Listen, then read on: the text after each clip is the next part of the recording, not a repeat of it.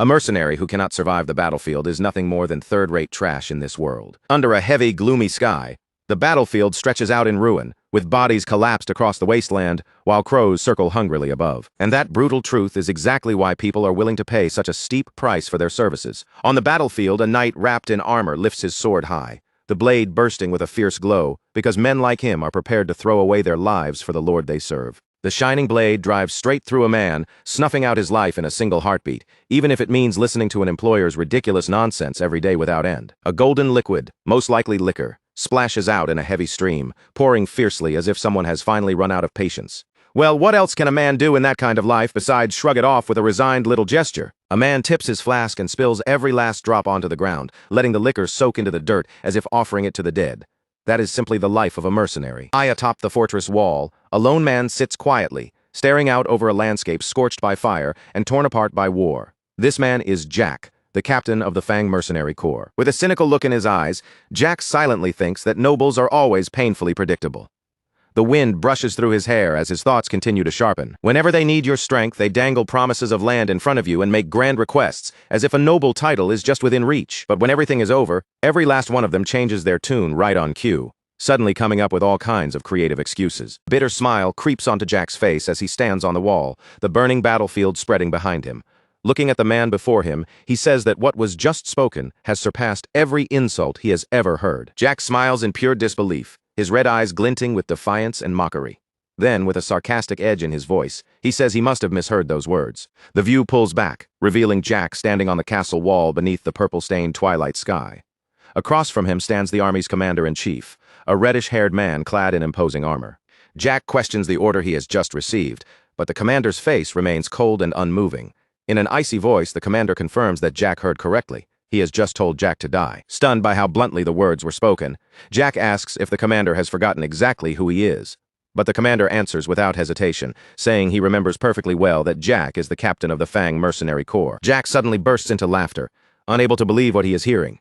Knowing who Jack is and still saying something like that, he remarks in disbelief that he never knew the commander had a talent for jokes. Jack grips the hilt of his sword as his expression turns hard. He understands now that this order makes no sense, because otherwise no noble would ever ask a worthless mercenary like him to die an honorable death on the battlefield, like one of their precious knights. His red eyes flash with open contempt, and a cold smile pulls at his lips as he lays bare the hypocrisy hanging over the entire situation. Wind sweeps across the wall while the two men lock eyes in silence. The pressure between mercenary and noble grows heavy, and for a brief moment the commander lowers his gaze as if weighing his next words. Perhaps he was too direct, the commander admits at last. Jack stares back with clear skepticism, not trusting the sudden shift in tone for even a second, and questions whether this is supposed to be some kind of misunderstanding. Commander places one hand over his chest and speaks in a solemn tone, saying that what he truly wishes to do is entrust Jack with one final mission. Jack listens without letting much show on his face, but deep down he already feels the shape of it coming. Betrayal hangs in the air as the commander begins to explain. The commander says that, as Jack already knows, their string of defeats has brought them close to complete ruin. From the wall, Jack looks out over the city as flames continue to devour it. The burning battlefield stands as a grim reminder of just how desperate the war has become, and of the enemy forces closing in. Below, fully armored soldiers gather beneath a purple banner, preparing for the clash that will decide the war's final outcome. The commander continues, revealing that the swords of traitors who once protected this land are now pointed directly at the throat of the Crawford family. As the truth settles in, there is no longer any talk of retreat against the ruined castle walls. The family banner hangs torn and battered, like a symbol of a house on the edge of collapse. Jack spreads his arms with a smug smile, as if he has finally accepted just how absurd the situation has become. Given the circumstances, he says, the madness almost starts to make sense. With a malicious grin that shows his teeth, Jack tells the commander that he understands perfectly. But inside, his real thoughts are already moving elsewhere. This seems like the perfect time for him to get out. In Jack's mind, the commander is a man of talent unmatched throughout the Empire. If someone like him has been pushed into a corner, that alone says how hopeless things have become. And for a noble, Jack admits, he was at least a sensible one, which makes this ending almost a shame. Even so, Jack still cannot grasp what this final mission is supposed to be. Maybe the commander wants him to scout an escape route, or something similar. If that is all, Jack figures he can treat it as one last job before collecting the rest of his pay. At last, the commander lays out the plan. The mission, he says, is simple. Tomorrow, the traitors will begin a full-scale assault, and Jack must remain by his side to stop their advance. Even if they can only delay the enemy for a short while, That time must be enough for their lord to escape safely. The commander turns his gaze toward the burning city, then corrects himself in a darker voice. No, if even that proves impossible, then Jack is to hold the line until the commander himself dies. As payment, the commander presents an enormous red gemstone, saying he will settle the rest of Jack's pay with it when Jack withdraws, though his tone carries a meaning far heavier and more sinister than the words themselves. The commander tosses the gem toward him, and Jack catches it smoothly. The moment it lands in his hand, his mind begins calculating its value. A gemstone of that size should be enough to cover the Fang Mercenary Corps' operating costs for 3 full years. The red jewel drops into Jack's possession like a symbol of all the blood about to be spilled, and the commander's expression darkens as he calmly asks what this is supposed to mean. Jack's anger finally erupts. He snaps back that he should be the one asking that question, then shouts whether the commander truly mistook him for a fool just because he is always smiling. Jack growls that the commander is ordering them to become nothing more than meat shields. From behind, Jack and his mercenaries appear like a tiny force standing before an overwhelming fate, and his face twists with fury as he says they could only hold the enemy back for a short time at best. He accuses the commander of throwing them away just to buy his master a little more time to run. And even if, by some miracle, they actually manage to hold the enemy off, Jack demands to know what happens after that. The sight of soldiers' bodies impaled on stakes serves as a brutal reminder of the enemy's cruelty. Jack turns back toward the commander on the wall and asks if he truly believes those bastards would ever let the Fang Mercenary Corps walk away alive. Jack's silhouette cuts sharply against the sunset sky as he begins his accusation, his voice heavy with anger. But before he can fully press the point, the commander answers with cold, merciless logic. The commander says that Jack and his men are mercenaries, not knights, and the enemy knows that as well. Once the commander dies, the army will collapse. Hearing this, Jack bursts into wild laughter and agrees with him completely. With a savage grin, Jack shouts that this is exactly how their line of work operates. Then his expression sharpens with a cunning edge, and he tells the commander that he already knows this truth better than anyone. The commander has missed one crucial detail to those demons. The Fang Mercenary Corps is not some neutral group for hire, but a sworn enemy they will slaughter without the slightest hesitation. The view shifts to a dark forest littered with corpses, revealing that a deadly ambush has already unfolded beneath the cover of night. Deep in that shadowed forest, one soldier coughs weakly while another man in the same armor watches him from a short distance away. The second soldier approaches with a raised hand, seeming to offer help like a comrade, but the gesture hides a lethal trap. The approaching soldier is no comrade at all, but one of Jack's mercenaries wearing the enemy's armor as a disguise. In one swift and silent movement, the disguised mercenary slams the unsuspecting knight against a tree and drives a knife deep into his back. The knight's eyes widen with shock and pain as the knight swallows the scene whole. His death becomes the quiet signal that turns the entire forest into a killing ground. The moment Ika's ambush is set in motion, chaos erupts between the trees, and the unsuspecting knights are cut down one after another by the blades of mercenaries wearing the faces and armor of their fallen allies. One knight watches his comrades collapse around him, and only then does the terrible truth sink in. This was never a reunion with allies at all. From behind his helmet, Jack glares into the darkness, his red eyes glowing as he shouts that they have walked straight into a trap. Fear spreads through the ranks like wildfire. The soldiers finally realize the men beside them are not comrades, but Fang mercenaries hiding in stolen disguises. One soldier screams out the truth, only for his voice to be cut off forever, while a furious commander on horseback roars in rage. "You bastards!" the commander snarls, his face contorting with fury as he stares at the enemy before him.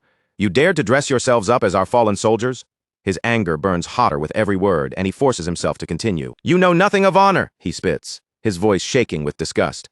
But before the words can fully settle in the blood-soaked air, a cold reply cuts through everything. "Honor is for dogs." In the very next instant, a blade slices through the air with a sharp whistle, moving too fast for him to react. The sword cuts cleanly through his neck, severing his head in one brutal stroke. His head drops heavily to the forest floor with a dull, sickening thud. That single sound seems to swallow the last cries of battle, bringing the slaughter to a savage and merciless close. Jack stands amid the aftermath, his helmet smeared with fresh blood as he surveys the scene with frightening calm through the narrow slit of his visor. One red eye burns steadily, cold and unreadable. Back on the wall, the red gem rests silently on the stone ground, almost forgotten beneath the weight of everything unfolding around it. Jack then speaks to the commander, his tone almost casual as he reveals that he has already taken the heads of several enemy commanders. "Surely you understand now," he says, stepping closer with a mocking smile. "This is exactly how we've managed to stay alive for so long." "Right now," Jack continues, his smile sharpening, "those bastards care far more about ripping us apart than they do about chasing after your lord." The commander's jaw clenches hard, his face tightening as Jack's words sink in. He is clearly shaken, not only by the revelation, but by the sheer boldness behind the plan. Jack looks at him with open mockery and asks if he truly believed they would simply draw all the enemy's attention away without consequence. The commander forces his composure back into place, his voice turning cold as steel. He warns Jack to focus on finishing the mission because if he fails, the only choice left will be to kill him and seize control of the Mercenary Corps himself. Then, without hesitation, he prepares to strike. With one sharp, decisive movement, the commander launches his attack. The impact sends Jack flying backward, slamming him violently into the stone battlements, with enough force to rattle the wall. Jack lies injured on the ground, pain running through his body as he lifts his eyes toward the commander. Disappointment and fury twist across his face as he says he truly believed this man might be different from the other nobles, only to realize he may be the worst kind of scum among them. From across the wall, the commander offers his apology, his voice steady but heavy. "My apologies," he says, and he insists that he means it sincerely. Jack's hand tightens around the hilt of his sword as he answers that there is no need for an apology. In fact, Jack says, forcing himself back into the moment, this may actually be for the best. "As for the head of a bastard like you," he continues, his words edged with venom, "even if I handed it over to those demons lurking out there, I doubt I'd feel a single regret." The commander seems to read Jack's intention before he can act. He asks whether Jack plans to offer his head to the traitors and beg for his own life. Then, almost as if answering for him, he admits that Jack would gladly hand him over and flee, but he is certain Jack has already prepared measures to stop the mercenaries from escaping so easily. A sharp glint passes through the commander's eyes as he acknowledges just how cunning Jack truly is. Since that is the situation, he declares that he has no choice but to carry out his duty as commander until the very end. "The rebels will be satisfied once they receive the heads of 2 commanders," he says with grim certainty. "And in return, they will spare the lives of my men." Jack freezes, struck silent for a moment. 2, he repeats, staring at the commander in disbelief.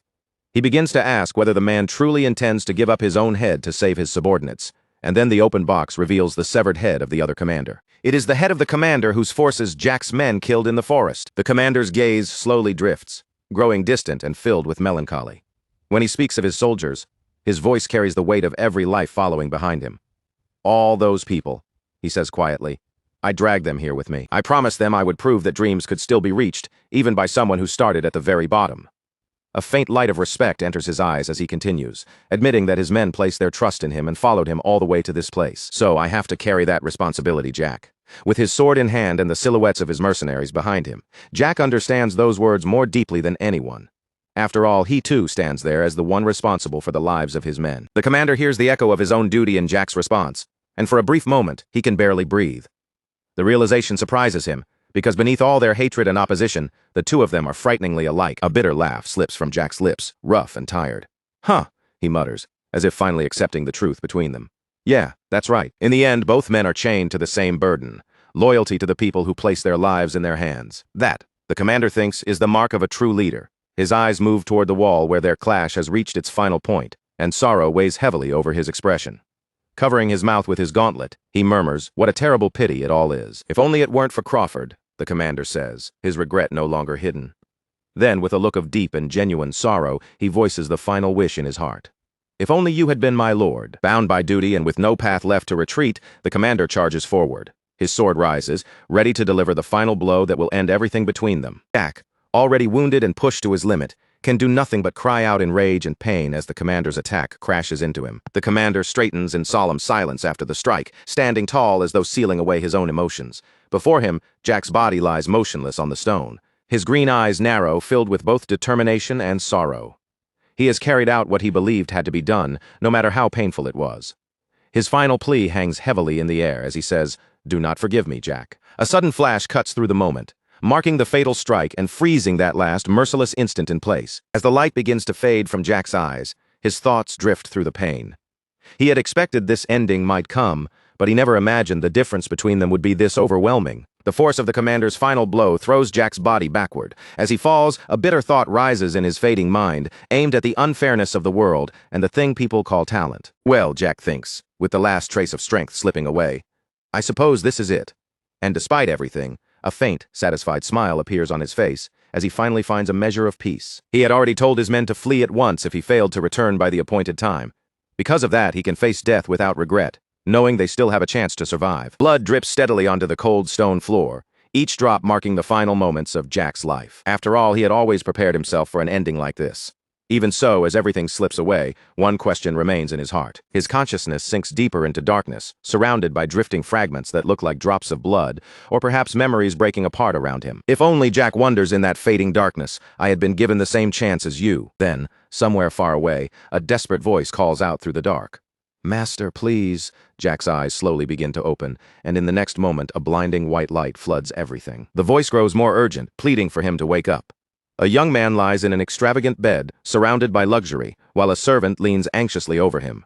Jack, now trapped in the body of a blonde youth, stares around in complete confusion. "Who are you?" he asks weakly, his voice unfamiliar even to himself. He slowly raises one hand into view, only to see a pale, delicate hand trimmed with lace.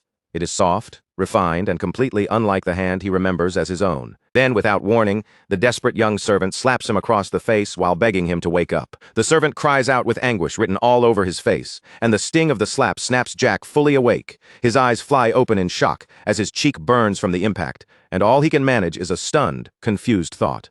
What? What is going on? His thoughts spin in complete confusion as the sting burns across his cheek. A second ago, he was nowhere near this place, and now he has been slapped awake by some stranger out of nowhere. What kind of bastard does something like that? The old fury of a mercenary immediately surges back up inside him, sharp and violent, ready to explode.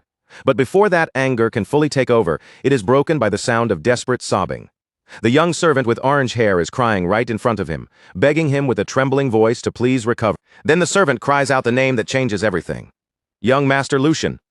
Jack suddenly pushes himself upright in bed, his battle-hardened mind thrown into complete chaos by the luxurious room around him and the unfamiliar name now attached to him. His golden eyes widen in disbelief, and for a moment every thought in his head goes blank. This is not his body. This is not the name he lived with. Everything he knew has been flipped upside down in an instant. Lucian wakes inside a lavish bed, surrounded by comfort and wealth, yet his mind remains completely lost and disoriented. Beside the bed, the young servant looks like he has been crying for a long time, his face wet with tears and relief. But no matter where Lucian turns his eyes, only one thought keeps repeating inside his head. With panic rising across his face, he lowers his gaze and stares at his hands, suddenly realizing that something is terribly wrong. His thoughts race back to the hands he once knew as a mercenary. Those hands had been rough, scarred, and covered in blisters from years of gripping swords and surviving battlefields. So what happened to them? His eyes drop again to the hands he has now. They are not merely clean. They are delicate, pale, and soft, the kind of hands that belong to a pampered young noble who has never known the weight of real hardship. They are hands Jack never had in his entire life. As he climbs out of bed in total confusion, the red-haired servant clings to the sheets beside him, sobbing so hard he can barely breathe. Lucian cannot make sense of any of it. Who is this guy? And why is he acting like this? Just a moment ago, that same servant nearly made him want to kill him, and now he is crying his eyes out like Lucian's life means everything to him. The shock hits too hard, and overwhelmed by the situation, Lucian collapses back onto the bed. The instant the servant sees him move, he breaks down even harder, but this time with tears of joy, he shouts in pure relief that the young master is alive, confessing that he truly thought Lucian had died, and that his own heart nearly stopped from fear. Then his personal attendant drops to his knees beside the bed, his body shaking as he murmurs that if anything had happened to Lucian, it would not have been a problem for him alone. It would have become a terrible tragedy for the entire house, and Lucian can only listen in disbelief. Lucian has no idea what kind of nonsense this servant is talking about. Young master, personal attendant, house, every word sounds strange and completely disconnected from the brutal life he remembers living. But above all that confusion, there is one thing he is absolutely certain of. He died on that battlefield. That final strike had been real, and it was the kind of death no one could possibly survive. He reaches up and touches his neck, only to find it perfectly intact beneath his fingers. The realization sends a chill through him as he wonders how his head is still attached after being decapitated. A heavy silence settles over the room, while Lucian struggles to accept the impossible reality in front of him. With Hans still kneeling beside him, Lucian's expression gradually turns serious. Piece by piece, he begins connecting the clues, and every strange detail points toward one shocking conclusion. At this moment, he has somehow taken over the body of a complete stranger.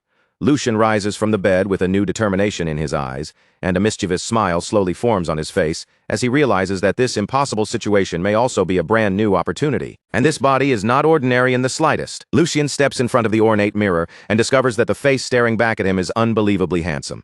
He studies himself from head to toe in the reflection, taking in every refined feature and elegant detail, while Hans watches anxiously from a short distance away. Still bewildered, Lucian slowly lifts a hand and touches the mirror, as if the reflection might vanish if he looks away for even a second. Even at a glance, it is obvious that this graceful body belongs to a noble. And not just some minor noble either, but someone from a family so disgustingly wealthy that luxury seems to fill every corner of the room. Judging by the expensive furniture, the fine bedding, and the sheer elegance surrounding him, Lucian turns his attention back toward Hans. First things first, he needs information before he can make any move.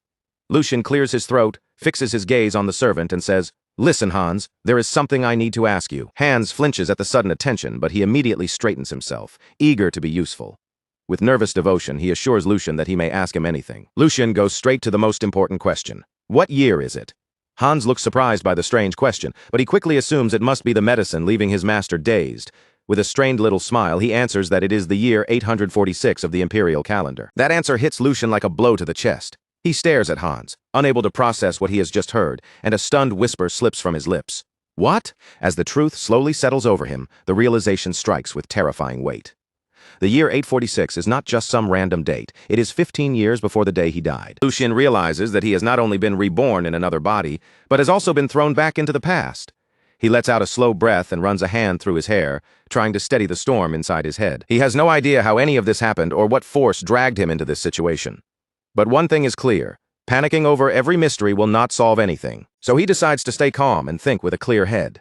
His gaze sharpens with determination as he focuses on the first thing he needs to do, pull information out of his personal attendant.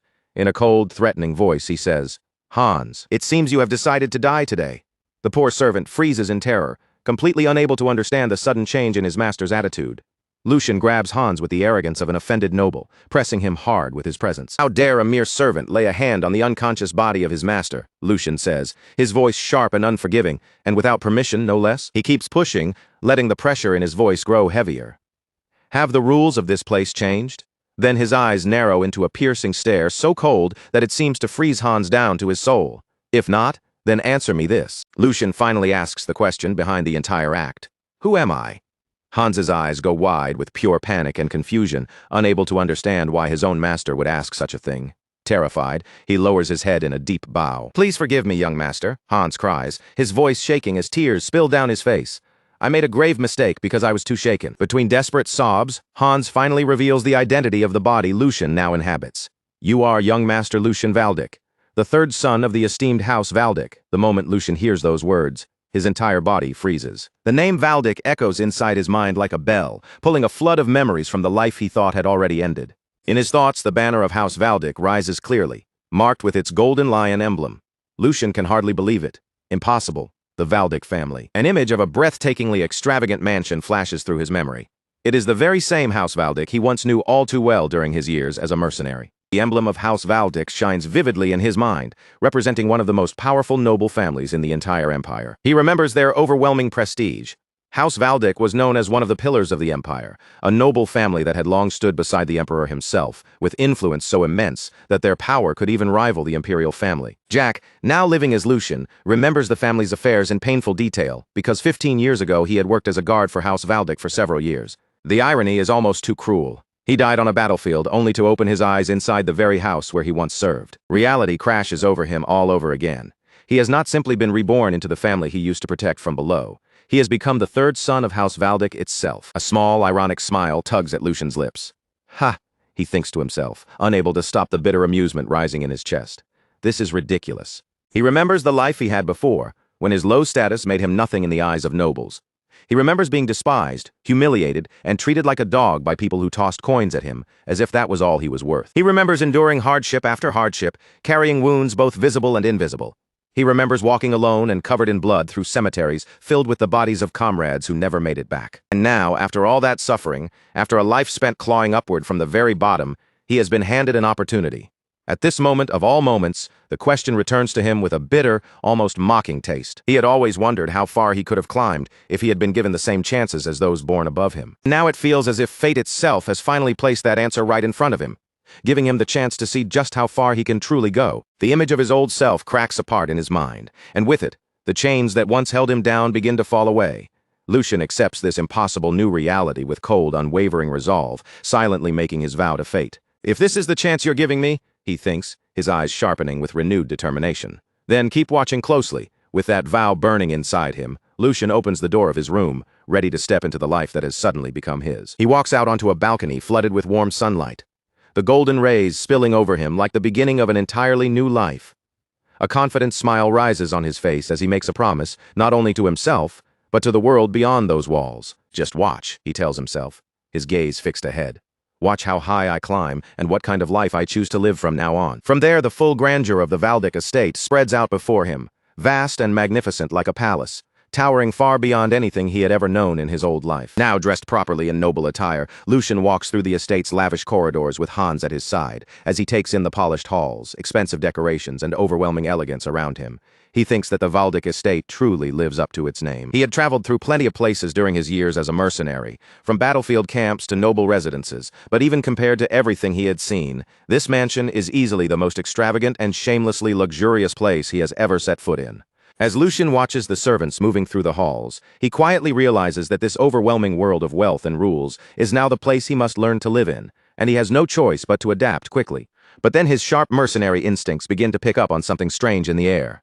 Ever since he stepped out of his room, every servant they pass has been looking at him with odd, uneasy stares. Whispers follow him from every corner of the corridor. Is that really young Master Lucian?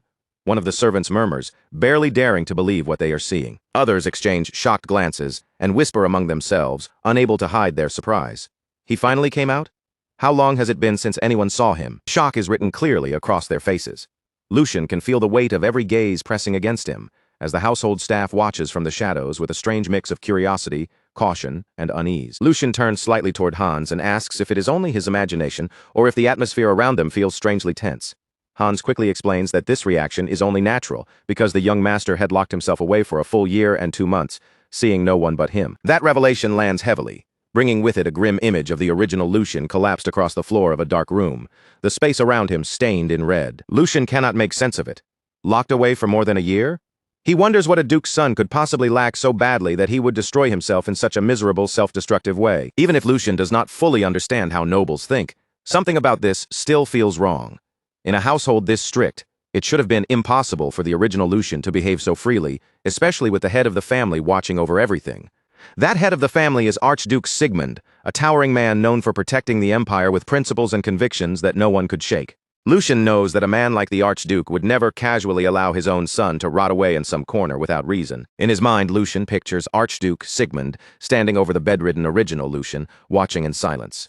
From that image, a cold and logical conclusion begins to form. Either Lucian had been such a disastrous troublemaker that he was nearly cast out of the family, or there was a serious reason powerful enough to make even the Archduke look away. Until he uncovers the truth, Lucian decides he must avoid Archduke Sigmund at all costs. But at that exact moment, someone steps into his path and blocks the way forward. An older man approaches with calm, measured steps and says that the reports of Lucian's full recovery appeared to have been true. Hans and Lucian both stop in surprise, the sudden interruption cutting through the tense hallway like a blade. The man before them is the chief butler, a gray-haired gentleman wearing a gentle smile. He expresses how deeply pleased he is to see the young master's face again after an entire year, addressing Lucian with perfect formality. "Young Master Lucian," the butler asks politely, "are you having any difficulty moving?" Lucian immediately understands that this man holds an important position in the household, while Hans begins trembling visibly beside him. This man is Chief Butler Edwin, although he first came to the mansion as a hostage from an enemy family. His extraordinary ability was eventually recognized, and he was entrusted with managing all domestic affairs of House Waldeck. The most dangerous thing about Edwin is not his kind smile or his calm green eyes. It is the fact that he serves as Archduke Sigmund's right-hand man. Lucian looks at him and silently curses his terrible luck. This is bad. Of all the people he could have run into, Edwin is one of the last he wanted to face. Lucian knows that a man as sharp as him would notice the manners of someone from the streets almost immediately. Lucian's mind races, searching for a way through this. His only advantage is that Edwin likely has not seen the real Lucian for an entire year, meaning there is no recent version of him to compare against. If that is the case, then his mercenary cunning gives him one possible solution. He will have to imitate the most noble person he has ever observed and act as naturally as he can. Drawing on years of watching nobles from below, Lucian puts on a perfectly practiced smile and faces the butler with graceful composure. "Thank you for your concern," he says smoothly. "Chief Butler Edwin," he continues, fully committing to the performance. He adjusts his posture into something charming and refined, then adds, "I have improved greatly, thanks to you," playing the role of a grateful young noble as flawlessly as he can. Lucian gives a reason for his sudden appearance. Since he had been shut away for so long, he explains that he came out to check on the state of the family. "To think I would run into you here," Lucian adds with a light, graceful tone. "The gods must be smiling on me." Then, without letting the conversation linger on himself, he skillfully turns the focus back to Edwin and asks whether the family has been well. Edwin watches him in silence for a brief moment, as if carefully measuring every word and gesture.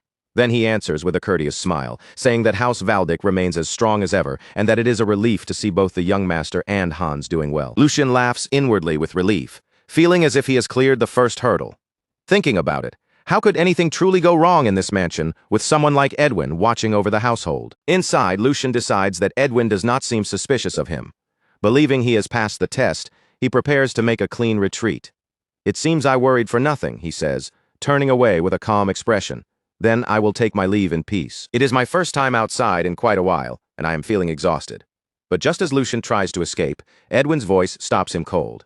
With polite bluntness, the butler asks the young master to delay his return. Lucian's blood seems to run cold in an instant. His carefully planned escape has failed before it even began. Edwin's expression turns serious as he delivers the news Lucian least wanted to hear. "Archduke Sigmund wishes to see you immediately, young master." Lucian slowly turns back around, panic flashing deep in his eyes. The very person he had sworn to avoid at all costs is now calling for him. The scene shifts to a vast, imposing office where Lucian now stands alone before his father's enormous desk, the pressure of the room pressing down on him from every side. Sitting beyond that desk in a chair that looks almost like a throne is Archduke Sigmund, a terrifyingly imposing man whose mask conceals part of his face. A heavy silence fills the office before Sigmund finally speaks, his voice cutting through the room as he calls out to his son. "Young master!" Lucian stands completely rigid before him, unable to move beneath the presence of the most powerful man he has ever known. This man is now his father. The Archduke's voice echoes through the spacious office, each word carrying the weight of command. "I will ask you one question, Lucian. Valdic." Lucian's face tightens with fear, and cold sweat begins to form under the pressure of his father's gaze.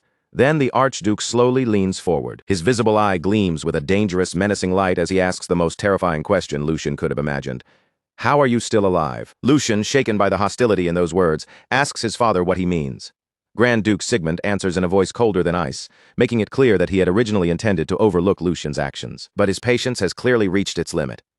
The Duke accuses Lucian of using his mother's death as an excuse to neglect his duties and behave like a spoiled child, and the portrait of his deceased mother appears, giving his harsh words an even heavier weight. His hands slowly tightened into a fist, the tension in his knuckles saying everything his face held back. Grand Duke Sigmund's voice grew colder as he continued, making it clear that, this time, Lucian had finally gone beyond what he could tolerate. He accused Lucian of deliberately shutting himself away for more than a year, as if his isolation had been some kind of silent protest against the family. But Sigmund's anger truly boiled over when he said Lucian had treated his own life as though it meant nothing at all. Then came the heaviest accusation of all. Sigmund spoke of Lucian trying to harm himself, pointing directly to what seemed to have been a suicide attempt. Lucian froze in complete confusion because Jack had no memory whatsoever of what the previous owner of this body had done. Jack's thoughts spun in panic as he wondered what his father was even talking about. And then, without warning, a broken image flashed through his mind. It was not his own memory, but something left behind from that moment itself. In the vision, young Lucian was lying weakly in bed, while someone beside him trembled in sheer panic. The fragment sharpened just enough for Jack to see Hans, the servant, sobbing uncontrollably beside the bed. Only then did the reason for all that chaos begin to make sense. This was what had really happened back then, an incident Jack had never known anything about until now. Back in the present, Lucian quickly tried to steady the atmosphere before it shattered completely. He addressed his father and carefully suggested that there had to be some kind of misunderstanding. But before he could explain further, the Grand Duke cut him off without mercy. Sigmund's patience had already run dry, and the weight of his authority filled the room like a wall pressing down on everyone there. With an unyielding stare, Grand Duke Sigmund ordered Lucian to stop hiding and confess what he had truly intended all along. He kept pushing, his voice sharp and relentless, asking whether Lucian's true goal had been to use that frail body of his to stir up a scandal and throw the entire household into turmoil. Then the Duke finally revealed the accusation in full. Lucian had taken sleeping pills to cause an uproar. The words struck Jack like a blow, because he suddenly understood that the original Lucian had attempted a false suicide, all just to force people to notice him. In that instant, the truth crashed down on Jack all at once, leaving no room for denial. He finally remembered why the name Lucian had never stood out to him in his past life. The missing piece, the one detail that had always felt strangely absent, suddenly clicked into place. His mind slipped back 15 years into the past. Back then, Jack had been nothing more than a guard working at the Valdic estate. During those days, he had heard whispers about the family's third son, Lucian Valdic. Lucian Valdic. The memory that surfaced with that name was devastating. Jack now remembered the reason he had never known much about him. The original Lucian Valdic had died. He was supposed to have been dead, and with that realization, the man standing before him became tied directly to those old memories. The head of the Valdic family, the ruler of the household, was Grand Duke Sigmund Valdic. Jack then recalled how complicated the Valdic family had always been. The Grand Duke had 4 children, and each of them had been born from a different mother, creating a household where tension and rivalry could easily take root. During the 10 years he had spent serving as a guard, Jack had crossed paths with the other young lords and their mothers several times.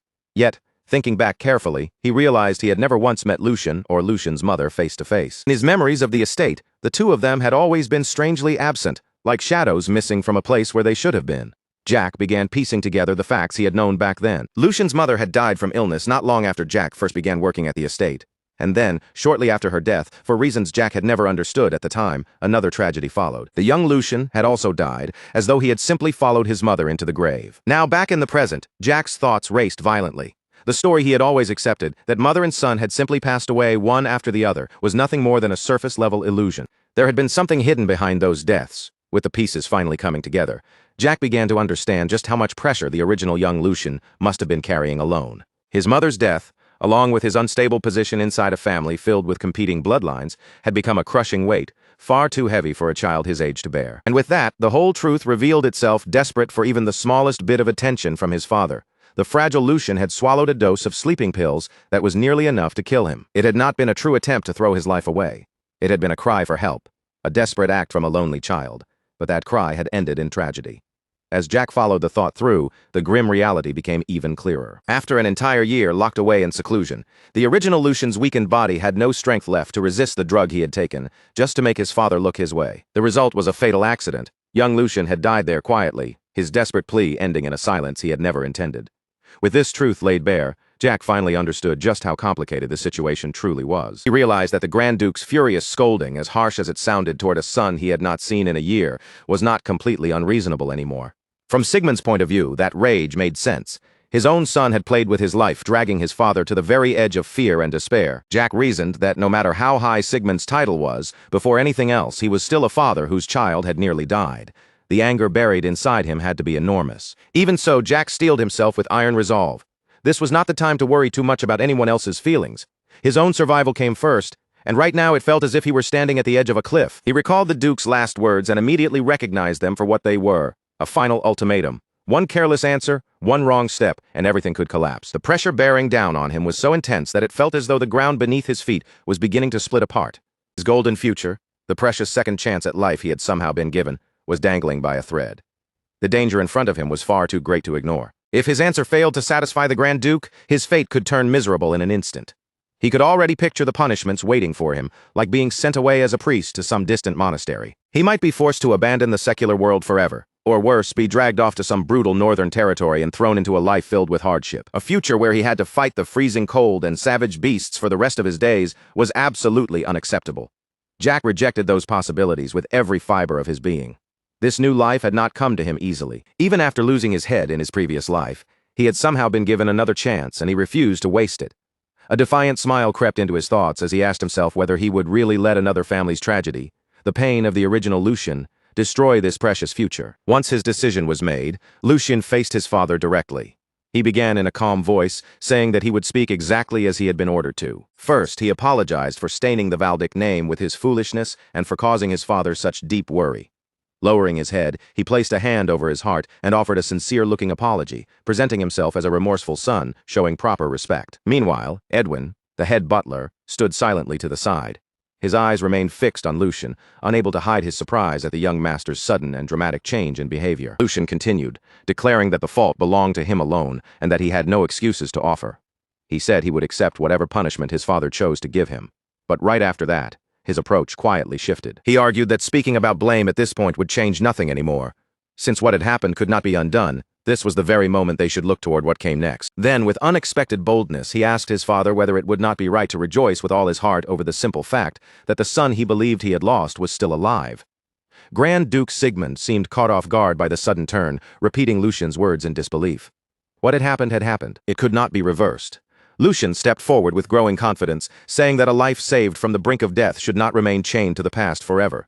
Instead, it should be allowed to move ahead. He brought his heels together, his posture now filled with fresh determination, as though he were preparing to make a vow. Then, in a clear and steady voice, he declared that he intended to live diligently for the future waiting before him. With a sly smile barely touching his lips, he made his daring request. He asked not as someone speaking to the Grand Duke, but as a son speaking to his father. Just one word of encouragement, he said, would be enough. Sigmund listened without softening, his expression still hard and unreadable. Lucian then pushed his final and most cunning argument forward. He claimed that when a child sincerely repented, it was a father's duty to embrace that child willingly, appealing not to rank or authority, but to the bond between parent and son. He finished by presenting his bold request, not as disrespect, but as a sacred obligation between father and son, something even the laws of heaven would recognize. Watching it all unfold, Edwin was left completely stunned. Incredible, Edwin thought, barely able to process what he was witnessing. He had already sensed that Lucian's presence had changed, but this went far beyond anything he had expected. In his memory, the young master had always been a timid child, constantly shrinking back in fear and anxiety. The man now standing in front of the Duke carries himself with such calm confidence that he almost feels like a completely different person. Edwin can only stare in disbelief, wondering if this really is the same young master Lucian he has known all this time. The change is so extreme that, for a moment, he even doubts what his own eyes are seeing. A heavy silence settles over the room, pressing down on everyone as the Grand Duke takes in every word his son has just spoken. The air grows so tense that even breathing feels difficult. Lucian stays still and waits, his heart pounding hard inside his chest, his eyes fixed on his father's face as he searches for even the smallest clue about what the Duke will do next. At last, the Grand Duke cuts through the silence, and a trace of anger sharpens his voice. "How dare you?" he begins, raising his tone as though he is about to scold Lucian for speaking so boldly about a father's duty. But in the very next moment, that harsh expression cracks. A faint smile tugs at the corner of his lips, breaking through his stern mask as the Duke leans back with a low chuckle, sounding more amused than offended. "I've lived long enough to think I had seen everything," he remarks, clearly entertained by his son's nerve instead of truly furious. Inside, Lucian finally releases the breath he has been holding, realizing his risky move has actually landed exactly where he wanted it to. The tension had been so intense that sweat slides down Lucian's forehead, but now that he senses his success, relief begins to spread through him in waves. Worked, he thinks, his heart still racing from the gamble. Looking back on his choice, he knows a weak, clumsy apology would never have moved a man like his father. Facing him head-on was the only path that had any chance of working. This was the Grand Duke Wall that Jack remembered from his previous life. A man who responded only to strength and spirit. He was the kind of man who respected a wild dog willing to bare its teeth far more than a trembling creature that only knew how to cower. A rat creeping carefully over eggshells would never earn his approval. Lucian's boldness had not been reckless at all. It was aimed directly at the part of his father that valued defiance over fear. The Grand Duke speaks again in a dry tone, saying it seems Lucian has learned to be shameless after returning from the dead. In that single remark, he acknowledges both his son's outrageous nerve and the gravity of the condition Lucian had only recently survived. "Very well," the Duke says at last, giving ground just enough to continue. "Since you were the one who brought up diligence, I will ask you first."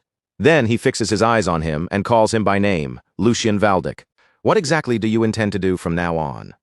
After winning this first exchange, Lucian answers without wavering that the first thing he will do is repair his broken body, and in that instant, a memory from his past life flashes through him. He sees the image of who he once was, a powerful mercenary standing at the height of his strength, his presence completely different from the fragile body he has now. He remembers the weight of a sword in his hands, the blade shining with power as if it belonged there. That former version of himself is exactly the man he intends to become again. The vision of his old self appears like a battle-hardened warrior carved from countless fights, steady, dangerous, and overflowing with experience. That memory clashes sharply against the weakness of his current body, and the contrast only feeds the fire inside him. Returning to the present, Lucian makes his next goal clear. "I intend to properly learn the sword," he declares, and the words immediately catch the Duke off guard. "The sword?" the Duke repeats, his tone filled with doubt. Lucian confirms it directly, while also admitting that before anything else, he must solve the problem of his thin, paper doll-like body. Then, almost casually, Lucian adds that if he eats properly and sleeps diligently, his body should somehow improve. The Duke silently studies him for a moment, taking in the boldness of that answer, until a smile slowly spreads across his face. "You certainly have a way with words," he admits, giving Lucian this round without saying it outright. Now truly intrigued, the Grand Duke decides he needs to find out whether Lucian's confidence is just empty bravado or whether something real has awakened inside him. As the first sign of that decision, he turns his attention toward his butler. He gives Edwin a short order. "Butler, give him that again." Edwin lowers his gaze slightly, and inwardly, a small smile forms as he understands what his lord means. Compared to a handful of shallow words, this would be far more practical for the young master's current situation, and Edwin knows it will help him much more than any lecture could. Lucian, however, has no idea what they are talking about. A bead of sweat rolls down his temple as he stands there completely puzzled, wondering what that could possibly mean. Edwin bows politely and confirms the command at once. "Understood, my lord. I will arrange for it to be made available immediately." Later, back in his room, Lucian is still left in confusion. What exactly is that? He wonders, completely in the dark about what is coming for him. Before long, the answer arrives right at his door. Across the mansion grounds, several servants haul an enormous wooden chest forward, its heavy frame looking difficult to move with every step. The chest is so massive and heavy that the servants struggle just to bring it into Lucian's chamber. But once the lid is finally opened, what appears inside is enough to blind anyone with its shine. The inside is packed from edge to edge with gold coins, glittering jewels, and precious necklaces, all piled together like a small mountain of treasure. Lucian and his personal servant Hans both freeze in place, staring at the absurd amount of wealth before them. "Ah, this is ridiculous," Lucian blurts out, overwhelmed by the sheer scale of it. Standing by the window and looking out across the vast city, Lucian finally understands what this is. It is an outrageously huge monthly allowance, the kind of wealth only a high noble could casually possess, and he scoops a handful of gold coins into his palm as the realization sinks in. He can hardly believe that this entire fortune is meant for just 1 month. With money like this, countless possibilities open in front of him, and a mischievous smile slowly spreads across his face. With this much funding, his ambitious plan might actually be possible. It is more than enough to make the attempt worthwhile. At last, his real objective becomes clear. With this wealth, he can gather the ingredients needed to completely rebuild his weak body. Determination burns in his eyes as he thinks to himself that he can finally make that elixir, linking the knowledge he carried from his past life to the resources now placed in his hands. Using the experience of his former life and the wealth of this new one, Lucian can begin shaping a stronger future. Meanwhile, the scene shifts to a magnificent greenhouse, glowing with warm light, where colorful flowers bloom in every direction. Inside that bright greenhouse, the Grand Duke, an imposing man with blonde hair and a matching beard, walks forward with his usual commanding presence. A few steps behind him follows Edwin, his loyal veteran butler. As they move through the flower-lined path, Edwin quietly remembers that this greenhouse was a place the late Grand Duchess had treasured deeply while she was still alive. He continues thinking that the Grand Duke has not stepped into this place for a long time, so for him to come here now must mean there is a special reason behind it. To Edwin, that reason is clearly the recent and remarkable change in young Master Lucian. Even though Lucian had briefly lost his father's favor, Edwin knows the Duke would never cast him aside so easily, especially when he is the son of the Grand Duchess whom the Duke loved so dearly. The Grand Duke keeps walking through the greenhouse corridor with firm, decisive steps, though his mind is far from gentle. He thinks back to Lucian's former behavior and judges it as truly pathetic. In his thoughts, the image of the old Lucian lingers clearly, refusing to disappear. He remembers a boy who was always glancing around nervously, as if frightened by everything around him, and who would whine like a wild dog the moment anyone raised their voice even slightly. Edwin then speaks to him respectfully, carefully breaking into his lord's thoughts. "My lord," Edwin says, even while the Duke's mind remains occupied with harsh memories, he reflects that Lucian's attitude had been nothing like his mother's, and that he resembled her only in appearance. Edwin's expression shifts with surprise as the Duke's thoughts begin moving in a different direction. For the first time that day, a faint smile appears on the Grand Duke's face as he admits inwardly that perhaps he had been wrong about his son all along. Then he says to Edwin, "You saw it too, didn't you? That child looked me directly in the eyes and stated his opinion." Edwin confirms it without hesitation. Yes, there was not even a trace of uncertainty.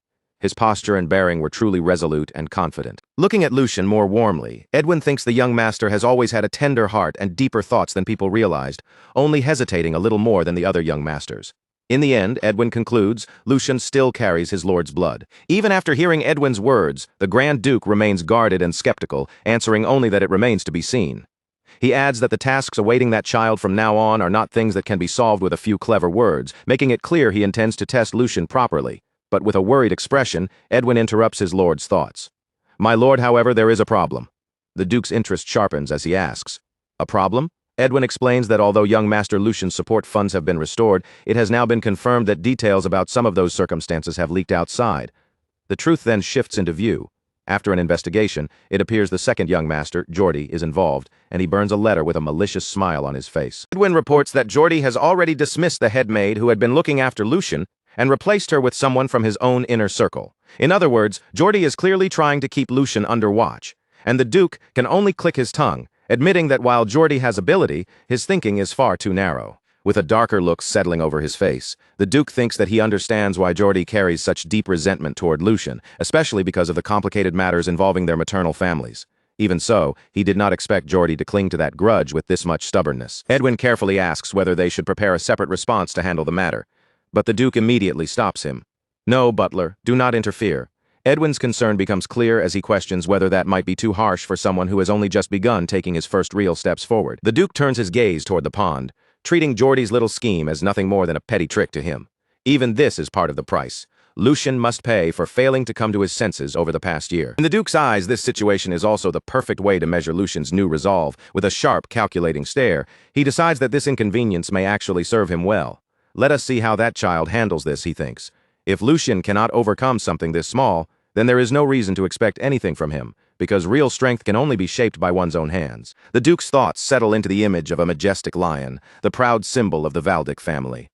Even if the blood of Valdic can become the key, the door ahead must still be opened by the person standing before it. The scene then moves forward, and a sign makes it clear that several days have quietly passed since that conversation. Beneath a bright blue sky, the grand and luxurious mansion of the Valdic family stands as imposing as ever. Inside its corridors, two maids whisper among themselves while watching Hans, Lucian's servant, standing guard in front of the room. "How many days has that guy been doing this?" one of them murmurs.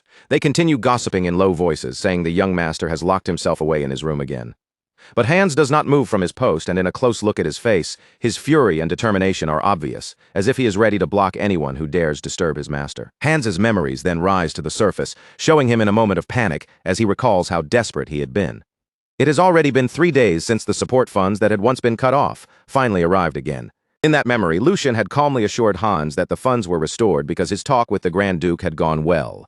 Beside the large chest, both Hans and Lucian looked visibly relieved, almost unable to hide their happiness at the sudden turn of events. A closer look inside the chest shows that it is not filled with gold coins alone, but also with expensive jewels and precious treasures worth an enormous fortune. Even then, Hans cannot look at Lucian without concern clouding his face. Hans knows better than anyone that with the strained relationship between father and son, speaking to the Grand Duke could not have been easy for his young master. At that moment, Hans understands that Lucian must have summoned a tremendous amount of courage just to face his father directly like that. His loyalty and deep affection for Lucian show clearly in the way his emotions spill over. Moved by the thought that his master has finally chosen to move forward, Hans wipes away his tears, as if letting go of the sorrow that had weighed on them until now. Meanwhile, Lucian simply holds the gold coins with an almost indifferent calm. Behind him, Hans is still visibly emotional over the change in his master, but Lucian's own gaze begins to sharpen, and a powerful intensity takes over his expression. His eyes glint with fierce determination, hiding a plan that only he understands. As his fingers tighten around the coins, a sly and confident smile slowly forms on Lucian's face. With this much money, he thinks, it is definitely worth trying. And with that, Lucian's true ambition comes into focus. He plans to completely rebuild this fragile, ruined body from the ground up. "I can make that elixir," he thinks with certainty. The idea takes shape through the image of a shining potion and a mysterious magical herb, both tied directly to the plan he has been holding in his mind. The scene shifts to Lucian's room, which no longer looks like a noble young master's chamber and now feels more like a small alchemy workshop. Sitting at his desk, Lucian works with relentless focus before pausing to wipe the sweat from his brow. His face is filled with pure concentration and effort, every movement showing how seriously he is taking this work. Even while pushing himself, his thoughts briefly turn toward his loyal servant outside. Hands must be burning with curiosity by now, Lucian thinks. But even so, the fact that he is still guarding the door exactly as ordered proves just how loyal that guy really is. Lucian's desk is covered with alchemy books, strange preparation tools and materials that the son of a Grand Duke would normally never bother touching in his entire life. Among all of them, one key ingredient draws the most attention. It is an extremely expensive herb, valuable because it only grows under moonlight and cannot be gathered under ordinary conditions. More details about the strange plant make its importance feel even clearer. Even its common use has not properly been established yet, which makes Lucian's choice to buy it an even bigger gamble. At last, the name of that mysterious plant is revealed: Moonlight Herb. Lucian remembers how he spent his entire allowance to purchase it, betting everything on knowledge from the future that no one else could possibly know. In a flashback, he is seen giving Hans one crucial order. "Hans, it is not too late. Buy all the Moonlight Herb." Lucian knows exactly how absurd this must look from the outside, and he is fully aware of how others would judge him right now. To anyone else, spending a fortune on sacks of an unknown herb would make him look completely insane.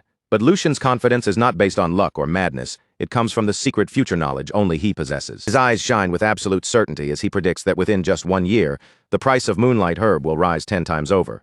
No, not just 10 times, it will climb more than 20 times its current value. The thought of the massive profit waiting for him nearly overwhelms his senses. A feverish excitement takes hold, and his expression twists with a wild mixture of greed, anticipation, and almost manic delight. Lucian rejoices inwardly, convinced that the price will skyrocket without limit.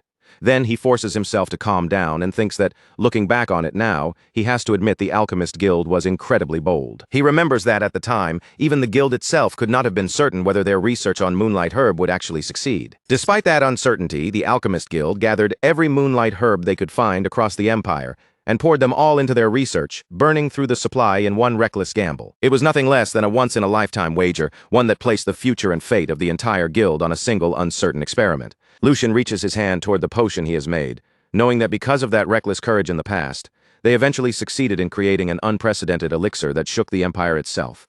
The drink of the gods, nectar. He also remembers that because they arrogantly called a mere drug something divine, they nearly brought accusations of blasphemy down upon themselves. But once the world learned what nectar could actually do, everyone rushed to praise it as though those accusations had never existed in the first place. Lucian smiles with smug confidence, fully aware of the whole story and the power now within reach. Nectar had shattered one of the most basic truths of the world, a belief that had gone unchallenged for over 1,000 years. That belief said a martial artist's realm was decided at birth, and that this limit was an absolute law no one could defy. Innate nature was treated as destiny, and a person's constitution was believed to be something that could never change. It was a piece of common sense as solid as iron chains, and the thing that broke that supposedly unbreakable law was none other than nectar. By drinking nectar, a person could be transformed from the very foundation of their body, changing their essence in a way no ordinary medicine should have been able to achieve. Even someone born with no talent at all could be reshaped into a swordsman useful enough to stand on the battlefield. It was an unprecedented miracle, the kind of breakthrough that overturned what people had believed for generations. Lucian lowers his gaze and looks at the potion he has created with his own hands. The liquid before him is a bright red potion, but Lucian knows very well that what he made cannot compare to the original nectar's full effectiveness. At best, it is only a kind of mass-produced substitute, a weaker imitation of the legendary elixir that once shook the Empire. Even so, Lucian rolls up his sleeves with firm resolve, because for raising a body as broken as this one, there is nothing better available to him right now. With an ironic little smile, he speaks as if addressing the former owner of the body itself. Consider yourself lucky, noble young master. He then recalls how the story of nectar eventually ended. Later, when chaos spread across the Empire, the Alchemist Guild became the first target, because the recipe for nectar had shaken the balance of power so violently that simply possessing it became far too dangerous. Because of that, the recipe disappeared from the world. But Lucian's eyes gleam with the secret advantage only he holds, because he knows something others do not. He managed to gather scattered clues in his past life and somehow create something similar. He also remembers the painful experiments from that life, where most of the test subjects died because of the side effects. But he pushes that dark memory aside and cuts off his own thoughts. Anyway, enough talk. Without hesitating any longer, Lucian raises the elixir to his lips and drinks it down in one gulp.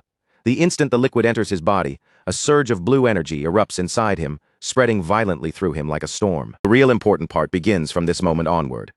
As the potion settles inside him, the power hidden within it finally starts to awaken and release itself through his body. Thin strands of energy begin twisting and coiling deep inside him, slowly spreading through his veins. This is the first step toward taking the raw power of nature and turning it into strength that belongs to him alone. The vital force now stirring awake inside Lucian's body has a name: mana. Its true value depends on how smoothly it circulates, flowing through the body, spreading into every corner, and then returning again. The quality and strength of the power a person can draw out can change completely depending on that process. Right now, Lucian has borrowed the force of nectar to widen the blocked pathways inside him by force, letting energy move through his astral form. But just as he prepares himself for the expected resistance, his eyes open in confusion. The pain and rejection that should come with accepting mana for the first time are nowhere to be found. Instead, the mana flows through him as naturally as breathing, spreading without the slightest obstruction, almost as if this body had been waiting for it all along. Bright currents of energy rush freely through him, strong and smooth, filling his body with a power that refuses to slow down. Lucian can only stare in shock at what is happening. His eye shifts as the realization strikes him, the look in it filled with pure astonishment that he can no longer hide. Normally, even the body of a newborn baby carries impurities that interfere with mana circulation. But as Lucian understands this impossible fact, an incredible truth begins forming in his mind. In a symbolic vision, he finds himself deep underwater, staring upward in stunned disbelief. Don't tell me this guy. The revelation crashes over him like a massive wave. Far above him, a colossal celestial whale glides through the water with majestic grace, embodying the overwhelming potential he has just discovered. This body is not ordinary at all. It belongs to the type people call a genius. Morning light spills across the city, bathing the streets and rooftops in a warm golden glow, as if announcing the start of a brand new day. Meanwhile, somewhere inside the mansion, a figure waits anxiously beside the window, unable to calm down no matter how much time passes. It is Hans. Lucian's personal servant, pacing back and forth with worry written all over his face. His thoughts are consumed by his master, and the sudden sound from the door makes him jolt in place. His heart jumps at once, caught between fear and desperate hope as he turns toward the door. The door finally opens and Lucian steps out with an unsettling calm, as though nothing unusual has happened at all. He looks at Hans and casually asks, "Nothing happened while you were waiting, right?" Hans is already on the verge of tears as he rushes toward him. "Young master!" he cries, his voice cracking. "Do you have any idea how long you were in there?" Relief, fear, and frustration all pour out of him at once. Through his sobs, Hans continues, saying Lucian never answered, no matter how many times he called. And because Lucian had strictly ordered him not to enter under any circumstances, Hans had been terrified that something terrible had happened inside. He wipes at his tears as he confesses everything, his face caught between anger, exhaustion, and the overwhelming relief of seeing his master alive. Lucian gently places a hand on his servant's shoulder, and that small gesture finally breaks Hans completely, making him admit just how worried he had been. But Lucian's face shows no guilt at all. Instead, a sly and calculating smile curves across his lips, and in a close look at his eye, the pupil appears sharp and feline. Something about the young master has undeniably changed, and the difference is impossible to ignore. Hans takes a step back, unsettled by the strange presence now surrounding his lord. "Young master?" he asks, hesitantly, watching Lucian closely while a troubling thought rises in his mind. It is definitely the young master, Hans thinks. And yet, why does it feel as if the person standing in front of him is not quite the same? Inside that body, the mercenary, now living as Lucian smiles quietly to himself. That reaction makes sense to him. After all, Hans had served Lucian more closely than anyone else, so it was only natural that he would notice even the smallest change. His instincts as a loyal servant have not failed him. Lucian places a hand over his chest, calmly examining the condition of this new body. The flesh itself will still need time, food, and proper recovery, so there are no dramatic changes on the outside just yet. What truly matters is happening within. Deep inside him, a mana heart glows with turquoise light, pulsing steadily with the power that has just awakened. A smug smile rises on Lucian's face as he senses how rapidly his inner foundation is changing. All of this is possible because of the original Lucian's innate constitution, a hidden potential the boy himself never even realized he possessed. "I'm sure of it," Lucian thinks, his certainty growing stronger with every pulse of mana inside him. Conviction burns in his golden eyes. This body's potential is on the same level as the legends who once changed the world, and before him he can almost see a gigantic chessboard spread out, with himself standing at the center of the game. If he plays his cards correctly, Lucian believes he could easily surpass the peak he reached as a mercenary within just 1 year. That thought draws a low, dangerous chuckle from him. With his path now taking shape in his mind, Lucian turns toward the confused servant and calls his name, Hans. "Now that I think about it, I owe this opportunity to you." Hans looks completely lost, unable to understand what his master means, but before he can even respond, Lucian grabs him firmly. "After all, rewards and punishments must be made clear," Lucian declares, his gaze intense and unwavering, as if he is about to hand down an order that will change Hans's entire future. "Listen carefully, Hans. I'm only going to say this once." Lucian's expression grows almost wild, his excitement and confidence pushing through every word. Then Lucian commands him to gather everything he owns. If necessary, he tells Hans to sell even his underwear, and bet it all on him, promising that if Hans follows him, he will guarantee him a smooth road straight to the top. He shouts it with wild laughter, overflowing with so much confidence that it feels less like a suggestion and more like a prophecy. Then, with a grand theatrical gesture, Lucian spreads his arms wide and cries out, "Let's go to the heavens together." Hans is left completely dumbfounded, while the mercenary inside Lucian revels in the moment. "Ah, I'm so jealous of you, Hans," he thinks. "Back in my time, we never had nobles like this to ride alongside." Hans, meanwhile, can only stare at him in total confusion, barely managing to say, "Young master," as he tries to process what just happened. 1 week later, the scene moves to a quiet, lush forest filled with greenery, sunlight, and the calm sounds of life all around them. Lucian and Hans walk along the forest path together. For the first time in a long while, Lucian looks genuinely relaxed, strolling with his hands behind his head and whistling lightly, while Hans follows behind him with a worried expression. "This is so refreshing," Lucian thinks with a satisfied smile. Living like this feels almost unfairly easy compared to everything he once knew. He thinks back on the previous week, remembering banquets brought out with perfect timing and an endless parade of delicious food placed before him every day. His room was cleaned without him needing to lift a single finger, with maids constantly attending to every little detail around him. They even prepared a soft, cozy bed for him, the kind of comfort he had never once enjoyed in his old life. The contrast is almost cruel when he remembers how hunger used to be a normal part of his daily routine. Thinking about it now, a bitter laugh slips out of him. Because of this comfortable life, not only was he able to concentrate fully on restoring his body, but he also found the chance to settle the one question that had been weighing on his mind. His expression turns serious as he prepares himself to face that lingering piece of his past.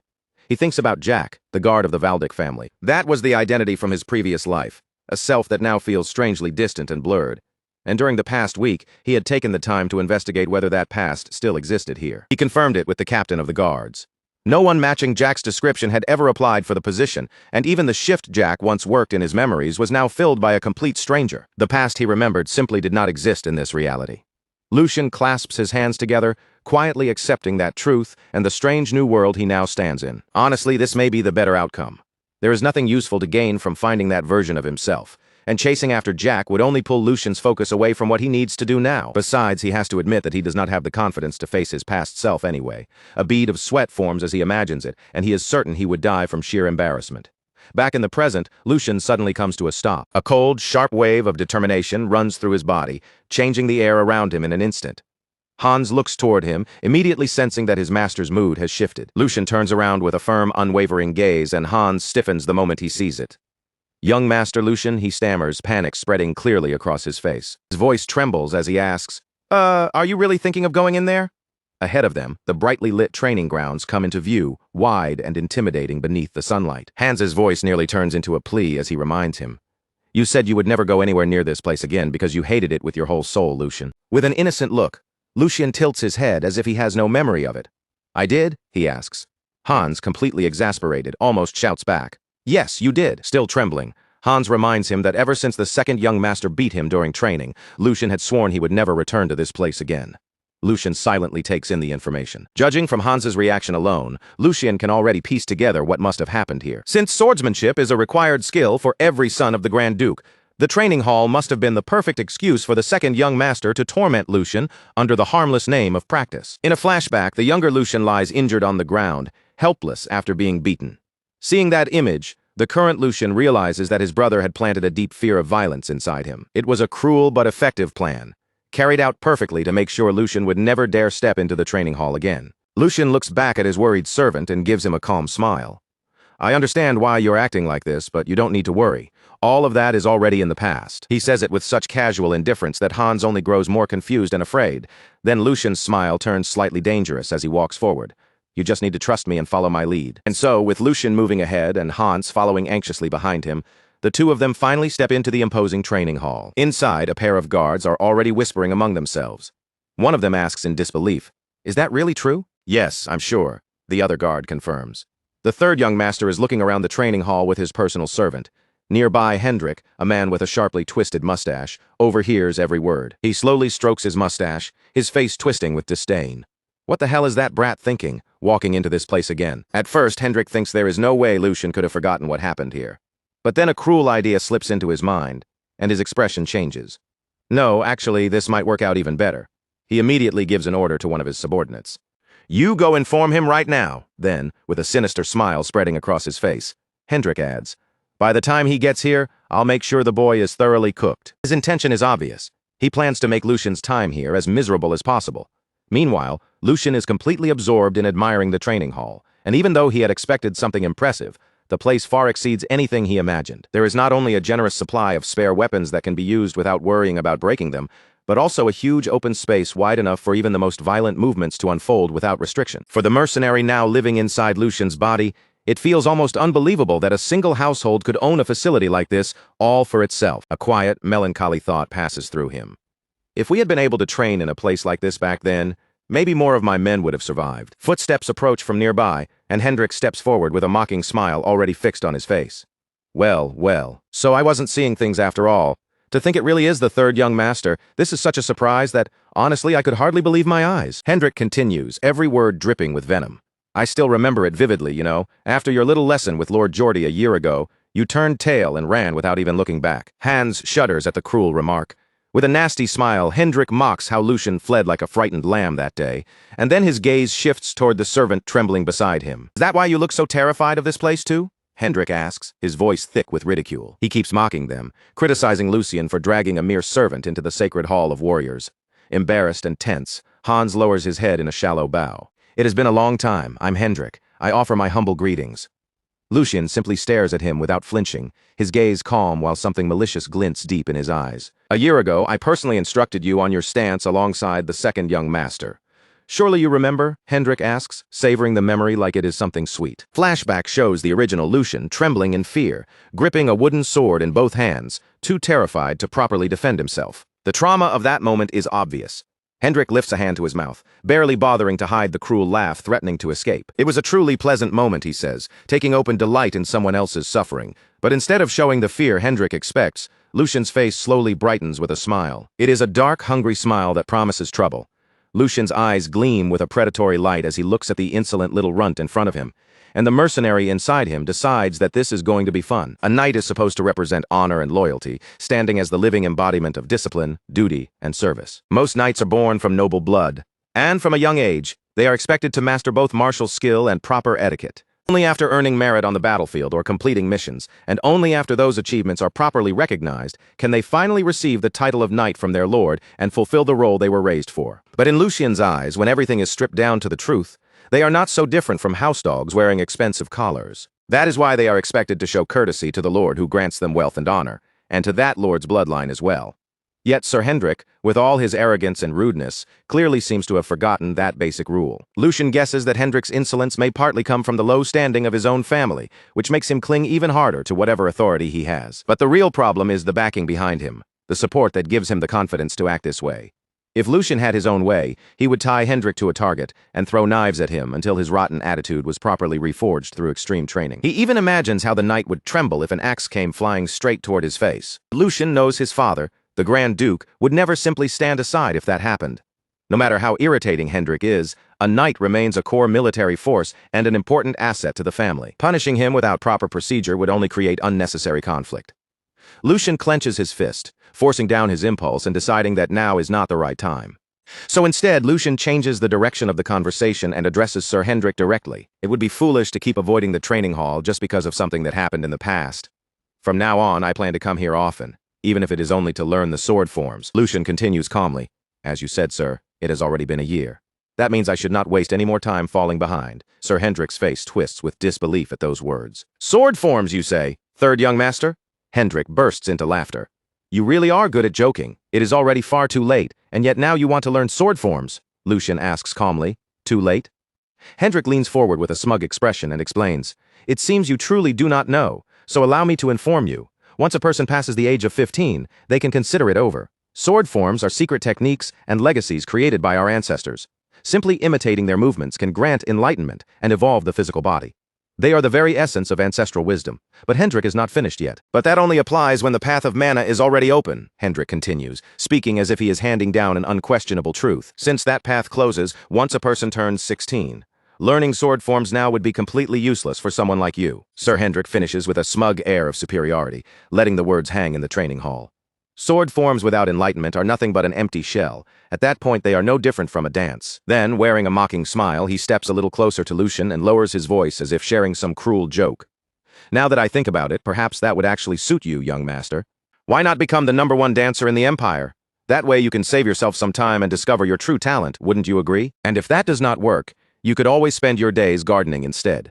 After all, every person has a role that fits them best. Sir Hendrik looks down at him with a satisfied expression, fully convinced that he has already crushed Lucian with his words. Huh? Look at him. He is completely speechless and unable to say a single thing. Hendrik thinks smugly. But inside Lucian's mind, the situation is playing out very differently. First of all, the claim that the mana path closes at 16 is an outright lie. Lucian thinks, worse than that, it is a foolish lie that could be disproven with just a small amount of proper research. But that does not matter right now. He can always pretend ignorance later to smooth things over.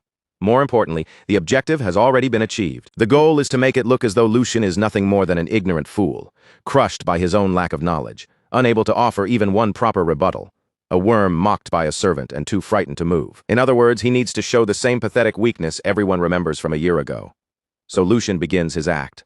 Ah, Sir Hendrik, for some reason that sounds a little different from what I know. The moment Lucian calmly pushes back, both Hendrik and Hans are caught completely off guard. The mana path closes around the age of 25, not 16, so from what I understand there should be no problem learning even now. Am I wrong, Sir Hendrik? Hendrik stiffens in surprise and snaps. Huh? Are you certain of what you're saying right now? But Lucian presses on without hesitation. It seems you may be mistaken, sir. Does Brother Geordie share that same opinion as well? Now cornered, Sir Hendrik answers. Of course. It is obvious common sense. In his own mind, he still feels victorious, believing this will end everything. As he expected, Lucian cannot even properly refute him. Lucian suddenly lets his shoulders slump, pretending to be overwhelmed. Yes, that is right.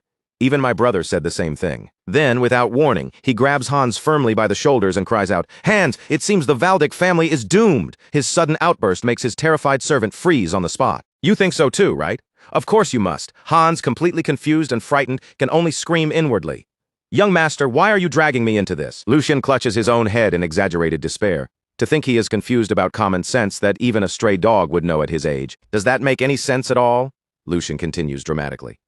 How many talented people have lost their opportunities because someone spread such incorrect knowledge? Ah, tears are clouding my vision to think my own brother possessed such a hollow skull. Lucian shouts, and both Hans and Sir Hendrik flinch as his theatrical fury suddenly erupts. "Do not stop me," Lucian roars. "If what this knight says is true, then this is not a small matter at all. This is a disgrace to the family and a clear crisis, is it not?" Then, with a malicious smile that reveals the true sharpness behind his act, Lucian leans towards Sir Hendrik. "Surely you were not trying to deceive me, the son of your lord, were you?" In an instant, the entire atmosphere turns chaotic. Completely trapped by Lucian's words, Sir Hendrik begins to panic. Cold sweat pouring down his face as his smug confidence collapses. "What do you mean by that?" Hendrik blurts out. "Are you suggesting that I, a knight, tried to deceive you, young master?" But he quickly realizes that denial alone will not be enough, so he desperately tries to retreat. "Ah, please forget what I just said. I merely misspoke because I could not believe the situation." Lucian's smile twists even deeper. "Of course, a knight of the Valdic family would never do something so petty, right, Sir Hendrik?" Hendrik stands there sweating and stammering, unable to find a clean way out. At last, Hendrik can only nod. "Of course." Lucian answers in a calm voice. "Good, I knew it." Then he continues without giving him room to breathe. "In that case, this is a matter we cannot overlook lightly." Inside, Lucian's real intention becomes perfectly clear. "I will teach you exactly what happens when you move your tongue carelessly, Sir Hendrik." Still failing to grasp how serious the situation has become, Hendrik asks what Lucian means. Lucian explains that if Hendrik had only intended to humiliate him personally, he might have simply let it pass. Keeping up his act, Lucian adds that the reason Hendrik and everyone else look down on him is due to his own shortcomings. He had forgotten his duty and wasted his time in vain, and he speaks of it with almost false humility. "How could I possibly reprimand you for that?" Lucian declares, as if being perfectly reasonable. But in the very next breath, his tone shifts. "However, that is a separate matter. If you, a knight, and my brother, the pillar of the Grand Duchy, are obstructing the discovery and recruitment of talent by spreading incorrect knowledge, then that is something I cannot ignore." Lucian argues that such misinformation could create cracks in the military strength of the Valdic knights, and in the strictest sense, it might even become a serious danger to the safety of the people living in their territory. As someone who bears the Valdic name, it is only natural that I feel outraged. While continuing the performance on the outside, Lucian thinks to himself that he has finally reached the true heart of the matter. Then Lucian turns his gaze back towards Sir Hendrik, who now stands frozen in place, fear written plainly across his face. Sir Hendrik. By now, the knight clearly understands just how dangerous the situation has become. Lucian lightly pushes him in the chest and gives him a cold warning. "You had better prepare yourself." With a threatening gaze, Lucian lets the final blow fall. "I intend to report this to my father and request an internal investigation." The moment those words leave his mouth, panic seizes Sir Hendrik completely. Wait. Hendrik thinks frantically. This boy used to tremble just from hearing my name. Why is he turning this into such a huge matter? No, this brat was always supposed to be like that. He was fragile, timid, and frightened like a newborn lamb. The Lucian standing before him now no longer looks like a lamb at all. In Hendrik's eyes, he feels more like a massive, threatening wolf stepping out from the darkness of the forest. At that moment, a gloved hand comes into view, calmly adjusting a ring set with a deep red gemstone. Then a new voice cuts into the commotion. "What is going on here to cause such a disturbance?" Sir Hendrik looks up in shock, his expression twisted with both fear and sudden relief. Lord Geordie Lucian, however, only smiles inwardly. Right on time, he thinks. Geordie Valdic, the second son, approaches with a cold expression filled with disdain. "Is it you again, Lucian Valdic?" Sir Hendrik immediately rushes toward Geordie, desperate to explain himself. "Second, young master, I will explain." He stammers in a panic, but his fear keeps tangling his words before he can form a proper sentence. "It is the situation right now, it is." Before Hendrik can continue making excuses, Geordie cuts him off with a brusque wave of his hand and a single sharp word. "Stop!" Geordie cuts him off at once, the corner of his mouth lifting into a cold, condescending smile. He makes it clear with that single look that he has no interest in hearing excuses or explanations from him. Then Geordie takes a slow step forward, closing the distance until he is standing far too close to Sir Hendrik. His presence presses down on him, and with a sharp, unwavering stare, he lowers his voice into a chilling whisper. "'Cause I saw that disgraceful behavior with my own eyes." The words land heavily, and Sir Hendrik's face twists in fear and humiliation as Geordie's rebuke continues without the slightest mercy. To be swayed by a child who has not even lived half as long as you. Honestly, it is beyond disappointing. Geordie's tone remains calm, but every word carries the sting of contempt. He places a firm hand on Sir Hendrik's shoulder, his fingers tightening just enough to make the warning impossible to ignore. Then, in a voice colder than before, he tells him to control his expression. At last, Geordie lets go, but instead of simply stepping back, he pulls out a handkerchief and wipes his hand as if touching Hendrik has dirtied him. Unless, he adds icily, you intend to place me in an even more troublesome position. After crushing Sir Hendrik with those words, Geordie turns away and begins striding toward the two people who have been watching everything unfold, his younger brother Lucien, and Lucien's servant, Hans. Hans is already pale with terror, trembling as he hides behind Lucien's back. But Lord Lucien, I think he's extremely angry. Hans whispers nervously from behind him, his voice shaking. Lucien, however, is nothing like his frightened servant. He simply watches Geordie approach with a faint, amused smile on his face. To Lucien, his older brother's expression is almost entertaining. His eyes narrow slightly with interest, as if he is enjoying a rare performance. Indeed, he thinks, this is quite the spectacle. This is Geordie Valdick, the second son of the Valdick family. A man considered a worthy successor of a long-standing noble house. In the eyes of many, he is the very image of aristocratic pride, a true noble among nobles. There are already rumors spreading that Geordie has begun recruiting people from outside the family because his influence has been weakened by the first son's rise. And Geordie did not even bother hiding it. He personally announced that he had brought those people in, making his intention obvious. If these new recruits prove useful, he plans to use them as pieces to shift the balance in the family's internal power struggle. Lucien keeps up the perfect appearance of respect and obedience. With a bright, polished smile, he faces his older brother and offers a graceful greeting. Greetings to my elder brother, Geordie Valdick. Geordie's face immediately turns sour at that greeting. Lucien's words are polite on the surface, but there is a faint chill beneath them, sharp enough to make the atmosphere between the brothers grow colder. It has been a long time, second young master. Have you been well? Lucien asks with flawless courtesy. But Geordie has no patience for empty pleasantries and quickly calls Lucien foolish, acting as if his younger brother's innocence is nothing more than an insult. Lucien tilts his head and asks what Geordie means by saying that all of a sudden. Then, still smiling, he reveals his own hand. As for the words exchanged between Sir Hendrik and me, I was watching everything with a smile. Geordie immediately throws the accusation straight at his younger brother. Did you truly dare to do something that damages the dignity of this family? Geordie demands. Lucien widens his eyes in a deliberately exaggerated show of surprise, as if the accusation has completely caught him off guard. Damage the dignity? Lucien repeats, his expression still innocent and curious. Could you explain it in a way that I can understand more clearly? Geordie begins speaking down to him, his tone dripping with superiority. He says that because it has been so long since Sir Hendrik withdrew from the front lines, there must have been some kind of mistake in judgment. He then points out that Hendrik's true mistake was using Geordie's name and creating unnecessary disorder because of it. For that, Geordie says, the knight cannot simply avoid responsibility. However, Geordie suddenly adopts the posture of a generous noble. He declares that he has no intention of reprimanding Hendrik, claiming that he understands better than anyone how loyal the knight has been, and how much blood he has shed for the Valdick family. By acknowledging Hendrik's service, Geordie seems to be showing respect to a faithful servant, but that very praise turns into a weapon. He casts a contemptuous glance toward Lucien, letting the contrast cut deeper before delivering his next blow. Unlike you, Geordie says, driving the words directly at Lucien. His verbal attack continues, without hesitation, as he points out that Lucien was someone who could not even endure sword training and ran away from it. Do you really think someone like you has the right to look down on him from above? Geordie lectures him openly. Lucien Valdick, before anything else, you must learn to show proper respect to the knights. A proud, arrogant smile spreads across Geordie's face as he turns his gaze over the knights gathered nearby. He appears to savor every second of the moment, as if he has already seized the crowd's favor. Because it is thanks to them, Geordie continues, sweeping one hand broadly toward the knights, that the Valdick family is able to exist. With that gesture, he emphasizes that the family's strength rests on the loyalty and sacrifice of these men. One of the higher-ranking knights steps forward and lowers his head, taking it upon himself to smooth over the situation. Everyone, I apologize on his behalf for today's disturbance. This was the mistake of an immature child, so please show generosity. Geordie's smile twists with deep satisfaction. Inwardly, he is completely pleased with how the scene has unfolded, thinking that he will personally take special care of his foolish younger brother from now on. Lucien's expression tells a very different story.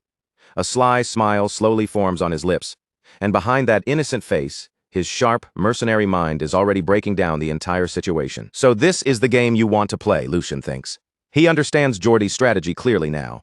Even though the earlier insults had been directed only at Sir Hendrik, his brother is twisting the scene to make it look as though Lucien insulted the knights as a whole. In Lucien's mind, the pieces continue falling into place. Jordy is trying to turn a private conflict into a public offense against all the knights standing in the training yard. Not only is Jordy subtly provoking Lucian into saying something that would anger them further, but he is also using the moment to protect his own pride and save face. A nearly invisible smile touches Lucian's mouth as he decides to go along with the performance. Fine, Lucian thinks. I'll gladly give you that much. Then he begins his act, looking up at Jordy with a face full of false admiration. As expected of my elder brother, Jordy is caught off guard by Lucian's sudden change in attitude. For a brief moment, he can only stand there silently, one hand placed over his chest, while Lucian pushes forward with an even more theatrical speech. Although there was a misunderstanding between Sir Hendrik and me, the proper thing would have been for you to scold me for daring to insult you, elder brother. Then Lucian clutches at his collar as though overcome with emotion, his voice rising with exaggerated passion. But instead of that, to think you would grant me such precious teachings. As Lucian continues confessing his supposed verbal sins with far too much drama, Hans nearly loses his mind beside him. The servant whispers in desperate panic, "Young master, please, close your mouth." But Lucian completely ignores him and carries on with his false apology. In any case, I am deeply ashamed of myself for speaking such disgraceful words. Jordy watches the entire performance with a bright, satisfied smile, fully convinced that he has pushed Lucian into admitting defeat. Then Lucian raises his fist as if announcing a grand realization to everyone present. Thanks to my elder brother's benevolence, this younger brother has learned yet another valuable lesson today. Lucian turns toward the knights and suddenly calls out to his servant, "Hans, I must record my elder brother's teachings as soon as possible. Ordinary paper will not be enough. We should preserve them on the finest silk." Yet behind those absurd words, Lucian's true goal begins to surface in his mind. By using this, Lucian thinks, I'll erase the weak image people have of me. While Jordy continues smiling smugly, Lucian's thoughts move to the second part of his plan. And at the same time, I'll carve a clear presence into everyone's minds. Lucian's face twists into an almost feverish, manic expression as his inner declaration reaches its peak. The third young master from the past, the timid Lucian everyone thought they knew, no longer exists. Once the act comes to an end, Lucian's mask drops away in an instant. The exaggerated emotion vanishes, replaced by a chilling calm, and he turns as if to leave while asking Jordy a question that leaves him stunned. Therefore, I intend to take my leave now. Will you permit it? Lucian asks smoothly. Then, as he starts to walk away, he adds one final provocation that makes the divide between the brothers unmistakable. After all, there is no benefit for either of us in remaining together any longer. Jordy's composure finally shatters. Unable to process Lucian's open challenge, his anger bursts out. Damn it, it seems you truly aren't afraid. Do you think you can simply walk away like nothing happened? A close view of Lucian's golden eye reveals just how calm he still is. Without even flinching, he answers in a steady voice, reminding his older brother of one critical fact. You have forgotten something. Lucian then lays out his checkmate with quiet precision, forcing Jordy to face the fragile balance of power between them. Father is watching me very closely right now, and as for me, I have nothing to lose. The warning is subtle, but its meaning is unmistakable.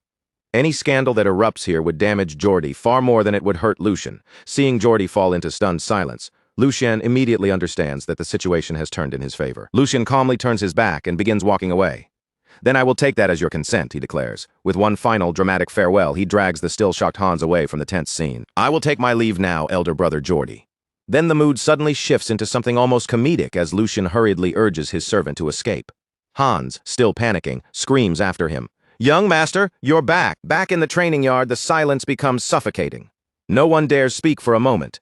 Sir Hendrik slowly approaches the furious Jordy with extreme caution, watching every movement as if one wrong word could set him off. His back? Who has his back turned, Sir Jordy? Sir Hendrik asks in a shaking voice, carefully watching Jordy from behind. He seems terrified, yet he still cannot help wondering whether allowing Lucian to walk away so easily was truly the right choice. Jordy gives him no answer at all, but that silence is far more frightening than any furious shout could have been. In the close view of Jordy's face, the rage simmering beneath his expression becomes impossible to hide. His golden eyes burn with a dangerous light, and every line of his face promises that this humiliation will not be forgotten. The tension of the training yard fades behind them as the scene moves to a quiet path leading away from the mansion. With each step, Lucian and Hans put more distance between themselves and the conflict they have just escaped. As they continue down the path, Lucian keeps his calm posture, walking as if nothing serious has happened. Hans, on the other hand, is completely shaken, his shoulders hunched as he keeps glancing around, afraid that someone might come chasing after them. At last, Hans cannot hold himself together any longer. He suddenly stops, looks back over his shoulder and breaks into a nervous sweat, his face filled with dread, as if he is already imagining the consequences waiting for them. Finally, Hans turns toward his master, unable to hide the tremble in his voice. Young master, will everything really be all right? His anxious eyes search Lucian's face for even the smallest reassurance. Lucian stops and quietly listens as Hans continues, his fear spilling out more and more. Hans reminds him that no one should underestimate Jordy's ruthless personality, especially when Lucien knows better than anyone what his older brother is like. Hans's fear finally bursts out completely, turning into a desperate, tearful cry. In his panic, he almost shrinks into some tiny frightened animal in his own imagination, already picturing the worst possible ending for himself. I'll definitely be captured by that terrifying mustache knight, and no one will ever find out what happened to me. Hans cries, trembling from head to toe. Lucien, still perfectly composed, simply tells him to calm down and pull himself together. Lucien's expression slowly grows more serious. Hans's fear stirs up a memory from his own past life as a mercenary, and he silently understands it. Only someone who has suffered under that kind of vicious temperament would truly know how terrifying it can be. Grim memory rises in his mind, showing him trapped in a desperate situation, possibly even imprisoned. He remembers the suffocating frustration of dealing with an incompetent superior who made everything worse, only to pretend afterward that none of it had anything to do with him. A bitter half-smile touches Lucien's face as he recalls just how miserable that feeling had been. Then his thoughts return to the present, and he looks down at Hans with steady calm. That will not happen, so hurry and get up. Hans looks up at him with tears still clinging to his eyes, but Lucien's voice remains firm. He assures him that a mere knight would never dare go that far, and even if someone tried, Lucien would not allow it. Lucien bends down toward Hans, who is still kneeling there in fear. His voice softens with an empathy that feels different from before. You have suffered a great deal because of me all this time. Around Hans, the moment feels warm and gentle, almost bathed in quiet light. Lucien thinks back on the mistakes made by the old Lucien, the foolish behavior that had forced others to bear the consequences. When a master acts like an idiot, it is always the people serving under him who end up suffering the most. With a gentle motion, Lucien pats Hans on the head. Especially since you are my personal attendant, it must have been even harder for you. Deeply moved by those unexpected words, Hans can barely whisper, "Young master." And at that moment, Lucien's expression sharpens with firm resolve. His gaze grows intense and unwavering as he prepares to make a promise. Looking directly into the eyes of the loyal servant who has stayed beside him, Lucien begins his oath. I will promise you one thing. From now on, I will never again let my foolish actions cause the people under me to be looked down on, humiliated, or forced to tremble in fear. His voice is steady, carrying the weight of a decision he truly means. That vow lingers beneath the open sky, quiet but powerful. For Lucien and Hans, it feels like the first clear step into a new beginning, one where the old weak image of Lucien will finally be left behind. Lucien then firmly takes Hans's hand, helping him rise while sealing that promise between them. In that simple gesture, a new bond of trust and protection begins to form. On a bright sunlit day inside the palace, Lucien and Hans walk side by side through the long corridors. The light pours across the polished floor, but neither of them speaks as they move forward. Their footsteps echo faintly through the hallway, each step sounding heavier than the last. The silence around them only makes the serious expressions on their faces feel even more noticeable. Ever since the incident at the training yard, an uneasy feeling has settled deep in Lucien's chest. No matter how calm he appears on the outside, he cannot shake the sense that something is coming. The palace has become far too quiet. Not peaceful, not comfortable, but dangerously quiet, like the stillness right before someone makes their move. Lucien knows Jordy, the second young master, better than most people do. A man like him would never swallow humiliation and simply move on. He is the type who always finds a way to strike back, and as Lucien tightens his grip around a folded sheet of paper, his suspicions are finally confirmed. His eyes scan the document one more time, and disgust openly fills his face. So this is the trick you have been preparing all this time, he mutters coldly, the paper crinkling slightly in his hand. Do you have any idea how long I have been waiting for this? Beside him, even Hans, usually timid, quiet, and careful with his words, can no longer hold back his anger. His fists clench tightly at his sides and he raises his voice, insisting that this is something they absolutely cannot let slide. Lucien turns his calm gaze toward him and asks whether he is ready. Hans does not hesitate for even a second. With his anger still burning, he answers immediately that he is. How dare he, Lucien says, his voice turning sharp and icy. How dare he touch my allowance? Hans shouts right along with him, fully sharing his master's outrage. Then Hans adds, just as furious, that his own salary has been cut as well. That single detail makes the insult feel even more personal, and the anger between them rises even higher. Lucien explains that the whole problem began with the budget plan he received that very morning. At first, it had seemed like nothing more than ordinary paperwork. It was supposed to be a simple day. He had planned to replenish his funds, purchase more moonlight grass, and stock up on the supplies he needed without any unnecessary trouble. That was how things should have gone. But the instant Lucien opened the letter, his expression froze in place. The paper slipped from his fingers and fluttered down to the floor, and at the very top, the words budget summary were printed in clear, unmistakable letters. There, written plainly in the document, was the result. Lucien's allowance had been slashed by 75%, an outrageous cut meant to cripple him directly. And Hans's salary had also been reduced by 30%. The moment Lucian understood that, one cold thought rose in his mind. That bastard. Lucian says it quietly, but the anger beneath his voice is unmistakable. Geordie, the second young master, has dared to lay his hands on Lucian's allowance. He has used authority as bait, hidden a trap inside the paperwork, and turned the budget itself into a weapon. Even in noble society, embezzlement is not some minor offense that can be brushed aside. It is a serious crime, one severe enough to be punished by execution. Soon they arrive at a private room. Lucian opens the door and steps inside, his mind already settling into a cold, clear state. The only reason this ridiculous power play succeeded was because there had been a gap in his defenses. After his mother passed away, Lucian had entrusted the management of his budget to someone else. At the time, it had likely seemed natural, but now that weakness has come back to bite him. That responsibility had once belonged to Dana, the former headmaid who had served him loyally for many years and handled those matters with care. But now, the authority that should have remained in trustworthy hands has somehow ended up with an entirely different person. Someone Lucian never chose himself. A woman steps forward inside the room and offers a polite bow, her posture neat and controlled as she presents herself before Lucian. She introduces herself smoothly, saying that this is the first time she has had the chance to meet Lucian face to face. Her name is Jenny, the newly appointed headmaid who has been assigned to replace Dana and take over the duties that once belonged to her. Jenny adds that she had wanted to greet him much earlier. However, at the time, Lucian had shown no intention of leaving his room, and a faint mocking smile appears on her face as she says it. With that same subtle edge in her expression, she remarks that his long period of seclusion finally seems to have come to an end. Hans immediately bristles at her tone. His face tightens, and he steps forward as if he cannot stand hearing her speak to his master with such thinly veiled disrespect. But before Hans can go any further, Lucian quietly raises one hand. The simple gesture is enough to stop him, and Hans forces himself to hold back. Lucian remains calm as he looks at Jenny and tells her plainly that she is wrong. His voice is controlled, but the faint sharpness in it makes the air in the room tense. Then Lucian lets a small smile appear on his face and says they will keep this conversation brief. After all, there is a far more important matter that needs to be addressed first. Lucian tightened his fingers around the budget paper until the edges bent in his hand. Then he held the document out in front of Jenny and asked her directly whether she was the one who had drafted this plan. For a brief moment, Jenny looked genuinely startled, as if the question had caught her off guard. But that surprise quickly faded. A smile spread across her face, and a second later she actually let out a laugh. She said she could not understand why Lucian had gone out of his way to summon her over something as insignificant as a simple budget matter. To her, the issue clearly did not seem worth this much attention. Then, without showing the slightest hesitation, Jenny admitted it. Yes, she was the one who had written the budget plan. She calmly explained that since Lucian had once granted full authority to the former headmaid, that authority had naturally been passed down to her after the position changed hands. In her view, she had only carried out the responsibilities entrusted to the headmaid's role. With a composed smile still resting on her face, Jenny added that this was originally work Lucian should have been handling himself in the first place, as if she were politely reminding him of his own neglect. Lucian's expression hardened ever so slightly, but he did not look surprised. He had expected an answer like this, and unfortunately she was not entirely wrong. Part of this mess truly had begun with his own carelessness. After accepting that fact, Lucian gave a small nod and said he understood.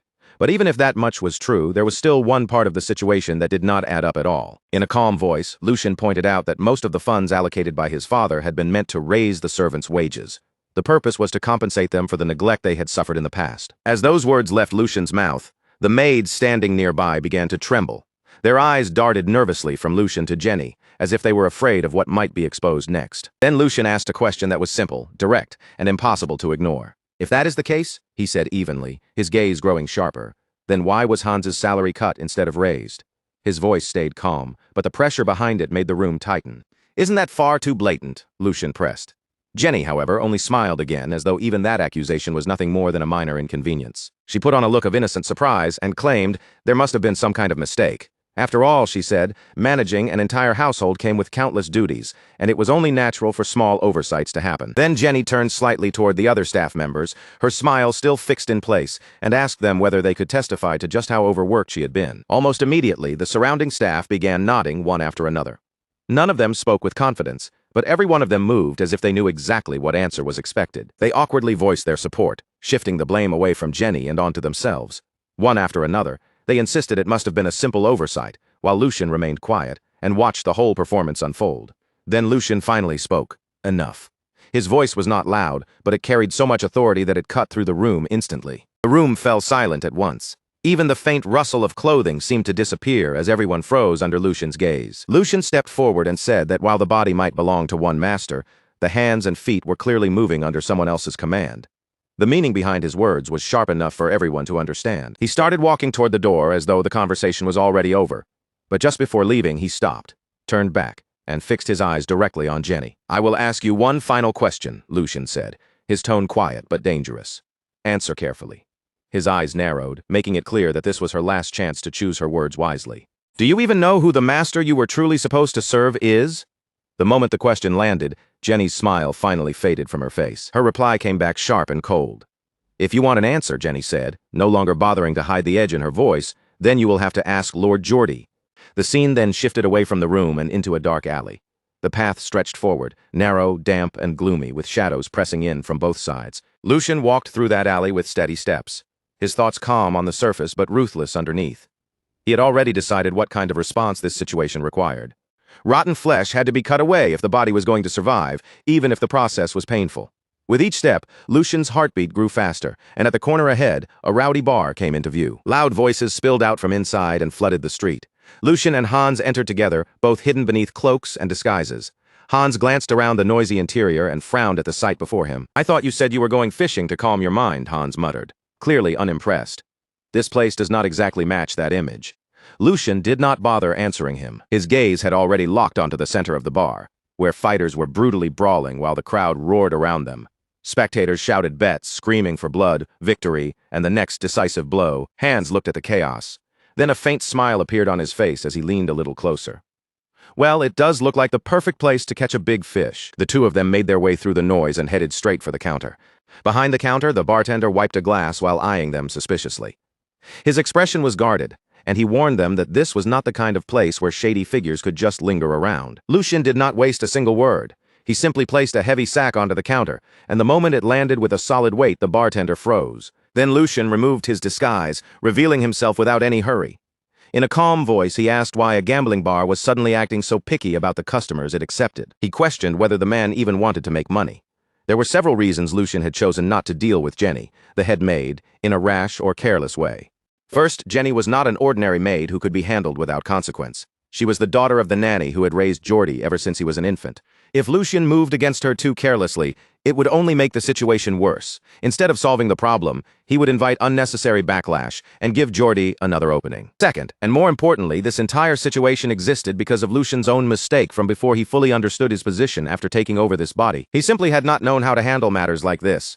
Without fully understanding the consequences, he had handed authority away and allowed someone else to control an important part of his household. He had assumed that such an unreasonable situation could never happen. But reality had already proven that assumption completely wrong. Lucian now realized that this problem could not be dealt with by ordinary common sense alone.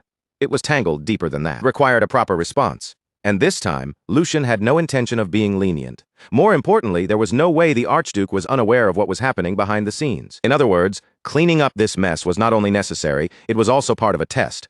And if that was the case, then Lucian would show the Archduke exactly how he handled it. While those thoughts passed through his mind, the same staff member from earlier guided him deeper through the bar again and seated him comfortably at a table. Cards were scattered across the tabletop, their worn edges and messy arrangement showing clear signs of countless games that had already been played there. Lucian calmly picked up a deck of cards, his expression unreadable as he weighed them lightly in his hand. Since he had already come this far, he figured he might as well make some money while he was here. Before long, the man sitting across from Lucian was visibly trembling.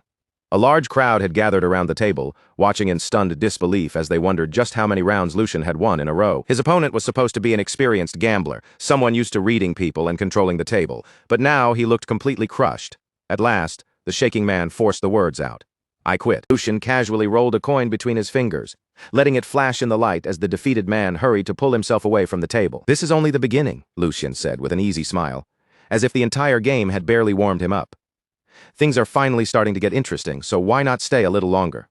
But the man's face went pale at once, and he refused without hesitation, saying it would be much better for him to leave now. Beside Lucian, Hans stood completely frozen, both hands clutching his head in disbelief. He could not understand when his young master had gained such a terrifying talent for gambling. Lucian, clearly bored by the lack of proper resistance, leaned back in his chair with a relaxed air and casually propped one leg onto the table. "Next round," he announced calmly, sweeping his gaze over the stunned crowd. Is there really no one else here willing to play? He had originally come to this place to spread rumors and stir the waters, but so far the whole thing felt far too underwhelming for his taste. Lowering his gaze, Lucian thought that after taking this much money from them, it was about time for the real target to finally appear, and almost as if responding to that thought, the door opened. Lucian glanced sideways, his eyes shifting toward the entrance, and saw a man walking in while calmly adjusting the buttons of his clothing. The man wore a courteous smile, polished and harmless on the surface, but the instant he stepped inside, the entire atmosphere in the bar seemed to change. "Well, well," the man said smoothly, his voice carrying easily through the room. "It seems I failed to recognize someone important. Please forgive my late greeting." He came to a stop directly in front of Lucian, and lowered himself with practiced respect before giving his name. "My name is Hugo," he said, his smile still perfectly controlled. "I am the manager of this establishment." With a simple snap of Hugo's fingers, a butler appeared almost instantly at his side, as if he had been waiting for that signal all along. The butler bowed deeply to the room and announced that, due to unavoidable circumstances, the bar would be closing for the rest of the day. Immediately, servants began moving through the crowded room, repeating the same message and guiding the customers toward the exit one group at a time. They did not simply throw the guests out either. Each person was promised generous compensation on their next visit, softening the sudden inconvenience with careful courtesy. Then Hugo turned back toward Lucian and spoke with respectful ease. "This may inconvenience our other customers," he said, "but if Lord Lucian can enjoy his time here in comfort, then that is a small price to pay." Lucian smiled faintly at him. "It has been a long time since I last went out," he said. "You have sharp eyes." Then, as if making a casual observation, he added that such intuition was necessary for anyone who wanted to survive in this line of work. Hugo bowed once more and apologized again for greeting him so late. Lucian simply waved it off, saying that he had only come here for a change of pace and had no need for excessive formality. Hugo's gaze drifted toward the table, where coins had been piled up in a towering stack. He admitted that it was truly astonishing, since it had been a long time since he had seen any guest build a pot like that. Then Hugo looked back at Lucian and spoke again, his tone still polite. "May I ask something? If you would allow it, I would like to be your opponent." Lucian met Hugo's gaze directly, while Hugo returned that look with a calm smile that revealed almost nothing. "I would not stand a chance against the young master," Hugo said modestly. "But as the manager of this place, I have picked up a few small tricks over the years. At the very least, it should help pass the time." At that moment, Hans stepped closer to Lucian and whispered in an urgent voice, "Master, we should go home. We have already won more than enough, and I have a very bad feeling about this man." Hans had seen plenty of frightening figures inside the palace, but Hugo's presence felt different from any of them. It was truly one of a kind, sharp and unsettling in a way Hans could not easily explain. Lucian gave the faintest nod, silently acknowledging that his attendant's instincts were not wrong. Hans had not become Lucian's personal attendant for nothing. And with just one glance at Hugo's hands, Lucian already understood exactly who this man was, the Black Shark. Hugo. Lucian remembered that name clearly from his previous life, though back then the man had been far rougher and much more dangerous. He was more ruthless, more brutal, and destined to become a name that would one day shake the entire underground world. Hugo's path had begun in the dark back alleys of the city, where survival itself depended on strength, nerve, and a willingness to get blood on one's hands. With nothing but brute force and cunning to rely on, he had crushed every obstacle that stood in his way and clawed his way upward. From there, Hugo expanded into gambling, smuggling, and even contract killings. Eventually, he became the king of the night, ruling 5 territories from the shadows. Later, when the empire fell into instability, he would exploit the chaos, declare himself a baron, and reappear on the surface as one of its warlords. But for now, Lucian noted, Hugo was still only a rookie. Even so, that did not make him harmless. If anything, it made him even more dangerous. Lucian's lips curved into a faint smile. Today, Lucian had come to this place for one reason, to catch that shark before it could grow any larger. As the cards were spread neatly across the table, Lucian suggested that they keep the game simple and easy to follow. Hugo agreed immediately, and then he removed any upper limit on the betting. "I cannot allow the young master to become bored after coming all this way," he said. He spoke with flawless politeness, and the moment Lucian heard it, his expression brightened with clear satisfaction. "Finally," Lucian said, looking genuinely pleased, "someone who understands me." Behind him, Hans only grew more anxious, his unease deepening by the second. Hugo maintained his courteous smile, but inwardly, he had already dismissed Lucian as nothing more than a spoiled noble brat, relying on the power of his family name. What Hugo did not realize was that the polite words they had just exchanged would soon become the very foundation of his own downfall. As the dealer prepared the cards, Hugo judged that the timing could not have been better. Even though his plan involving the gambler's losses had not gone exactly as expected, he still gave the table a subtle tap with his finger. Dealer noticed the signal immediately, catching Hugo's meaning without needing a single word. Hugo believed that someone like Lucian would only sink deeper the more he lost, chasing his pride and throwing in more money with every round. He intended to devour Lucian down to the bone across the table, however. Lucian simply beamed with cheerful innocence, as if he had not noticed anything strange at all. Hugo, growing slightly suspicious of that relaxed smile, asked whether something was wrong. Lucian answered casually that it was nothing, but before they began, he said there was one question he wanted to ask. Hugo assured him with a smooth smile that he would answer honestly. Lucian leaned back in his chair, a faint smile resting on his lips as he studied the man across from him. "Although this is the first time we have met," Lucian said, "I have to admit that I have already taken quite a liking to you. After all, a leader can be judged simply by looking at the people under him. To manage an operation of this size, even if it exists outside the law, is no simple achievement." Lucian's tone remained light, but the praise carried a sharp edge beneath it. "And if you had truly crossed the line beyond recovery," Lucian continued, his eyes steady on Hugo, "you would have been eliminated long ago." Hugo's smile stayed perfectly polite on the surface, but his shoulders stiffened for the smallest moment. "I understand my position," he said carefully, choosing each word with caution. "I always make sure not to offend those above me." Lucian let out a soft chuckle, as if Hugo's tension amused him. "There's no need to be so stiff. Even though I come from the Valdic family, we're not so rigid that we can't hold a normal conversation." He lowered his eyes to the cards in his hand for a brief moment, then asked in the same relaxed tone, "So, when are you planning to begin large-scale production?" The instant those words landed, Hugo froze. "What?" Hugo's expression tightened before he could fully hide it. "What are you talking about?" Lucian only smiled faintly and leaned back in his chair, as if he had already expected that response. "Don't pretend you don't know?" Lucian's gaze sharpened as he looked straight at Hugo. "I've already seen the signs." Then he spoke the word that made the entire room feel colder. "Illegal drugs." The moment Lucian said it, the air around the table grew heavy and suffocating, as if every sound in the room had been swallowed at once. Even the servants standing nearby began to sweat, their faces stiff with nervous tension, as they realized what Lucian had just brought into the open. Hans stiffened beside Lucian as well, his eyes widening in unease. He had expected danger, but not something this serious to be exposed so suddenly. Hugo sat frozen in place, his body going rigid as though an invisible blade had been pressed against his throat.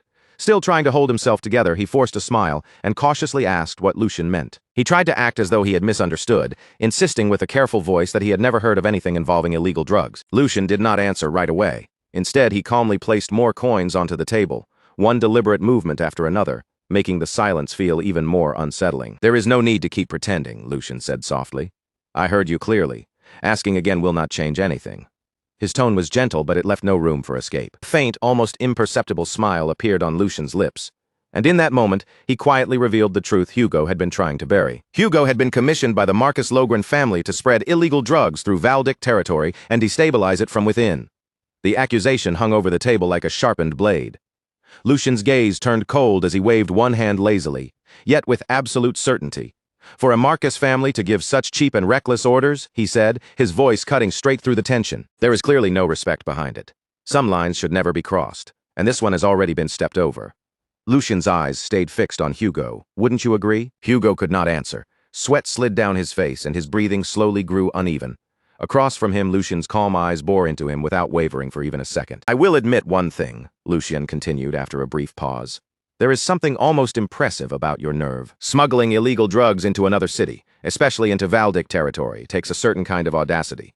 But the praise was as sharp as a knife, because the moment anything goes wrong and you are caught, everyone connected to Valdic will tear you apart. No one will hesitate. Not a single person will show you mercy."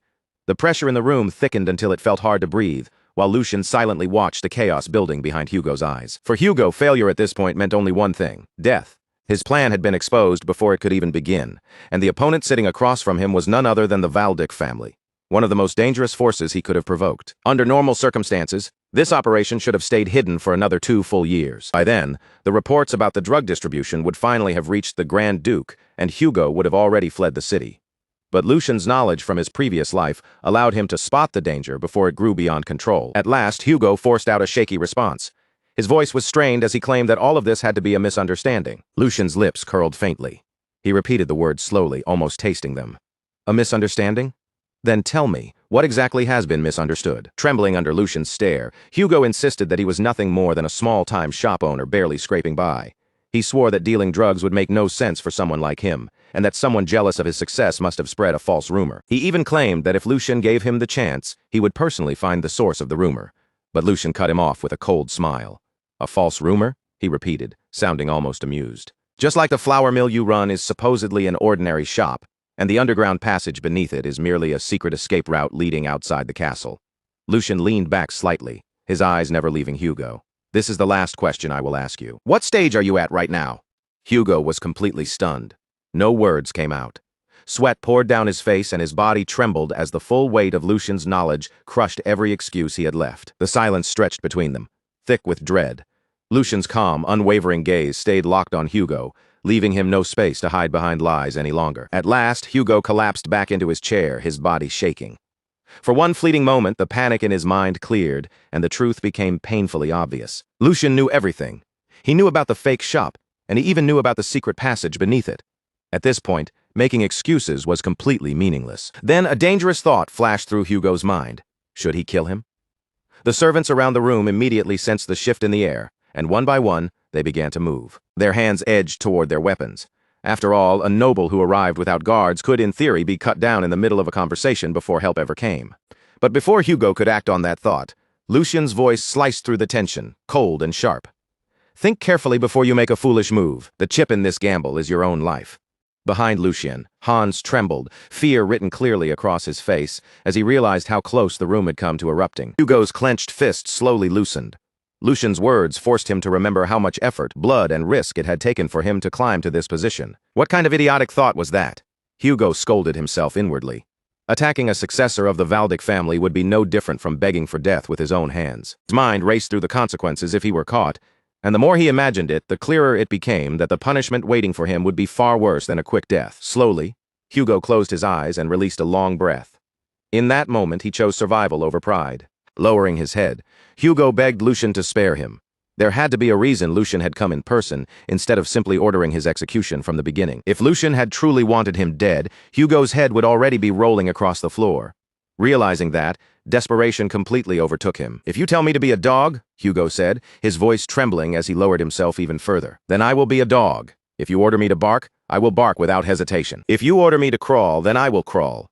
The instant Hugo said those words, every servant in the room dropped to their knees as well, desperately pleading for mercy. Lucian remained silent for a single heartbeat, letting their fear settle over the room. Then he slowly rose from his seat. Keeping a dog like this around did not sound like a terrible idea. What Lucian needed now were hands and feet he could actually use and trust. Relief rushed through Hugo's body the moment he sensed that chance. Hugo thanked Lucian again and again, bowing his head repeatedly as he swore that he would obey any order without the slightest hesitation. Lucian stepped closer to him, his presence calm but heavy. Then just as suddenly he stopped in place. "Simply keeping you as a hunting dog sounds a little boring," Lucian said thoughtfully. After all, Hugo was not the kind of man who would remain satisfied with that role forever. He gently set one hand on Hugo's shoulder, making Hugo freeze for a second. Then in that quiet room, he asked a question no one there had expected to hear. "Do you want to try becoming a knight?" The instant those words reached him, Hugo's eyes opened wide in disbelief. For a brief moment, even the air in the room seemed to stop moving, and no one dared to speak. Every gaze in the room shifted toward Hugo at once, locking onto him. Because becoming a knight was not just some random idea to him, it had once been the dream he held tighter than anything. It was something he had chased with everything he had, almost desperately, as if his whole life depended on it. But over and over again, the cold weight of reality had crushed that dream beneath his feet. No matter how much effort he poured into training, and no matter how sharp his skills became, nothing ever seemed to truly change for him. In the end, he had always been forced to put his life on the line for someone standing above him, serving a master who could discard him at any moment. To the nobles, he was nothing more than a tool that could be used until it broke, then thrown away without a second thought. And his low birth had always stood before him like a wall that could never be climbed. So when that question echoed in his ears, Hugo could only repeat it inside his mind. Did he want to become a knight? Hugo lowered himself until his forehead pressed hard against the floor. Then, with a voice trembling from years of buried longing, he answered that if such a chance truly existed, he would even sell his soul for it. He begged Lucian to tell him that it was possible, and without even a moment of hesitation, Lucian gave him his answer, swearing it on the honor of the Waldig family. Lucian told him that as long as he held on to integrity and honor, and as long as he never brought shame upon himself in the future, the status of an emir would never be allowed to stand in his way. Then Lucian leaned in a little closer, his voice lowering until it sounded gentle, yet impossible to disobey. He had one final question for Hugo. Did he want to live as a human being, instead of being treated like a tool? At that moment, something Hugo had not felt in years slowly began to rise inside his chest. It was faint at first, almost unfamiliar, but there was no mistaking it. It was hope. A few days later, inside the palace, the servants were gathered together in one place, their faces tense and their eyes filled with curiosity about why they had been called. Before long, Lucian appeared at the front of the room, taking his place where everyone could clearly see him. He sat there with an almost lazy confidence, one leg casually resting on the table, while Hans and Hugo stood quietly behind him like two silent pillars. Lucian slowly turned his eyes toward Hugo, and in a calm but unmistakably commanding tone, he told him to introduce himself. Hugo's body tightened for a brief instant, but he quickly steadied himself, clasping both hands behind his back with disciplined control. Then he stepped forward and spoke in a composed, measured voice. "I am Hugo," he said, making his new position clear. "Starting today, I will be assisting the Lord." As he finished, a sharp but restrained smile touched his face, like a hunter silently studying every movement around him. "I look forward to working with everyone," Hugo added smoothly. Sometime later, still inside the palace, Lucian remained seated at the center of the room with a calm expression, as if everything was unfolding exactly as he expected. The servants stood around him in a wide semicircle, watching him carefully. And Lucian brought his hands together with a light clap that instantly drew their attention. "Now that the introductions are over," he said evenly, his voice neither loud nor hurried, "bring the headmaid in." One of the servants flinched slightly, hesitation spreading across his face as he failed to hide his unease. He could not stop himself from asking why the headmaid needed to be summoned so suddenly. Lucian simply raised a finger and swung it casually, as though the answer should have been obvious. "The headmaid needs to greet me," Lucian replied, his tone relaxed, but the meaning behind his words left no room for argument. For a brief second, his thoughts returned to the previous day, when the headmaid had scolded him openly without showing even the slightest restraint. That kind of behavior could not be allowed to happen again. No matter how busy she claimed to be, the servants needed to report properly first, and Lucian intended to make that rule clear. Lucian quietly watched the servants' faces, taking in every nervous glance and small shift in their posture with a calm, almost curious look. Just as he expected, the servants were clearly uneasy. The one who had questioned him glanced around nervously and muttered for everyone not to do anything reckless, while another quickly agreed, saying they could not afford to be dragged into trouble. At that moment, Lucian understood that their fear had already grown too deep. Simple words would never be enough to move people who were this frightened. In their eyes, he probably looked like a weak and disposable figure, like a rotten rope no one wanted to rely on. If that was truly how they saw him, then he would have to make them understand the truth in a way they could not ignore. Then one servant stepped out from the middle of the room, speaking with careful politeness. "Please, Lord Lucian, you have to consider our position. Lord J pays special attention to the headmaid." He continued, his voice carrying helplessness, asking what authority mere servants like them could possibly have in a matter like this. The moment he finished speaking, the others immediately began to join in.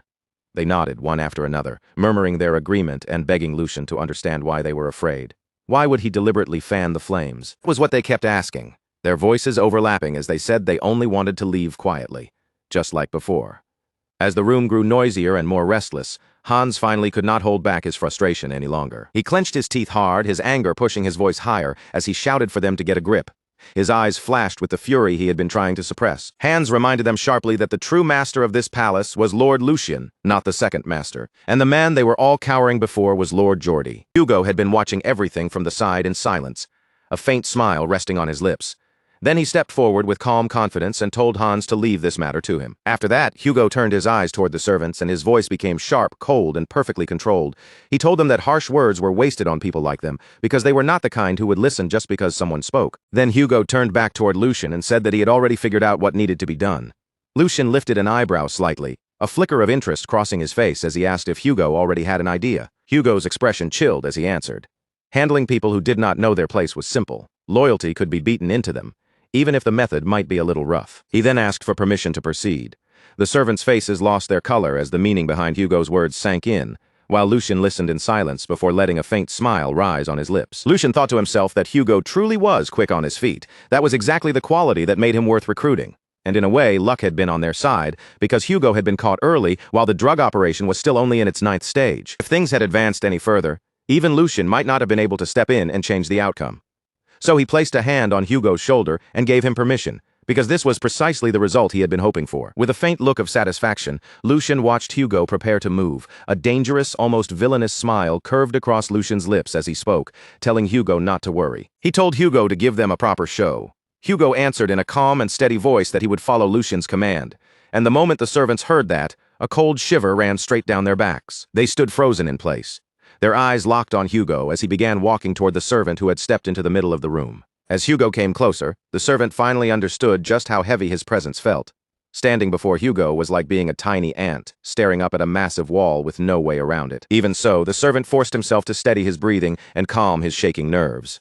After all, he told himself, Hugo was only an outsider, a newly recruited subordinate, so he clenched his teeth and tried to hold his ground. The servant finally forced himself to speak, his voice tight, as he warned Hugo not to take another step without understanding what kind of situation he was walking into. Then he added with a strained attempt at confidence that if Hugo truly wanted to survive, he should hurry up and choose the side with real power behind it. Hugo's icy gaze lowered onto him, sharp enough to make the servant's skin crawl. In a quiet voice, Hugo asked if he had any idea just how cruel the people protecting him truly were.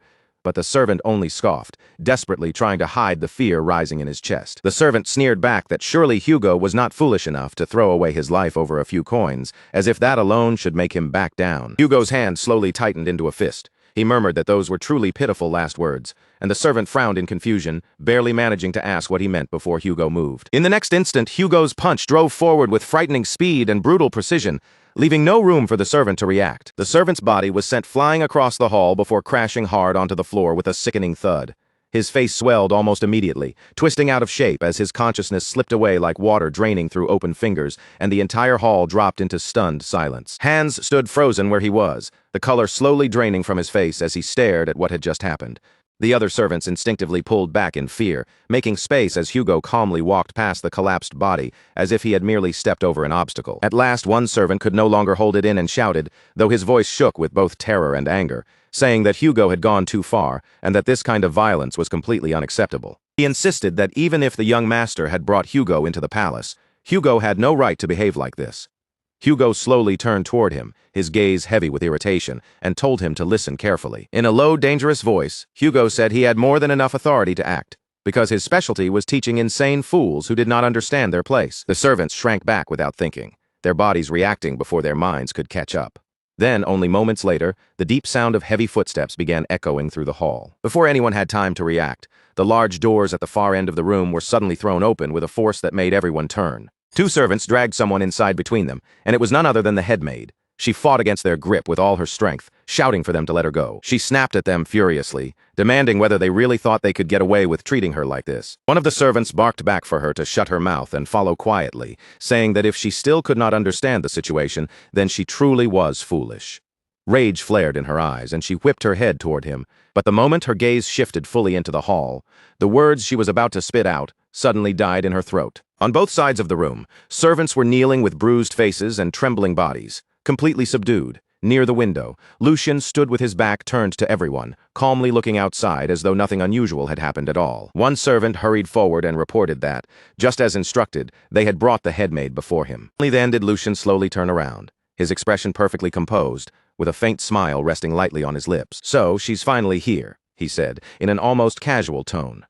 He added that he had only asked the servants to bring her over, though it seemed they had become a little too enthusiastic along the way. The shock on the headmaid's face lasted only a moment before it twisted into blazing fury, her eyes burning as she stared at him. She demanded to know exactly what the meaning of all this was, her voice sharp enough to cut through the frozen hall.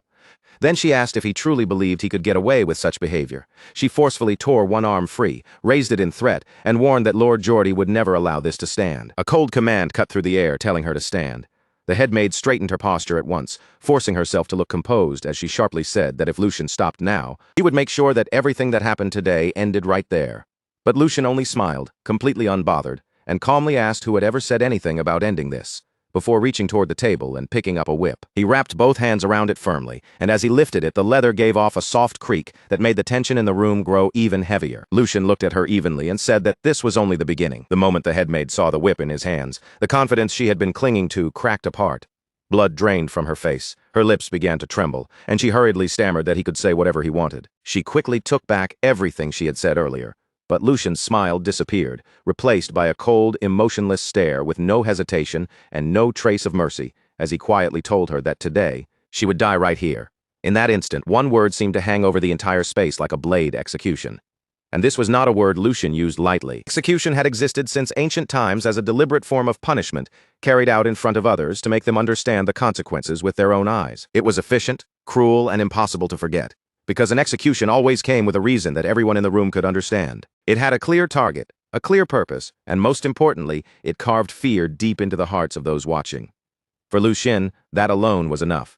At the same time, Lucian began walking straight toward Jenny, each step steady and unhurried.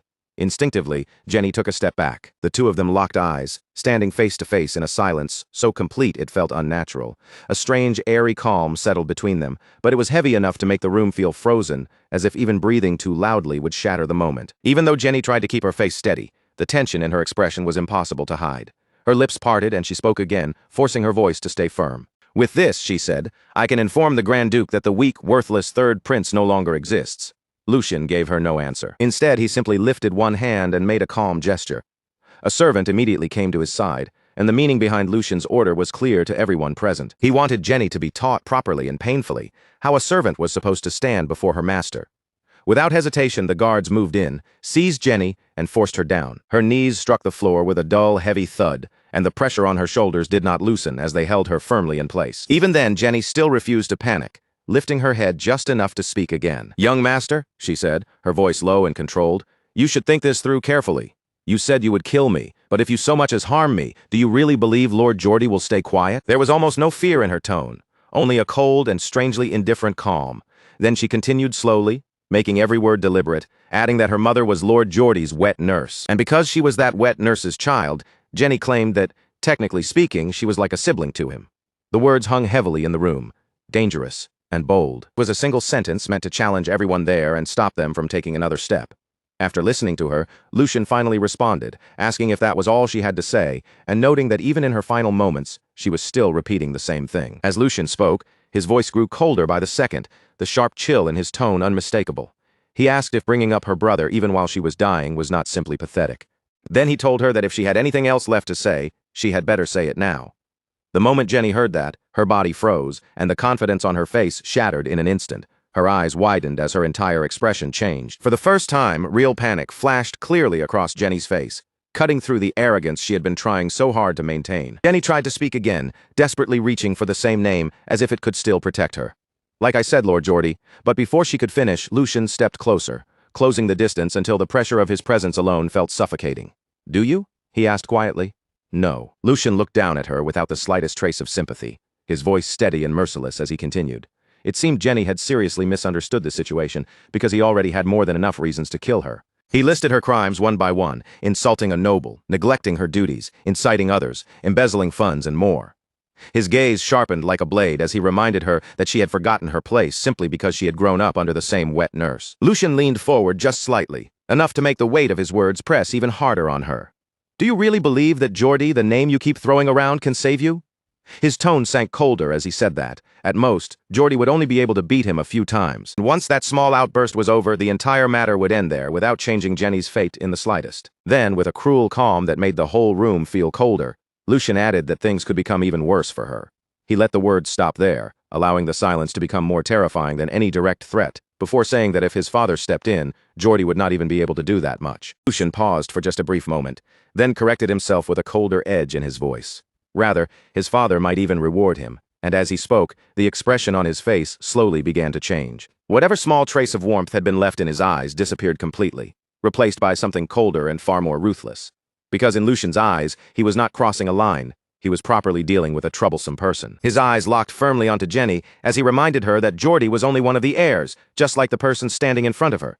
Each word landed heavier than the last as he told her that he had already given her a chance, but Jenny was the one who had chosen this ending for herself, and by now her hands were trembling so badly she could no longer hide it. Fear surged up from deep inside her chest and swallowed all the arrogance she had been clinging to.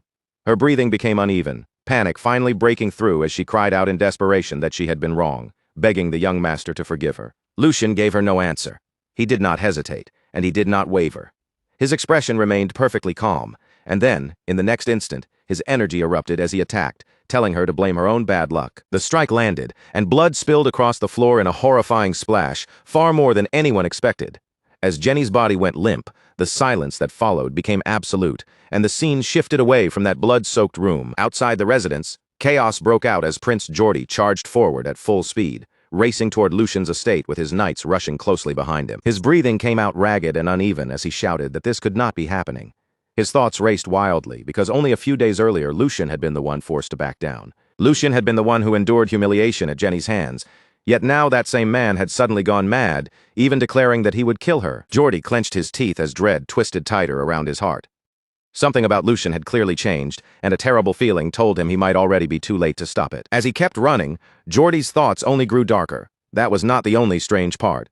To prepare for this kind of situation, he had already stationed servants at the separate estate where Lucian lived, and his breathing grew heavier with every step. Those servants should have stopped Lucian before things reached this point.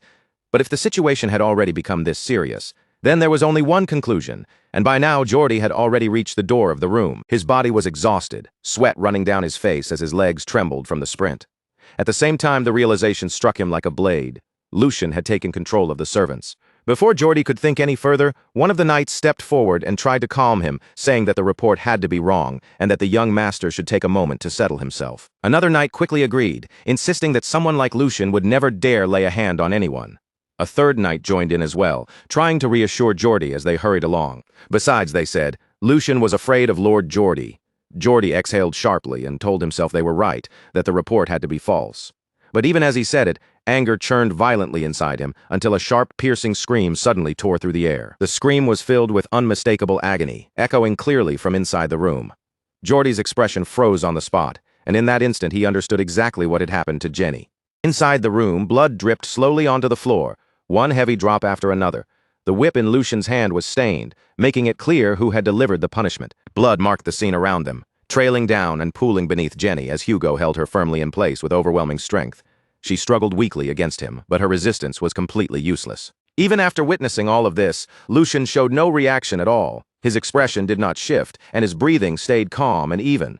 To him, the bloody scene in front of his eyes changed nothing. He stood there cold, still, and unmoving, like an executioner who had already handed down judgment. And in that moment, one thing became painfully clear. Whatever fear Lucian once carried was gone now, and in its place, only absolute control remained. Seeing everything unfold before his eyes, Geordie finally snapped. Rage exploded from him as he shouted, demanding to know what the hell Lucian was doing. Lucian only turned his head slightly, his face calm. He looked almost bored as he coolly asked what had brought his esteemed brother all the way here. Then Lucian added that he was sorry, but he was busy right now, so Geordie should come back later. His voice hardened almost immediately after that, declaring that today he would tear out the root of this rebellion. Without hesitation, he ordered Hugo to put Jenny back on her feet. Hugo answered instantly, calling him master, while Geordie whipped around toward his knights and shouted with fury for them to save Jenny at once. The two knights rushed forward immediately, charging straight toward Lucian to free her, but before they could take another step, Lucian spoke again in an icy, merciless voice. He warned them that if anyone came within 3 feet of him, Hugo was to slit Jenny's throat. Those words sliced through the room like a blade. Jenny froze completely, terror swallowing her whole as her body stiffened, and fear seemed to close around her throat. Lucian continued in the same calm, unwavering tone, saying he would take full responsibility. The moment those words left his mouth, both knights stopped dead in their tracks. They halted at almost the exact same spot, confusion twisting across their faces. They could not decide whether to move forward or stay still, because no matter how urgent the situation was, they could not ignore their master's command. From the other side, Hugo's low voice rolled through the room, dark and chilling enough to make everyone's skin tighten. He said there would be no chance for Jenny to survive if anyone tried anything. He told Lucian to leave it to him, and as he spoke, the knife was already pressed firmly against Jenny's throat. One wrong movement, one careless step, and everything would be over. Jenny, already battered and barely holding herself together, became even more terrified. Her body trembled uncontrollably as she turned her head just slightly, tears streaming down her face while she called out weakly and desperately for Lord Geordie. That sight only poured fuel onto Geordie's fury. His voice erupted through the room, filled with uncontrollable rage as he demanded how Hugo dared to do something like this. Geordie threatened that Hugo's head would not be the only one taken. His entire family would be executed and hung from the city walls. But Hugo did not flinch at all, answering calmly in a voice that remained steady and emotionless. He said that would never happen. The simple certainty in those words struck Geordie like a blow, making his eyes widen in disbelief, as he demanded to know what Hugo had just said. Hugo replied without the slightest hesitation that his master was Lord Lucian, and any order not given by his master meant nothing to him. His resolve did not shake as he continued. Whatever happened from that point onward, if it was his master's order, then carrying it out was Hugo's duty. As Hugo spoke, his expression stayed firm and unbending, like iron that could not be moved. Watching him, Geordie's hands began to tremble violently, rage flooding through him so intensely that it nearly stripped away his reason. Grinding his teeth, Geordie roared Lucian's name and demanded to know what Jenny had done to deserve being treated this way. Lucian answered coldly, still holding the whip in his hand, saying that she had insulted her superior, defied orders, and interfered with financial matters. He said he had simply given Jenny the punishment she deserved. Then Lucian glared at Geordie, fury burning in his eyes as he asked whether Geordie truly could not tell the difference between duty and personal emotion. Those words only made Geordie angrier, his chest heaving and his whole body shaking. But even then, he could do absolutely nothing. That helplessness burned more painfully than any wound. At that point, the situation inside House Waldig became clear. The current first in line for succession was the young master, Tristan Waldig, and between the two brothers beneath him, a fierce struggle for power had already begun to take shape. In other words, the rivalry between them was no longer a simple disagreement. It had grown into a deeply entrenched, two-sided conflict inside the family. Till the day Lucian made his decisive move, that fragile balance of power would remain unstable. For now, the most important task in front of him was obvious. He needed to strengthen his own faction and secure it firmly. But right now, his reputation had just suffered a devastating blow, and that damage would not be easy to ignore. Geordie had been humiliated in front of everyone by Lucien, the brother he once dismissed as someone who could never threaten him. And after losing his loyal knight, Sir Hunter Pecaria, Geordie could only clench his jaw as the pressure tightened around him. If he failed to protect Jenny now, someone who served him as closely as his own hands and feet, then his standing would be shaken at its very core. This single failure would inevitably become a turning point. From that moment on, distrust would begin spreading among the people who followed him. Geordie's fist tightened in frustration, because the truth was painfully clear. He was completely trapped, with no path left to escape. With no other choice remaining, Geordie was forced to yield. From where he stood, he finally surrendered and shouted that Lucien had won, ordering him to let Jenny go. The moment those words left Geordie's mouth, one of Lucien's men broke into a smug smile, while Geordie's own followers were left staring in stunned disbelief. The young servant standing beside Geordie could not hide the shock and despair on his face as he watched his master admit defeat, and the reason behind that surrender was Jenny, Geordie's loyal maid. Hugo, the man Lucien had brought in, was holding Jenny hostage with a dagger pressed tightly against her neck while she trembled and cried in terror. Lucien, the one who had arranged this entire humiliation, stepped away with an air of complete superiority. A malicious smile spread across his face as he mocked Geordie's surrender. He said it was not even funny, then asked if Geordie truly believed a single word of surrender would be enough to sweep everything under the rug. Lucien continued pressing the accusation, speaking as though Jenny's crime was already undeniable, claiming she had plundered another person's precious livelihood. His eyes gleamed with open contempt as he scoffed at his brother's attempt to settle the matter. Did Geordie think his tongue was coated in gold simply because he was a noble? Then Lucien turned toward Geordie with biting sarcasm, pretending not to understand. "What are you talking about, brother? Winning?" Geordie ground his teeth in fury as Lucien continued his little performance, calmly insisting that he had only fulfilled his duty as the third young master. Besides, Lucien added, embezzlement was a crime no one could escape from, no matter their status. He stomped his foot against the floor, making his authority ring through the hall. If they simply covered this up and moved on, what would everyone think? Lucien looked at his defeated brother and spoke with the false passion of someone pretending to uphold justice. Since his respected brother was begging so desperately, Lucien claimed he would love to end the matter there. But the sinister smile spreading across his face made his real intentions painfully obvious. With an expression full of fake regret, Lucien delivered the final blow, saying that unfortunately, he lacked the proper justification to let this matter go. Geordie clenched his fist so tightly that his knuckles turned white, his suppressed rage nearly bursting out of him. Unable to endure the humiliation any longer, he finally demanded to know Lucien's price. He snapped at Lucien to stop beating around the bush and speak plainly, because he wanted to know exactly what Lucien was after. Before revealing his outrageous demand, Lucien first hinted at the punishment waiting for Jenny.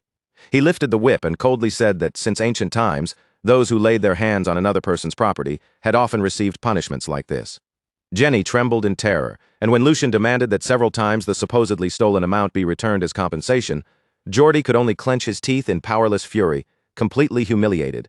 Lucien stood surrounded by the glitter of gold coins, smiling triumphantly as he mocked his brother. With that smug look still on his face, Lucien asked Geordie what kind of price he had expected to pay. The scene then shifted to the majestic palace of the Grand Duke, the true center of power within House Waldig. Inside a luxurious study, the man who ruled the family, Grand Duke Waldig, waited with a stern and calculating gaze. As the father of Lucien and Geordie, the Grand Duke watched everything unfolding within his domain, from the shadows of absolute authority. Later, Chief Butler Edwin appeared before the Grand Duke to deliver his report, explaining how the incident had ultimately been resolved. The Grand Duke looked over the written report with an expression that revealed nothing. Then he fixed his loyal servant with a piercing stare and asked whether the contents of the report were truly accurate. Chief Butler Edwin bowed respectfully and confirmed that he had personally verified everything. Then he began explaining the humiliating outcome for the second son, saying that Master Geordie had paid young Master Lucien. The compensation amounted to 10 times the original sum involved, and Edwin also added details about how quickly Lucien had acted afterward. He reported that young Master Lucien had recruited an outsider named Hugo, who swiftly eliminated the spies planted inside his annex. The Grand Duke listened in silence as the report neared its end. Because of Lucien's actions, his annex was now guarded more tightly than any other area.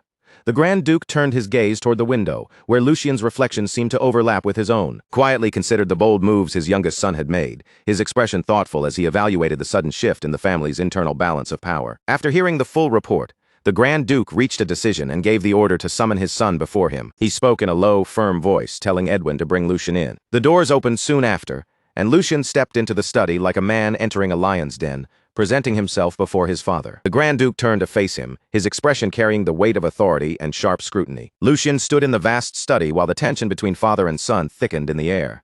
Almost immediately, he sensed that something between them had changed. He wondered silently what this feeling was, because his father's gaze felt completely different from the way it had before. For the first time, his father was truly looking at him as a player in the family's struggle.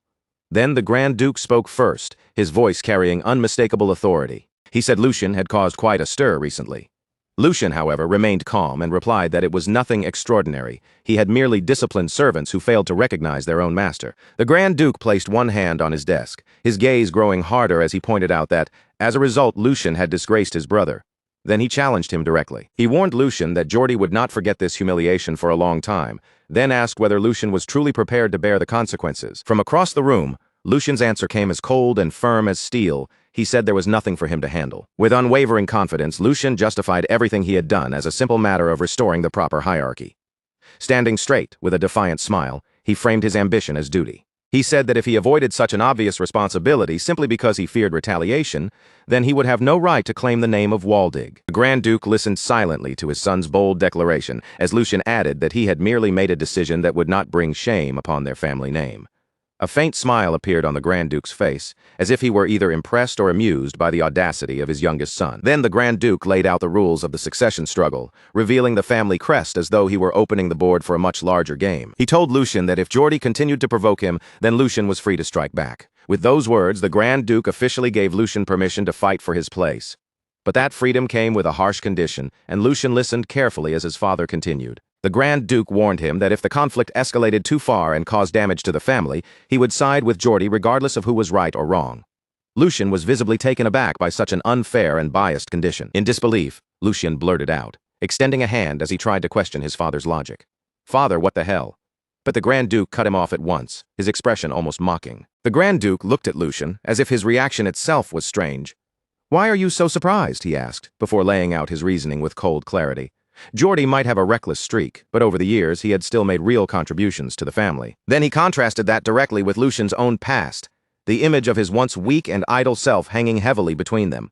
Unlike Geordie, Lucien had spent an entire year doing almost nothing, wasting time while others worked. As the head of the family, the Grand Duke said, choosing the son who had actually contributed was only natural. Lucien fell silent for a moment, quietly absorbing the weight of his father's ultimatum. But then, instead of shrinking back, a sly smile slowly began to form on Lucien's lips.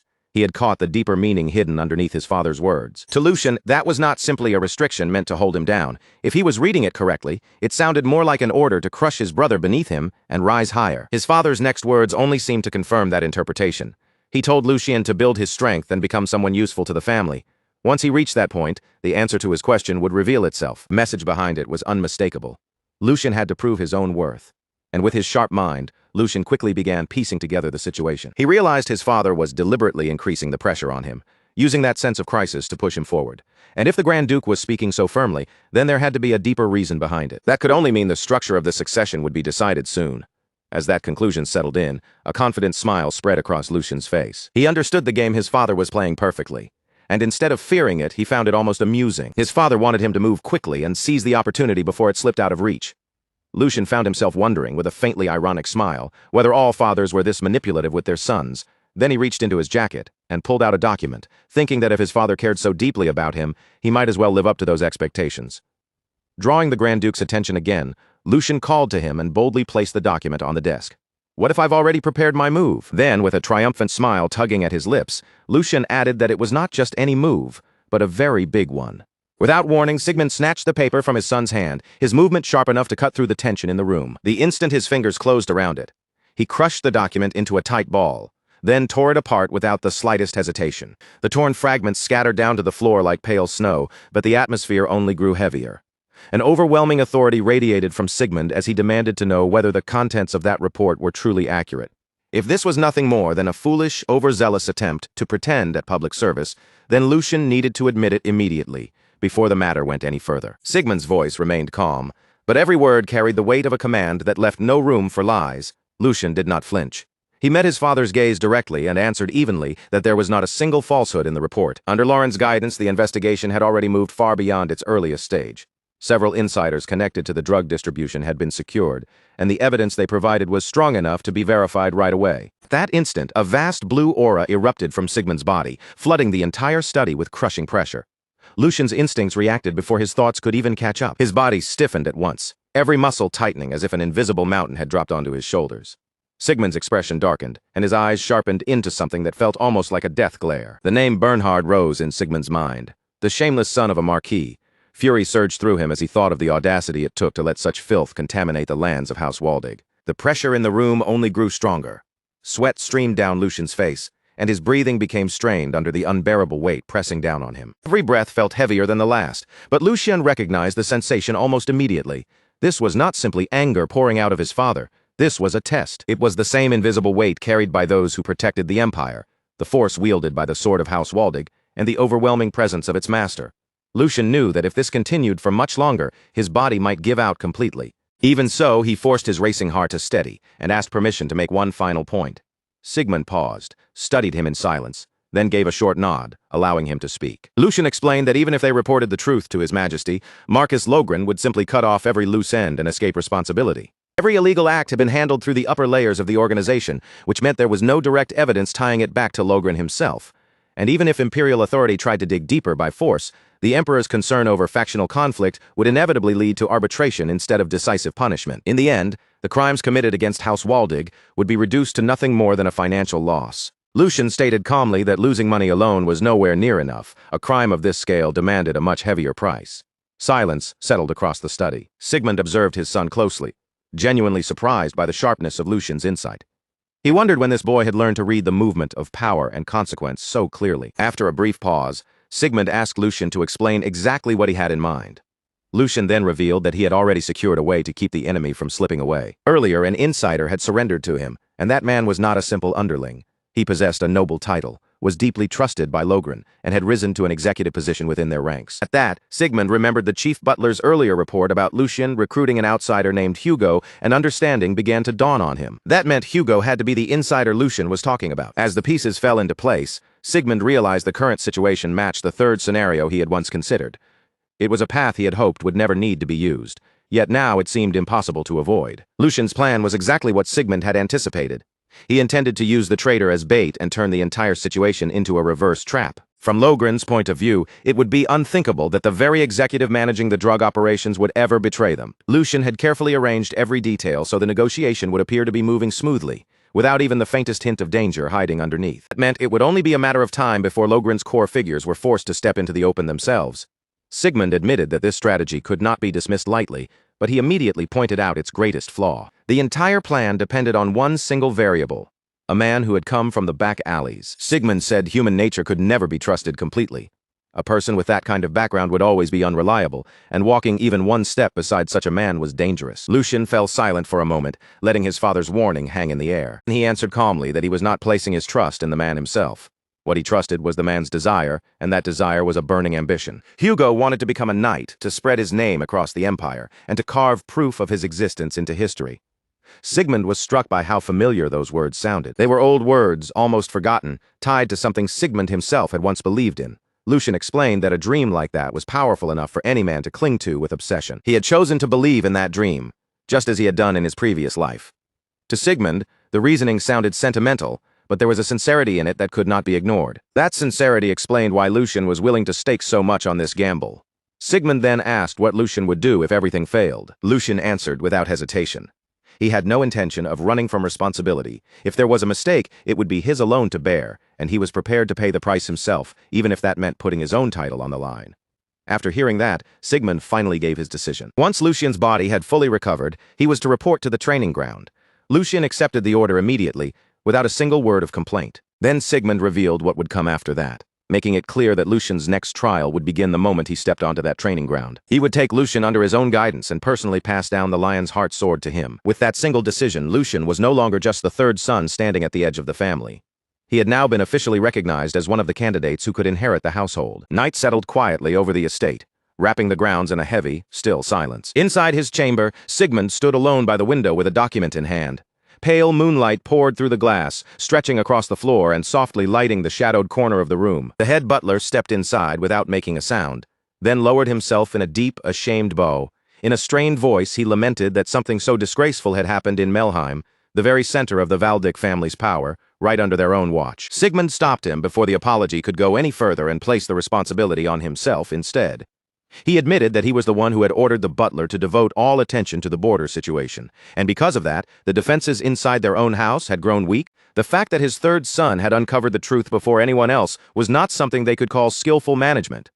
In Sigmund's eyes, it had been nothing more than luck. Bernhard's plan had been built with extreme care, designed from the beginning to slip past ordinary detection. The head butler then added that Bernhard had never been chasing simple profit or more land.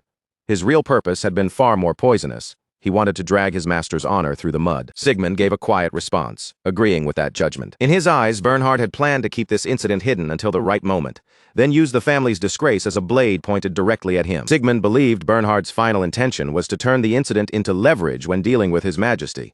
As he reflected on it, his expression darkened, realizing that the Marquis had become so blinded by fear for his own safety that he could no longer see the true state of the Empire. After a moment, Sigmund shifted the topic to Hugo, the man who was now standing at the side of his third son. The head butler explained that, on the surface, Hugo was known only as a gangster who controlled a gambling house, but the truth beneath that reputation was far more impressive. Hugo was actually the leader of a newly formed organization that had already sent waves through the underworld. He was not the kind of man who would casually bow his head and serve someone else. The head butler had even gone to meet Hugo himself in private, and Hugo had informally welcomed him as a subordinate. Remembering that, the butler could not hide his admiration as he praised how astonishingly much the young master had grown. Sigmund softly repeated the word growth, as though weighing its meaning in his mouth. His thoughts naturally turned to Hugo, a man who had survived in a world ruled by schemes, cruelty, and sharpened instincts. Someone like Hugo could never have lived this long by trusting empty promises in that harsh underworld. A man that sharp and ruthless would have been crushed long ago if he lacked the judgment to recognize what was truly valuable. And Hugo had seen something in Lucien. He had recognized Lucien's potential and found in him the image of a lord worth staking his life on. That one fact alone said more about Lucien's value than any ordinary praise could. Sigmund then told the head butler that although this was happening earlier than he had originally intended, he had decided to open the path for his third child. Lucien had already shown abilities that could no longer be brushed aside or ignored. The head butler immediately understood just how heavy those words were. This was not simple approval from a father. It was a declaration that could change the entire future of the household. Sigmund then added that, starting the very next day, he would begin passing down the family's visions to Lucien. The head butler's expression softened into a small, approving smile as he said it was a proper and decisive choice. Then, with a careful tone, he asked whether Sigmund had already selected a swordsman to instruct the young master. Sigmund answered without hesitation, saying that Lord Eason was to be summoned. The moment he heard that name, the head butler's body stiffened, and shock flashed across his face. Sigmund calmly remarked that it would be a shame to let such a fine horn break apart from old age. If anything, this opportunity would become a meaningful new chapter in Lord Ison's life as well. When Hans heard that Lucien had officially become a successor candidate, he completely lost control of himself. Laughter burst out of him uncontrollably, even as tears streamed down his face. Those two emotions tangled together so chaotically that it was as if his heart could not decide whether to celebrate or break down. Overwhelmed by what he had just learned, he kept shaking his head and repeating over and over that this could not possibly be some kind of joke. Every time Hans opened his mouth, he repeated the same point, almost like he was trying harder to convince himself than anyone else. Lucien had truly become an official successor candidate. At last, the strength drained from his body, his hand slipped from his knees, and he collapsed onto the ground, sitting there in plain sight while crying without even trying to hide it. Lucien, clearly annoyed by the dramatic reaction, tried to shut it down with a firm voice. He reminded Hans that he had already confirmed the matter several times, then demanded to know how many more times he needed to say it before Hans would finally believe him. When it became clear that Hans was only spiraling further instead of calming down, Lucien turned his gaze toward Hugo and told him to deal with the kid. Hugo stepped forward at once, lifted Hans up as if it required no effort at all, and asked him to calm himself in a respectful but steady tone. Then he explained that considering the young master's abilities, this result was only natural. Looking toward the road, Lucien would walk from this point forward. Hugo added that it would not be proper for a senior who served as the young master's right-hand man to be shaken this badly by such news. Those words struck Hans like a sudden blow. Hans froze on the spot as the meaning of those words slowly sank in. He had just been acknowledged as the right-hand man. The shock lingered across his face for a moment before a clear smile began spreading over it. A wave of unmistakable pride rose inside him. Still, Hans tried to play it off, giving an exaggeratedly casual shrug as though the title were nothing worth making a fuss over. After a brief pause and a light gesture of his hand, he tried to downplay himself, saying that although he had served the young master longer than anyone else, he was still lacking in many ways. With someone as outstanding as Hugo standing beside them, Hans claimed there was no way he could boldly take that position for himself. Hearing that, Hugo smiled with calm composure and remarked that Hans was as humble as ever. He added that such modesty was exactly what one would expect from Senior Hans, and Hans smiled back at him. Then Hans teased Hugo in return, asking why he kept saying things like that, and mockingly calling him the left-hand man, Junior Hugo.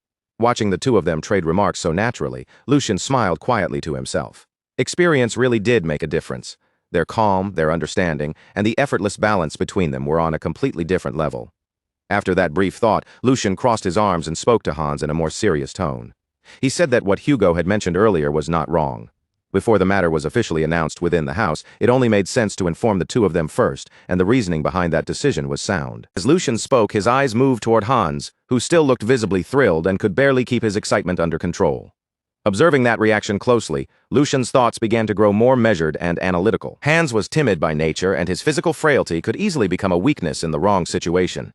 Even so, Lucian could clearly see that Hans genuinely cared about him. More importantly, Hans had the grit to stay firmly at his side, even when circumstances were harsh and completely unfavorable.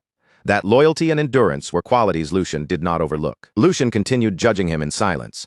If Hans gained more experience, matured further, and eventually became capable of handling the household's internal affairs, then one day he could become a rearguard more dependable than anyone else. And Lucian's gaze naturally shifted to Hugo, and there was no hesitation at all in his mind.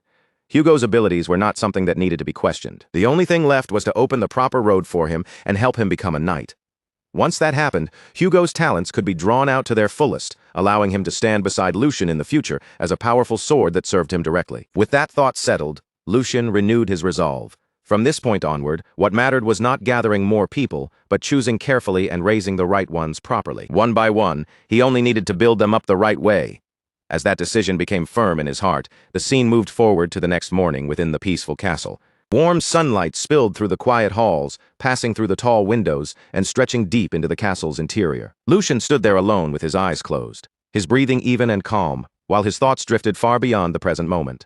Before he even realized it, his mind had wandered back to the memories of his previous life. They were memories of the time when he had searched every corner of the continent, chasing after one single goal with relentless determination. What he had pursued back then was the true essence of the ancestors' martial arts, a power said to raise the very realm of swordsmanship itself. Those teachings were built around sword forms, structured paths of mastery that guided how a swordsman grew and advanced. Among all of those forms, there existed a higher realm that stood a full step above the rest. It was known as the advanced sword forms. But no matter how desperately he struggled, no matter how many hardships he endured, and no matter how deeply he lowered himself, even living like a dog just to survive, what he ultimately obtained was still far from the power he had been seeking. He had never obtained the advanced sword forms he had yearned for so desperately. In fact, he had not even managed to reach the intermediate sword forms that were usually reserved for knight captains. What he had barely managed to get his hands on instead was only a weakened, degraded version, the kind of form meant for apprentice knights who were still standing at the entrance of the path. And to be honest, for someone like him, a mere mercenary without noble blood, even being allowed to learn any kind of sword form at all had once been almost impossible. Just being granted the chance to touch a sword form should have been considered nothing short of a miracle. But even after receiving that miracle, the reality waiting for him had still been brutally unforgiving. People weaker than him continued to climb higher simply because they had status behind their names. They were allowed to learn higher-ranking sword forms, and one after another they passed him by. On the battlefield, they crushed him with techniques he could not imitate, could not understand, and could not properly defend against. Every time that gap kept him from protecting the members of his squad, the thirst inside him dug even deeper. His desire for sword forms never disappeared.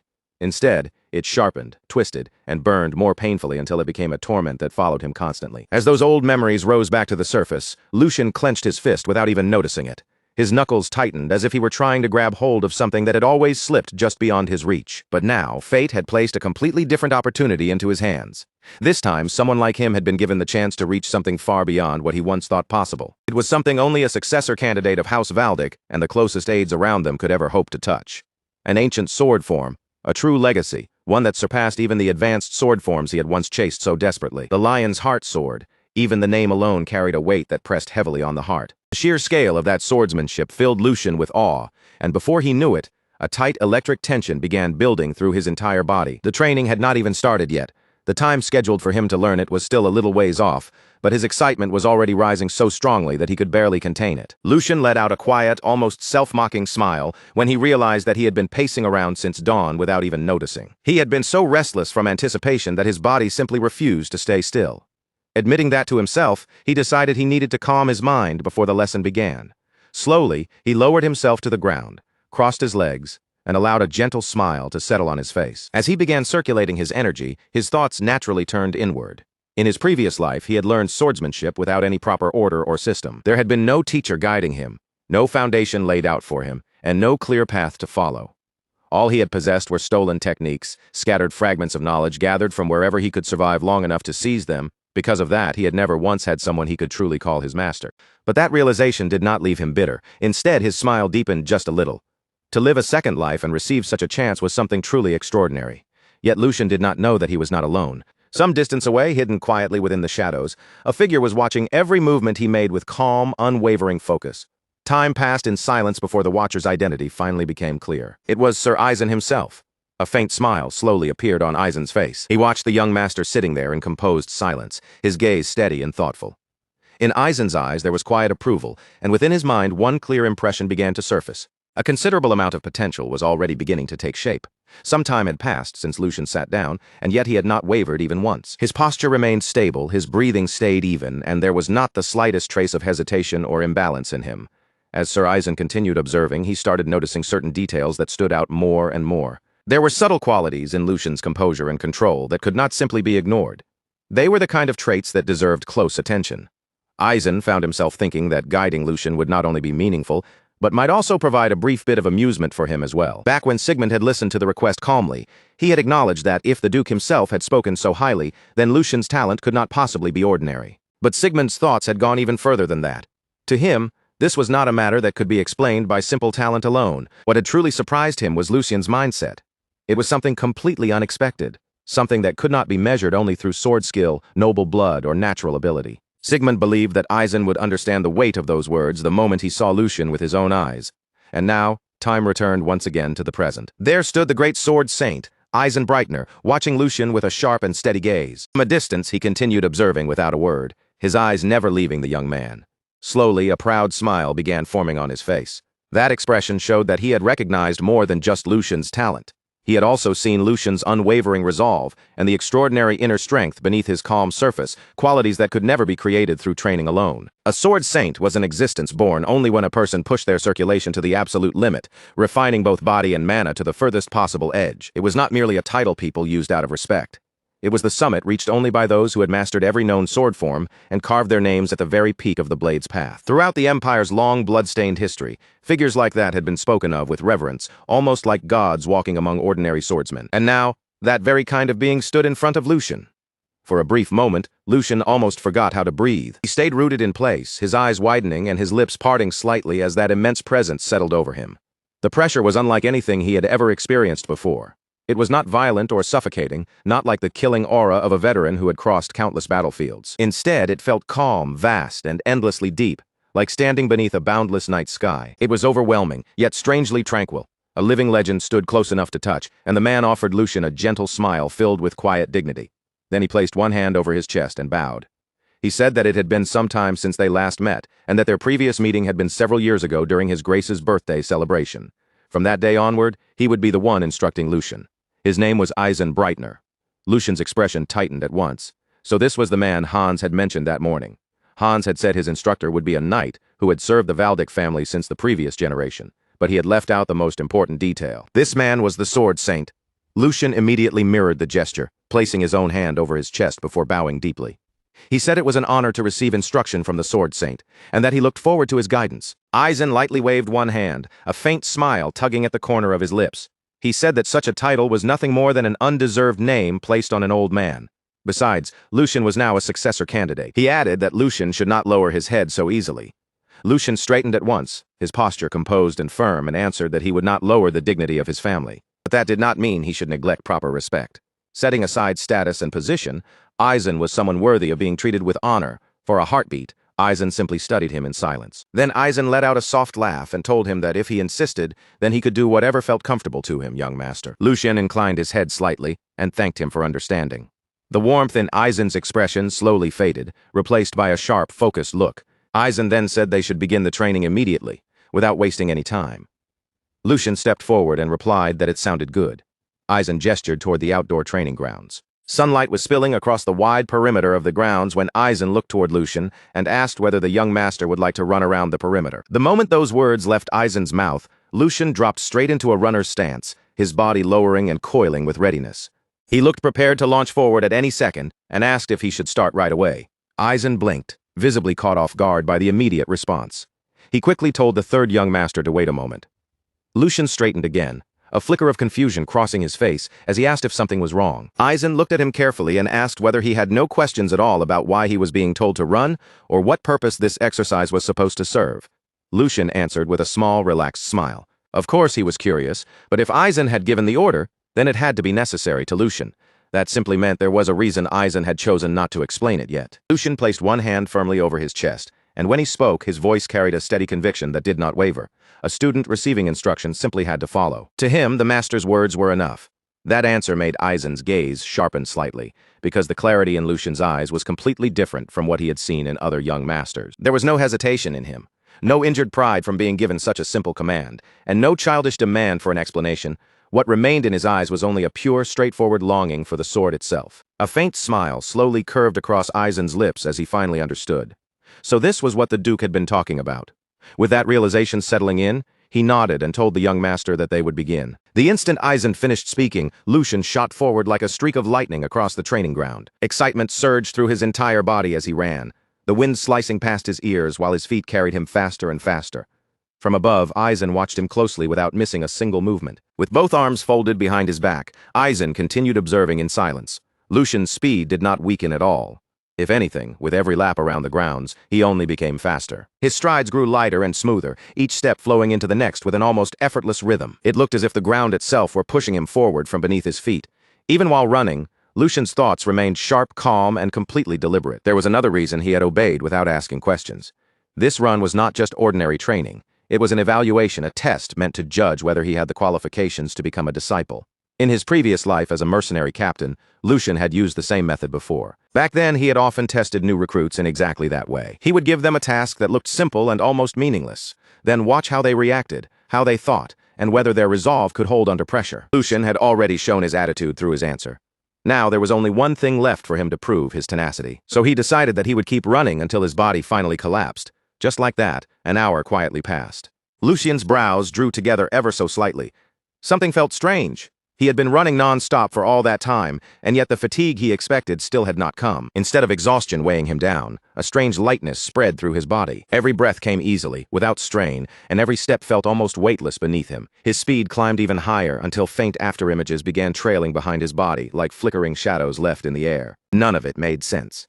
He had done nothing special to rebuild his body, aside from consuming mass-produced nectar.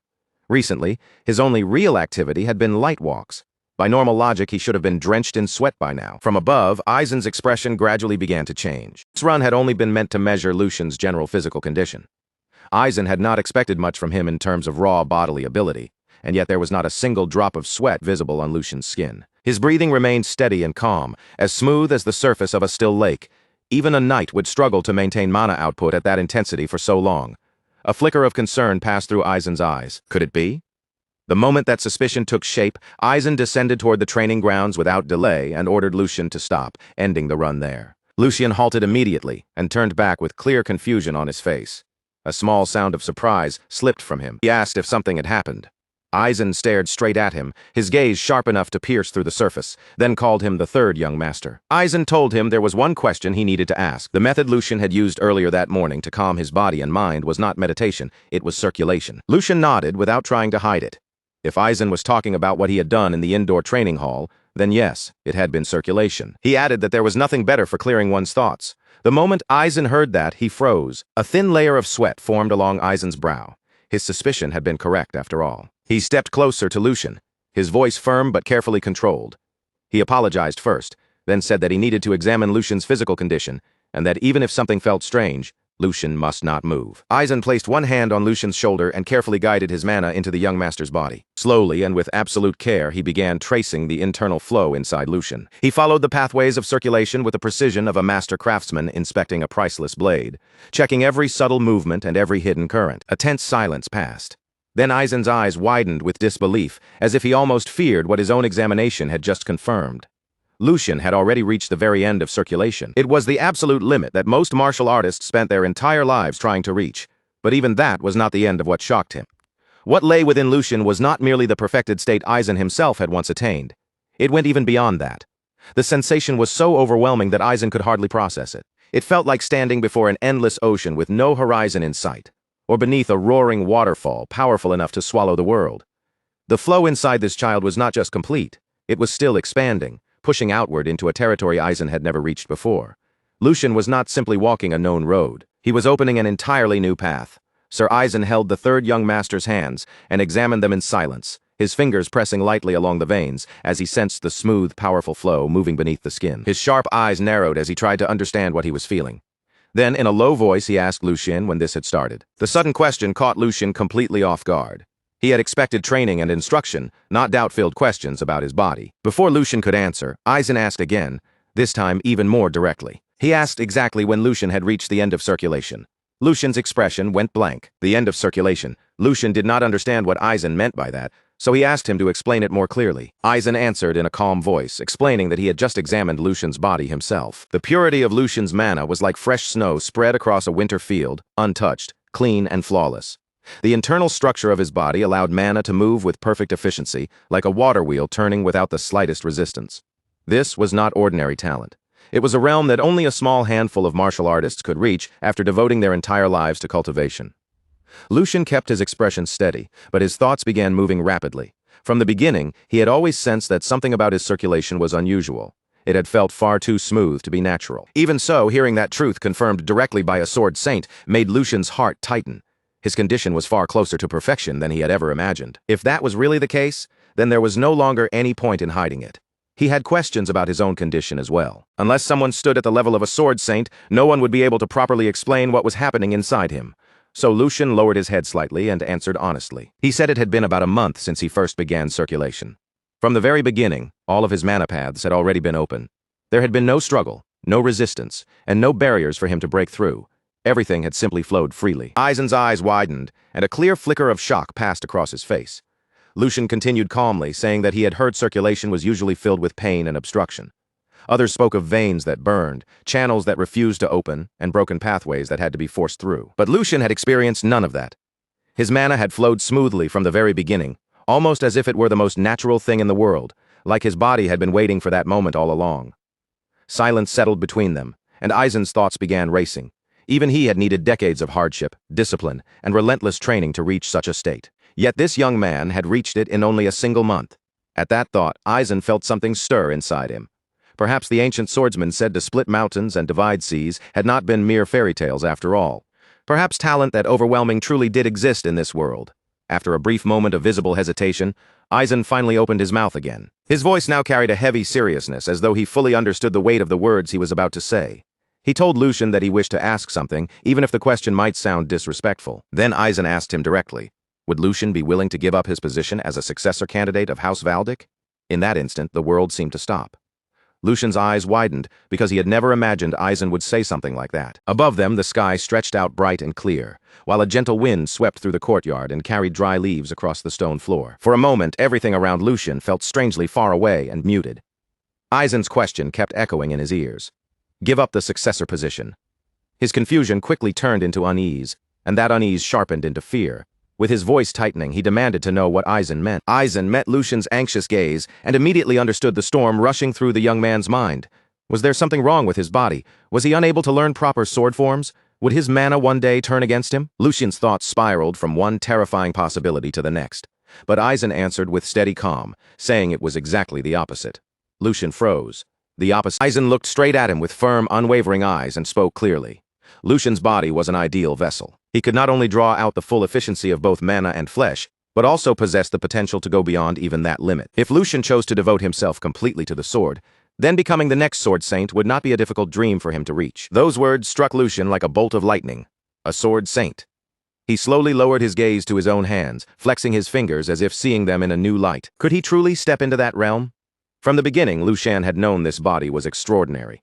He had felt its balance, its natural strength, and its flawless circulation. But even so, this was beyond anything he had expected. He had already considered himself unbelievably fortunate just to inherit something so precious. That treasure was the ancient sword form known as the Lion's Heart Sword. Through that sword form, Lucian believed he had finally gained a path toward the height he had longed for in his previous life. That alone had felt like a miracle. Yet now, Aizen was telling him he could reach something even greater, not merely mastery, but the very pinnacle of the sword itself. A path like that would demand everything from him. Talent alone would never be enough. It would require complete focus, a life without distractions, divided loyalties, or anything pulling him away from the blade. Lucian lifted his head and met the old swordsman's eyes. His voice was quiet but steady, as he asked whether that was the reason Aizen was asking him to choose. Was it because he could not walk both paths at once? The path of House Valdic's successor and the path of a sword saint? Aizen nodded without the slightest hesitation. That was correct.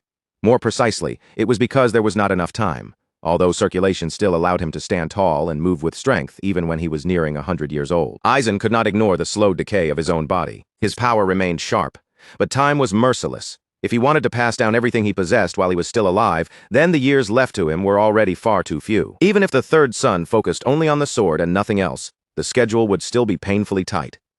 Lucian's eyes widened faintly. 8 years, if his memory served him correctly, that was how long the sword saint had left before death finally claimed him. The truth settled heavily in Lucian's chest. There truly was not much time. Ideally, Lucian should accept the offer and devote himself entirely to the blade. It was the very opportunity he had yearned for across 2 lifetimes. A chance to pursue the summit without restraint. To stand at the peak of swordsmanship and carve his name into history. But the future Lucian remembered was not shaped by strength alone. In the coming years, chaos would descend. Nations would clash, alliances would fracture, and power would shift like sand beneath a violent storm. Those who survived would not simply be the strongest warriors. They would be the ones with legitimacy, names that commanded loyalty, positions that could unite armies, and authority that others could gather behind. Martial might could win battles, but martial might alone could not control the storm. This was the moment Lucian had once dreamed of, a chance to chase the ultimate peak of the sword and live only for the blade. Yet dreams were not the only things that mattered. Lucian lowered his head respectfully and apologized to Aizen. He said he wished to remain a Valdic until the very end. The offer was far greater than his station deserved, and he was deeply grateful for it, but he could not accept. His voice stayed calm, even though something inside him tightened painfully as he spoke. Aizen studied him in silence for a long while. Then the old swordsman let out a soft sigh and said that he was the one who should feel ashamed. He murmured bitterly, wondering what he had done in his youth to become so greedy in old age. Through the third son, perhaps he had tried to leave something behind. A proof that his sword would not disappear with the passing of time. Perhaps he had wanted to see his legacy carried forward by hands worthy enough to hold it. Lucian did not answer right away. The weight of Aizen's quiet regret lingered between them like a silence neither of them could easily break. Then, after choosing his words carefully, Lucian asked a question. If by any chance there were another talented person besides him, what would Aizen do? Far from the quiet courtyard, the scene shifted beneath a blazing sun near a wide open field. A young noble was riding at full speed across the open land. His horse thundered forward, leaping cleanly over low wooden fences and weaving through scattered obstacles with practiced precision. Dust rose in swirling clouds behind them. The rider's posture was sharp and confident, and his control over the reins looked firm and well-trained. Behind him, a heavy-set butler was struggling desperately to keep up on foot. His face was flushed red as he shouted into the wind, breathlessly reporting that the news about the third son had been confirmed. The rider immediately pulled hard on the reins, bringing the horse to a sharp stop. He turned back with disbelief written clearly across his face. So those ridiculous rumors had actually been true. That fool had really been recognized as a new successor candidate. This young noble was Joshua Valdic, the fourth son of House Valdic. Joshua stepped down from his horse and wiped the sweat from his face with a towel. The butler, still trying to catch his breath, explained that everything was exactly as the rumors claimed. The Duke had officially included the third son in the line of succession. And that was not all. Lucian was now under the direct guidance of Aizen and had already begun formal swordsmanship training. Joshua's expression darkened from start to finish. Lucian had already been a stumbling block, and it was difficult enough for Joshua to build support as things stood. After all, while being overshadowed by his two older brothers, every ally had to be earned carefully, and every neutral faction had to be persuaded one by one. But now, those people had another option to consider. His anger flared at once. Unable to hold it in, Joshua threw the towel aside in frustration. Why couldn't Lucian have simply stayed hidden away in the corner of his room like before? Would it really have been so impossible for him to remain useless, silent, and out of everyone's way? The butler nervously urged Joshua to be careful with his words, but that warning only poured more fuel onto his anger. How was he supposed to stay calm? What if the fragile loyalty he had barely managed to gather started wavering because of Lucian? Political support was like glass. Once even a single crack appeared, it could never be restored perfectly to its original shape. And the very thought of calling Lucian his brother was enough to make Joshua's blood boil. They were only a few months apart in age, yet now that small and meaningless difference had suddenly gained political weight. Joshua forced himself to breathe, because rage alone would not solve anything. He lightly bit at his nail, his thoughts turning quickly. He could not simply sit still and watch this happen. There had to be a way to deal with it. Then, at last, an idea formed, and his eyes sharpened. Since Lucian had started learning the sword, he would eventually need someone to spar with. That was only natural for a young master undergoing formal training. Joshua turned toward the butler and ordered him to prepare 2 sharp swords. Not wooden practice blades, but real weapons, live steel meant for actual combat. The butler froze in shock, while Joshua's lips curved into a thin, controlled smile. He only needed to teach his dear brother one very simple lesson. Back with Lucian and the Sword Saint, Lucian looked at Aizen calmly and asked what he would do if someone with genuine talent appeared before him. Lucian made it clear that he meant someone besides himself. It might take some time to find that person, but he was certain the talent was enough to make up for the delay. A man gifted enough to leave a scar on the Sword Saint's legacy even 100 years from now. When Aizen heard those words, a faint smile quietly appeared on his face. Then he answered in a gentle tone that carried a trace of weariness. His heart felt heavy, he said, as if he were placing an unnecessary burden on the young master's shoulders. He was already more than happy just knowing that Lucian thought so fondly of an old man like him. So Aizen asked Lucian not to trouble himself with such matters any longer. Then, with quiet sincerity, he thanked the young master for his kind words. After hearing that, Lucian responded softly by calling him sir, but deep inside, his thoughts were moving in a different direction. Just as he had expected, Aizen must have thought the whole thing sounded like nonsense. Even a famous swordsman would not easily be enough to catch the Sword Saint's eye. So it was only natural that Aizen doubted him, especially when someone who had only just begun training was claiming he could present the Sword Saint with a true disciple. Even so, Lucian believed Aizen could look forward to it. If Lucian himself was a heaven-sent vessel acknowledged by the Sword Saint, then surely there had to be another person sent by the heavens as well. Someone blessed with a gift meant entirely for the sword. In fact, even though that person's body was frail and his swordsmanship was still inferior for now, talent alone would one day allow him to become the very embodiment of the blade. He would become a figure who swept across battlefields like a storm made of steel. Sword Demon Felix. One day he would become Lucian's most powerful follower, and also the disciple who would inherit everything Aizen passed down. After some time had passed, the scene shifted once again. Lucian and Aizen had arrived at the training grounds. The air around them was calm, but beneath that quiet atmosphere, a faint tension seemed to hang in place. Aizen began speaking in a steady, instructive voice. Before beginning the lesson on swordsmanship styles, Aizen said they would first check how much Lucian had improved. He directed the young master toward the wooden training dummy. He told Lucian to perform vertical, horizontal, and diagonal strikes. And since Lucian had truly practiced circulation, he should also be capable of manipulating mana. Aizen explained each point carefully, making sure Lucian understood exactly what he needed to demonstrate and leaving no important detail unsaid. Then, after a brief pause, he added one final requirement. He wanted Lucian to show him a strike infused with mana.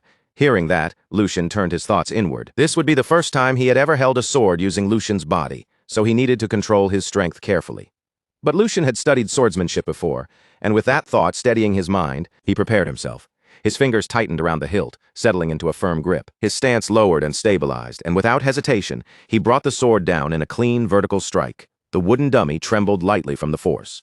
Right after that, he followed with a precise horizontal slash, and then a sharp diagonal cut, each movement flowing a little more naturally than the one before it. Finally, Lucian drew in a quiet breath and focused his mind, channeling mana into the blade.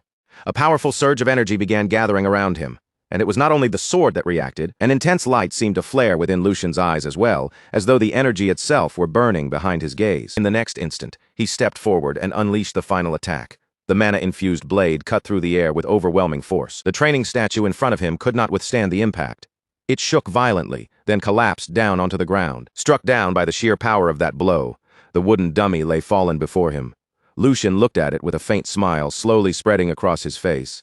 In that moment he felt as though he had performed remarkably well.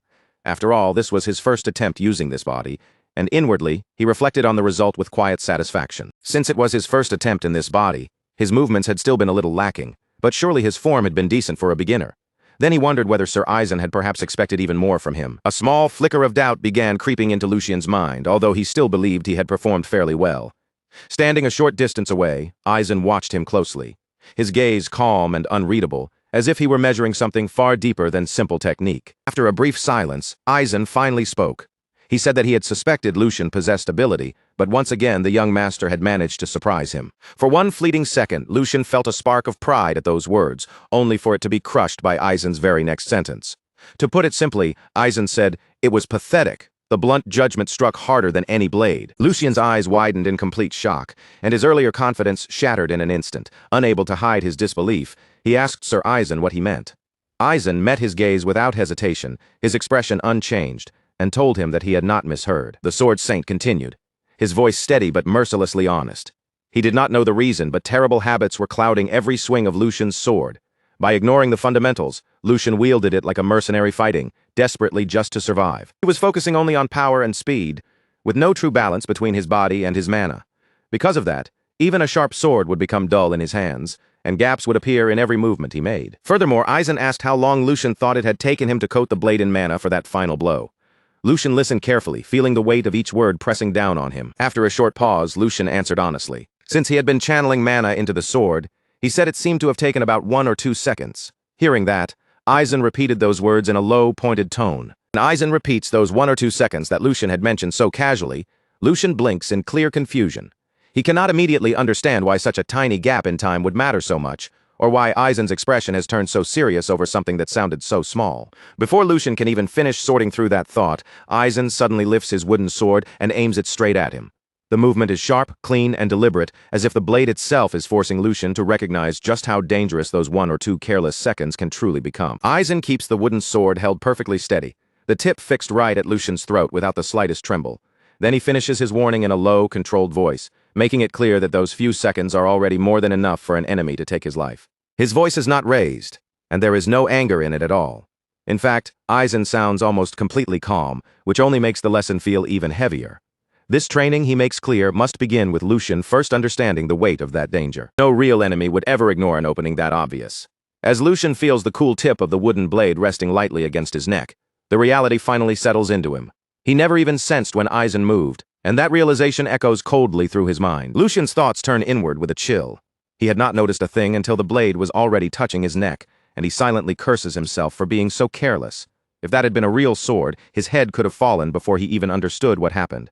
And yet, strangely, he notices that his mind is still thinking with frightening calm. Fragments of the past begin to surface in his mind. Old battles, brushes with death, and moments where survival had balanced on an impossibly thin edge.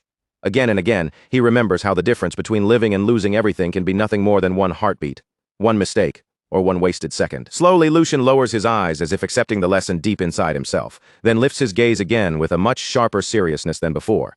He tells Eisen firmly that he will remember those words and that before anything else, he will correct both his habits and his mindset.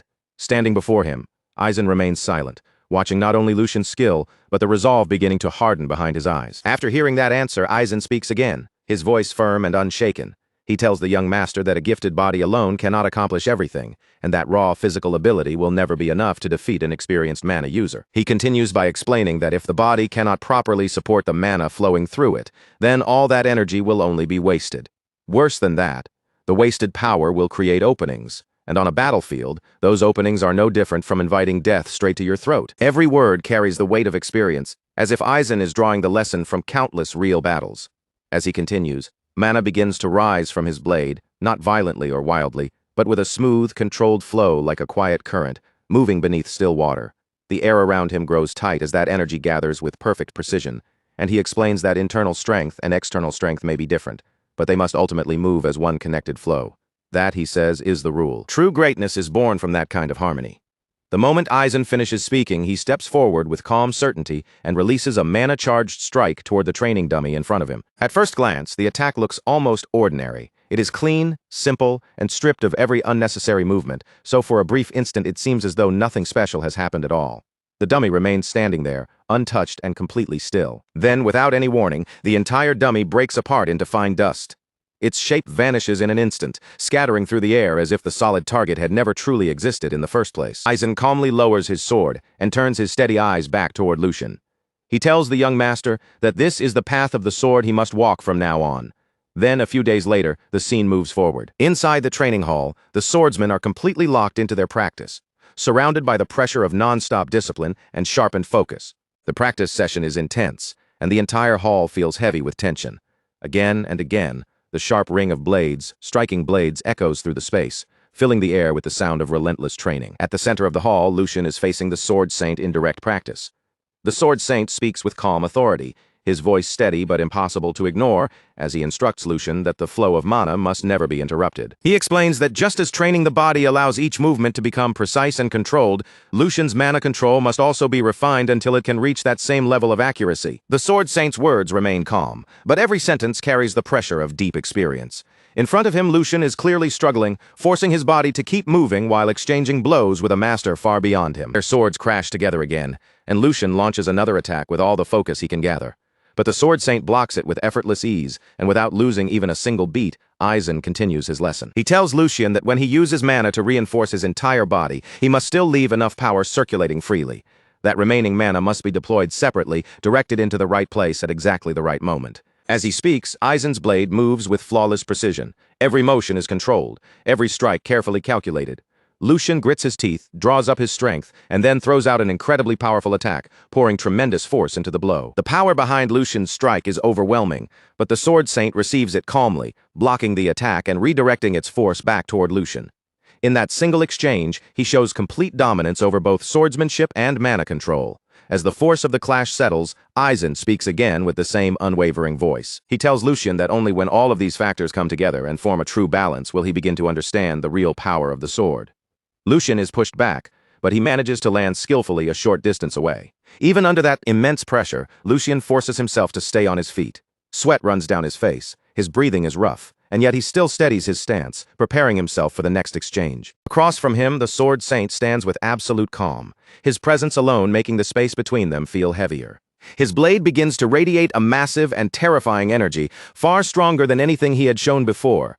The very air seems to tremble around him. With a sharp focus in his eyes, Aizen declares that Lucian should now apply what he has just learned and try to defend himself. But this time, Aizen adds that they will move into a slightly more advanced step. With those words, master and disciple face each other once again, and the tension between them rises as the next stage of training is about to begin. Immediately after that, the Sword Saint suddenly vanishes from his position with incredible speed. His movement is so fast that following him with the naked eye becomes almost impossible. In the blink of an eye, Aizen appears directly in front of Lucian. His voice remains firm and composed as he tells him to consider the enemy's speed and movement, then respond with the proper amount of force. At the same moment, a powerful and overwhelming aura begins pouring out from Aizen's body. The air around him grows heavy and sharp.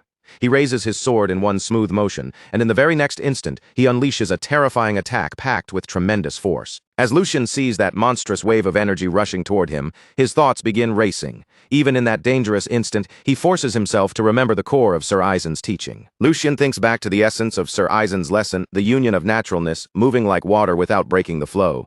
But while that thought crosses his mind, the incoming attack is already closing in dangerously fast. Even so, Lucian's thoughts keep moving at high speed. Through that natural flow, he must overcome the gap between them, reduce the loss of power as much as possible, and draw out the greatest force he can release. He tells himself not to be swallowed by the pressure and to look straight at the attack. With that realization burning through him, Lucian gathers every bit of strength in his body. Mana bursts out from him, surging violently as he concentrates it into his blade. Lucian steps forward and sends his own attack straight ahead. Their swords collide with tremendous force, and at the very instant the blades meet, an explosive shockwave erupts from the impact. The collision releases a massive, destructive force that ripples through the entire training hall, shaking the space as if the walls themselves are about to give way. From the other side of the clash, the Sword Saint watches Lucian with perfect calm. Judging from his expression, it looks as though he has not used even the slightest bit of true effort in this exchange. Lucian, on the other hand, is visibly struggling. Just blocking the attack and enduring the overwhelming pressure bearing down on him is already taking everything he has. After holding the clash for a short moment, the Sword Saint finally draws his sword back and lowers it. His voice returns to its usual calm, composed tone. He says that they can end today's training here and tells Lucian to carve the sensation he felt during that exchange deep into his body. The Sword Saint looks at Lucian one final time and adds calmly that remembering that feeling alone will be enough to help him become a first-rate swordsman. When Lucian hears those words, he cannot stop a smile from appearing on his face. His body is completely exhausted. His breathing is heavy, and both of his arms are still trembling from the intensity of the clash. Even so, there is a clear satisfaction in his eyes. Though he is struggling just to steady himself, the lesson has settled into him, and he can feel that something important has changed. Lucian bows his head respectfully and thanks Aizen for the lesson, his voice carrying both fatigue and sincere gratitude. With that, the day's training finally comes to an end. The servants quickly move in to clean up the hall, which has been badly damaged by the violent shockwaves and powerful collisions.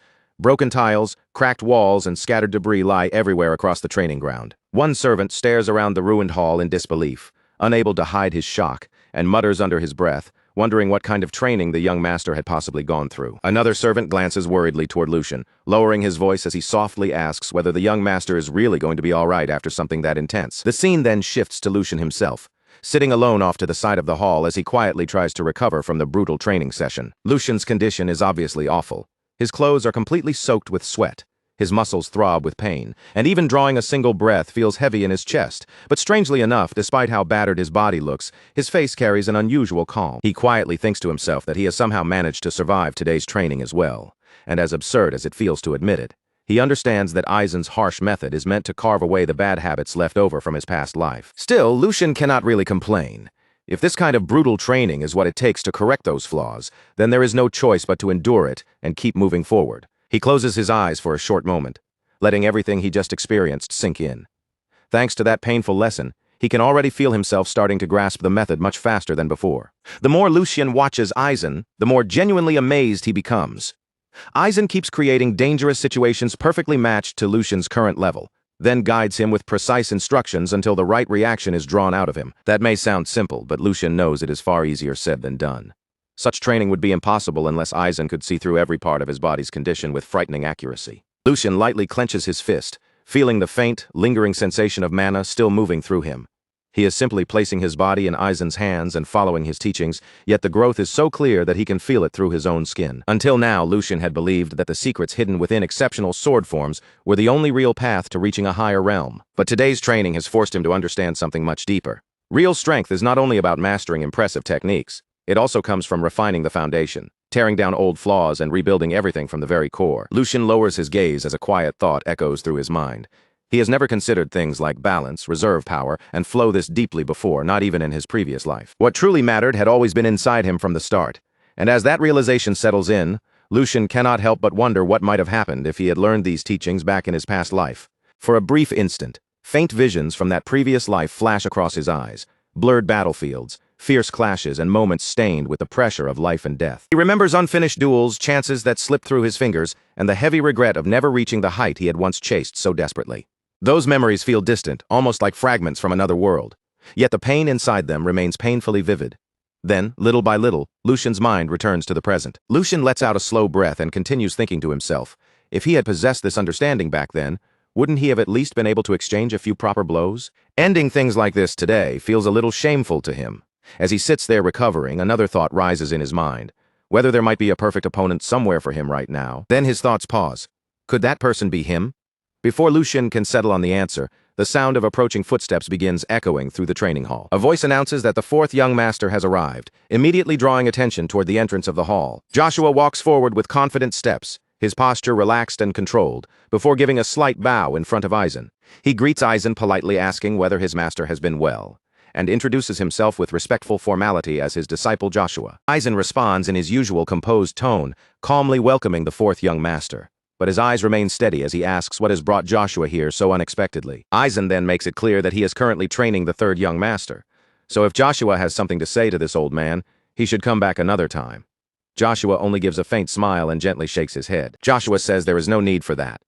Aizen's eyes narrow just slightly as he studies him, then asks if the reason Joshua came here is what he suspects. Joshua answers calmly that Aizen is correct. Since his brother has finally opened his closed doors and devoted himself to training, Joshua claims he could not simply ignore it. As the younger brother who learned first, Joshua says he wanted to help with Lucian's training. Then his gaze turns toward Lucian, and a subtle competitive spark glimmers in his eyes as he asks what brother Lucian thinks. To Lucian, it is almost amusing the perfect opponent has just walked right into the hall on his own. The atmosphere inside the training ground changes at once. What had been quiet exhaustion only moments ago now sharpens into tense silence.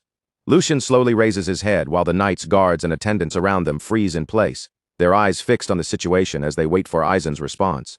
The mood is far too heavy for an ordinary sparring request. It feels as though something far more serious is about to unfold. Aizen slowly turns his attention toward the fourth young master, his expression tightening as he demands an explanation. There is clear confusion in his voice as he questions why the third young master has suddenly been dragged into this. Joshua lowers his gaze with perfect politeness, presenting himself as respectful and well-mannered. In a calm, composed tone, he explains that some training methods also require sparring in order to improve the practical use of mana. When Joshua lifts his head again, a bright and seemingly innocent smile spreads across his face. With that polished expression, he offers himself as Lucian's sparring opponent. Turning toward Lucian, Joshua speaks with carefully measured humility. He explains that recent circumstances have given him very few chances to interact with his brothers properly. He claims that moments like this are rare opportunities for them to grow closer, while also sharpening their skills. Then he places one hand over his chest, admits that his request may seem rude, and insists that it comes only from sincerity before respectfully asking for permission. Lucian remains completely silent while Joshua speaks. His head is tilted slightly downward, giving the impression that he is listening without much reaction. But deep inside, a faint smile quietly forms. Lucian, the children of this household, are truly impressive in their own way. They are remarkably talented at twisting pretty words until those words serve their own hidden purposes. On the surface, Joshua's explanation sounds noble and considerate, but the intention buried underneath is painfully obvious. Lucian's gaze drifts toward Joshua's side, where a real sword is carefully wrapped in cloth. Lucian's thoughts sharpen the moment he notices it. Bringing a real blade against someone who has barely trained for a week leaves almost no room for misunderstanding. Joshua's goal is clear. He wants to crush his supposedly weak older brother in front of everyone here, then use that victory to strengthen his own position inside the family. Lucian slowly raises his eyes and meets Joshua's smiling face. The challenge has been disguised as helpful concern, which makes refusing it difficult without creating consequences. So Lucian weighs the situation carefully. If Aizen officially acknowledges this spar, then the match will carry real significance. And if Lucian backs down now, Aizen, who has already been pressuring him to withdraw from the succession, will be placed in an awkward position. After a brief pause, Lucian steps forward. The simple movement is enough to draw every eye in the training hall toward him at once. With a calm voice and steady posture, Lucian asks Aizen to accept Joshua's proposal and allow the spar to take place. Aizen's eyes widen slightly in surprise. He clearly did not expect the third young master to accept the challenge so easily. Lucian makes a light gesture, then begins explaining his reason. He says that his younger brother's enthusiasm for training is certainly admirable. However, behavior this disrespectful cannot simply be overlooked. As he says this, his gaze shifts directly toward Joshua. Since that is the case, Lucian declares that he will personally teach his immature younger brother a proper lesson. The moment those calm words leave his mouth, Joshua's expression stiffens. Lucian's words strike directly at Joshua's pride. Anger immediately begins to rise inside him, but he forces it back down, struggling to keep his face under control. Lucian continues in a steady voice, telling Joshua that today will be the last time he tolerates this kind of childish behavior. Causing more trouble, he adds, will only put Aizen in a difficult position. As the exchange continues, Aizen watches both brothers carefully. He understands Joshua's intentions perfectly, and yet the third young master has still chosen to step directly into the trap. After thinking it over for a moment, Aizen grants permission, but only under strict conditions. The spar will happen just once, and if it becomes dangerous at any point, he will stop it immediately. Both brothers place their hands over their chests and agree to Aizen's conditions, their voices polite even as tension continues to press heavily between them. Lucian then turns toward Joshua with a calm smile and suggests that the two of them have a good sparring match. As Lucian finishes speaking, he casually pats Joshua on the shoulder as if they are simply friendly brothers. That small gesture irritates Joshua at once, and although he forces out a laugh in response, the annoyance on his face is impossible to fully hide. A little while later, Lucian, Joshua, and Aizen stand together at the center of the training ground. Aizen steps forward between the two brothers, his posture calm and dignified, and begins clearly laying out the rules for the spar. He makes it clear that this is not meant to be a fight where they injure each other. This is only a sparring match, a controlled exchange meant to test their progress and reveal what each of them still needs to improve. Then Aizen turns his attention toward Lucian and reminds him that this will be his very first proper spar. Instead of obsessing over victory, Lucian should treat the match as a chance to learn, observe, and sharpen himself through experience. After that, Aizen looks toward Joshua. Since Joshua is the more experienced swordsman, Aizen reminds him that he has a responsibility to conduct himself with dignity and restraint. Finally, Aizen addresses both brothers at once, his voice carrying through the training ground as he instructs them to protect the honor of their house while crossing blades. The signal will begin once both of them draw their swords. That moment finally arrives, and the sound of steel sliding from its sheath rings out as the two brothers raise their blades into position. The air turns tense in an instant. Joshua fixes his eyes on Lucian, and frustration begins boiling inside him. The name Lucian Veldic echoes through his mind, irritating him more with every passing second. He cannot understand when his older brother started behaving like a proper elder brother. Every calm word Lucian says seems to remind him that he is the younger one, and that constant reminder scratches painfully at his pride. In Joshua's eyes, the difference between them is only a matter of being born slightly earlier. Yet Lucian keeps acting as though that alone places him far above Joshua. Joshua tightens his grip around the sword handle until his knuckles start turning pale. Fine, he thinks, letting that anger harden inside him. If Lucian wants to act superior, then this spar will decide who truly has the right to stand above the other. By the time this is over, Joshua intends to tear away that confidence completely. His rage grows so intense that even his reflection in the blade seems twisted and distorted. To Joshua, today will prove once and for all who is truly superior. Across from him, Lucian calmly studies Joshua's expression, and even against real enemies, he rarely remembers seeing such raw, uncontrolled emotion. Lucian adjusts his grip around the sword, feeling the cold and familiar weight of the weapon settle into his hand. It has already been 2 months since he last held a sword properly, yet the sensation returns to him almost naturally. For a brief moment, memories from his previous life rise to the surface, memories of ruthless battles where winning mattered far more than honor or fairness. A faint smile touches his lips, but he knows that today is different. Today, he is not standing here as the man he used to be. He is standing here as the third young master of House Veldic. His gaze briefly shifts toward Aizen. If Lucian carelessly uses the techniques from his past life, the Sword Saint will certainly notice something strange. So he quietly reminds himself to be cautious. Joshua may be arrogant, but in the end, he is still a child, and now he is Lucian's younger brother. So Lucian decides to restrain himself within a reasonable limit. That decision breaks apart the moment Joshua suddenly lets out a mocking laugh. Joshua glances around with a sneer and taunts Lucian, asking where all that earlier confidence has gone now that they are holding real swords. He goes on to say that accidents can happen in a real spar, but only when both sides are evenly matched. Then, with an even more insulting tone, Joshua suggests that if Lucian is afraid, they can always switch to wooden swords instead. Lucian watches him in silence for a moment. Then, without saying a single word, he throws away the idea of going easy on this disobedient younger brother. At this point, a proper beating may be the only kind of lesson Joshua will actually understand. Joshua's irritation grows even worse as Lucian's calm tone makes him feel like the younger one all over again. His eyes widen with anger, and without waiting any longer, he steps forward and lowers himself into a combat stance. In the very next instant, Joshua bursts forward, charging straight at Lucian with fury burning in his eyes. Lucian calmly raises his sword into a defensive cross, the blade coming up in front of him as he prepares to receive the attack. Even as Joshua rushes in, Lucian's mind stays perfectly calm, quickly reading the situation in front of him and measuring his opponent's level. Joshua has clearly received proper training. His fundamentals are solid, his movements are stable, and Lucian knows he cannot afford to underestimate him. At the same time, Lucian understands his own condition very well. Most of his mana has already been drained during the brutal training session from earlier. However, Joshua's lack of real battle experience is painfully obvious. The fact that he fell for such a simple provocation already proves how easily his emotions can control him. Lucian adjusts his stance, sliding his rear leg back into position. Mana gathers quietly around that leg as he applies Aizen's teachings, focusing power with careful control, while Joshua continues charging toward him. Then, in a single instant, blue mana erupts from Lucian's back leg. Lucian's body launches forward like a released arrow. He disappears from where he was standing, leaving streaks of blue light behind as he closes the distance in the blink of an eye. That sudden burst of speed shocks everyone watching, making the entire training ground seem to freeze for a heartbeat. Aizen's eyes widen slightly, and even the guards standing nearby are left frozen in disbelief by what they have just seen. Joshua barely has enough time to react before Lucian appears directly in front of him, already inside his guard. Lucian lifts his sword high above his head. In that brief moment, he decides to seize complete control of the match, and his blade comes crashing down in a powerful vertical strike.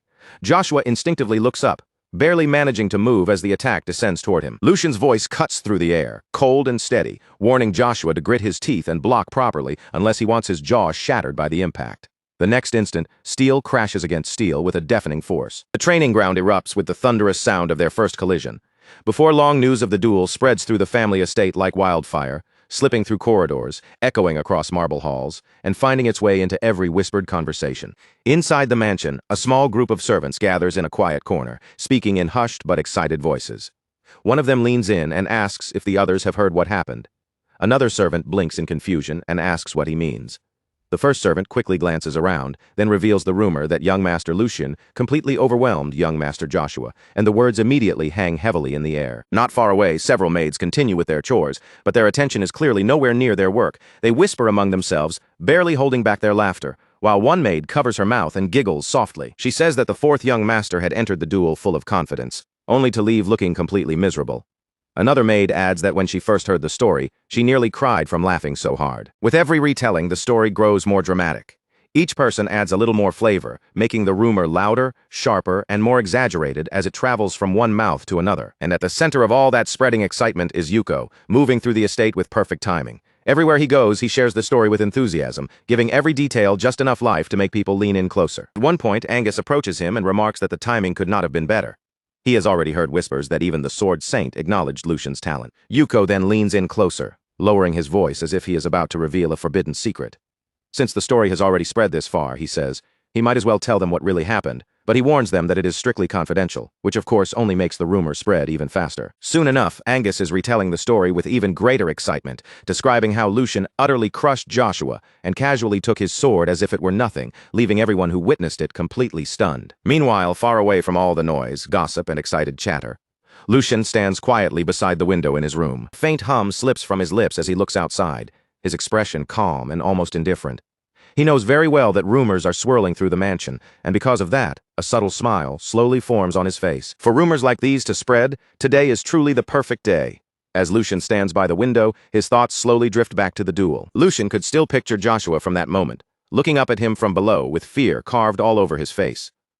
Only after being cornered did Joshua finally call out to him as his brother, his voice trembling as if that word could save him. Back then, Lucian had lifted his sword high above him, his expression cold, firm, and completely unyielding as he stared down at Joshua. So now Lucian had said sharply, with no warmth in his voice at all, he was finally being treated as Joshua's brother. Only after being driven into a corner did Joshua remember that relationship.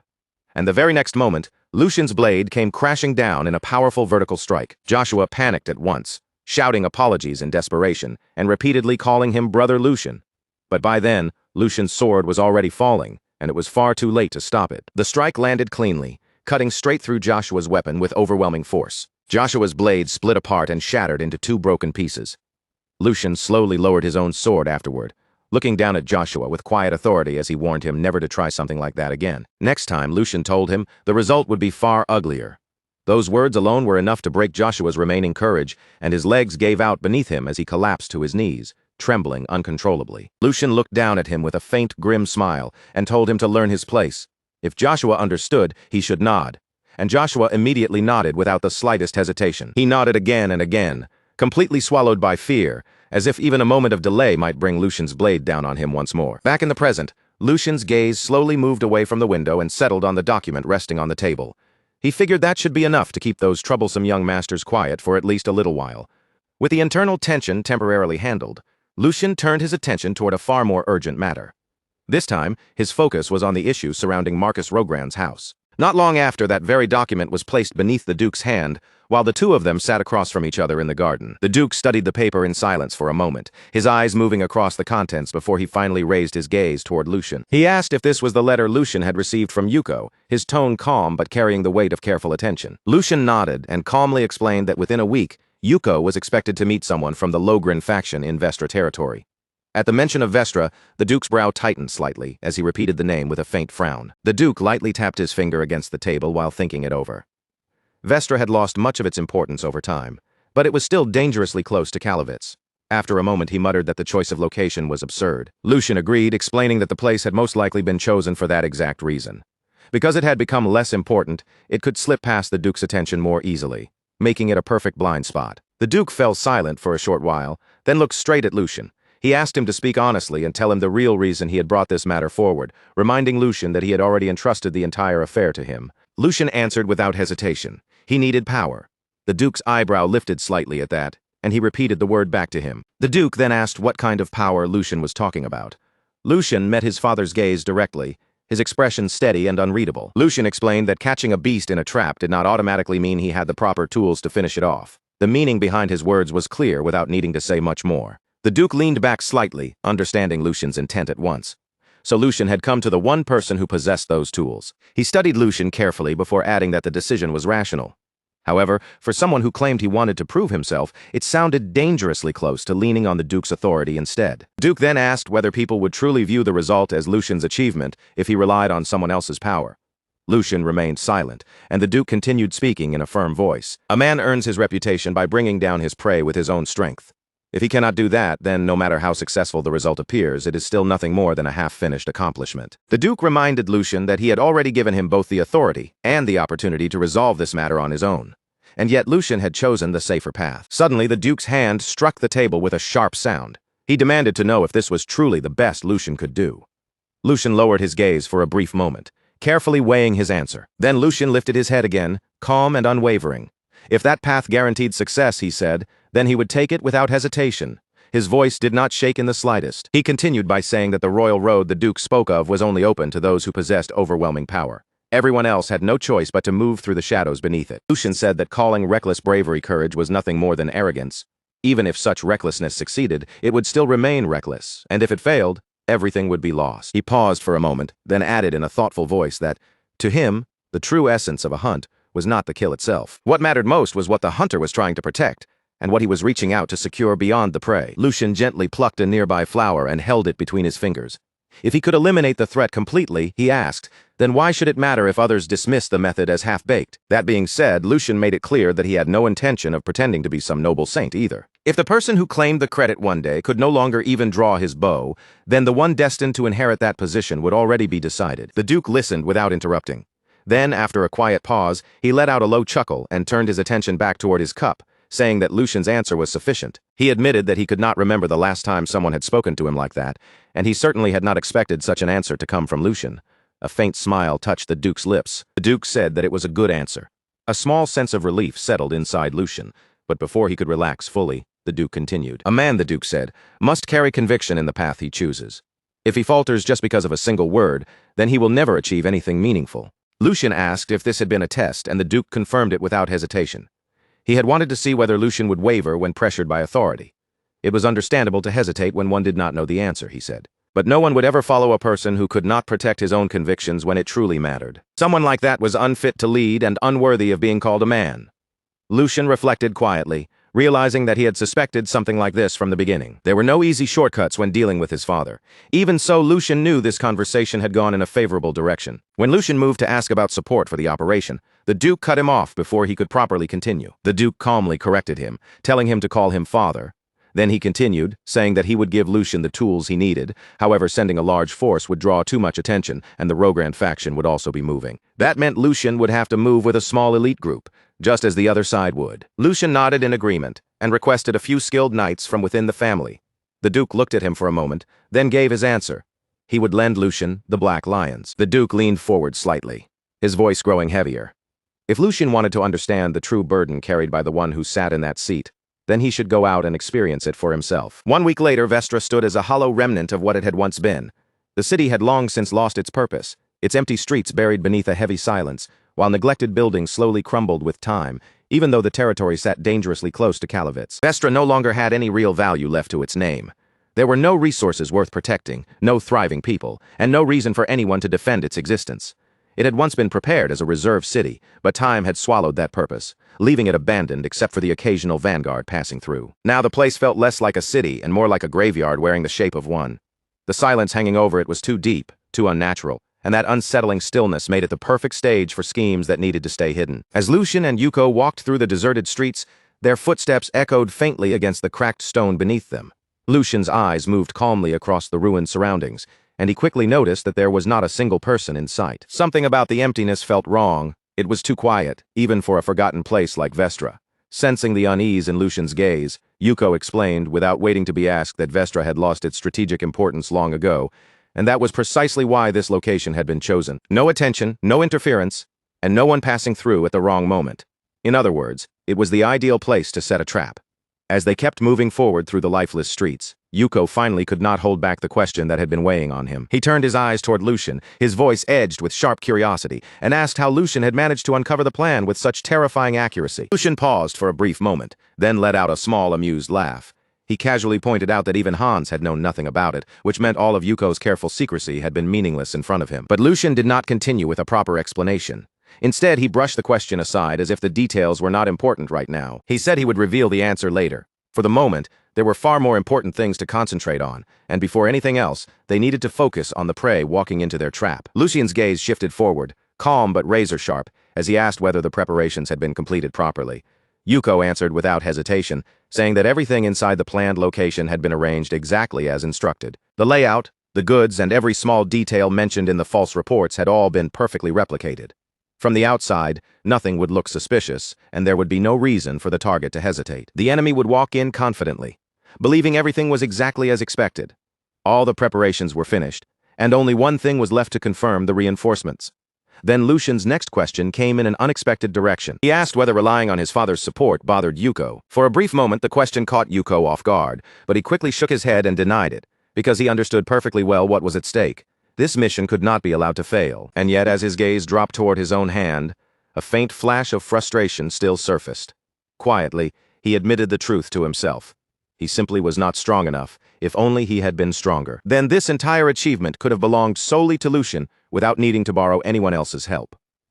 Lucian listened to that unspoken frustration without interrupting, then casually placed a hand on Yuko's shoulder as if it were nothing dramatic. Lucian acknowledged that feeling but warned him not to let impatience cloud his judgment. They had only just begun, and losing direction this early would only slow them down.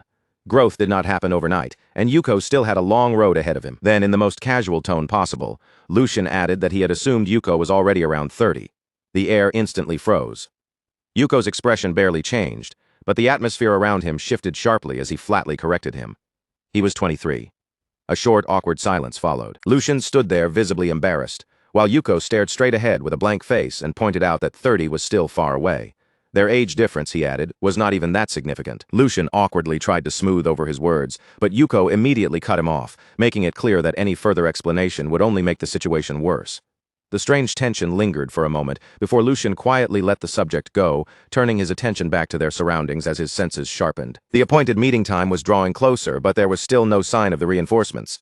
Then, without warning, a voice sliced through the silence and called out to the third young master. Lucian and Yuko reacted instantly, their bodies turning toward the sound at almost the same time. Yuko drew his sword in one smooth, practiced motion, pivoting toward the voice with full intent to strike.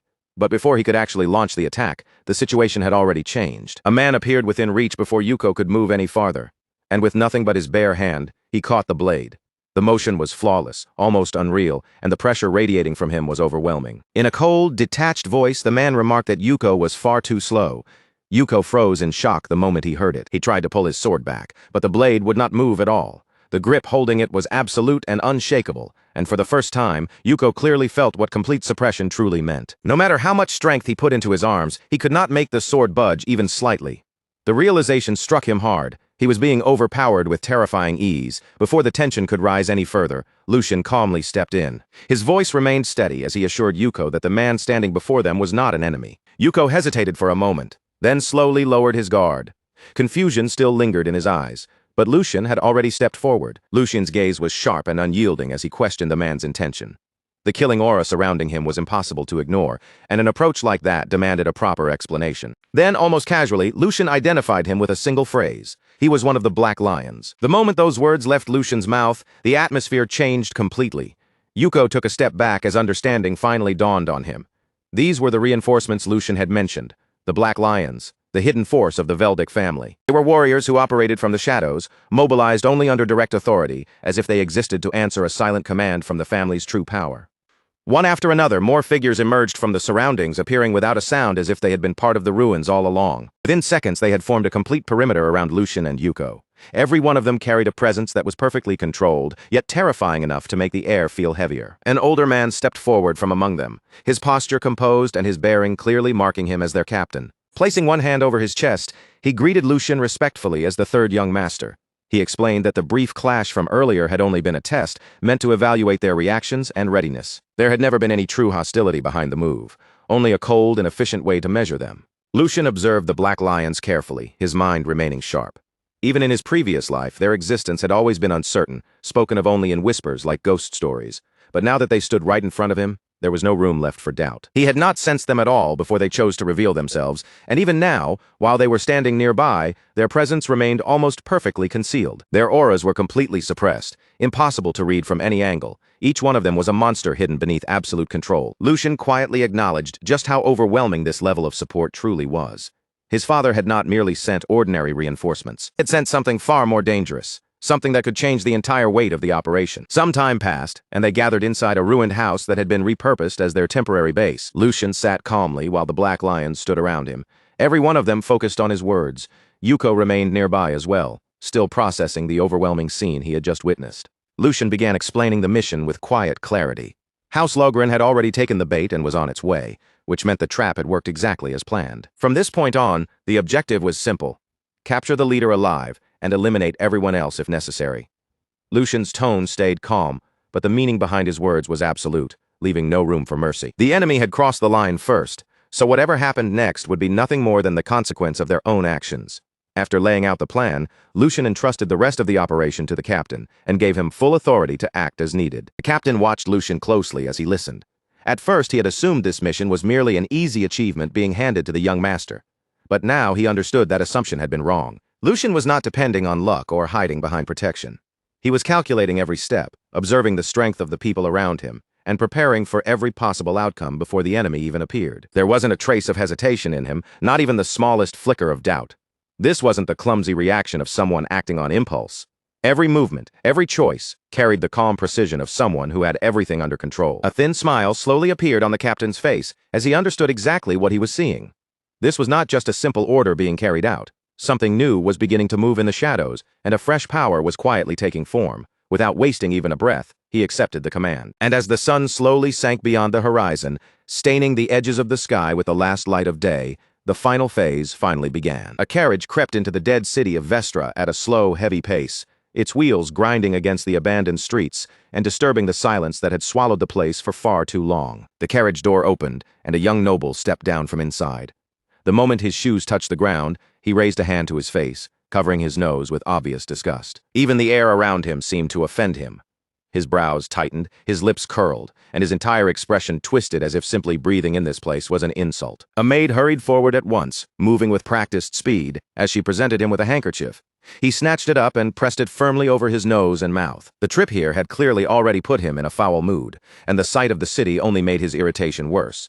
In his eyes, Vestra was nothing more than a rotten, forgotten wasteland, a place so lowly it barely deserved even a glance from him. Had it not been for his father's direct orders, he would never have lowered himself by stepping into a place like this.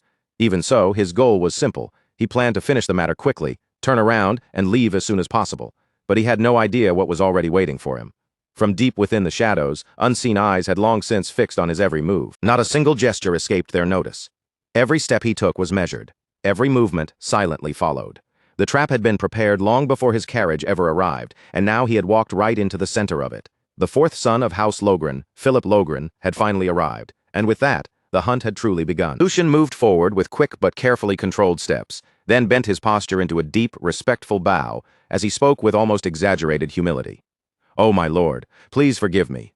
I have committed a terrible discourtesy by failing to recognize such a noble presence the moment you arrived." His voice carried the perfect blend of panic, urgency, and fear, all shaped to match the harmless image he wanted them to see. But before he could draw any closer, one of the knights reacted sharply. The man raised his sword in a single cold motion, aiming the blade directly at Lucian's chest. His voice came out flat and merciless. "Take one more step and I'll cut you down. State your identity now." Lucian instantly recoiled, his shoulders shrinking as though the threat alone had crushed him. His face tightened with fear, and his voice began to shake as the words spilled out in a clumsy rush. "Please forgive me, Sir Knight. I was only sent here on Boss Hugo's orders. I am nothing more than a guide, just a miserable, low-born wretch. I would never dare cause trouble for my lord." A heavy pause followed, hanging in the air for a moment before the young master finally spoke. Philip Logren's voice was filled with open contempt. "Put your sword away. It's beneath you to even waste words on something like this." The knight paused for only a brief second before lowering his weapon and obeying. Lucian immediately dipped his head even deeper, as if he had just been spared by overwhelming mercy. "Thank you for your mercy, my lord," Lucian said in a soft, trembling voice. Then, without losing another moment, he turned and began guiding the group forward, exactly along the route he had prepared from the very beginning. Yet behind that frightened, submissive appearance, his mind remained sharp, cold, and completely different from the act he was putting on. So this was an even bigger catch than expected.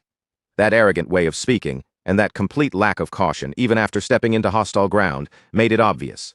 There was no doubt about it. This spoiled young man had to be one of the Marques's own sons. Someone raised that high would never even imagine that danger could be waiting for him in a place like this. As Lucian continued walking ahead of them, he quietly took in everything around him. There were fewer guards than he had expected, roughly a dozen in total, and they were not ordinary soldiers either. At the very least, they had the training of apprentice knights. They were disciplined, but if the situation unfolded the right way, they still would not be enough to pose a serious threat. Lucian's eyes shifted ever so slightly. He absorbed each detail without turning his head too much or giving away what he was doing. That man, standing beside the brat, was different among all of them. He was the only one Lucian needed to be careful of. His presence carried a weight the others did not have. And then there were the maids. He had actually brought maids into a place like this? Lucian almost found it absurd. Just how careless could this noble brat possibly be? Why have you stopped? Philip's irritated voice suddenly cut through Lucian's thoughts like a blade. Lucian immediately started walking again, lowering his head slightly as he answered in a nervous, apologetic tone. Forgive me, my lord. It is my first time standing so close to someone of your noble stature. I must have become nervous without even realizing it. Philip clicked his tongue, his annoyance plain on his face. Pathetic. Lucian kept his head lowered, never breaking the timid image he had created. But for one brief moment, his gaze slipped backward. His eyes landed on one of the maids, and something about her face made his thoughts hesitate. That face. Why did it feel so familiar? For a moment, the thought lingered in his mind. But then he rejected it just as quickly. No, that could not be it. It was only a resemblance. Nothing more than that. Lucian pushed the thought away before it could distract him any further and continued forward, forcing those unnecessary doubts to the side. Before long, they finally arrived at the main location, the place where everything had been prepared. The moment they stepped inside, Philip's expression crumpled with even stronger disgust. This place is even worse on the inside. The smell alone is unbearable. That commoner, Hugo, did he misuse the funds from my house? Was the outside only made to look acceptable? A calm voice answered without the slightest hesitation. What truly matters is what lies inside, wouldn't you agree? Philip's gaze snapped sharply toward the one who had spoken. And you are? The man stepped forward by a small measure, then offered a polite bow with steady composure. Hugo, the one in charge of this place. I greet you, my lord. The item required especially careful handling, so our preparations took slightly longer than expected. Philip narrowed his eyes and studied Hugo closely, suspicion clearly visible in his stare. Since you have shown yourself, I assume you have not done anything foolish. Hugo gave a quiet chuckle, completely unshaken by the accusation. Would I really throw away the Logren family's leash over something as small as profit? After all the reports I sent, the fact that you came all the way here personally proves just how curious you were. As Hugo spoke, the curve of his smile grew a little deeper. There was a faint sharpness beneath his polite tone, something that did not fully match the words coming out of his mouth. Curious about the item capable of rotting Rockelheim from its very core. For a short moment, silence settled over the room.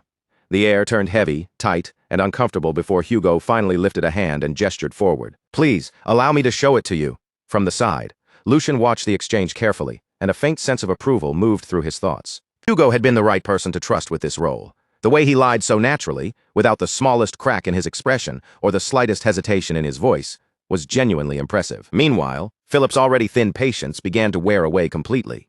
His face hardened, and the disgust in his eyes slowly shifted into anger. What an insolent dog. If this turns out to be a disappointment, you will regret making me come here. Then he turned his head sharply, his cold gaze landing directly on Lucian. You, go and bring it. Lucian bowed at once, keeping his voice obedient. Yes, my lord. Without the slightest delay, Lucian stepped toward Hugo and spoke as if he were merely carrying out an order. Boss, please bring out the item we prepared. Hugo handed the object over without saying a single word. For one brief second, their eyes met. No words passed between them, but the meaning was clear. Everything was moving exactly according to plan. Lucian turned back toward Philip's group, holding the object firmly with both hands. His posture stayed low and humble, his expression perfectly obedient. I have it right here.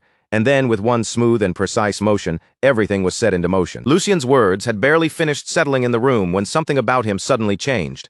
It was subtle, so faint that it was almost impossible to point out, yet everyone could feel it.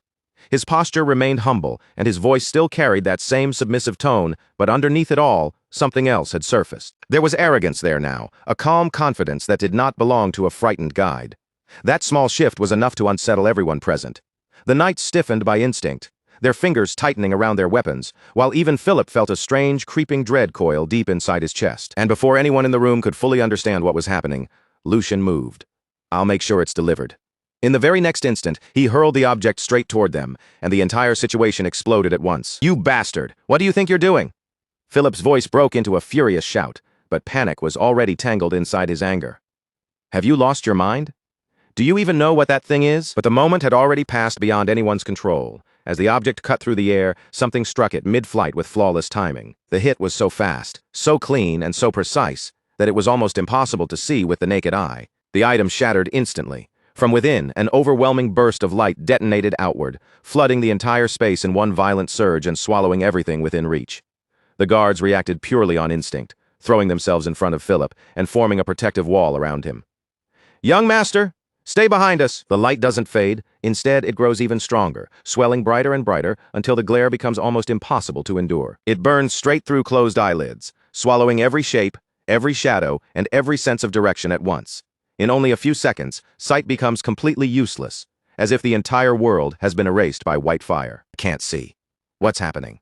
Panicked voices rise from every direction, crashing over one another as confusion spreads through the room. But no one can understand what is unfolding around them, because the chaos has already swallowed every trace of order. In the middle of that blinding confusion, Philip drops his body lower, desperately trying to steady himself and figure out where he is.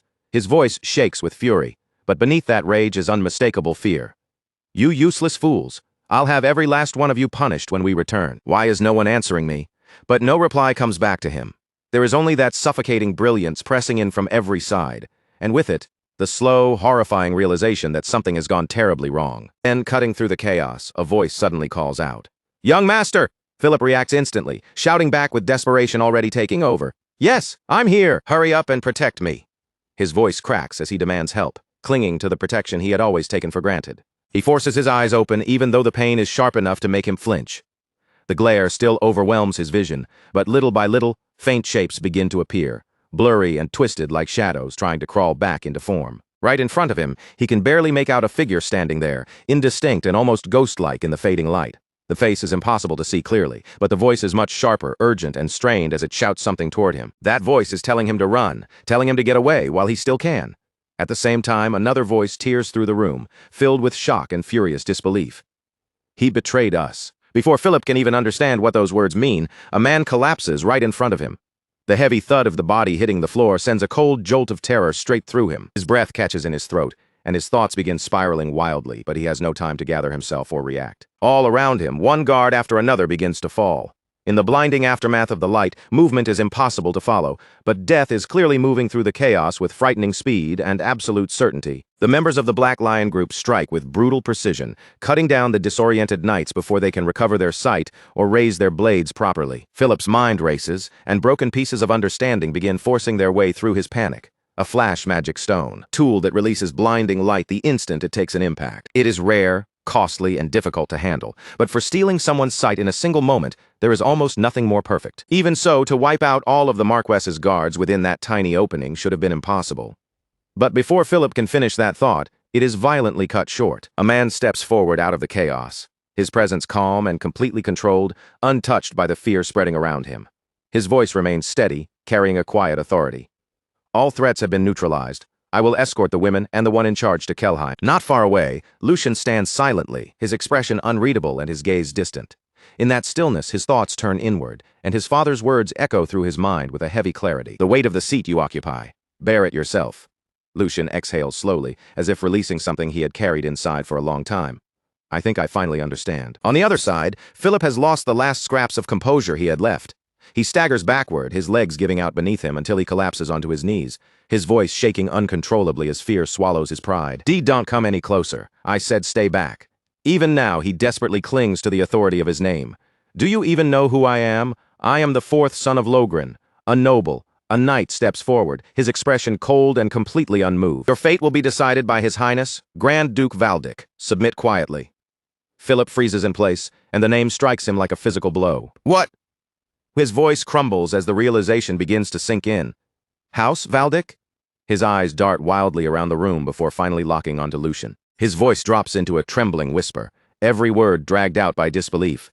"Then don't tell me. The one disguised as a commoner is a son of House Valdic? Panic surges through him all at once. If that is true, then allowing himself to be captured is no longer an option. He whips around desperately and screams at the top of his lungs.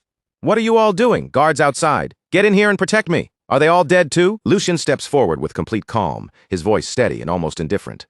It's over. There are no more threats. But then he suddenly stops. In the middle of speaking, his eyes widen, and his gaze snaps sharply toward one of the maids. At that exact moment, Philip, still clinging to the last pieces of control he has left, shouts in desperation, "I grant you permission to take up the sword. You should be able to handle this." And then the maid moves. At first, it looks like nothing more than a single step, but there is something wrong with it.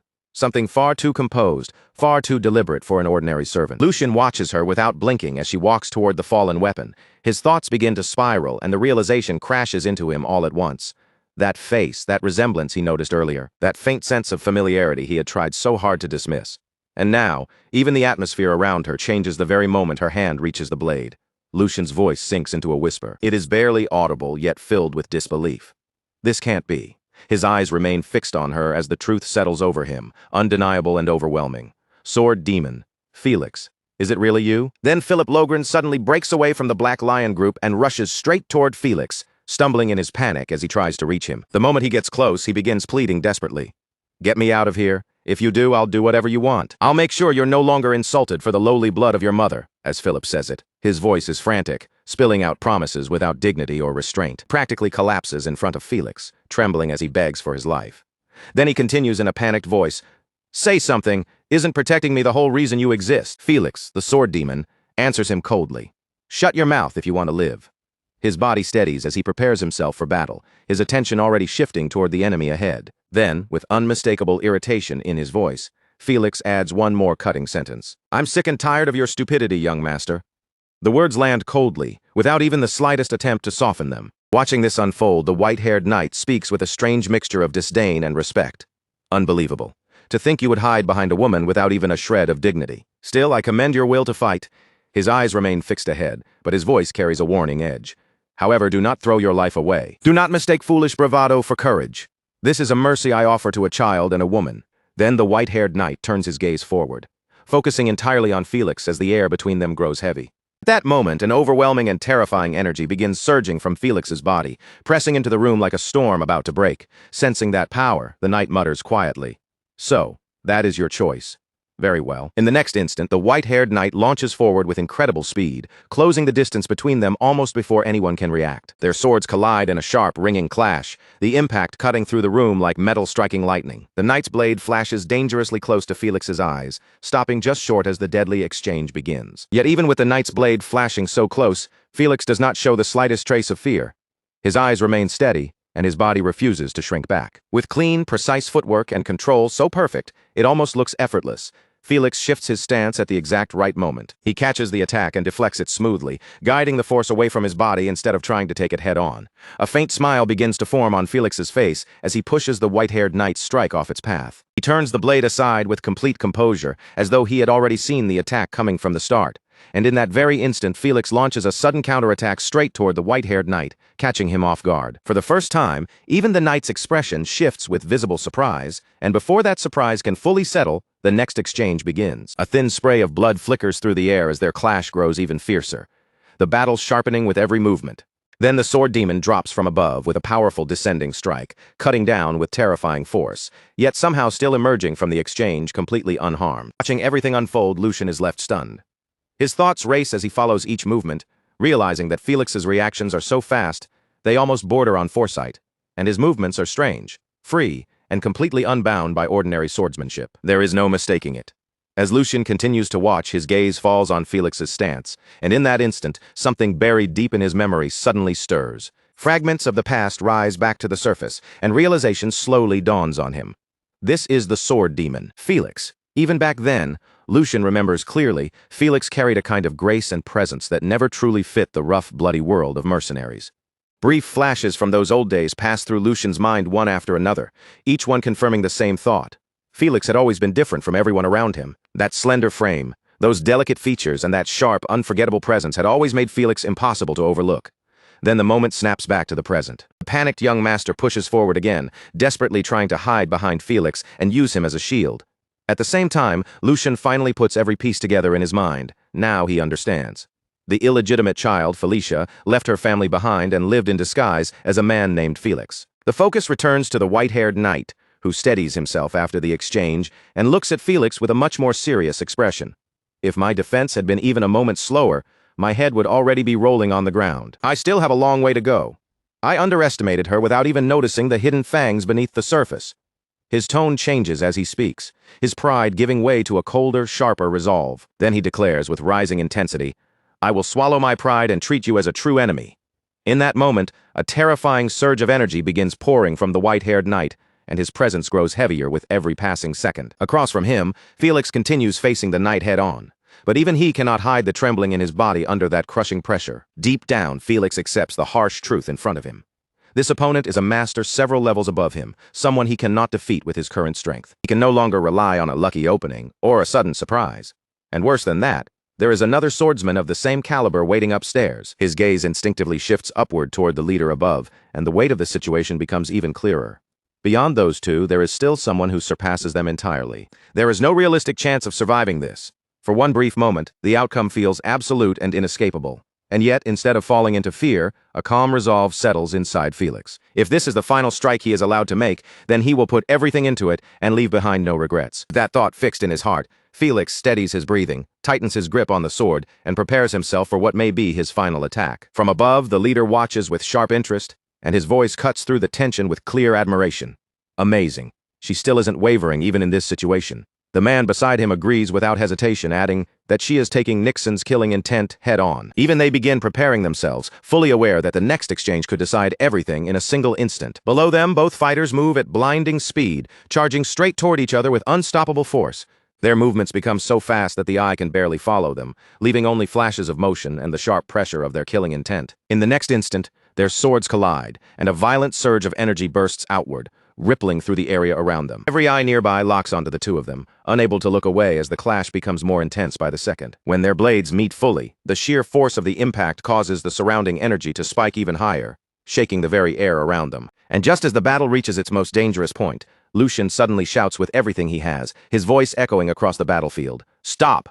Both of you, stop!" The moment Lucian's voice rings out, both Felix and the white-haired knight freeze for a brief instant. The pressure of their clash fades as they instinctively pull back from one another, creating distance between their blades.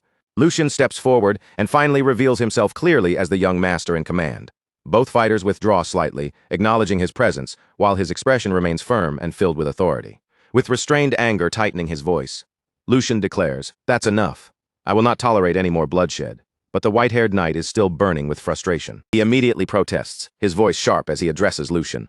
"Third young master, you gave us full discretion.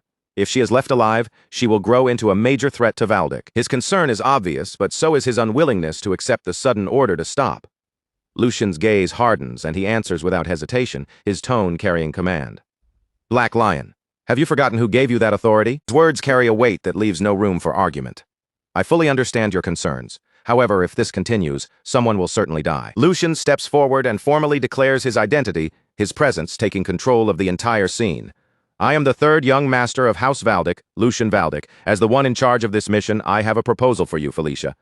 His eyes settle directly on Felix, now fully acknowledging her true identity. "Let us settle this matter with a duel between the two of us. If I lose, I will allow you to leave this place safely. However, if you are the one who loses, you will lay down your sword and surrender peacefully." Lucian stands perfectly still after making the offer, his presence calm and unwavering, as if the suffocating tension pressing down on the room has no power over him at all. Across from him, Felicia hesitates, clearly caught off guard by his sudden declaration.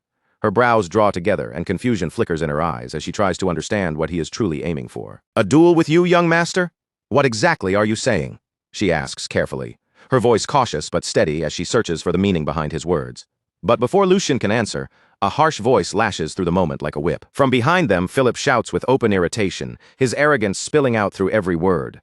He barks at Felicia to stop hesitating and accept the duel immediately, insisting that her only purpose is to protect him. He mocks the guards who failed him, calling them useless, and then pushes even further, ordering her to prove that she is different, that she is better than the rest, and even better than her own mother. The instant those words leave his mouth, the atmosphere changes sharply. The quiet tension in the room snaps like a stretched cord. Lucian's calm expression disappears in an instant, replaced by something far colder, sharper, and much more dangerous. His eyes darken as he turns slightly toward Philip, and when he speaks, his voice is low, but it carries a terrifying weight. "Shut your mouth." The words land like a blade.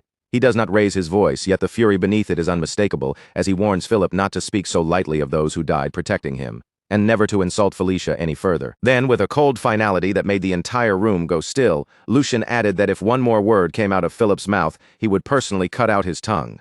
As he spoke, a crushing wave of killing intent poured from him, unseen by the eye, but impossible for anyone there to ignore. That pressure fell over everyone present like a heavy weight.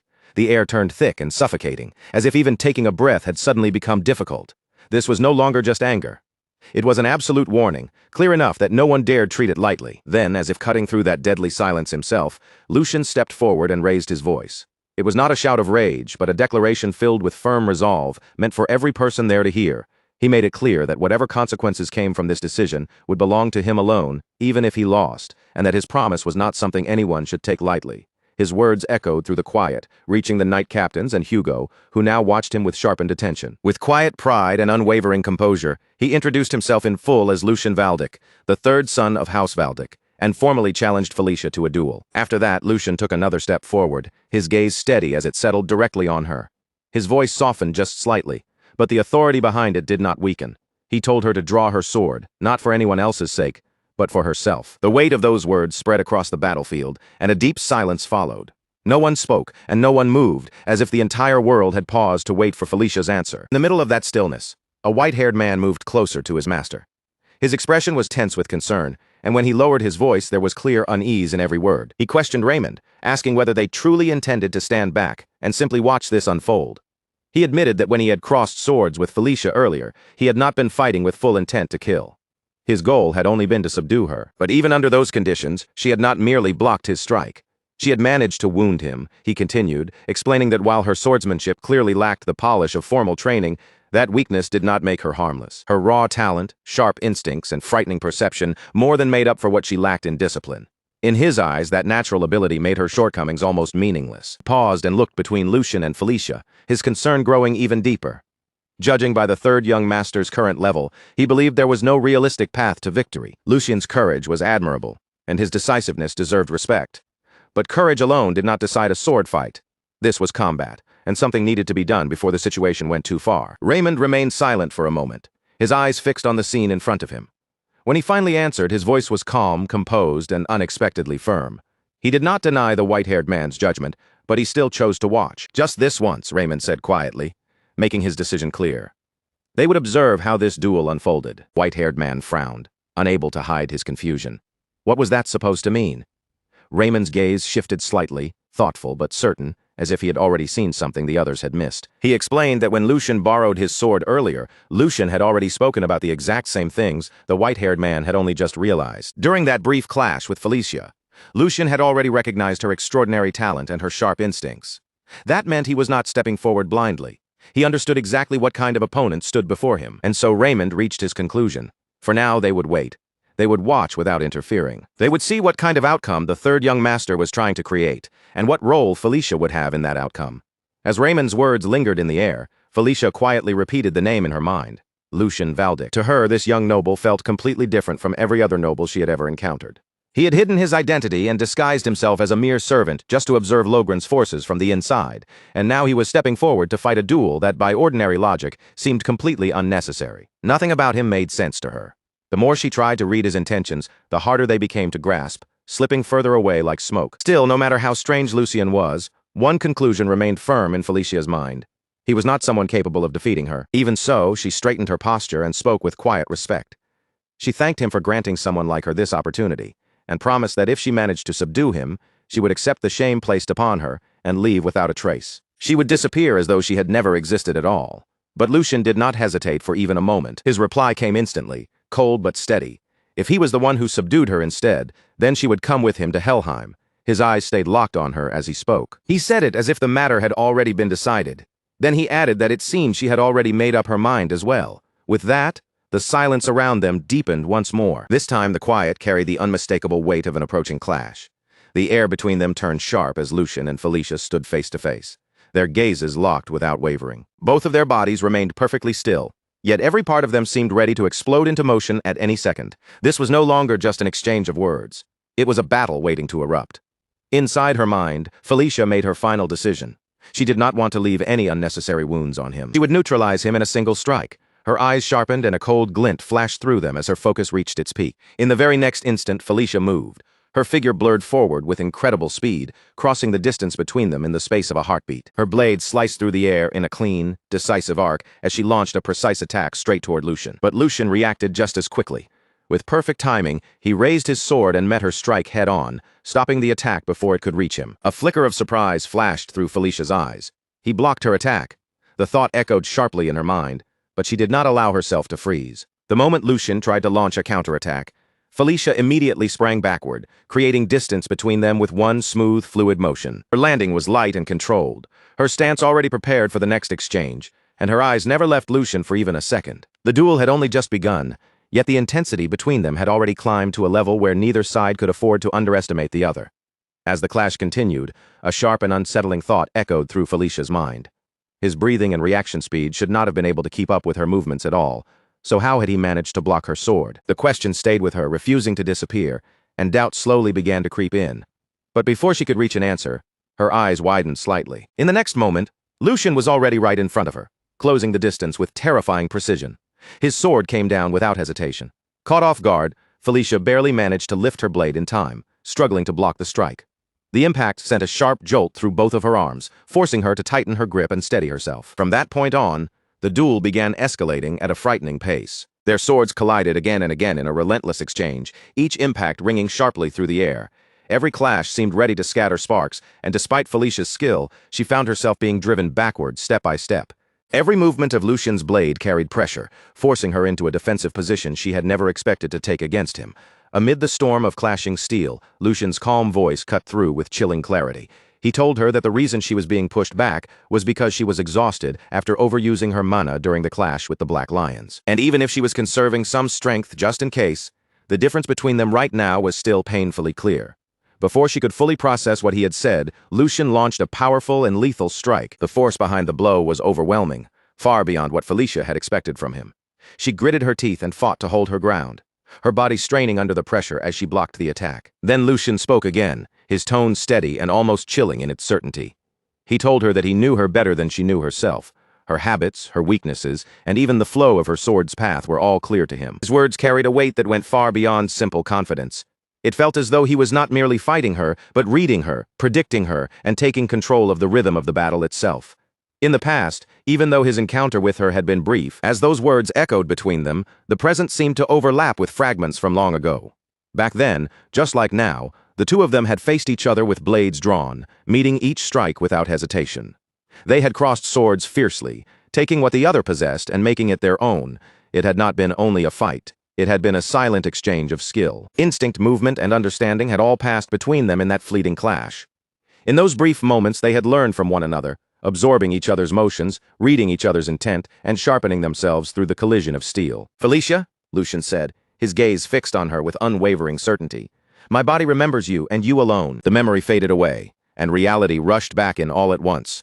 In the present, the result had already been decided. Felicia's sword was broken, its shattered blade leaving no room for denial. The fragments of the blade caught the light, reflecting the stunned faces of everyone watching. A heavy, absolute silence spread across the battlefield, pressing down on them like a weight. The knight captains, Hugo, and even Philip stood frozen in place, their eyes wide as they struggled to accept what had just happened before them. Lucian stood firmly in front of Felicia, his feet planted and his posture steady, as he pointed the tip of his sword directly toward her. As that image settled into place, fragments from the past surfaced again. Back then, Felicia had looked at him with quiet sincerity and said that, of course, the time she spent with him could only be called a fleeting moment of sparring. Even so, he had generously taught her the way of the sword, despite knowing that one day, the two of them might stand on opposite sides as enemies. And because of what he had given her back then, she had been able to survive. Those words echoed inside her mind now, colliding painfully with the reality standing right before her.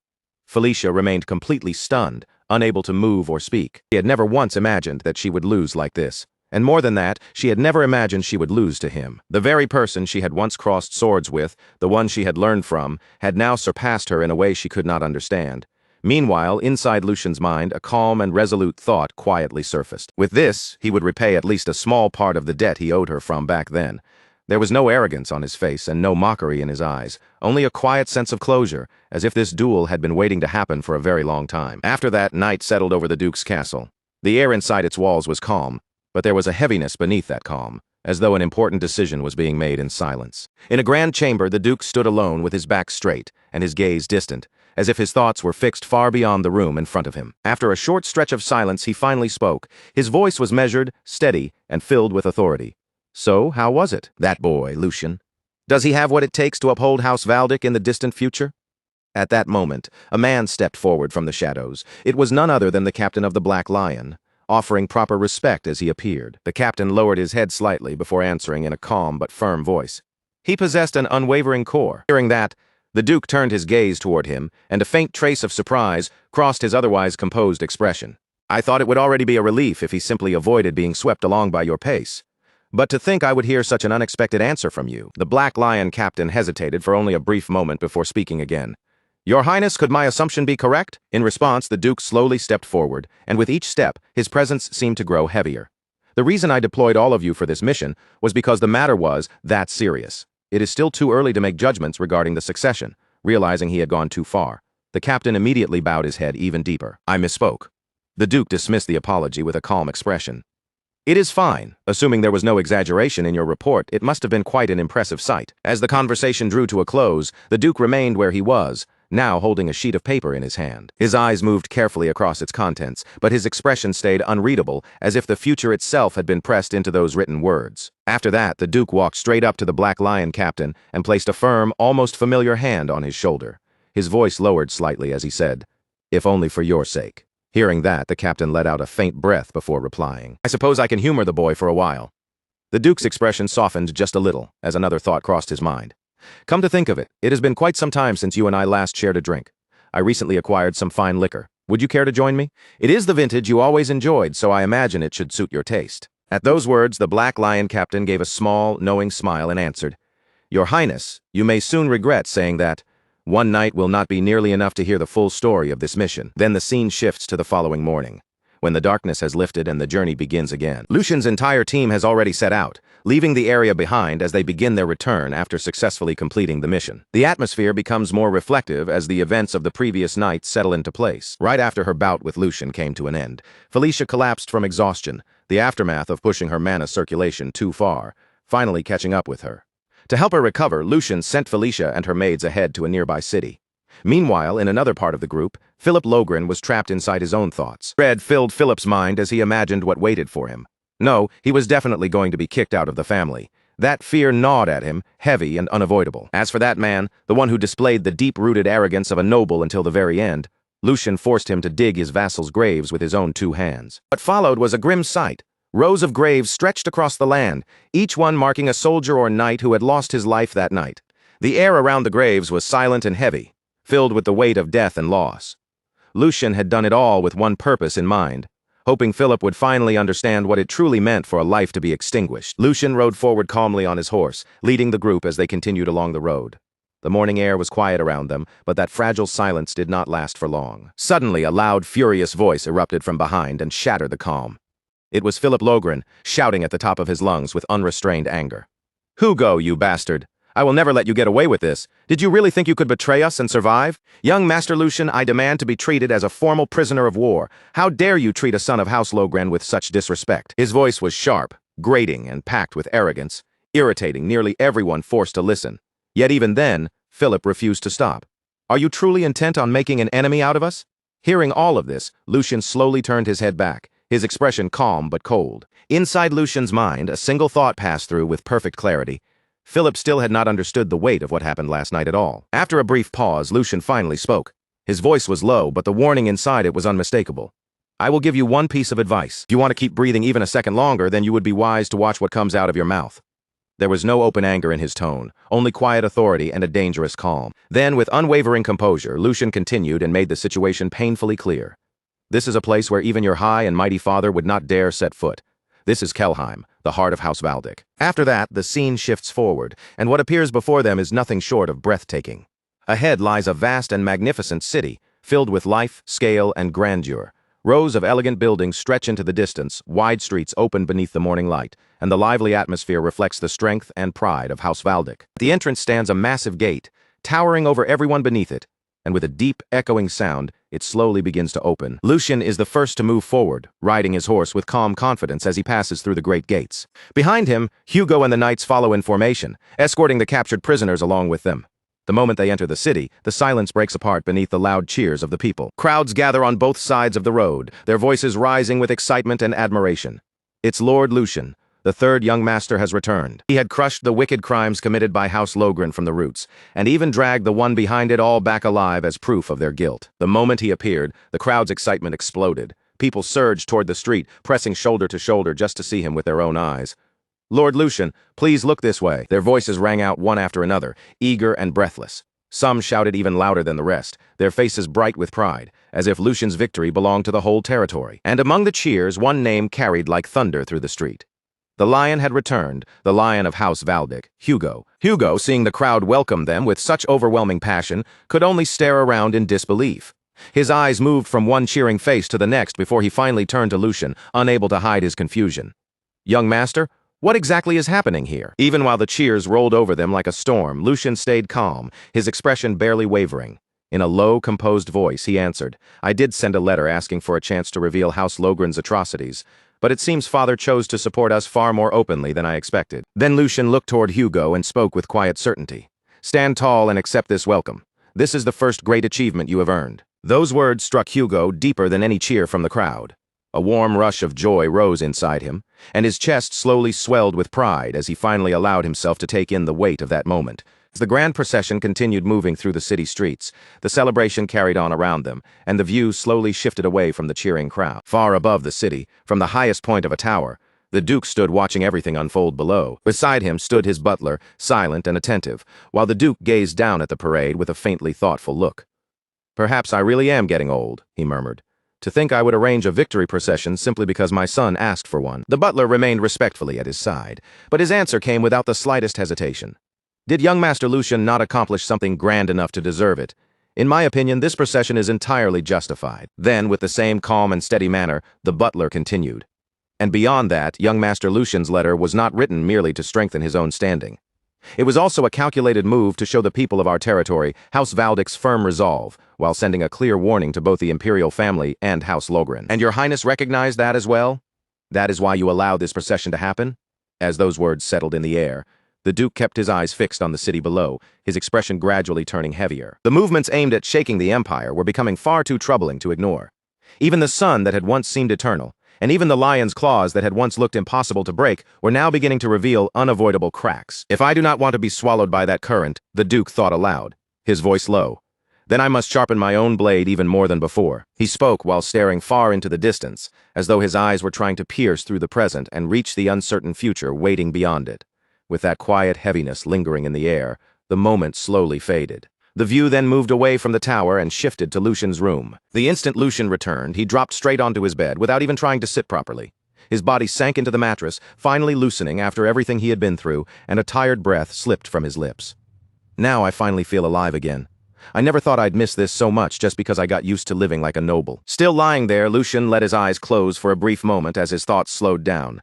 Since the Grand Duke made time for a separate report this evening, I should have a little room to breathe until then. But what mattered even more was that this mission had brought in far greater results than he had originally expected. As he lay there, Lucian began sorting through everything in his mind, starting with the fact that he had secured Felicia much faster than planned. On top of that, the victory parade had wiped away the negative impressions surrounding him in one sweeping moment.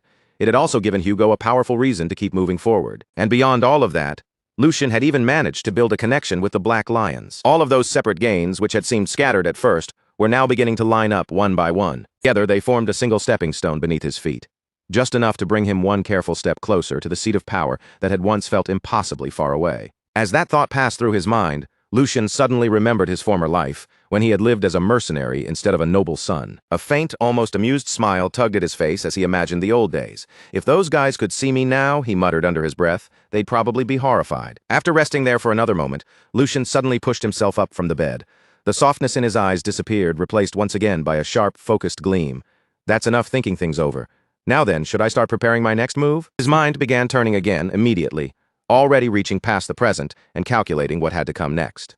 With a slight edge of calculation in his voice, Lucian murmured to himself, "First, I need to figure out exactly what I'm going to squeeze out of the Grand Duke. That comes first." After that, the scene shifted again, this time to an elegant dining room where the Grand Duke and Lucian sat down for dinner across from one another. The room was calm and refined, with a quiet dignity hanging over the table.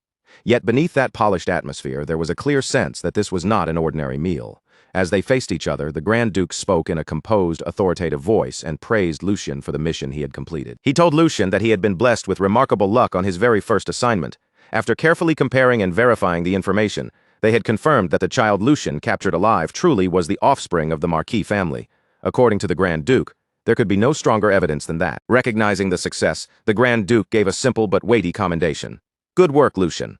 Lucian lowered himself with humility and replied that his father was giving him too much honor, because this outcome had only been possible thanks to the Grand Duke lending him the sharp blade known as the Black Lion's. But the conversation soon moved to a more troubling matter, and Lucian's expression turned more serious as he asked what would happen to Philip Logren. He pointed out that after seeing his own child die in such a manner, it was hard to believe the Marquis would simply sit quietly and do nothing. The Grand Duke, however, did not appear shaken in the slightest. He simply remained calm and answered that they would have to wait and see. To him, Bernhard Logren was the kind of man who resembled a snake, cold, calculating, and perfectly capable of weighing even his own child against the benefit of his family. In the Grand Duke's eyes, as long as there was still one child left to continue the family line, the Marquis would not be foolish enough to move recklessly. Then he quietly dismissed Lucian's concern, telling him there was no need to burden himself with what came after this. Lucian had already done far more than enough for his part. With that matter set aside, the Grand Duke changed the subject and asked Lucian what he wanted as a reward for completing the mission so successfully. He noted that Lucian had gone out of his way to send a letter, which meant he must have wanted something more specific than a simple celebratory procession. Hearing this, Lucian gave a small, somewhat awkward smile and admitted that being asked so directly made him feel a little uncomfortable. Still, since the subject had already been brought up, he decided to make his request as humbly as he could. Before speaking, though, he paused for a moment in his own thoughts, wondering if he should truly say it out loud. Then, gathering his resolve, he began. For Hugo, who made a great contribution this time. But before he could finish, the Grand Duke cut him off with a single sharp word. "Impossible." The interruption came so suddenly that Lucian froze, completely caught off guard. Lucian looked at his father in confusion, visibly shaken by how quickly he had been stopped. "Father, I haven't even finished speaking yet." But the Grand Duke had already seen straight through him, and without hesitation, he said Lucian had been about to ask for Hugo to receive a knighthood. Was he wrong? The Grand Duke's expression did not change at all as he gave his answer in a firm, immovable tone. He acknowledged that Hugo had contributed this time, but made it clear that this single achievement could not erase everything else. Hugo's previous connection to the Marquis family was not something they could simply overlook. If Lucian had not stepped in and captured him, the Grand Duke said, Hugo would have continued down that path with them without hesitation. Lucian immediately pushed back, keeping his voice controlled even as urgency entered his words. He argued that this was only a hypothetical judgment, and what mattered now was the reality in front of them. Hugo had chosen to cooperate, and he had played a major role in making the mission succeed. But before Lucian could press the point any further, the Grand Duke cut him off again. Calling his name in a sharp tone, he told him that was enough. There was no room for argument in the Grand Duke's voice as he explained that a knight must forge his own honor and pile up merits so undeniable that no one could question them. Then, fixing his gaze directly on Lucian, he asked whether Lucian truly believed Hugo already possessed those qualifications. At that question, Lucian fell silent. A faint trace of disappointment passed over his face, though he managed to keep his composure. Deep down, he had expected this answer from the beginning, but hearing the rejection spoken so bluntly still left a sting in his chest. Inwardly, he admitted that the answer really was no. Meanwhile, the Grand Duke continued in the same measured, practical tone and offered other possibilities. If Hugo wanted wealth, he could be rewarded with chests filled with gold coins. If needed, the Grand Duke could even prepare an entirely new identity for him. But making Hugo a knight was impossible, at least for the time being. The Grand Duke made it clear that the timing simply was not right. Lucian, realizing there was no room to push any further, quietly lowered his expectations and swallowed his disappointment.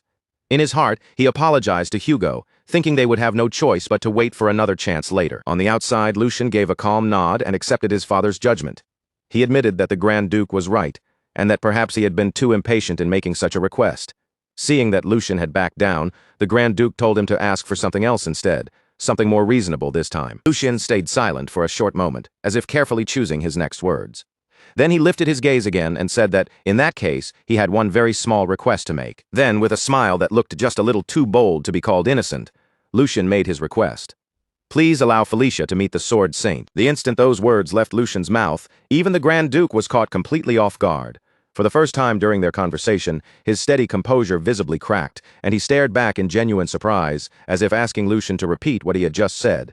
Before the heavy silence in the dining room could settle completely, the view suddenly shifted away from them. The next place was entirely different, a guarded prisoner camp where the air felt colder and much more tense. Outside, 2 guards stood watch near the entrance, while inside the room, Felicia sat quietly by herself. Felicia slowly looked around the space, taking in every detail with cautious eyes. The more she observed it, the more certain she became that this was not an ordinary prison. If anything, the place seemed more like a special holding facility prepared for nobles. And what confused her even more than the room itself was the way she had been treated since arriving there. She was supposed to be nothing more than a maid, yet she had been placed in a facility like this. Not only that, she had been given proper meals and even medical care for her condition. No matter how much she thought about it, Felicia could not understand their real purpose. Why would they go this far for someone like her? But after thinking for a while, the tension in her face softened just a little. Perhaps, she told herself, this might actually be better than the fate she had expected.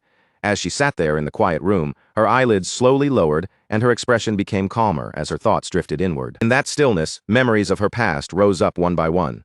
With a feeling that was both exhausted and strangely relieved, Felicia admitted to herself that at the very least, she had finally escaped from that hellish place in the end. She remained seated in silence, her hands resting quietly as her thoughts continued to flow, almost like she was whispering one last wish only to herself. She thought that before she died, it would be nice if she could hold a sword one final time. And if she allowed herself to be just a little greedier, even for a single moment, then there was something more she wanted. As that desire formed in her heart, the quiet room seemed to give way to a vivid memory, the intense sparring match she had once shared with Lucian. The sharp clash of their blades, the fast footwork, the pressure in the air, and the tension of each exchange all returned to her mind as clearly as if she were standing there again. Seeing that moment replay inside her memories, Felicia quietly admitted what she truly wanted. She wanted another chance to cross swords with him, just one more time. But almost as soon as that thought appeared, she rejected it herself. She called it absurd, as if such a wish could never possibly come true.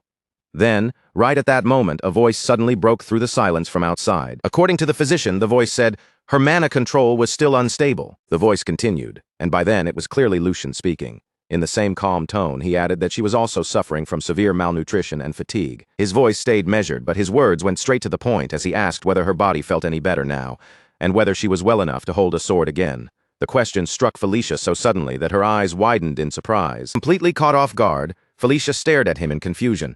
Before anything else, she asked what he even meant by saying she could hold a sword again. Lucian looked at her with his usual composed expression and answered with a question of his own. Did she truly intend to stay in this place forever? Then, with a faint trace of dry irony, he added that, surprisingly enough, prison life seemed to suit her rather well. After that, Lucian stepped closer and gestured toward the bed nearby, making it clear that he had not gone through all that trouble just to leave her here like this. Dropping any roundabout wording, he spoke to her directly and asked if she really did not want to let her talent with the sword bloom in this place. Lucian stated firmly that he had no intention of letting her remain as some ordinary sword fighter. Then, without softening the weight of his words, he revealed what he had planned for her. He intended to recommend Felicia as a disciple of the Sword Saint. The moment those words reached her ears, Felicia froze in place, utterly stunned. Her disbelief showed immediately on her face. She looked at Lucian sharply and asked if he was making fun of her. To Felicia, the very idea sounded ridiculous. So ridiculous that it felt almost cruel to even say out loud. She pointed out that even becoming a sword fighter was already an unbelievable thing for someone like her, a mere maid and a woman, but becoming the disciple of the Sword Saint was far beyond that.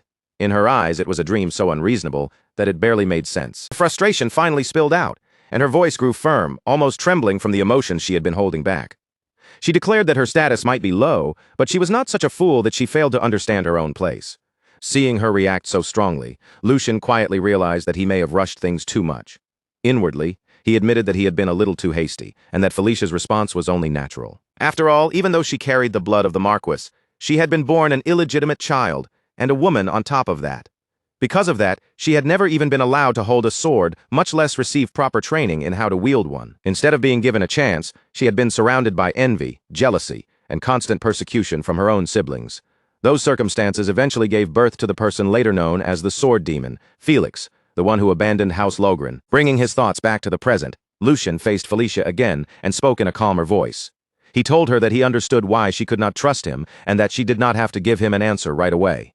She could take as much time as she needed to think it through. Felicia looked at him with clear confusion in her eyes and asked what exactly he meant by that. Lucian answered without hesitation, explaining that he was leaving the choice entirely in her hands. He even told her that if she wished, she could leave as soon as today. But before ending the conversation, Lucian left her with one final thought. She should never give up on the sword. He told her that the moment she held a sword in her hand was when she became her truest self. Those words remained in the air long after he spoke them. Felicia, shaken by what she had just heard, repeated those words softly to herself. Was she truly her real self when she held a sword, even though her own blood relatives had been the ones to take that right away from her? Then, raising her voice just a little, Felicia turned back to Lucian and asked something far more personal. Did she really have the right to do that? Was it truly okay for her to live only for the sword, without being tied down by anything else? Lucian met her question head-on, and there was not even the slightest hesitation in his eyes. He told her that if this was what her own will desired, then he swore it would become reality, staking that promise on the name of Lucian Valdic. That moment the view briefly slipped into the past. Lucian was speaking casually with Felix, asking what kind of dream he had. While other people might talk about living comfortably or proudly showing off their success, Lucian did not think Felix wanted anything like that. Lucian even offered a few possibilities, asking if Felix wanted to become a knight captain someday, or perhaps earn a noble title for himself. Felix's answer was different. He admitted that he had never thought about it too deeply before, yet if there was one thing he truly wanted, it was simple: to devote himself completely to the sword without being bound by anything. For him, that alone would be enough. After that memory faded, the view shifted to the training grounds, where Lucian walked forward with Felicia and Hugo at his side. As they continued ahead, Lucian noticed the Grand Duke standing in front of them with his butler beside him, almost as if they had been waiting there from the start. Slightly surprised by the sight, Lucian spoke first and asked what had brought him there. The Grand Duke answered calmly, saying that he had come to see the preparations involving the Sword Saint. Then he added, as if the answer should have been obvious, "Did you really think I would miss such an important event?" His presence alone made the atmosphere feel heavier. When his gaze shifted toward Hugo and Felicia, both of them immediately lowered their heads and bowed respectfully. With their posture straight and their voices careful, Hugo and Felicia greeted him together. "Greetings to His Excellency, the Archduke." The Grand Duke's eyes rested on Hugo for a moment, studying him in silence before he spoke again. His voice was calm, but there was no softness in it. "So you are Hugo. I heard you performed quite well during the recent incident. However, the merit you earned is still buried beneath the weight of the mistakes you made in the past." Hugo accepted those words without even trying to defend himself. He lowered his head even deeper and answered with complete respect. "That is undeniable, Your Excellency. It was my mistake." The Grand Duke continued, his gaze unwavering. "And yet, even knowing that, your master still insisted that you be made a knight." At that moment, Lucian tried to step in, as if he wanted to stop the conversation before it went any further. But the Grand Duke did not give him the chance, and his words continued without pause. He even went as far as giving up his own reward to make it happen. The moment Hugo heard that, his eyes widened slightly. Deep inside, emotions stirred violently as he realized the young master had done all that for him. Lucian truly intended to keep the promise he had made. Even so, Hugo forced himself to remain steady on the outside. And the Grand Duke delivered his decision in a clear, decisive voice. "Hugo, this may disappoint you, but I rejected that request. The reason is simple. I do not believe you are ready yet to carry such a burden." His words were not spoken with cruelty. They were simply absolute. "So from now on, focus on building more achievements until the day comes when I can personally guarantee your honor." The training ground fell into a heavy silence, the weight of his judgment pressing down on everyone present. "I will be waiting for that day." The instant those words ended, Hugo raised his head and declared in a loud, determined voice, "I will definitely meet your expectations." His voice rang across the training ground, filled with resolve. Only then did the Grand Duke turn his attention toward Felicia. "Felicia," he called. She was still bowing respectfully in front of him, her back stiff and her entire posture tense with nerves. Startled by his voice, she answered carefully, Yes, Your Excellency." The Grand Duke did not soften his gaze as he continued, his tone sharp and probing. "Since you were born and raised in that place, you should understand better than anyone what Lucian is putting at risk for your sake. The struggle for succession has not ended yet. If you fail to prove your value, the world will call Lucian a pathetic man who was blinded by lust." His words cut straight into the heart of the matter, and then he pressed her even harder. "Answer me. Do you truly believe you are worth that much?" Felicia's lips parted as she tried to gather enough courage to answer. Her body remained tense, and she looked as though she was just about to force the words out. But before she could say anything, Lucian stepped forward and cut in. "I will answer in their place." "Of course, father. Is that all?" His voice was firm, steady, and filled with absolute conviction. He did not hesitate for even a heartbeat. "Her worth is more than enough. Everyone may doubt my choice and call me a fool. Even Felicia herself may still be uncertain. But all of that ends today."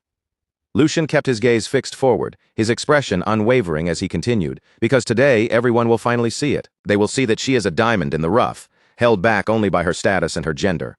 Then Lucian turned slightly toward Felicia, and his voice became more direct, almost urging her forward. "What are you doing, Felicia? Hurry up and say that you're sure." And in that moment, Lucian finally understood. This was no mere coincidence. The Archduke had truly been waiting here for them, watching everything unfold from the beginning. Grand Duke remained silent for a while, his expression giving away almost nothing while his thoughts ran far deeper beneath the surface. He had come to see with his own eyes the vassal his son had chosen, hoping to give Lucian's first attempt at taking flight just a little more wind beneath his wings. That was the true reason he had appeared here. Then the Grand Duke broke the silence and spoke firmly to Lucian. "If you are that certain, then we shall see the answer with our own eyes. Prepare her to face the Sword Saint." Lucian's eyes sharpened the instant he heard those words. Without the slightest hesitation, he answered, "Thank you for your permission." In that moment, the determination in his expression was impossible to miss. His posture, his gaze, and even the air around him all seemed to carry the same unspoken feeling. "Thank you very much, Father." Then the view shifted again. Standing at the center of the training ground was the Sword Saint. He stepped forward with a calm presence that still felt overwhelming, and a faint laugh slipped from him. "Ha! Not only is the third young master here, but even the Duke himself." His words trailed off slightly as the Grand Duke approached him. The Grand Duke stepped forward and greeted him with a firm handshake. "In any case, this is an important event for our family. As a gentleman, I simply could not suppress my curiosity. My lord, please do not concern yourself with my son's reputation. Evaluate her as strictly as you see fit." Lucian also stepped forward, facing his master with unwavering determination. "I feel the same way. Only then will the promise we made truly have meaning." Hearing Lucian say this, a memory briefly passed through the Sword Saint's mind. He remembered Lucian once telling him that he would bring him a perfect student, someone truly worthy of receiving his teachings. After a short pause, the Sword Saint gave a slight nod. "If both of you insist on that, then I will take this very seriously." With that, Felicia stepped before him. Her body was tense, and even though she tried to stand properly, a faint hesitation still showed in her posture. The Sword Saint's gaze remained fixed on her, heavy, sharp, and impossible to escape. A moment later, the two of them stood facing each other on the training ground. Inside Felicia's mind, the weight of his presence pressed down on her. She could feel it clearly. This man truly was the Sword Saint. Just standing in front of him made her feel as if the very air around them had changed. Gathering her courage, Felicia straightened herself and spoke with respect. "It is an honor to meet the Sword Saint. My name is Felicia." But before she could properly finish her greeting, the Sword Saint slowly raised his sword and settled it with calm authority, cutting off her introduction before it could continue. His voice was cold, sharp, and absolute. "Your name does not matter. Let your sword speak for you." For a brief moment, silence fell between them as his piercing gaze seemed to look straight through her. "Your name can wait until later. Take up that wooden sword." At those words, the attention shifted slightly to the side, where Lucian and the Grand Duke stood watching in silence. The atmosphere tightened around the training ground, as if everything had been building toward this single moment. Lucian thought to himself that the real test had finally begun. Lucian calmly began judging the situation in his head. If Felicia could concentrate her mana into the tip of the wooden sword and push it deeper, then it should work. But if she relied only on brute strength, the task would become difficult. With proper mana circulation, however, there should not be any serious problem. Even so, a faint uncertainty remained in Lucian's mind. What would actually happen now? All he could do was watch and see. Across from them, Felicia tightened her grip around the wooden sword. A trace of nervousness still lingered inside her, but her determination burned far stronger. She understood that this was a chance that might never come again in her entire life. She told herself that she had to be careful. Taking a slow, steady breath, Felicia focused inward. If she concentrated mana into her hands, just like Philip had done, then maybe she could manage it. Bit by bit, she guided her energy, carefully following the method she had learned. And then, she succeeded. The mana moved exactly as she intended, without any major problem. A flicker of surprise flashed through her mind as she realized she had actually done it. For a brief moment, relief washed over her. But that relief quickly turned into uncertainty. Now that she had managed the first step, what was she supposed to do next? Just as that question rose in her mind, the Sword Saint suddenly spoke. "That is enough. There is nothing more to see." Felicia was caught completely off guard, and her eyes widened in confusion. "What? What do you mean? I did exactly as you ordered. I drew the sword." But before Felicia could continue speaking, the Sword Saint stepped forward and firmly seized her hand. His grip was steady and impossible to shake off. "The reason is obvious," he said, his voice calm but absolute, as if the answer should have been clear from the start. The Sword Saint tightened his grip slightly as he looked at her, his expression turning even more severe. "Your circulation shows that you ignored your internal condition out of fear of pain, and your mana management completely disregards the state of your own body." His voice became sharper, and every word landed with heavy force. "This is the typical result of arrogance, the kind seen in those who rely only on their natural talent." The Sword Saint paused for a brief moment, his eyes never leaving Felicia's face. Then he continued in the same unwavering tone. You are standing before the black lions with the body of a woman. So yes, there is no doubt that you possess talent. But talent alone is not enough. Flaws rooted in a person's character are far harder to correct than flaws in technique. His voice grew colder, pressing down on her like a blade. Is that explanation sufficient for you? Go back and properly understand the words of the master who taught you. The first thing you need to learn is how to listen. As he spoke, the sword saint turned slightly away, as though the matter had already reached its end. I have nothing more to say. But then Felicia's voice suddenly cut through the air. I never had the chance to have a teacher. Those words stopped him in place. There was no defiance in her voice, only a painful honesty mixed with quiet embarrassment. And I'm ashamed to say this, but I don't understand anything you just told me. I don't even know what circulation or mana management is supposed to mean. Felicia lowered her gaze slightly, her fingers tightening around the wooden sword in her hand. I only copied what I saw. I really am stupid, so please show me. For the first time, the sword saint's steady composure began to waver. What did you just say? He asked, slowly turning back toward her. Are you telling me that you did all of that by yourself, just from watching someone else, with no guidance at all? His brows drew together as disbelief crossed his face. That should be impossible. Did you not just use mana circulation to draw that sword? Felicia hesitated under his stare, clearly intimidated, but she still answered honestly. I only copied what my brother showed me when we sparred. I could feel the weight and speed of his sword changing. The sword saint's eyes narrowed as confusion began to mix with disbelief. Felicia continued, doing her best to put the sensation into words. When that blue energy inside my brother's body pulsed strongly, but to the sword saint what she was saying sounded completely absurd. Nonsense, he thought, unable to accept what he was hearing. Inner mana was not something a person could simply see whenever they wanted. At that moment, his gaze slowly lifted toward Lucian. His thoughts were still unsettled. Even he could not perceive inner mana without making physical contact. So how could this girl recreate something close to a sixth sense purely through her own will? As that question took shape in his mind, his eyes narrowed even further. Third young master, the sword saint said at last, his voice carrying a new weight. Who exactly is this girl? Lucian met his master's gaze calmly, with confidence already settled in his expression. Didn't I tell you? I said I would bring someone with extraordinary potential, a true masterpiece of fencing talent. There was no hesitation in Lucian's words, only quiet certainty. And with that silent understanding hanging between them, the atmosphere on the training ground changed. The match between Felicia and the sword saint finally began. Felicia was the first to move, launching herself forward with startling speed. She circled around the sword saint in rapid bursts, her eyes searching every angle for even the smallest opening. Her movements were sharp, desperate, and relentless. Every step she took carried urgency and determination. But at the center of it all, the sword saint remained completely still, calm and unmoved, as if her speed meant nothing to him.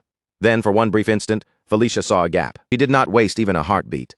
Felicia lunged straight toward that opening, driving forward with everything she had in a single decisive strike. But in the very next moment, her attack came to an abrupt stop. The sword saint blocked her strike with effortless precision, not even bothering to look directly at her as he stopped the blow. Your movements are filled with openings, he said coldly. Your blade is dull and your resolve is even weaker. Only then did he turn his gaze toward her, his eyes sharp enough to cut. Was that all your despair was worth? Felicia clenched her teeth, frustration surging up inside her chest, no matter how many times she attacked, and no matter how carefully she tried to aim for the slightest weakness. Every single strike was intercepted and erased as if it had never posed any threat at all. It felt as though the sword saint could read every movement before her body even made it. Inside Felicia's mind, helpless thoughts began to echo. She had already pushed herself as far as she could. Her grip tightened painfully around the sword as doubt began creeping in. And yet, even after giving everything, her blade could not so much as graze him. In her mind, Felicia kept speaking to herself, her thoughts trembling but refusing to break. And the sword saint had not taken a single step.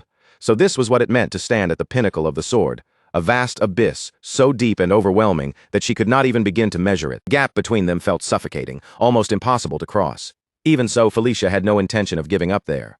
Her eyes suddenly shifted downward, her gaze locked onto a loose tile beneath her feet. And in that instant, something sparked inside her mind. A plan formed almost immediately. Without hesitation, Felicia kicked the loose tile up from the ground, using it as a sudden distraction. The tile shot upward, creating a momentary opening as she slipped into motion at the same time. Felicia moved to strike from behind, her attack fast and completely unconventional. It was not polished technique guiding her, but instinct, desperation, and raw fighting sense.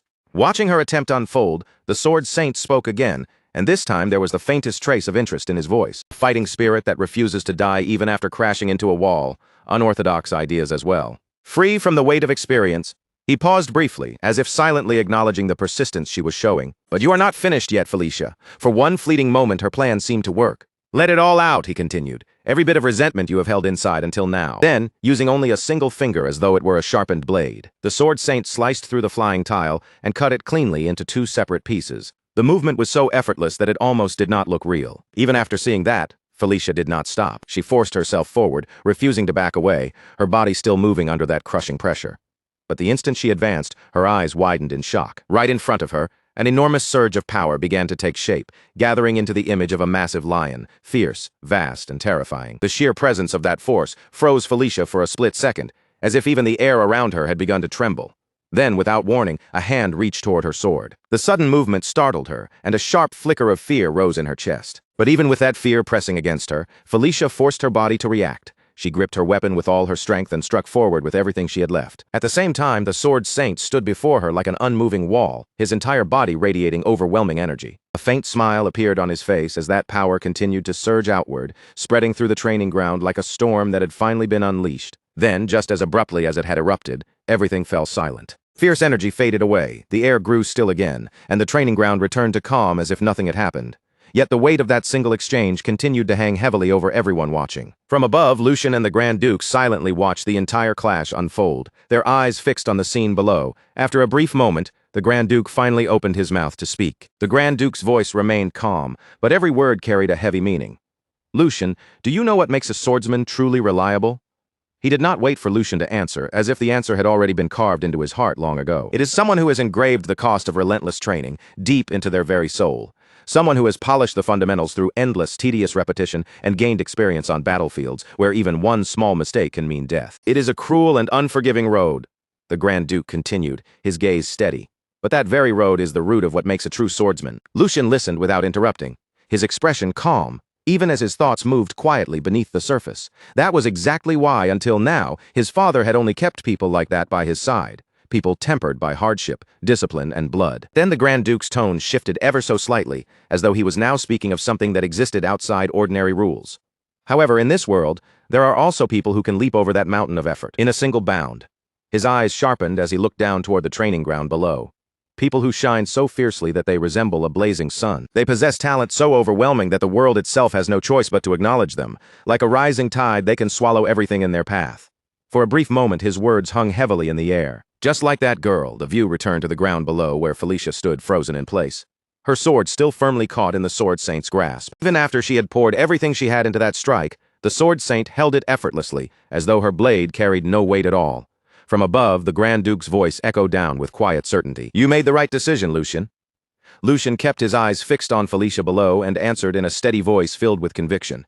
"If you had not trusted her, father, if you had not given her this chance, that light would have gone out before anyone ever saw it." There was no doubt in Lucian's words. Talent was not truly rare in this world. More often, it simply stayed buried in the dark because no one ever gave it a chance to shine. Back on the training ground, the stillness around Felicia deepened. Despite the force of their clash, not even the faintest scratch could be seen on the Sword Saint's hand. And yet his thoughts were no longer dismissive. That unwavering gaze of hers, that way she refused to break, it was clear to him now. She had been born for the sword. No matter what trials had tried to crush her, that truth had not disappeared. The Sword Saint's eyes narrowed slightly as his realization grew deeper.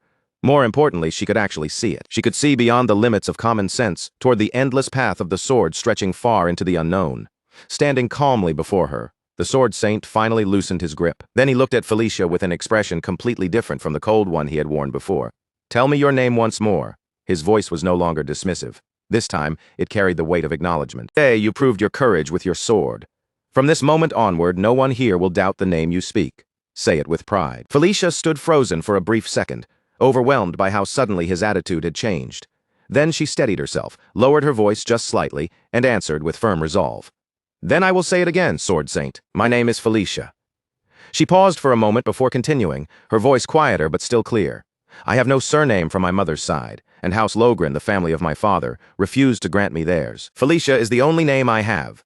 The Sword Saint listened in silence, then gave a slow nod, as if all the pieces had finally fallen into place. "I see. So that is how it was." He looked at her with a faint trace of approval in his eyes. "You held your ground very well, then." With firm clarity, he spoke the name that would change everything. "Felicia Brittner, from today onward, that will be your name." Felicia's eyes widened slightly. The Sword Saint continued without hesitation. From this day forward, I will take you in as my adopted daughter. I will teach you everything from swordsmanship to noble etiquette. His tone remained steady, but there was not the slightest uncertainty in it.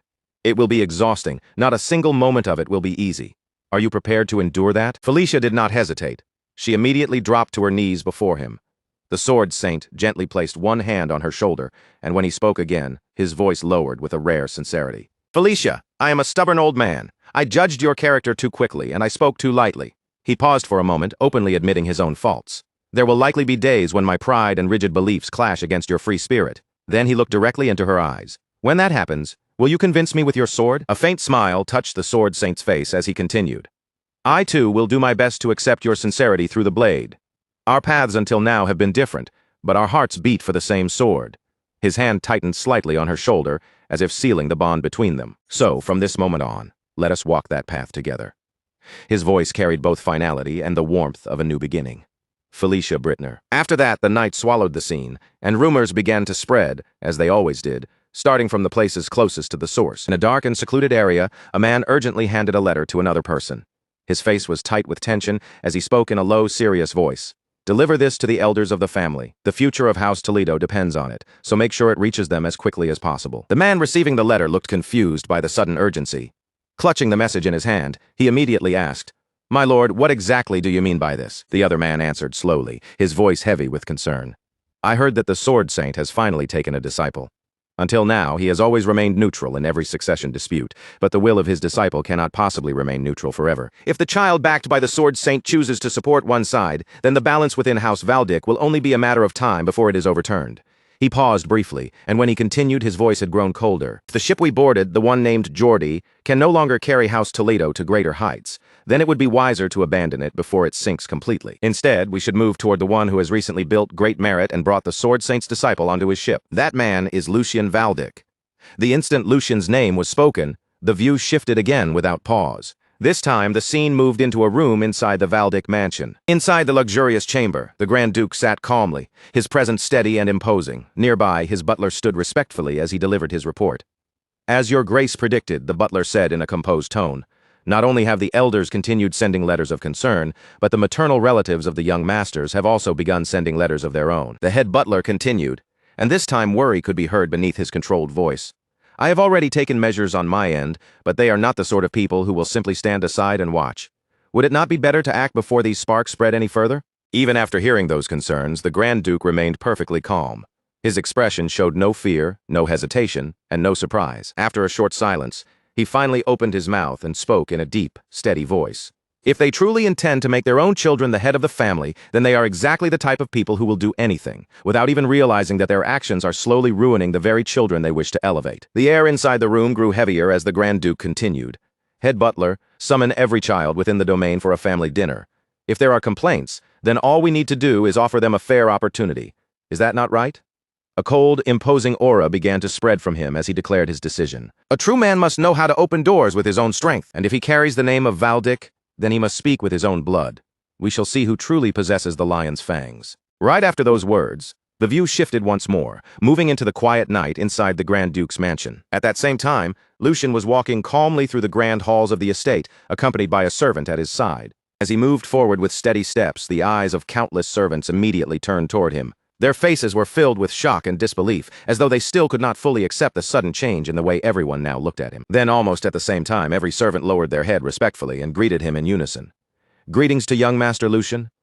Lucian calmly looked over them without showing even the slightest hint of arrogance. In a composed and gentle voice, he replied, You have all been working hard. Do not mind me. Please continue with your duties. Lucian let his gaze drift across the servants gathered around him, taking in the way they stood straighter, and watched him with careful respect.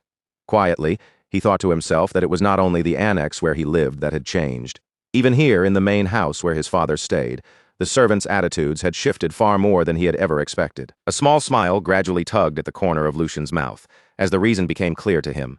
If everyone was treating him this differently now, then it could only mean one thing. His position inside the family had risen much higher than he had imagined. At the same time, another thought quietly surfaced in his mind.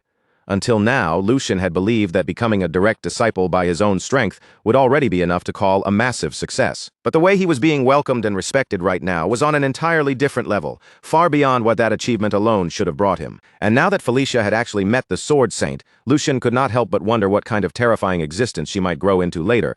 Just imagining her future potential was enough to make his thoughts pause. After moving through the long corridors for some time, Lucian finally reached the front of a large door, its heavy frame standing silently before him. He stopped there for a brief moment, calmly straightened his tie with his fingers, and gathered himself.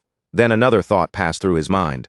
Well then, it was about time he started handling the work that belonged to him as well. Without showing even the slightest hesitation, Lucian reached forward and pushed the door open. As soon as the door swung open, the mood inside the room came into view at once.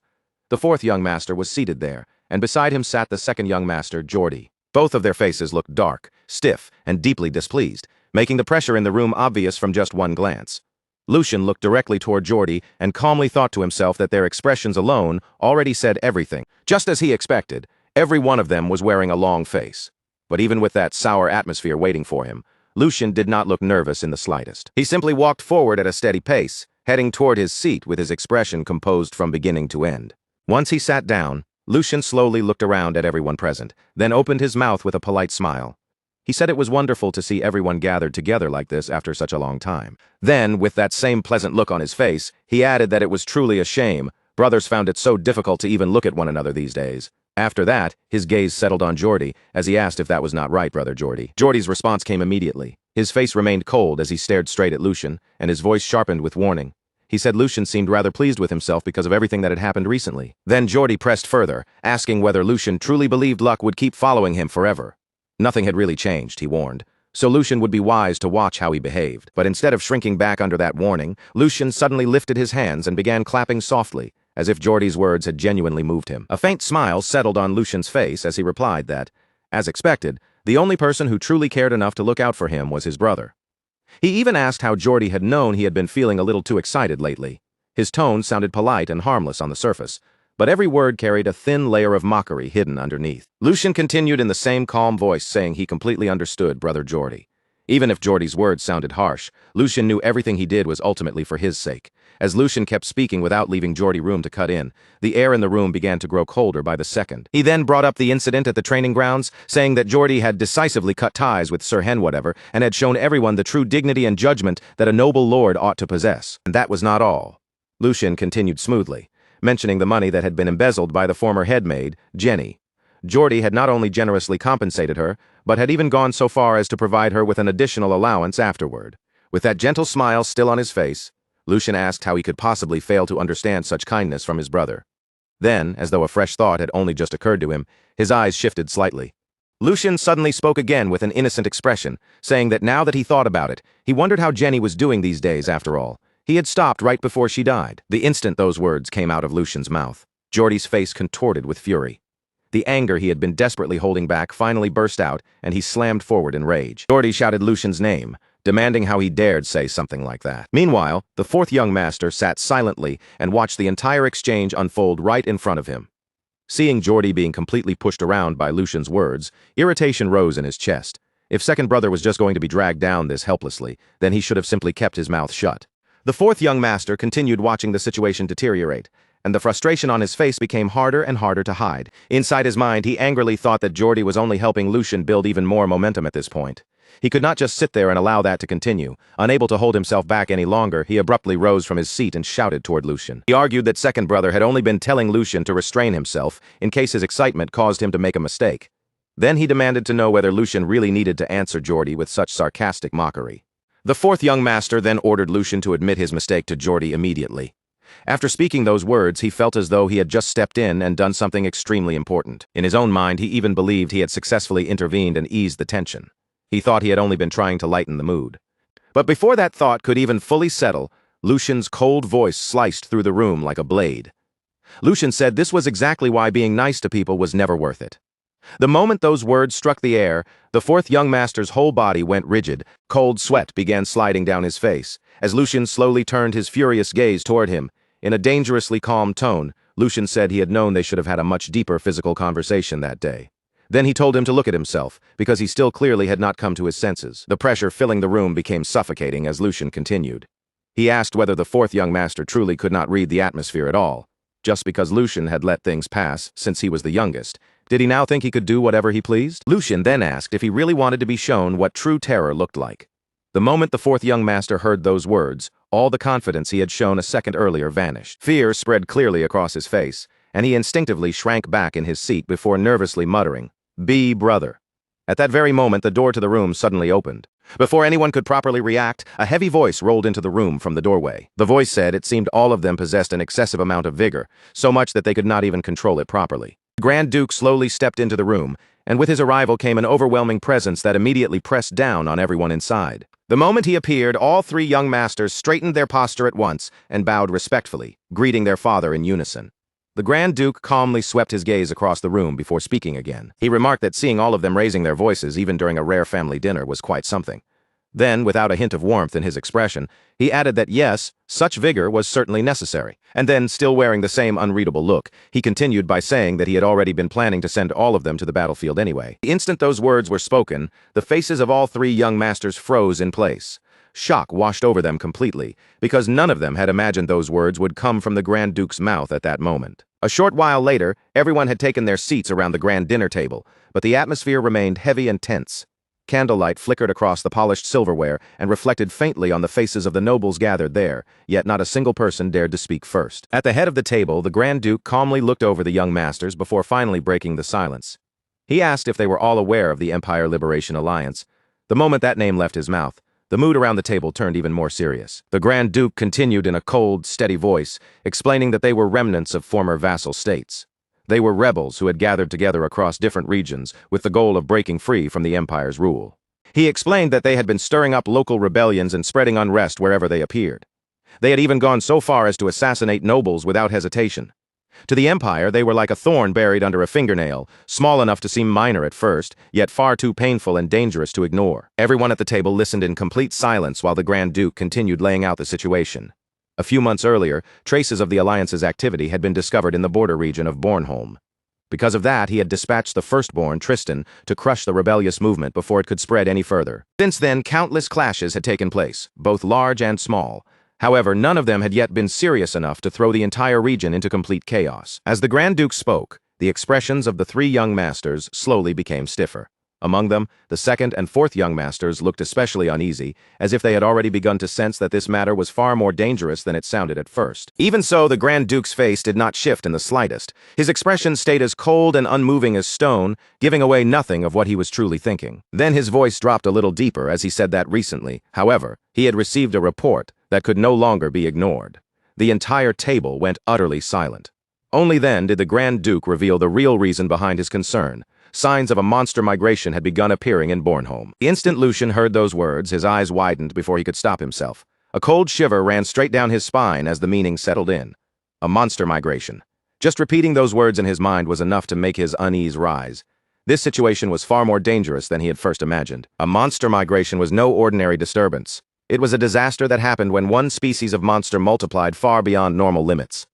Once their numbers grew too large for their established territory, they would abandon their usual habitats and move together in enormous swarms, searching for food, prey, and new land.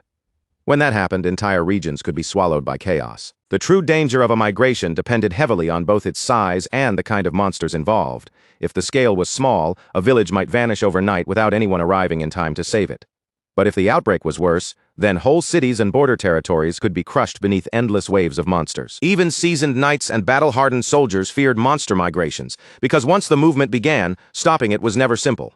And now the first signs of that kind of catastrophe had appeared again. The worst monster migration ever recorded had been so devastating that it wiped an entire castle and 10 surrounding villages completely off the map. Thousands of people had died during that disaster, and the devastated land remained abandoned for years afterward, left behind with only fear and the lingering traces of monsters. After letting that grim weight settle over everyone at the table, the Grand Duke spoke again in a calm yet commanding voice, saying it was still too early to conclude that this was a full-scale monster migration. Everyone's attention immediately returned to him. He explained that the migration cycle usually occurred only once every 50 years. The previous outbreak in Bornholm had been suppressed just 20 years ago, so by ordinary logic, another migration should not be happening this soon. Lucian quietly listened to his father's explanation, then narrowed his eyes as the situation became clearer in his mind. Even so, he carefully pointed out that if there was even a chance of such an unpredictable factor appearing, then eldest brother must be carrying an enormous burden right now, especially while he was already dealing with the rebels at the same time. The moment he finished speaking, Lucien seemed to understand the real meaning hidden behind his father's words. So that was it. That was why his father had said he intended to send one of them to the battlefield. Seeing that his third son had reached the correct conclusion on his own, the Grand Duke's lips slowly curved into a faint smile. Then he gave a simple reply, saying that Lucien was exactly right. The Grand Duke then said one of them would have to go and clear away the dark clouds gathering over that land. His gaze moved across the table as he asked whether anyone was willing to help their eldest brother resolve the matter. That single question made the air around the dinner table tense in an instant, as if the silence itself had suddenly become heavier. Geordie, the second young master, became visibly uncomfortable the moment the word willing entered the conversation. His brows drew together while countless thoughts rushed through his head. Volunteer, the word sounded nice, but he knew very well that this was not truly a choice. In his mind, Geordie knew there was no way any of them could actually take command away from eldest brother when Tristan already controlled the battlefield. At best, they would only become supporting figures with no real authority, and even if they somehow managed to achieve something valuable, the glory would naturally be credited to Tristan in the end. After sorting through his thoughts, Geordie finally opened his mouth in front of the Grand Duke. In a respectful tone, he asked whether it was truly necessary for one of them to step forward personally, since none of them had proper battlefield experience yet. Rather than involving themselves directly in such a dangerous situation, Geordie said he believed it would be far more efficient to send their knights to support eldest brother instead. Then he turned his head toward the youngest sibling seated nearby and pulled him into the conversation. Geordie asked whether the youngest agreed with him.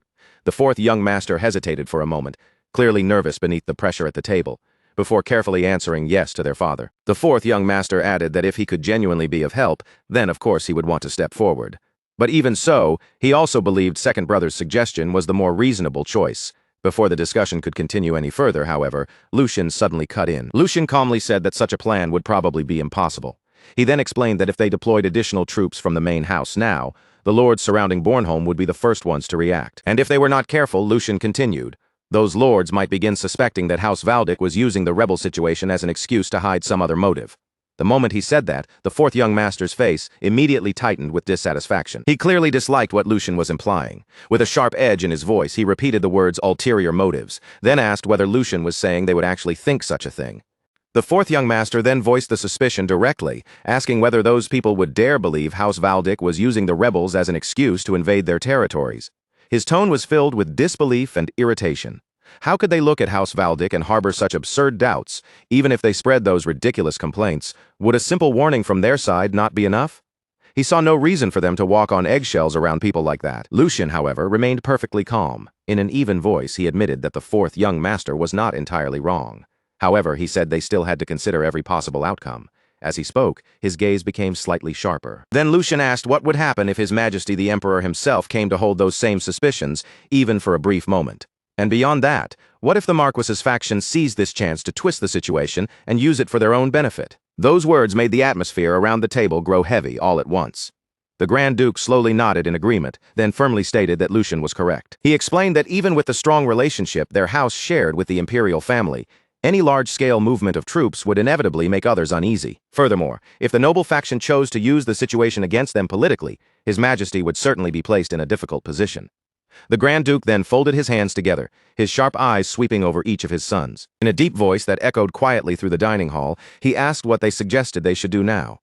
Under the current circumstances, an official military deployment was impossible. At the same time, however, they still needed forces capable of responding immediately if some unforeseen development occurred. As he said this, the Grand Duke's expression hardened ever so slightly. What they needed was a method that could stabilize the region without spreading needless anxiety or tension among the surrounding territories. Silence followed his words, and all three young masters sank into thought, each trying to find an answer worthy of the problem before them. The Grand Duke demanded to hear their thoughts. Meanwhile, Lucien had already reached a clear conclusion in his own mind. If those were the conditions, then there was only one possible answer. The forces they needed had to satisfy several requirements at once. They had to be people with genuine combat experience, people who would move regardless of politics or personal interest as long as the pay and conditions were good enough. More importantly, they had to be natives of the region itself.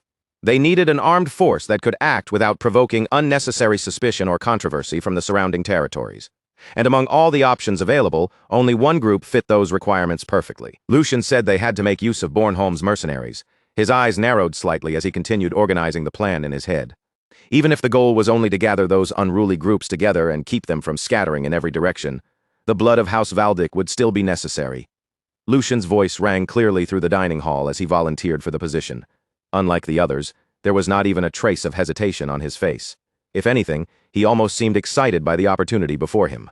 The Grand Duke silently observed his third son for a moment. Then, 1 week later, the scene shifted to a large ship cutting through the cold waters on its way toward Bornholm. Sea wind roared around the vessel, waves crashed hard against its sides, and Lucian stood quietly on the deck beside Hugo throughout the long journey. Even during the voyage, Lucian remained lost in thought. As the cold wind brushed past him, he calmly reflected that the only thing truly capable of making mercenaries move was money. But Lucian also knew that money alone was never enough to truly bind people like them in place. A faint smirk appeared on his face as memories from both this life and his previous life surfaced one after another. Mercenaries were the kind of people who changed their words whenever the situation demanded it, then tossed aside yesterday's contract as casually as if it had become today's joke. That was the breed of people known as mercenaries, and Lucian understood their nature far better than most nobles ever could. After all, he had once been a mercenary himself. Even knowing that, he could not help but feel impressed by the brutal simplicity of their way of thinking. For mercenaries, survival came before absolutely everything else. To them, abandoning even their own employer the moment a situation turned hopeless was not considered shameful. In fact, that kind of cold judgment was often seen as the mark of a proper mercenary. Lucian's gaze drifted toward the distant horizon beyond the rolling waves. Of course, dealing with difficult personalities was nothing new to him. Managing a mercenary group itself was not the true problem here. Then his eyes narrowed slightly. There was only one reason his father had sent him all the way to Bornholm, and the image of one particular man immediately surfaced in his mind. First young master, Tristan Valdic. The moment Lucian thought of his eldest brother, his expression twisted with open annoyance. That bastard had absolutely no flexibility whatsoever. Painful memories from his previous life began rising in his mind one after another. From the guards' uniforms to the exact timing of their breaks, Tristan was the type of person who enforced every single rule with merciless precision. Even the smallest violation was enough to bring immediate disciplinary punishment. Back then, dealing with someone like Tristan had been exhausting beyond words. Lucian let out a quiet sigh. Considering Tristan's personality, there was no chance he would willingly negotiate with mercenaries who were trying to exploit the Empire's crisis for profit. But at the same time, Lucian understood the mercenaries themselves just as well, perhaps even better than anyone else in House Valdic. And because of that, he knew there was no way the mercenary groups would ignore an opportunity like this. With the situation shifting, political instability spreading, the threat of monsters growing, and desperate nobles willing to pay fortunes for hired blades, Bornholm had become exactly the kind of place mercenaries would swarm toward. For anyone who knew how to read the situation, Bornholm had become the perfect battlefield to make a profit from. In the end, Lucian's amusement only grew as the thought settled in. To him, this entire crisis looked less like a disaster and more like a banquet prepared just for him. A strange grin slowly spread across Lucian's face, and a sharp excitement flickered in his eyes. It had been a long time since he had been given a proper chance to show what he could really do. Just wait for me, he thought, aiming that grin toward the unseen mercenaries. You mercenary bastards! Standing nearby, Hugo quietly stared at his master with a deeply puzzled look, unable to understand the sudden change in Lucian's mood. What in the world had gotten into him all of a sudden? Not long after that, the ship finally reached the port and slowly came to a stop. As Lucian stepped down from the vessel and onto the port, a familiar figure was already waiting there to greet him with proper respect. Lucian immediately recognized the man before him as Sir Raymond, captain of the Black Lions. With a composed expression, he thanked him, saying that thanks to him, the journey had been extremely comfortable. Lucian gave a small nod, then said he had heard Sir Raymond had voluntarily applied to accompany this mission as well. The captain's expression remained confident as he answered him. Sir Raymond explained that since Lucian had taken on such an important assignment, he believed an escort suited to the mission would be necessary. Then he moved on to the current situation, saying that the members who had previously carried out the Vestra mission with Lucian had already arrived ahead of them. Those members were currently gathering information and assessing the situation in the area, so they would meet up with Lucian later at the designated rendezvous point. After giving that report, Sir Raymond respectfully asked whether Lucian would like to head directly to the first young master for the time being. Lucian answered with a light smile, telling him yes, and asking him to lead the way. But before they could move any farther, sudden shouts erupted from the nearby streets, cutting sharply through the air. Someone yelled that the bastards from the Empire Liberation Alliance were there and ordered the soldiers not to let them escape. A group of men was desperately running through the streets while armed soldiers chased them from behind with urgent footsteps. Panic quickly spread through the area as civilians hurried to get out of the way. Among the fleeing rebels, one man looked toward his leader with desperation written across his face. He warned that at this rate, it was only a matter of time before they were caught, then offered to stay behind and buy time so the squad leader could escape. But the squad leader rejected the idea immediately, snapping that he should not say something so foolish. He asked how long the man thought he could survive alone against House Valdic's soldiers. Then, in the middle of that desperate exchange, both men suddenly looked ahead. Standing in the distance was a young boy with the appearance of a noble, accompanied by only 2 escorts. One of the rebels noticed him and muttered darkly that there was a noble-looking kid right in front of them. The rebel quickly decided they would take down the escorts and use the brat as a hostage to buy themselves time. As soon as the thought formed, his hand moved toward the sword hanging at his waist. He told himself he would not make a single mistake. In the next instant, the rebel swiftly drew his blade and prepared to rush forward. But at that exact moment, Lucian had already appeared right in front of him. With the distance between them erased in an instant, Lucian calmly asked what exactly he planned to do. The rebel's eyes widened in shock. Lucian looked at him with a calm smile, almost as if he had simply stepped into an amusing game. Then he spoke again, asking why they did not let him join in on the fun as well. At the same time, a terrifying wave of energy began pouring from Lucian's body, crushing the atmosphere around him in an instant. The rebels froze where they stood, and the pressure bearing down on them became so suffocating that even breathing felt difficult. After that, the lingering mist slowly spread across the battlefield, curling through the tense air, while Lucian remained standing calmly in front of everyone. His sword rested quietly in his hand, and despite the calmness of his posture, the pressure surrounding him made the entire scene feel frozen in place. The very man who had tried to attack him moments earlier could do nothing now except stare in complete shock, unable to process what had just happened before his eyes. At the same time, the squad leader tightened his grip on his sword and shouted in confusion, demanding to know what this meant. But before anyone could properly respond, another man behind him called out to him nervously, his trembling voice revealing just how much fear had already taken hold. Deep inside his mind, the squad leader had already realized the horrifying truth. Lucian was not an ordinary child at all. Just thinking about how their squad leader had been subdued in a single strike, without even being able to react, sent a chill through his entire body. And even worse, Lucian had done it with nothing but a scabbard. The thought hit them like a hammer. He was a monster. As that realization sank in, the atmosphere grew unbearably heavy, and everyone present began to understand just how overwhelming Lucian's strength truly was. On the other side, Lucian quietly lowered his gaze toward his sword, calmly feeling the immense power flowing through every part of his body. A faint smile slowly appeared on his face as he muttered to himself. So this was what it felt like. His eyes gradually sharpened as he focused on the sensation. His body moved exactly the way he wanted it to, and his fully recovered heart burned inside him with the force of a volcano. The mana responded to that heart and spread through his entire body, releasing a level of power that could not even be compared to what he had possessed before. The pressure around him continued to rise higher and higher with each passing second. It felt as though the mana inside Lucian was overflowing without end, turning his very presence into something terrifying. Lucian briefly looked down at his own hands, studying the strength now resting within them. Then, in a cold whisper, he said this body's performance was beyond anything he had imagined. Immediately after that, the remaining 2 men began slowly backing away in fear, while hurriedly pulling out their swords.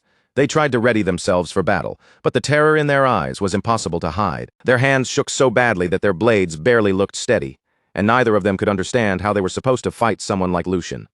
Seeing that fear spread across their faces, Lucian slowly raised his gaze toward them and asked, in an overwhelmingly intimidating tone, whether they still failed to grasp the situation. The instant those words left his mouth, an incredibly powerful aura exploded from his body.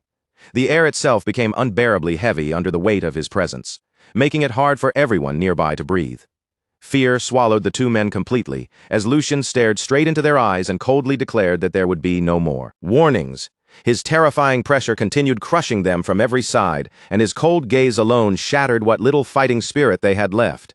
Then, in a calm but commanding voice, Lucian ordered all of them to get on their knees. The moment that command echoed across the battlefield, the 2 men dropped their swords to the ground, without the slightest hesitation. The metallic sound of their weapons hitting the earth rang strangely loud in the suffocating silence.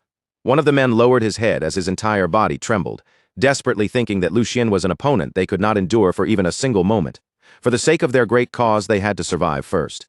The fear of death had already consumed them completely, leaving nothing behind but desperation. A few moments later, the squad leader finally opened his mouth with defeat written all over his face. He said they surrendered, that they would cooperate, and begged Lucian to spare them. Panic filled his voice as he continued pleading, asking for mercy, if only for the sake of their innocent children. After those words were spoken, the atmosphere around them grew even quieter, and Lucian silently looked them over. He carefully watched every movement and every emotion they tried to hide. Even though they had surrendered, he could still sense killing intent leaking from their bodies. The hatred and resentment buried deep inside them had not disappeared at all. Lucian's gaze slowly shifted toward the nearby children. In their eyes, he could clearly see resentment and anger burning quietly beneath the fear. This was why war always left such a bitter aftertaste. There was no pride in this kind of victory, only the painful reminder that hatred kept being passed from one generation to the next. Without saying anything more than necessary, Lucian calmly returned his sword to its proper position. Then he looked directly at the surrendered men and declared that as long as they fully cooperated, he would make sure they were formally tried in a court of law. He warned them not to try anything foolish unless they wanted to make their situation even worse. His words carried both authority and a clear threat beneath the surface. It was obvious that Lucian had no intention of showing meaningless cruelty, but it was just as clear that he would not tolerate betrayal. Shortly afterward, soldiers of the Empire began approaching from every direction to secure the surrendered rebels. The clatter of armor and the heavy sound of footsteps filled the battlefield as the men were surrounded one after another. At that very moment, an armed man stepped down from his horse and slowly walked toward the scene. His presence alone carried the dignity and authority of the Empire. Looking toward the captured rebels, he spoke in a stern, unwavering voice, addressing them as citizens of the Empire. He said it was only right that they be judged according to proper procedures. That was a right they could demand, regardless of their status. And it was one of the foundations that supported the Empire itself. For a brief moment, his words sounded as if he truly intended to grant them fairness and justice. However, his expression soon turned cold as he continued. He said these men were no longer ordinary citizens. The atmosphere grew heavy again at once. Then, with absolute conviction, he declared that the moment they pointed their blades at the Empire, they became nothing more than rebels. And for rebels, there was only one verdict: execution for all of them. The man who had just arrived was then revealed to be none other than Tristan Valdic, the first young master of House Valdic. The instant that merciless judgment rang across the battlefield, the rebel captain, the very same team leader who had already thrown down his pride and surrendered, was swallowed whole by rage, as if every last thread of restraint inside him had snapped at once. His face contorted with raw hatred, his eyes bloodshot and furious, and in the next breath he spun around sharply, reaching into a hidden place where he had kept a concealed knife all this time. With that fury blazing in his gaze, he lunged forward like a man who no longer cared about living or dying, screaming at the top of his lungs, "By what right do you bastards think you can judge us? Wasn't it your empire that crushed us, exploited us, and trampled over us first?" All the resentment he had buried for years, all the suffering he had endured, burst out through his voice in one violent wave. But even as those words tore across the field, Tristan Valdic remained perfectly still, calm as stone, without the slightest flicker of emotion. None of the rebels' accusations seemed to reach Tristan at all. His cold expression did not shift by even a fraction, as though in his mind the man's death had already been decided long before the knife was ever drawn. And then, in the very next heartbeat, Tristan finally moved. His strike came so fast and so clean that the eye could barely catch it. A brutal flash sliced through the air, and before anyone could even react, blood sprayed out across the battlefield. For one short moment, everything went deathly quiet. Then the rebel leader's body crashed heavily to the ground, covered in deep wounds from head to toe, making it painfully clear he had been cut down instantly before he ever had a chance to fight back. The two remaining men froze in horror as they watched their squad leader fall in such a savage way. Terror flooded their faces, and they cried out desperately, their voices cracking with panic, "Squad leader." But before either of them could rush forward, or even properly lift their heads, the surrounding soldiers forced them down with brutal strength, slamming their faces against the ground and pinning them there. A suffocating silence settled over the battlefield, thick with fear and the weight of what had just happened. After that, Tristan turned away from the corpse and slowly approached his younger brother, Lucian. In a voice as cold as the blade he had just used, he said, "Lucian, burn this clearly into your mind. This is the standard we are required to uphold, and this is our principle." His words carried the harsh doctrine of the Empire itself, leaving no room for doubt, pity, or mercy toward anyone marked as an enemy. But Lucian did not look convinced at all.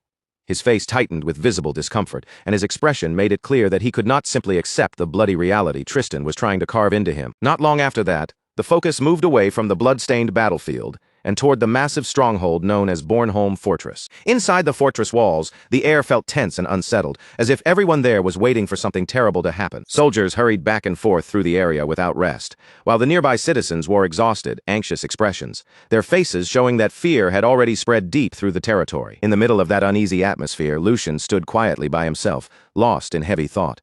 His expression had turned sharp and serious as question after question rose in his mind. Remembering everything that had happened earlier, he silently murmured to himself, "Tristan Valdic." At the same time, memories from his previous life began to surface one by one. He had been a stubborn man in my previous life too. But I never saw him do anything as extreme and violent as what he did today. Lucian could not hide the confusion weighing on him. The Tristan he remembered had always been strict, rigid, and unyielding, but the brutality he had just witnessed went far beyond anything in his past memories. As that thought continued to gnaw at him, Lucian's face darkened even more. Come to think of it, I have no memories of Bornholm from my past life, even though I was serving on active duty during this very period. The moment he realized that, a deep unease rose in his chest. An incident this large should not have slipped past him. If something on this scale had truly happened back then, there was no way I wouldn't have known about it. So what is it? Is there something here that I still don't understand? The more Lucian considered it, the more suspicious the whole situation felt, almost as if a crucial piece of history had been erased from his memory. While keeping a careful eye on the fortress and everything happening around it, Lucian calmly spoke his assessment aloud. The atmosphere here is worse than expected, with the Empire Liberation Alliance running rampant and the citizens of the territory drowning in anxiety. This situation seems far more serious than the reports made it sound. His sharp gaze continued moving across the surroundings, checking the soldiers, the empty spaces, and the exposed pathways before he added, "This is not just a simple manpower shortage. Isn't the security perimeter practically empty?" From one glance, it was clear that the fortress defenses were dangerously thin for a crisis of this level. The shortage of soldiers around key areas made the entire fortress feel exposed, as if it was only barely holding itself together. Hearing Lucian point this out, Tristan answered immediately in a calm but grave voice. "You're right." He did not try to soften the truth or deny how bad things had become. "Most of our main forces are currently locked in a standoff with the rebel main forces. The Empire had already committed the bulk of its military power elsewhere, leaving Bornholm dangerously weakened." Tristan then continued, "The troops left here are barely enough to maintain public order. The soldiers who remained were clearly being stretched to their limits, and keeping the territory stable was becoming harder by the moment." Then Tristan revealed another serious problem pressing down on them. "That is why we hired mercenaries to fill the gap." But as he said it, his expression grew noticeably colder. "They're ignoring the contracts they first agreed to and are now demanding new negotiations." Greed and opportunism had clearly made the situation even more unstable. Tristan narrowed his eyes slightly and finished in a low voice. "They plan to use the Empire's danger as leverage so they can line their own pockets." After listening to Tristan's explanation, Lucian fell silent again. His face stayed composed, but inside he had already grasped the real flaw behind the way the problem was being handled. "That's nothing more than the logic of nobles," he thought to himself. "That kind of thinking would never work on mercenaries. Nobles might care about honor, authority, pride, or loyalty, but mercenaries lived by a completely different rule. To them, survival and profit came first, and war was simply another chance to earn money." Lucian slowly turned toward Tristan and spoke his thoughts calmly. "To them, this probably just looks like a chance to make a fortune then." With complete certainty in his voice, he added, "They simply don't realize that you have no intention of negotiating with them again." "Brother," Tristan answered without even the slightest pause. "At least not here while I am the one in command." His tone was as firm and cold as ever, leaving no room for argument. Even with the fortress under pressure and the Empire facing danger on every side, Tristan had no intention of lowering imperial authority just to appease greedy mercenaries.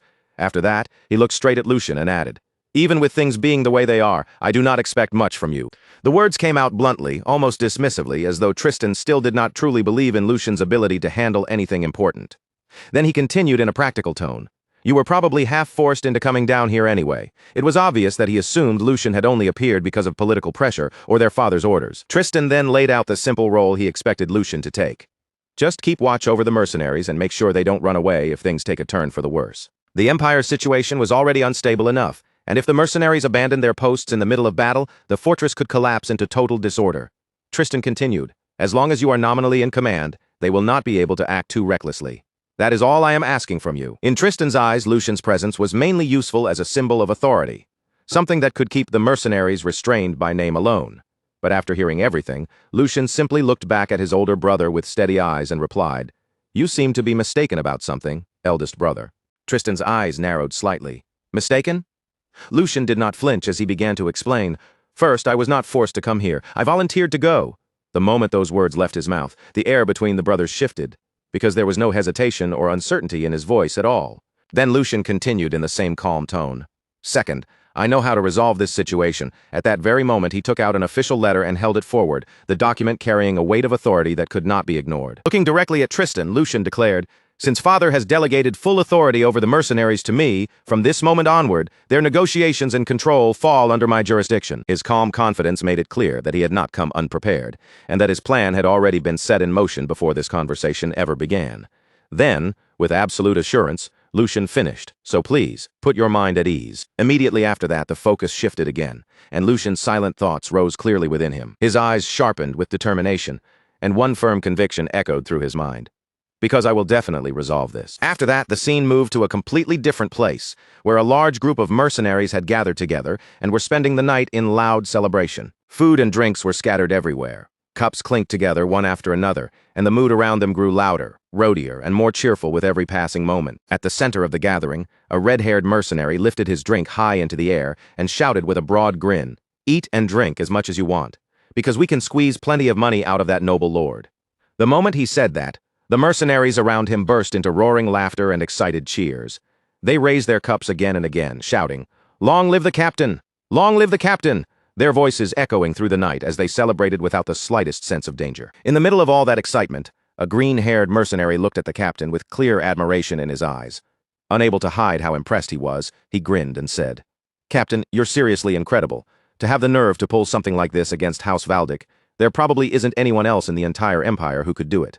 To him, openly provoking such a powerful noble house was the kind of gamble most people would never even dare to imagine. And yet their captain was handling the whole thing as casually as if it were nothing more than another job. Hearing the praise, the captain calmly lowered the cup in his hand, his posture relaxed and his expression full of confidence. "Because we are not the ones sweating bullets right now. The people above us are already on the verge of clashing with the current Empire Liberation Alliance.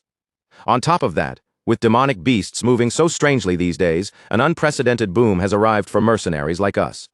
His words were calm, but they carried complete certainty. The Empire was being pressured from several directions at once, and because of that, hired fighters had become more valuable than ever. The nobles needed manpower badly, and the mercenaries understood exactly how much bargaining power that gave them. Green-haired mercenary quickly caught on to what the captain was getting at. Leaning forward with interest, he asked, "So that means all we have to do is keep holding out until they can't stand waiting anymore?" The captain's expression immediately curled into a satisfied smile, as if the man had finally understood the heart of the plan. With a slow nod, he replied, "Right on. When they finally come to us carrying bundles of money, that is when we slowly start opening the door for them. I've already spoken with the other mercenary groups stationed around this area, so now all we have to do is wait." The confidence in his voice made it obvious that in his mind, everything was moving exactly according to plan. The mercenary groups had already formed their own agreement behind the scenes, and all of them were simply waiting for the nobles to grow desperate enough to accept their demands. But just outside the entrance, two silent figures stood in the darkness. The campfire light barely reached them, only outlining their shadows from a distance. Those two figures were none other than Lucian and the captain of the Black Lion. A moment later, the green-haired mercenary suddenly sensed that something was off and turned his head with a puzzled look. His gaze shifted toward the entrance, but before he could even speak, a slow, deliberate clapping sound rang out through the noisy gathering. The cheerful mood instantly began to fade as several mercenaries turned toward the source of the sound. One of them frowned, narrowing his eyes at the entrance as he muttered, "What's with that crazy bastard? There are some guys at the door I've never seen before." The sudden appearance of strangers immediately put the entire group on guard. Before the mercenaries could make their next move, the newcomer calmly stepped into the light, ignoring every suspicious stare aimed at him. Lucian walked into the gathering with the relaxed confidence of someone entering his own hall. His face remained perfectly composed as his eyes settled directly on the mercenary captain. Then, in a calm voice that almost sounded approving, he said, "For all your rough appearances, you actually have a pretty good sense for business. If I were leading a mercenary group, I might have chosen the same method. Anyone who commands people should understand how to grab an opportunity when it appears in front of them. But that only applies before a contract has been finalized." As he spoke, Lucian moved until he was standing directly in front of the captain. There was not even the smallest trace of fear in his posture. His words may have sounded like praise at first, but every mercenary there could feel the hidden blade beneath them. Without looking away from the captain for even a second, Lucian continued, "Once you've already accepted the money, you should at least pretend to do the work. Red Blade Sven." The moment that name left Lucian's mouth, the captain's expression changed at once. The relaxed look he had been wearing began to vanish. For one brief instant, the smile slipped from his face completely, and what replaced it was a far sharper, far more serious expression. Around him, the mood shifted just as quickly. The other mercenaries tightened their hands around their weapons almost immediately. Swords, axes, and spears were quietly brought within reach, each man preparing himself in case the situation turned into a fight. The festive air that had filled the camp only moments earlier disappeared without a trace. In its place came a tense silence, so heavy it felt like one wrong word could make the whole place erupt. But instead of flaring up in anger, the captain suddenly smiled. That grin slowly widened across his face, as if Lucian's arrival had amused him more than threatened him. Looking around at his men, he spread both arms wide and said, "Everyone, show your respect. It looks like House Valdic has brought us bundles of money. Thank you, noble lord." His voice was thick with mockery, and the mercenaries around him immediately understood the joke, breaking into low laughter among themselves. The captain went on with that same sarcastic cheer, saying, "Thanks to you, we'll be eating well tonight. If only there were more noble lords as generous as you, life would be wonderful." But throughout every mocking word, Lucian remained completely calm. He did not cut him off, and he did not react to the ridicule being thrown at him. Instead, he simply stood there in silence, watching Captain Sven and carefully taking in the mercenaries gathered around him. That steady composure only made the air feel even heavier, as though Lucian was calmly waiting for the perfect moment to act. Meanwhile, Captain Sven kept his mocking smile fixed in place, acting less like a man facing someone he had cheated and more like a host greeting an honored guest. He spoke again in a casual tone. "It's going to be a long discussion, so why don't you wet your whistle first?" On the surface, he sounded friendly, but every person there could feel the hostility hiding beneath those words. What had begun as a celebration had now turned into a direct confrontation. Captain Sven's smile stayed firmly on his face as he continued speaking, pretending to keep the mood light and friendly. He spread his hands slightly, like an innocent man caught up in some unfortunate misunderstanding, and said, "If there has been some kind of misunderstanding, shouldn't we clear it up? I've been waiting anxiously for your arrival." The words were polite, but the mocking edge behind them was impossible to hide. He clearly had no intention of treating Lucien seriously. Lucian, however, did not show the slightest sign of being provoked. His expression stayed calm and steady as he answered in a clear voice, "A misunderstanding between House Valdic and you?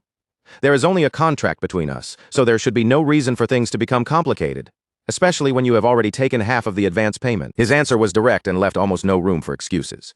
To Lucian, this was not a matter of hurt feelings, confusion, or negotiation. It was a simple agreement the mercenaries had accepted, and now they were trying to avoid fulfilling it. Hearing that, Captain Sven gave a scoffing laugh and leaned back in his seat. With a dismissive look on his face, he replied, "You mean that little pocket change? I thought it was just charity handed to poor, lowly commoners, because for a dangerous mission like clashing with rebel forces, that amount was far too pathetic." As soon as he finished speaking, the mercenaries around him burst into loud laughter. His subordinates immediately joined in, treating the advance payment like some ridiculous joke.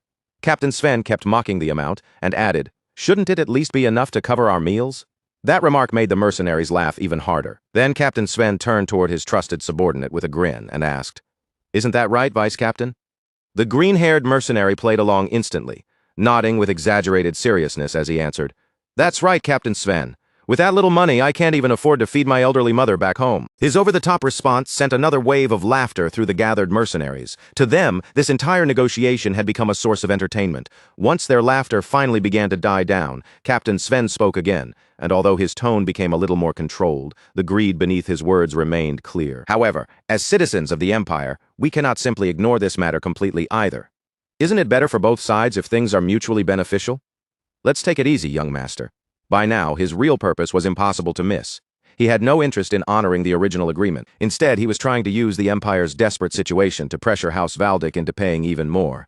Lucien quietly watched Captain Sven and the mercenaries around him for a few moments, his gaze calm as he measured the greed filling the room. Their arrogance, their confidence, and the way they openly laughed at the contract made their intentions perfectly clear. Then, without showing even the faintest trace of anger, Lucien calmly reached into his belongings and took out a heavy bag filled with money. The moment that bag appeared, every eye in the camp was drawn to it. Holding it in one hand, Lucien looked straight at Captain Sven and said, "If that is how it is, then there is no need to talk in circles. Problems that can be solved with money are the easiest ones to handle." As soon as he finished speaking, Lucien loosened his fingers and let a single coin slip from his hand. Clink. The sharp metallic sound rang clearly through the gathering as it struck the ground, and in an instant Captain Sven and all his men looked down at it. Their eyes fixed on the coin, and the mocking expressions that had covered their faces only moments earlier slowly began to fade. The camp, which had been filled with laughter and ridicule, fell into an odd silence. Lucien looked at them calmly and said, "Captain, isn't this a Wilhelm the Great Birth commemorative coin? Just one of these is worth well over hundreds of gold coins. Can you really be satisfied with only that much?" His voice stayed even and composed, as if he were merely discussing something ordinary. His words hit the mercenaries immediately. They stared at the coin in disbelief, unable to take their eyes off it. Before anyone could respond, Lucien casually dropped another coin to the ground. Then another. One by one, the priceless coins fell, each sharp clink sounding like it was striking directly against the mercenaries' greed. As the coins scattered across the dirt, Lucien continued in that same calm voice. "You should make sure you are properly compensated for risking your lives." On the surface, the statement sounded perfectly reasonable, but with those dazzling coins lying before them, it became a temptation almost impossible to ignore. Captain Sven watched the scene unfold before him, and his thoughts began to shift almost immediately. The arrogance and confidence he had shown earlier started cracking under the weight of pure greed. Deep inside, he thought to himself, "This guy is a complete pushover. With that much money, we could live even more luxuriously than the lord of a small castle." The amount of wealth being thrown onto the ground so casually was far beyond anything Sven had expected to squeeze out of them. Almost at once, Sven's attitude changed completely. The hostility vanished from his face, replaced by an exaggerated expression of respect, Rising from his seat, he spoke in a tone that was completely different from before. I have committed a grave discourtesy by speaking so arrogantly to such a generous and open-minded young master. From this moment on, I will put my life on the line for any task you give me. With just one word from me, all the mercenary groups around here will gather. His sudden transformation was so extreme, it almost looked ridiculous. Only moments earlier, he had mocked Lucian and demanded more money without shame. Now he was acting like Lucian's most devoted supporter. As he spoke, Captain Sven even reached his hand forward, as though he intended to shake Lucian's hand and seal their cooperation.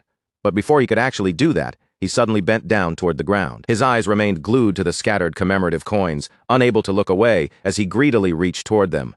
While lowering himself, he said, "But first, allow me to tidy up these precious coins." Captain Sven had only just managed to pick up one of the platinum coins when Lucian's calm voice rang out clearly through the entire gathering. "In the name of Valdic, I issue a request to all of you. Kill Red Blade Sven. The reward will be all of these platinum coins." The moment those words landed, the entire camp fell into complete silence. For a moment, not a single person moved. Every mercenary stared at Lucian in disbelief, as if they were trying to decide whether they had truly heard him correctly. Then Lucian swept his gaze across the crowd and continued in the same composed voice. "You all clearly heard me stake my family's name just now, didn't you? And not just any name, but the name of House Valdic." The meaning behind his words was unmistakable. Lucian had made an official declaration in public under the authority of House Valdic. This was not a joke, and it was definitely not an empty promise. The mercenaries slowly looked at one another, then their eyes drifted back to the platinum coins scattered across the ground. A heavy, dangerous silence settled over the camp. The temptation lying right in front of them was overwhelming. The moment Captain Sven realized what was happening, the color drained from his face. The greed that had filled him just seconds earlier instantly twisted into panic, and he glared at Lucian in disbelief as he shouted, "What kind of trick are you trying to pull? What kind of trick are you trying to pull here?" Sven shouted again, his voice cracking with alarm. Lucian met his gaze without the slightest trace of emotion. "What trick?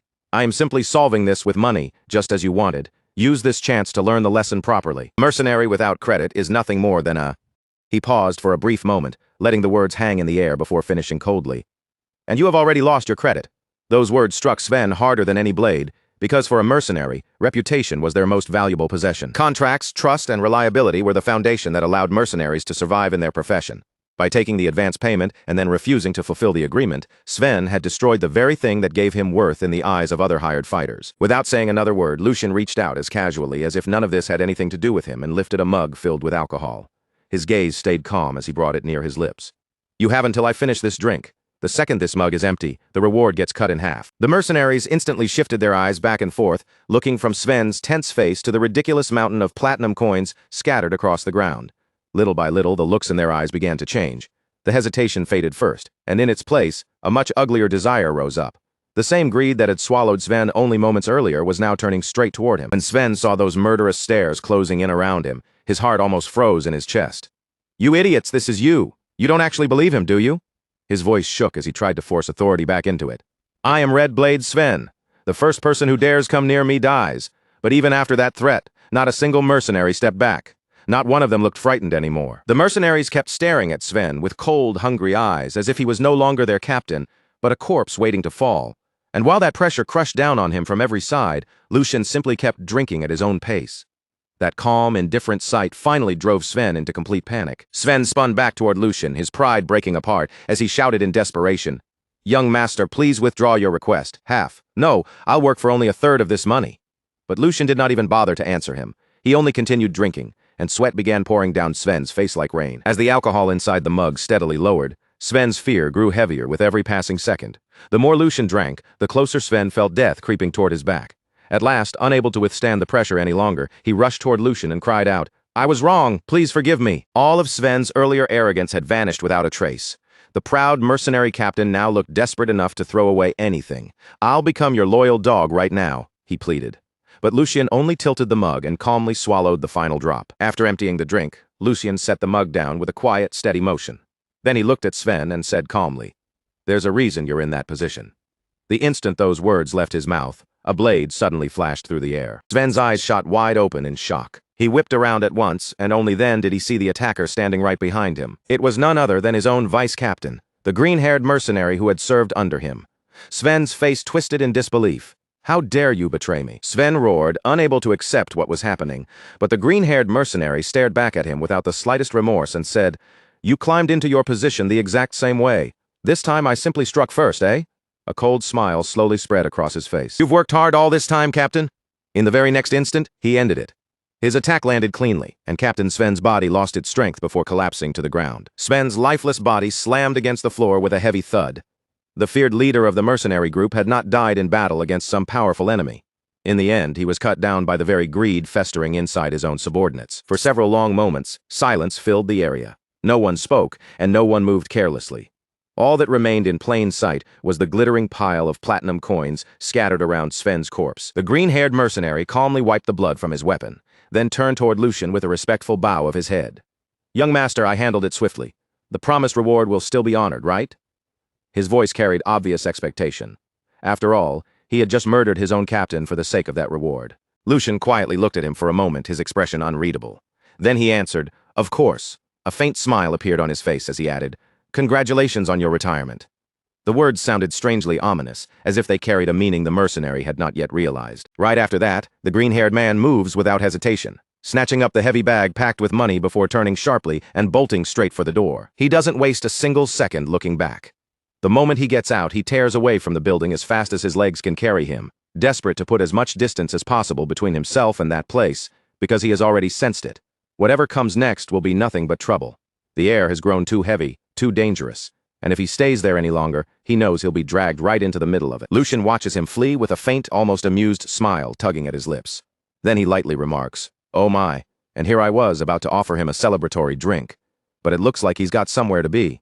In that case, why don't we at least take a generous share for ourselves and raise a toast to our retired vice captain? Around the room, every mercenary stays rooted in place, silently watching the situation unfold right in front of them. No one speaks for a moment. The room falls into a strange, uneasy quiet as they all try to understand what they have just witnessed. Lucian then lowers himself into a seat with complete composure, acting as though he has all the time in the world, before speaking again in a calm voice filled with relaxed confidence. "Don't look so disappointed. Everyone, I have no intention of letting this night end here. As you can plainly see, when a mission is handled properly, I'm more than willing to give out the rewards that are deserved. In fact, I don't mind paying far more than expected. Now that I think about it, your former captain wasn't exactly wrong.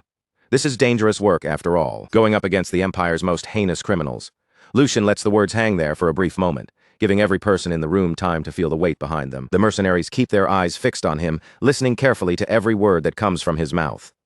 Then Lucian's smile slowly widens, and as his gaze moves across the crowd, he finally reveals the offer he has been holding back. He says, however, starting from this moment, every one of you will be determined to track those bastards down. 1 platinum coin for each head. The instant those words are spoken, the entire mood inside the room begins to shift. Lucian remains seated in front of them, smiling calmly at the gathered mercenaries, already knowing exactly what kind of fire his offer is about to light inside them. A reward that enormous immediately gives them a reason strong enough to move. For men like these, the promise of platinum is more convincing than any command, and in that moment, the night suddenly feels far from finished. Lucian continues speaking without losing that calm smile. Looking over the mercenaries gathered before him, Lucian adds, "And if you bring them back alive, there will be a bonus." As soon as those words leave his mouth, the men begin glancing at one another, their eyes widening with disbelief and excitement. For one brief moment, silence settles over them again as they try to process just how unbelievable the reward in front of them really is. Then, almost all at once, the entire crowd explodes into cheers. Their voices ring through the space as the mercenaries begin shouting with excitement, "Long live the young master!" The energy in the room surges so high that none of them can hold it back anymore. What had started as a stunned, uneasy atmosphere quickly turns into noisy excitement. Conversations break out all across the room as the mercenaries crowd together, throwing around ideas, making guesses, and talking over one another about what they should do next. They begin discussing how they will track down the targets, where they might search first, and how they can be the ones to claim the massive rewards now waiting for whoever succeeds. Lucian watches the whole scene unfold in front of him with a quiet smile. Everything is moving exactly according to the path he had set. Then the scene shifts away from the excited mercenaries and turns toward the captain of the Black Lions. Raymond sits off to the side by himself, quiet and still, reflecting on everything that has just taken place. As he turns the events over in his mind, an earlier memory slowly rises to the surface, a conversation he had with Lucian before they ever arrived at the hideout. Back then, before heading to the enemy's hideout, Lucian had spoken to him directly and said, "Sir Raymond, before we go there, I have one request. No matter what those bastards say or do, just stay quietly by my side and watch. At this point, when they won't even listen to the eldest brother, what we need isn't bloodshed. What we need is honey sweet enough to rot them from the inside out." As those words echo again inside Raymond's mind, he finally starts to see what Lucian had been aiming for from the very beginning. After thinking through everything that has happened, Raymond quietly realizes, I thought he was simply trying to buy them with money. But from the start, his real plan was to use their greed against them. Men who can throw away trust that easily are the kind of people who might betray anyone the moment the situation changes. The third young master had already understood that. So, along with a warning, he placed a temptation in front of them so overwhelming that they would end up tearing out the root of the problem with their own hands, driven forward by their own desires. The more Raymond thinks about it, the clearer Lucian's strategy becomes. This was never just about handing out rewards. From the very start, Lucian had looked straight through the mercenaries and understood exactly what kind of people were standing in front of him. He knew their loyalty had a price. He knew they valued profit far more than trust.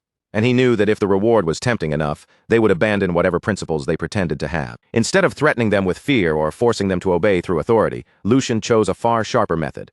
He placed a reward before them so irresistible that their own greed would become the force pushing them forward. With that single move, he transformed them into willing hunters. They would chase the targets with far more hunger and determination than any direct order could ever create. Without drawing his blade or shedding even a drop of blood, Lucian had guided them exactly where he wanted them to go. Now those mercenaries were eagerly walking down the road he had prepared for them from the very beginning. As that realization settles in, Raymond quietly mutters to himself, the third young master. He is far more intriguing than I expected. Rougher and cruder than I imagined. Yes. But at the same time, he is chillingly meticulous. As the words leave Raymond's mouth, his expression grows more serious. He gazes off into the distance, and the scene changes once more. Now, spread across the ground, the aftermath of greed is laid bare. Platinum coins lie scattered inside pools of blood, their cold shine standing out against the brutal mess around them. The sight alone tells a grim story without anyone needing to say a word. Standing in the middle of that aftermath is the green-haired vice captain. To secure everything for himself, he has slaughtered every companion who followed him there. The greed Lucian had carefully fed has now reached its inevitable end. But even though the green-haired man has seized the treasure, his hands are trembling uncontrollably. His breathing comes out uneven and strained, and bit by bit, the full weight of what he has done begins pressing down on him. Trying to convince himself that everything was worth it, he slowly sits down among the bodies and mutters, finally, I did it. Finally, it's over. A smile slowly spreads across his face, twisted and unstable, as he starts speaking to the corpses around him as if they can still hear him. It almost sounds like he is trying to justify the blood on his hands. Did you really think I'd just lie down and accept it like the captain did? Do I look like the same kind of brainless meathead as him? If you were going to die this pointlessly, you should have just taken one platinum coin each and walked away. But no, you didn't know your place. You let yourselves get blinded by useless greed. His words hang heavily over the blood-soaked ground. Yet while he condemns the others for being swallowed by greed, he fails to see that he has become the greatest victim of that very same hunger. At that exact moment, a shadow falls behind him. The figure standing there is Hugo. The green-haired mercenary senses the presence almost instantly. His entire body stiffens before he can even turn around. And before he has the chance to react, Hugo calmly answers the words he had just spoken. I tend to agree with that. The green-haired man's smug confidence disappears in an instant. The crooked smile on his face collapses, replaced by raw fear. Realizing that he is completely trapped, and at Hugo's mercy, he begins pleading desperately for his life. Spare me. I'll give you half. Even half of this is still an enormous amount of money. I don't even know who you are, but it's not like you have some personal grudge against me. So please, just let me live. Hugo does not move an inch at the desperate offer. His expression stays cold and unchanged as he answers without hesitation. I've never entertained such soft thoughts. The moment he hears that, the green-haired mercenary understands that there is no way out. A bitter smile creeps across his face as he accepts what is about to happen. So I messed with the wrong person, huh? Figures. There was no way my life would actually turn out this well. In the very next instant, Hugo strikes. The confrontation ends almost as soon as it begins, leaving the green-haired mercenary with no chance to fight back or resist. With the last obstacle finally dealt with, Hugo calmly collects the scattered money and gathers the recovered belongings together, making sure nothing is left behind before quietly leaving the bloodstained area. A little while later, Hugo reaches his destination and sets the recovered money bag down on the table with a solid thud. Waiting there in silence is Lucian, who has clearly been expecting his return. Everything has gone exactly according to plan, and the mission has been brought to a clean finish. As Lucian looks down at the returned bag, his expression softens slightly, and he speaks with genuine gratitude in his voice. I owe Hugo a great debt. The words are brief, but they carry real weight. Lucian's plan had successfully pushed the mercenaries to betray and destroy one another through their own greed, but in the end, it was Hugo who stepped in and made sure the entire matter was wrapped up without leaving any loose ends. The greed Lucian had dangled before them as bait had swallowed every last victim whole, and after all the bloodshed, all the betrayal, and all the desperate scrambling for wealth, The very money that had caused everything returned to the hands of the man who had set the entire trap in motion. In the end, the very money that had dragged so many people into bloodshed and chaos quietly circled back to the man who had planned the entire scheme from the very beginning. The scene soon shifted back to the fortress, where the entire place was already alive with movement. Soldiers marched through the grounds, workers hauled supplies from one area to another, and mercenaries carried out their duties with sharp focus, filling the fortress with a tense but orderly sense of purpose. From a higher vantage point overlooking the fortress, Tristan and Lucian stood side by side in silence, their eyes fixed on the busy scene spreading out below them. After observing the flow of activity for a while, Tristan was the first to break the quiet between them. His tone stayed calm, steady, and full of authority as he acknowledged that the work had been handled exceptionally well. Then he continued, making it clear that if Lucian had let his hunger for recognition or personal achievement interfere with his judgment and cause the operation to fall apart, Tristan would not have hesitated to make him answer for the consequences. But since everything had gone according to plan, and the outcome had met his expectations, there was no need to take things that far. And then Tristan said something Lucian never thought he would hear from him. From this point forward, the command of the mercenaries would be placed in Lucian's hands. The moment those words reached him, Lucian lowered his head at once and answered with proper respect. He replied calmly that he understood, addressing Tristan as his brother. On the surface, Lucian looked composed, obedient, and perfectly controlled, but deep inside, his thoughts were already spinning in complete disorder. One thought after another rushed through Lucian's mind as he tried to make sense of what had just happened. It was almost hard to believe that the day had finally arrived when Tristan, the very person whose approval he had chased for so long, would openly acknowledge his ability. But instead of feeling pure satisfaction, Lucian found himself unsettled. He could not help wondering if Tristan truly believed that giving up part of his own achievements was acceptable, as long as it eventually led to an even greater gain. The more Lucian thought about it, the stranger the whole situation felt. No matter how strong or talented a successor candidate might be, even one defeat could be enough to overturn the entire balance of power. A single wrong move could wipe away years of effort, destroy carefully built influence, and change everything in only an instant. Because Lucian understood that reality, Tristan's actions became even harder for him to accept. Not only had Tristan handed over authority over the mercenaries, he had done it at a time when the situation was unstable and the stakes were unusually high. The longer Lucian turned it over in his mind, the less he could grasp what his brother was truly planning. After a short moment of thought, Lucian chose to set that question aside and focus on something else. Lucian turned his gaze toward Tristan again and brought up the report that had arrived the night before. He explained that there were several parts of it he wanted to understand more clearly. Tristan looked back at him without showing much emotion and simply told him to speak. Lucian gave a small nod, then began laying out the doubts that had been weighing on him. He began by speaking of the endless relationship between predators and prey, between hunters and those being hunted. Across history, the position of humans and demonic beasts had always shifted depending on the situation. At times, humans became the hunters who pursued the beasts. At other times, those same beasts turned around and hunted humans instead. But even with those roles constantly changing, one truth had never changed. The blood-stained cycle between the two sides had never once been broken. Their relationship had always been built on fear, conflict, and the brutal need to survive. For generation after generation, humans and demonic beasts had continued killing each other without end, and that cruel reality had long been accepted as one of the unshakable laws of the world. That was exactly why the contents of the report were so difficult to believe. According to the information they had received, members of the Empire Liberation Alliance had built a camp deep inside territory occupied by gnolls and kobolds. That fact alone was already shocking. But the report did not stop there. It claimed that the Alliance members were not simply hiding in that dangerous region, nor were they barely surviving while avoiding contact with the demonic beasts. Instead, they were supposedly living alongside them. As Lucien continued thinking through the contents of the report, his expression grew noticeably more serious. After a brief silence, Lucian looked straight at Tristan and asked his question with both caution and doubt in his voice. He wanted to know whether Tristan was absolutely certain that there was not even a single false statement hidden anywhere in that report. Tristan remained calm and composed as he answered. He said he understood exactly what Lucian was trying to point out, but he also made it clear that this matter had not been left to loose rumors or unreliable second-hand accounts. The details had been personally confirmed by his aides, people whose skill and loyalty he trusted without question. On top of that, Tristan added, the situation was not quite as impossible as it might appear at first glance. According to Tristan, there were practical explanations for what had been observed.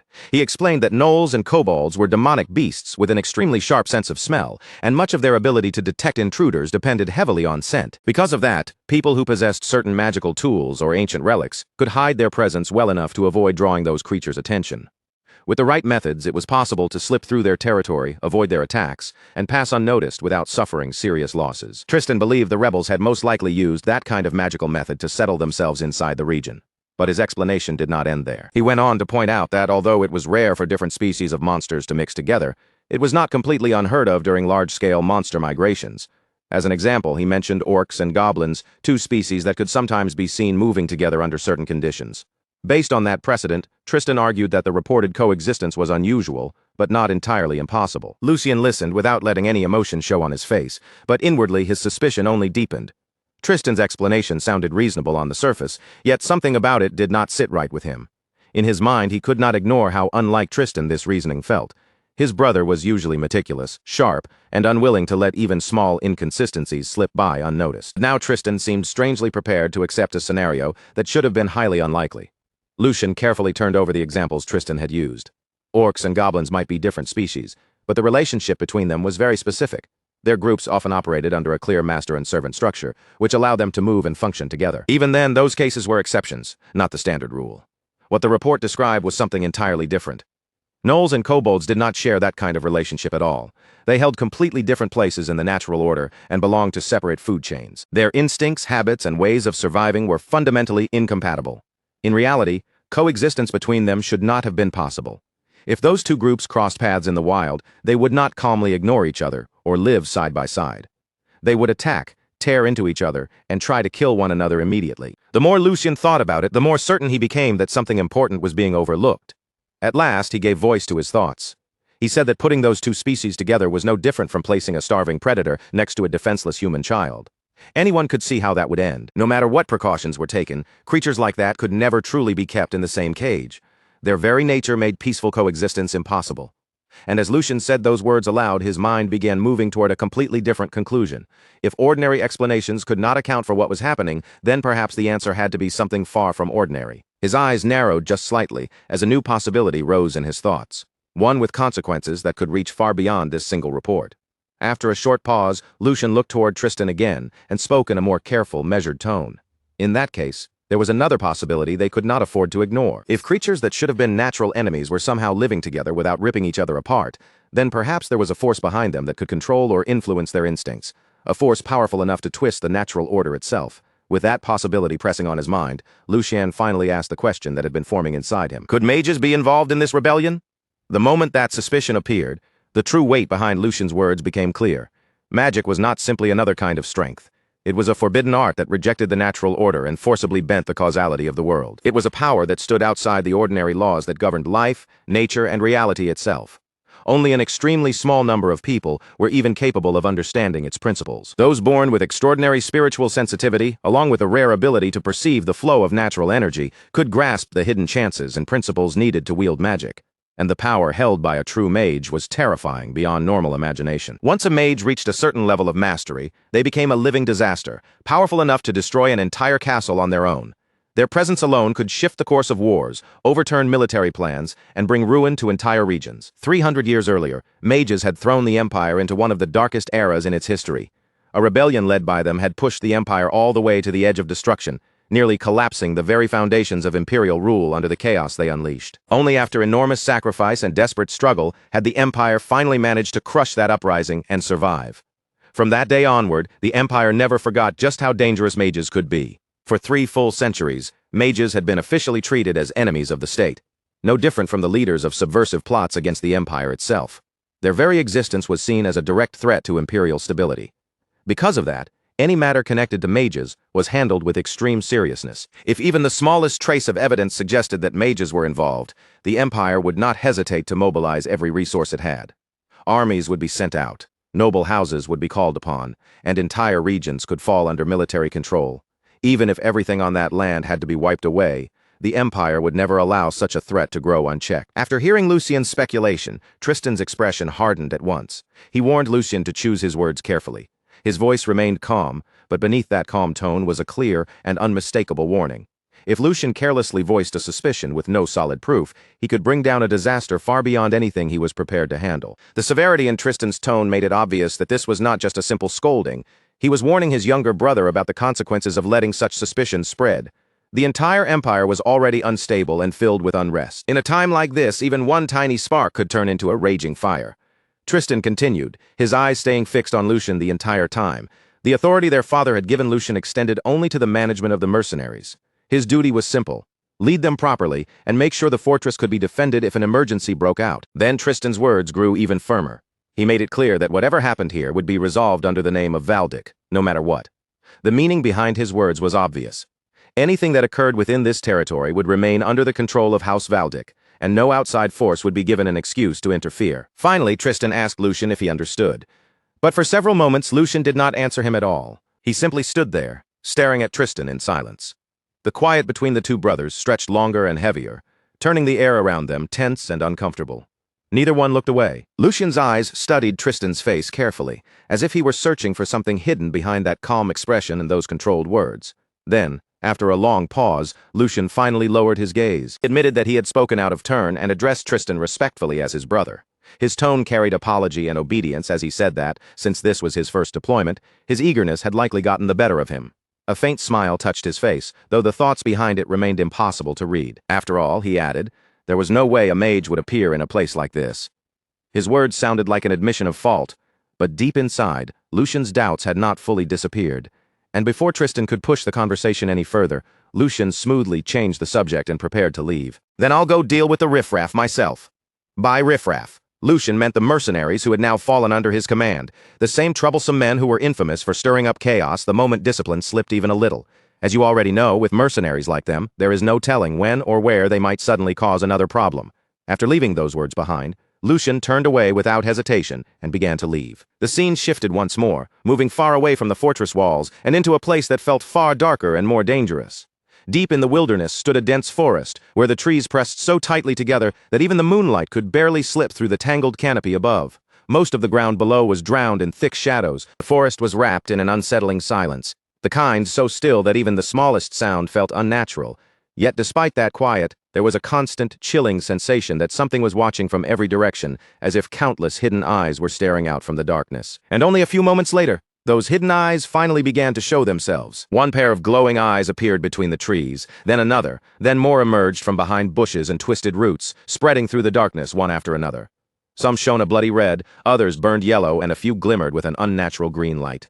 As faint moonlight slowly revealed more of the forest, it became clear that this entire area was crawling with monsters. Gnolls, kobolds, and all kinds of demonic beasts lurked between the trees, their shapes half hidden in the shadows, and their presence alone enough to make any normal person run for their life. But in the middle of that terrifying forest, one man was carefully making his way forward, slipping past the monsters, as though he had walked this path many times before. Even so, the tension in his body made it obvious that he was far from calm. Cold sweat rolled down his forehead as he moved step by step through the darkness, watching every shadow around him. He clicked his tongue softly, then muttered under his breath that no matter how many times he came here, this place still made him feel like his heart was about to stop. Even after coming here again and again, walking through a forest filled with demonic beasts was enough to make anyone feel like death was brushing against their back. Before long, he reached the appointed meeting spot. Standing there in the gloom, he recited the familiar phrase. When lightning strikes down from the heavens, it shall punish the sinners seated upon the throne. I am squad leader 2, Kron, and I request an audience with a comrade, after his voice faded into the forest. Nothing happened for several tense moments. Then, from within the thick shadows nearby, another figure quietly stepped into view. The newcomer looked Kron over carefully, his gaze sharp even in the darkness before finally speaking. Squad leader Kron. Why have you come here in the middle of the night, when our cause is already standing right before its decisive moment? This is exactly the kind of time when one careless move could ruin everything. Kron immediately stepped closer, his expression tense. That is precisely why I came here, comrade. Our cause is starting to go wrong even now, while we are standing here. The other man's face darkened at once, his eyes narrowing. Going wrong? What exactly are you talking about? Tell me everything, and leave nothing out. Kron did not waste a second. He explained that Lucian of House Valdic, the young noble who had only recently been appointed, had already become a serious obstacle to their plans. According to Kron, Lucian had solved the mercenary sabotage problem in a single night, and because of that unexpected achievement, everything had changed. Security across the entire fortress had tightened far more than before. The patrols were harder to avoid, the defenses were sharper, and because of that, their reconnaissance missions and intelligence gathering had become more and more difficult. And what made the situation even worse was this. Rumors were now spreading that Squad 4 had been completely wiped out because of Lucian's actions. As Kron continued, his hand tightened into a fist. That brat is far too unusual to be treated as nothing more than some ordinary child. Comrade, I believe we should change our plan and move forward with much more caution. The other man remained silent for a moment, listening without interrupting. Then, instead of answering directly, he asked a different question. Are you truly certain about this? I mean, joining hands with that man. As he said those words, more of the surrounding forest came into view, and the darkness around them seemed to grow even heavier. All around them, countless demonic beasts could be seen crouching among the trees, watching in silence from the shadows with their glowing eyes fixed on the meeting. Kron understood at once exactly who the other man was talking about. Even if they are only low-level demonic beasts, using magic to subjugate creatures like this is far from normal. I do not believe he is someone we can truly trust. The other man gave a slow nod, as if he had already thought the same thing many times. I understand your concern, comrade. To be honest, I do not trust either of them myself. His eyes shifted toward the monsters gathered around them, lingering on the beasts hidden between the trees. However, the reality is that Valdic's elite forces have already arrived. With only our own strength, we can no longer handle the situation properly. As long as our objectives still point in the same direction, then whether we like it or not, we have no choice but to use one another. A faint smile slowly crept across his face, thin and unsettling in the dim forest light. And that is exactly why the plan must remain unchanged. Kron frowned as soon as he heard that. What do you mean by that? The mysterious man's smile widened even further, and the look in his eyes grew colder, because this is not a setback.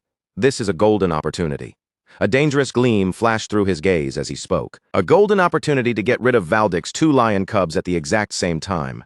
But the moment those words left his mouth, a completely new voice suddenly echoed through the forest, cutting straight into their secret conversation. The voice was calm and casual, almost relaxed, yet the instant it rang out, it sent a chill down everyone's spine.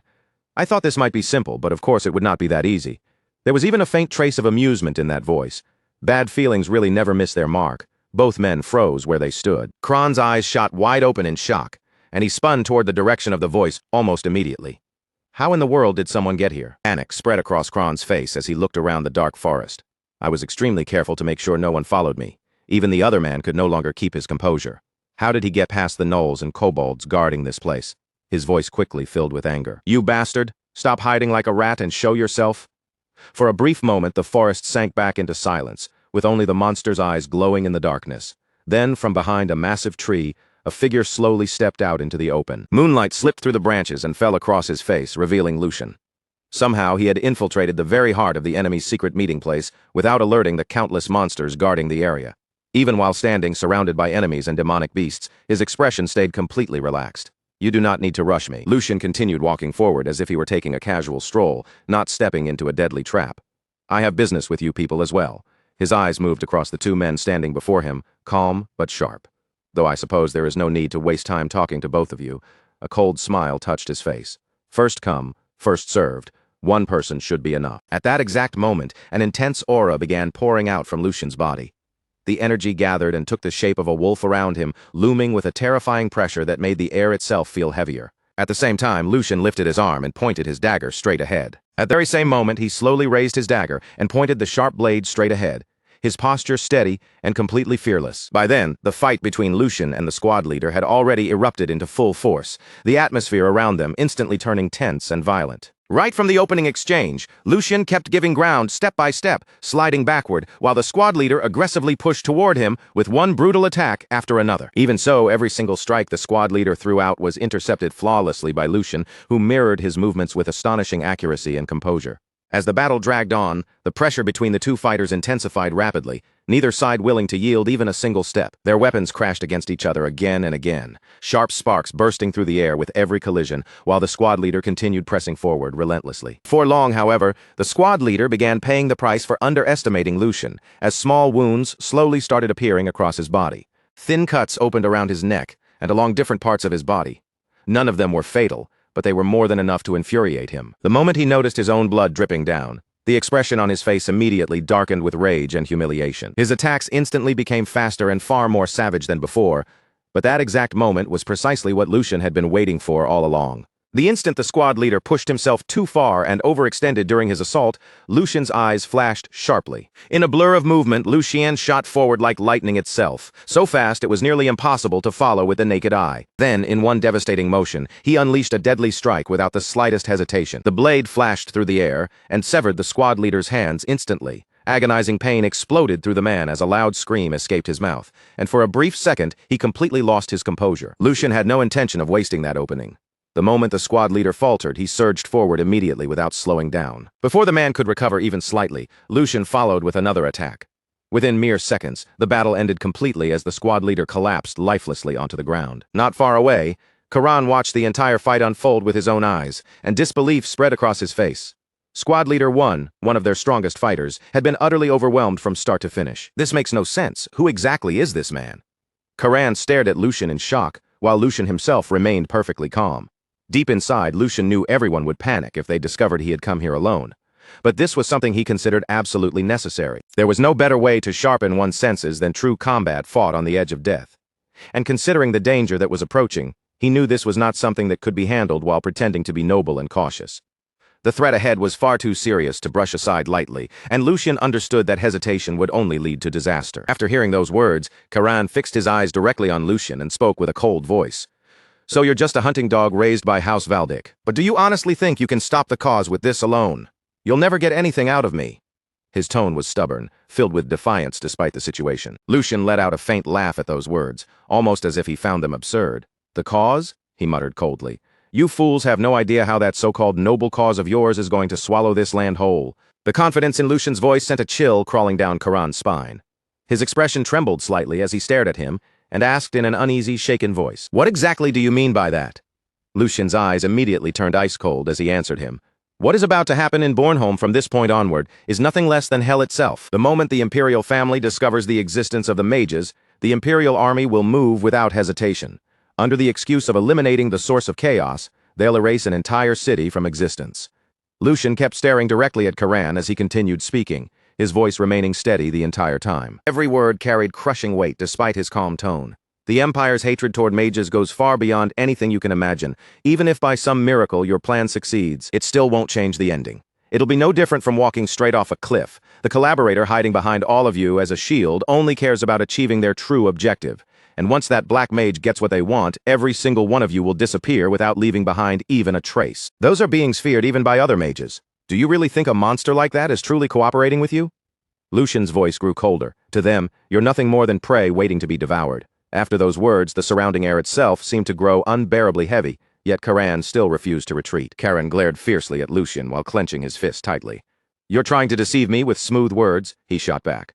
I'll admit I'm surprised you even discovered the existence of the mage, but we're nothing like your empire. We only joined hands with a mage for the sake of liberation. We haven't fallen so low that we'd rely on something as disgusting as a black mage. Even while saying those words, however, a trace of hesitation quietly hid beneath Karan's confidence. Lucian noticed it immediately the moment it surfaced. Lucian slowly stepped forward, his cold gaze locking directly onto Karan's eyes. Stop looking away and face reality, he said sharply, his voice cutting through the silence like a blade.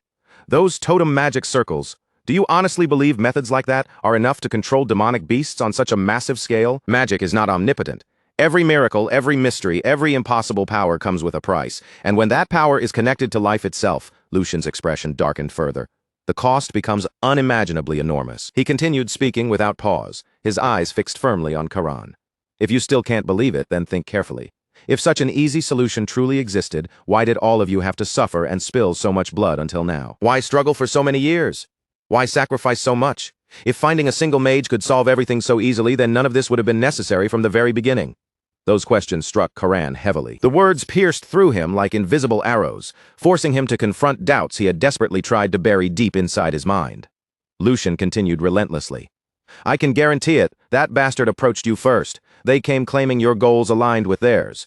They offered you power. They whispered exactly the things you wanted most to hear. They promised you the strength needed to achieve your dreams. For the first time, Karan's confidence visibly shook. Lucian narrowed his eyes and delivered the final blow to his beliefs. That bastard didn't choose you because they respected you. And they certainly didn't choose you because they believed in your cause. They chose you because you were useful. Lucian's voice became mercilessly cold. You were nothing more than pawns incapable of refusing their offer. Tools that could be manipulated whenever necessary, and discarded the moment you stopped being useful. A suffocating silence filled the area after those words. It simply happened to be your turn this time. The crushing weight behind Lucian's words finally shattered the last resistance remaining inside Karan. As the horrifying truth sank deeper into his mind, the strength gradually left Karan's hand. His grip loosened until his sword slipped free completely and dropped downward. The weapon hit the ground with a heavy metallic sound that echoed through the tense silence surrounding them. Karan's face had already turned pale with disbelief as he stared blankly at Lucian. So, we were being manipulated from the very beginning. What exactly are you trying to do here? Karan asked in confusion and frustration.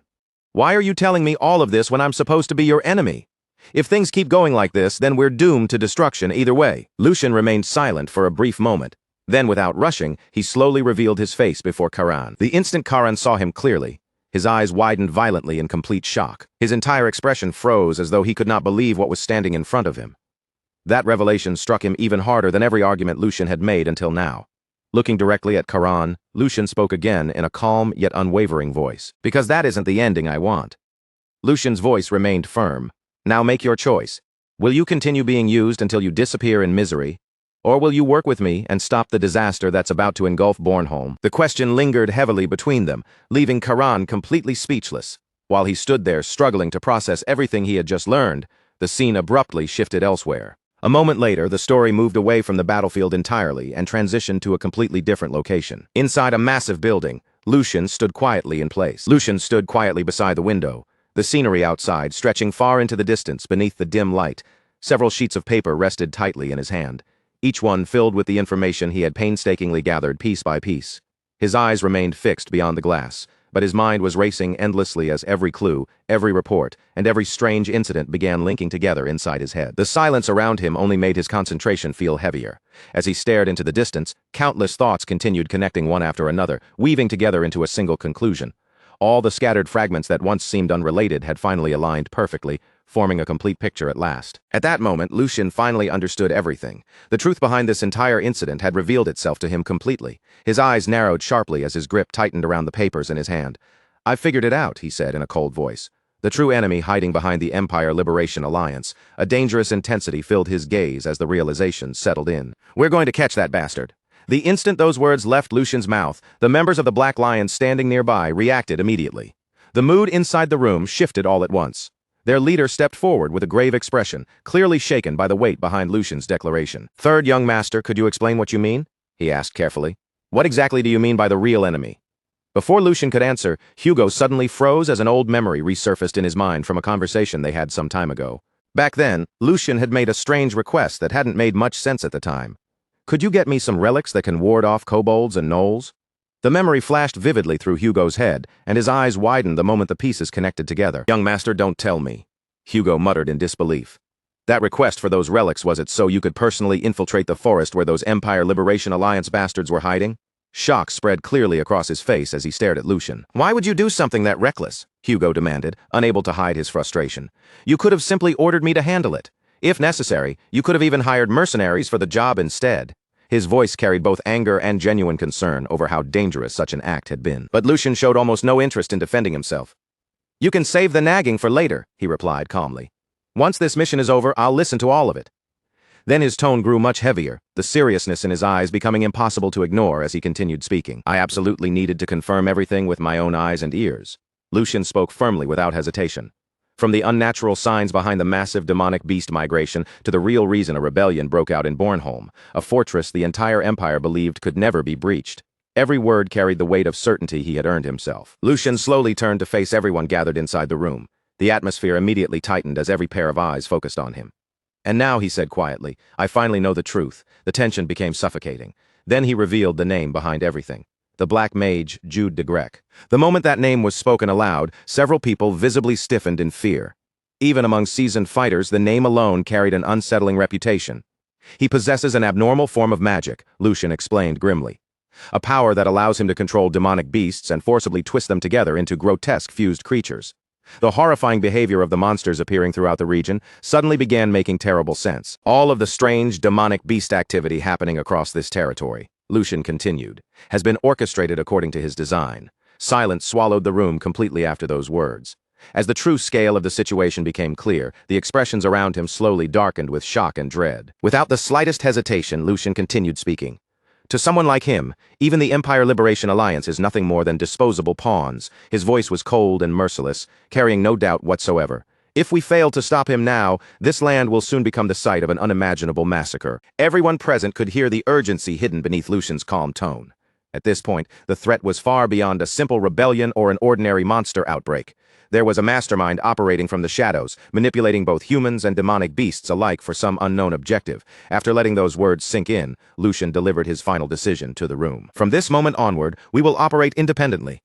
The members of the Black Lions exchanged uneasy glances with one another, but Lucian's expression never changed in the slightest. Then he added something even more shocking. Even if it means making an enemy out of Brother Tristan. The room instantly fell dead silent. The moment those words were spoken, everyone understood there was no turning back anymore.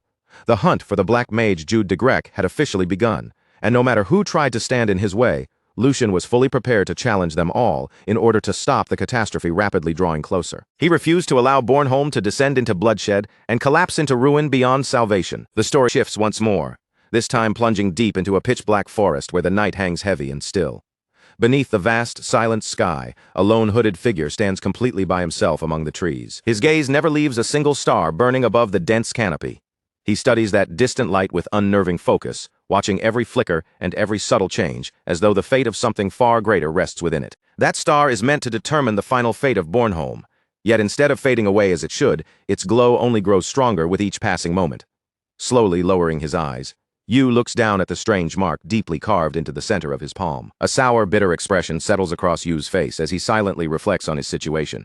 If he had never entered that binding contract with the old man, Jude de Grec, he would have abandoned this cursed place without hesitation long ago. From the very beginning, Yu knew getting involved in this matter had been a mistake. He should never have allowed himself to become tangled in something this dangerous. An overwhelming sense of dread slowly tightens around his heart. Yu begins wondering whether the situation has truly become as disastrous as it appears, and whether there is even one remaining path that could let him escape alive. Grinding his teeth in frustration, Yu curses the day he became involved with the Empire Liberation Alliance. No matter how desperately he tries to avoid trouble, fate always seems determined to drag him straight into another disaster. As he stares into the darkness, one final thought crosses his mind. The people currently working beside him have no idea what they have really done. None of them realize that they signed a contract with a black mage. To those fools, one mage may seem no different from another, but the truth is far more sinister than they understand. Black mages are the closest thing this world has ever known to pure evil. As that thought settles in his mind, Yu's attention shifts toward a lonely house hidden between the trees. Then, from somewhere inside that dark and isolated house, terrified cries suddenly tear through the silence of the forest. Inside, a young girl desperately begs a man for only a single sip of water. Tears stream down her face as she explains that her little brother is slowly losing consciousness. Nearby, the boy shivers helplessly against the cold, weakly whispering that he is freezing.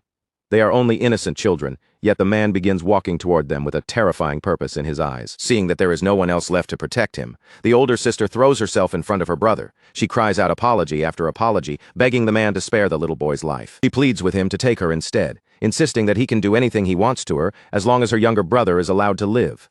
Her desperate sobs fill the house and echo through the empty rooms, but none of her cries change the man's heart. Without even the faintest trace of mercy, the cold-hearted man kills both children with horrifying precision, leaving the room drenched in silence. When everything finally becomes still, he calmly kneels beside their lifeless bodies. A small crimson orb begins rising from them, glowing faintly in the darkness, and he reaches out to collect it. Fresh blood completely covers his hands. Dark red mana pulses around his body as he stares down at the crimson orb without a shred of emotion.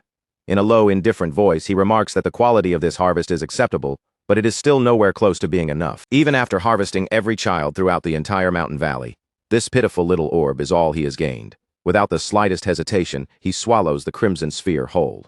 The moment it vanishes into his body, a violent wave of dark red energy explodes outward and wraps around him like a raging aura.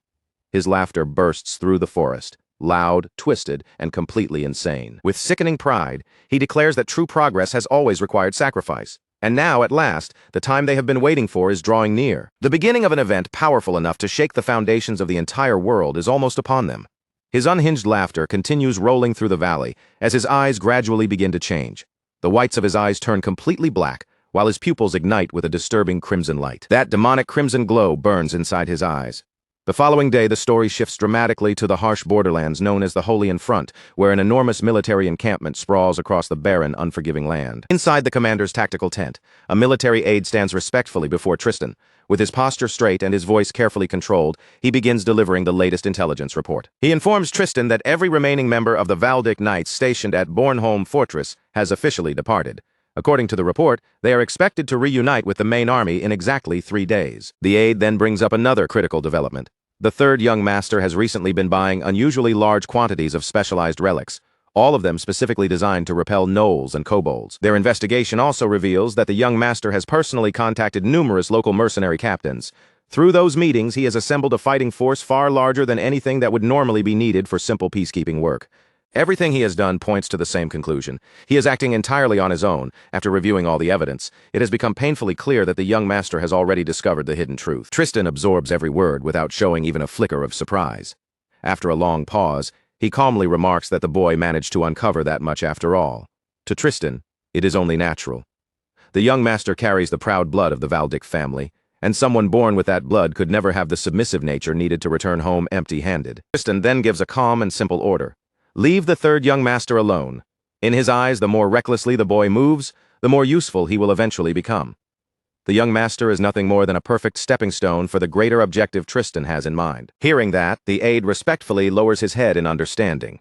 But Tristan soon turns his sharp eyes back toward him and quietly asks whether he still has any doubts lingering in his mind about the entire operation.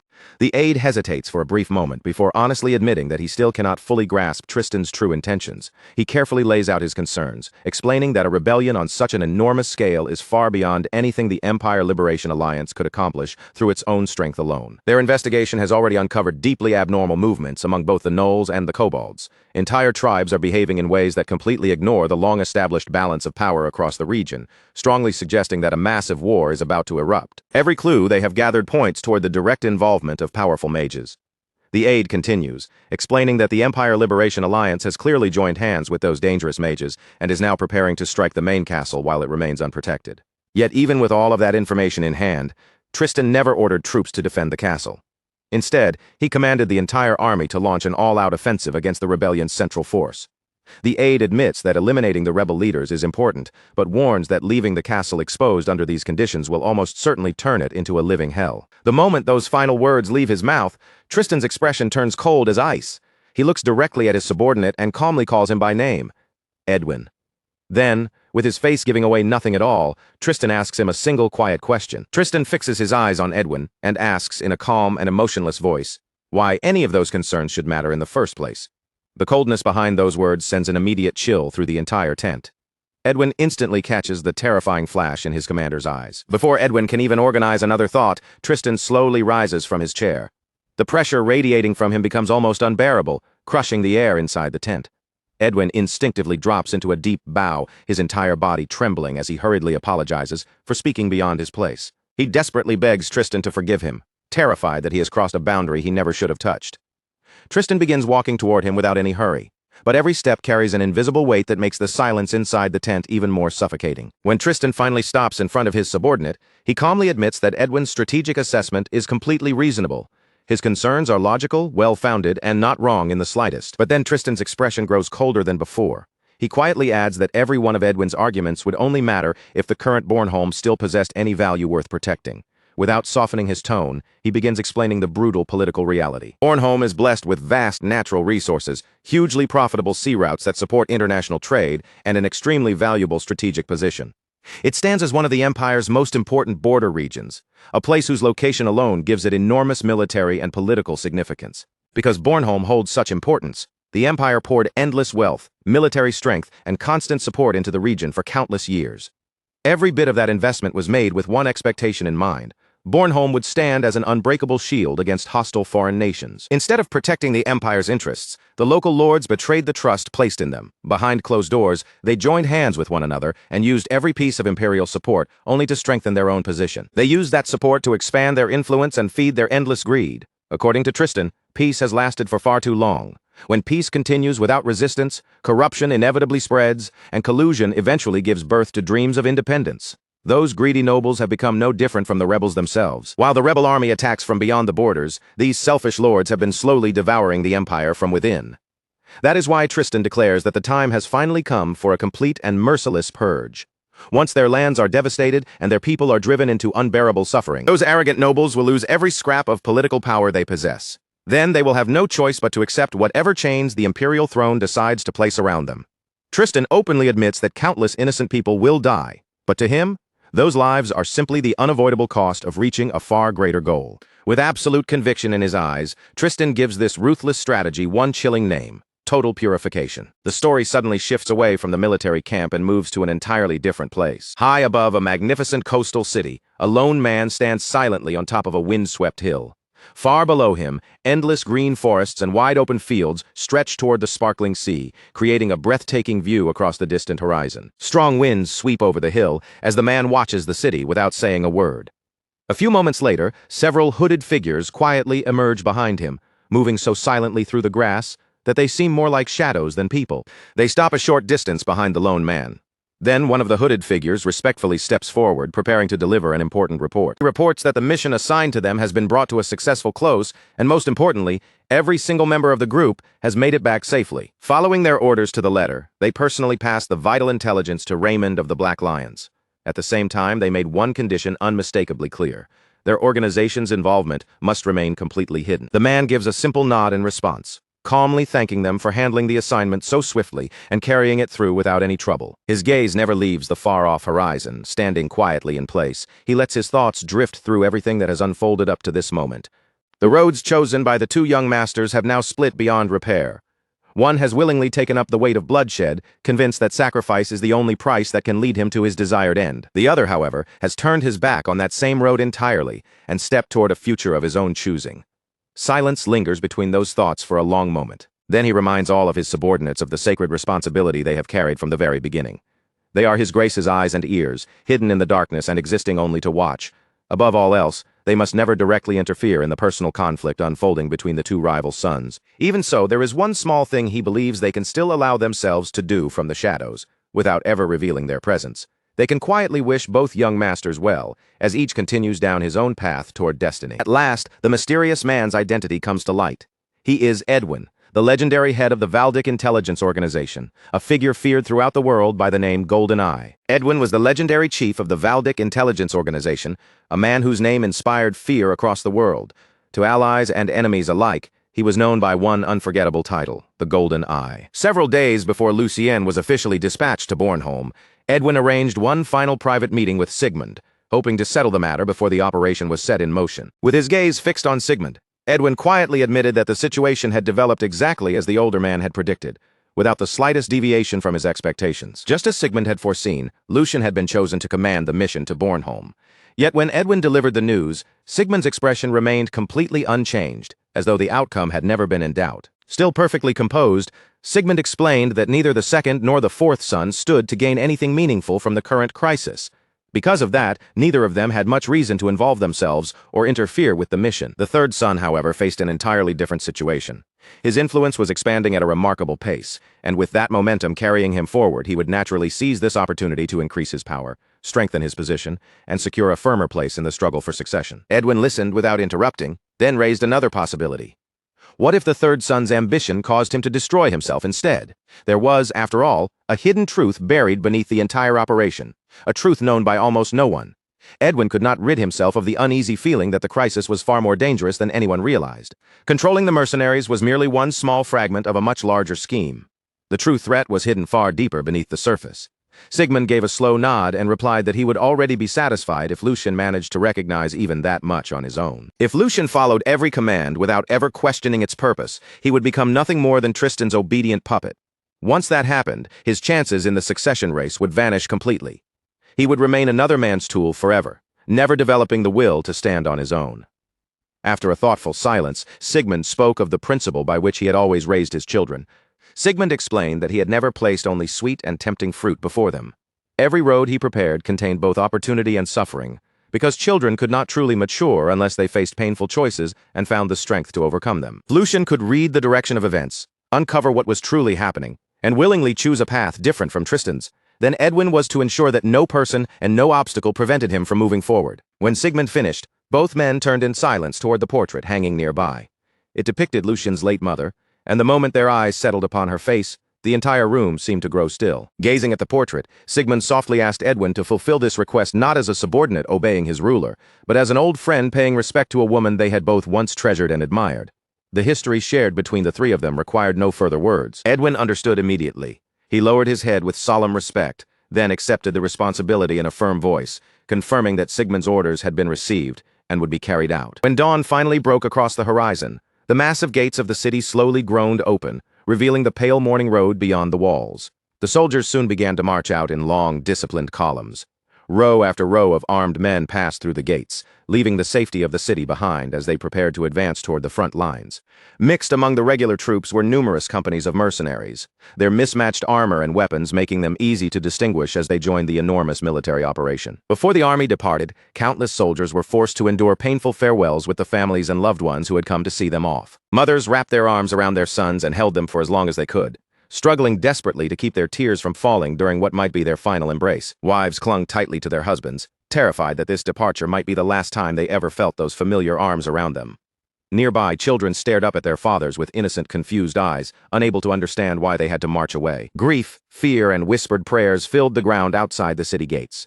Families remained rooted in place, watching helplessly as the people they loved disappeared farther and farther down the road. From the window of their room, Lucian and Hugo silently watched the departure below.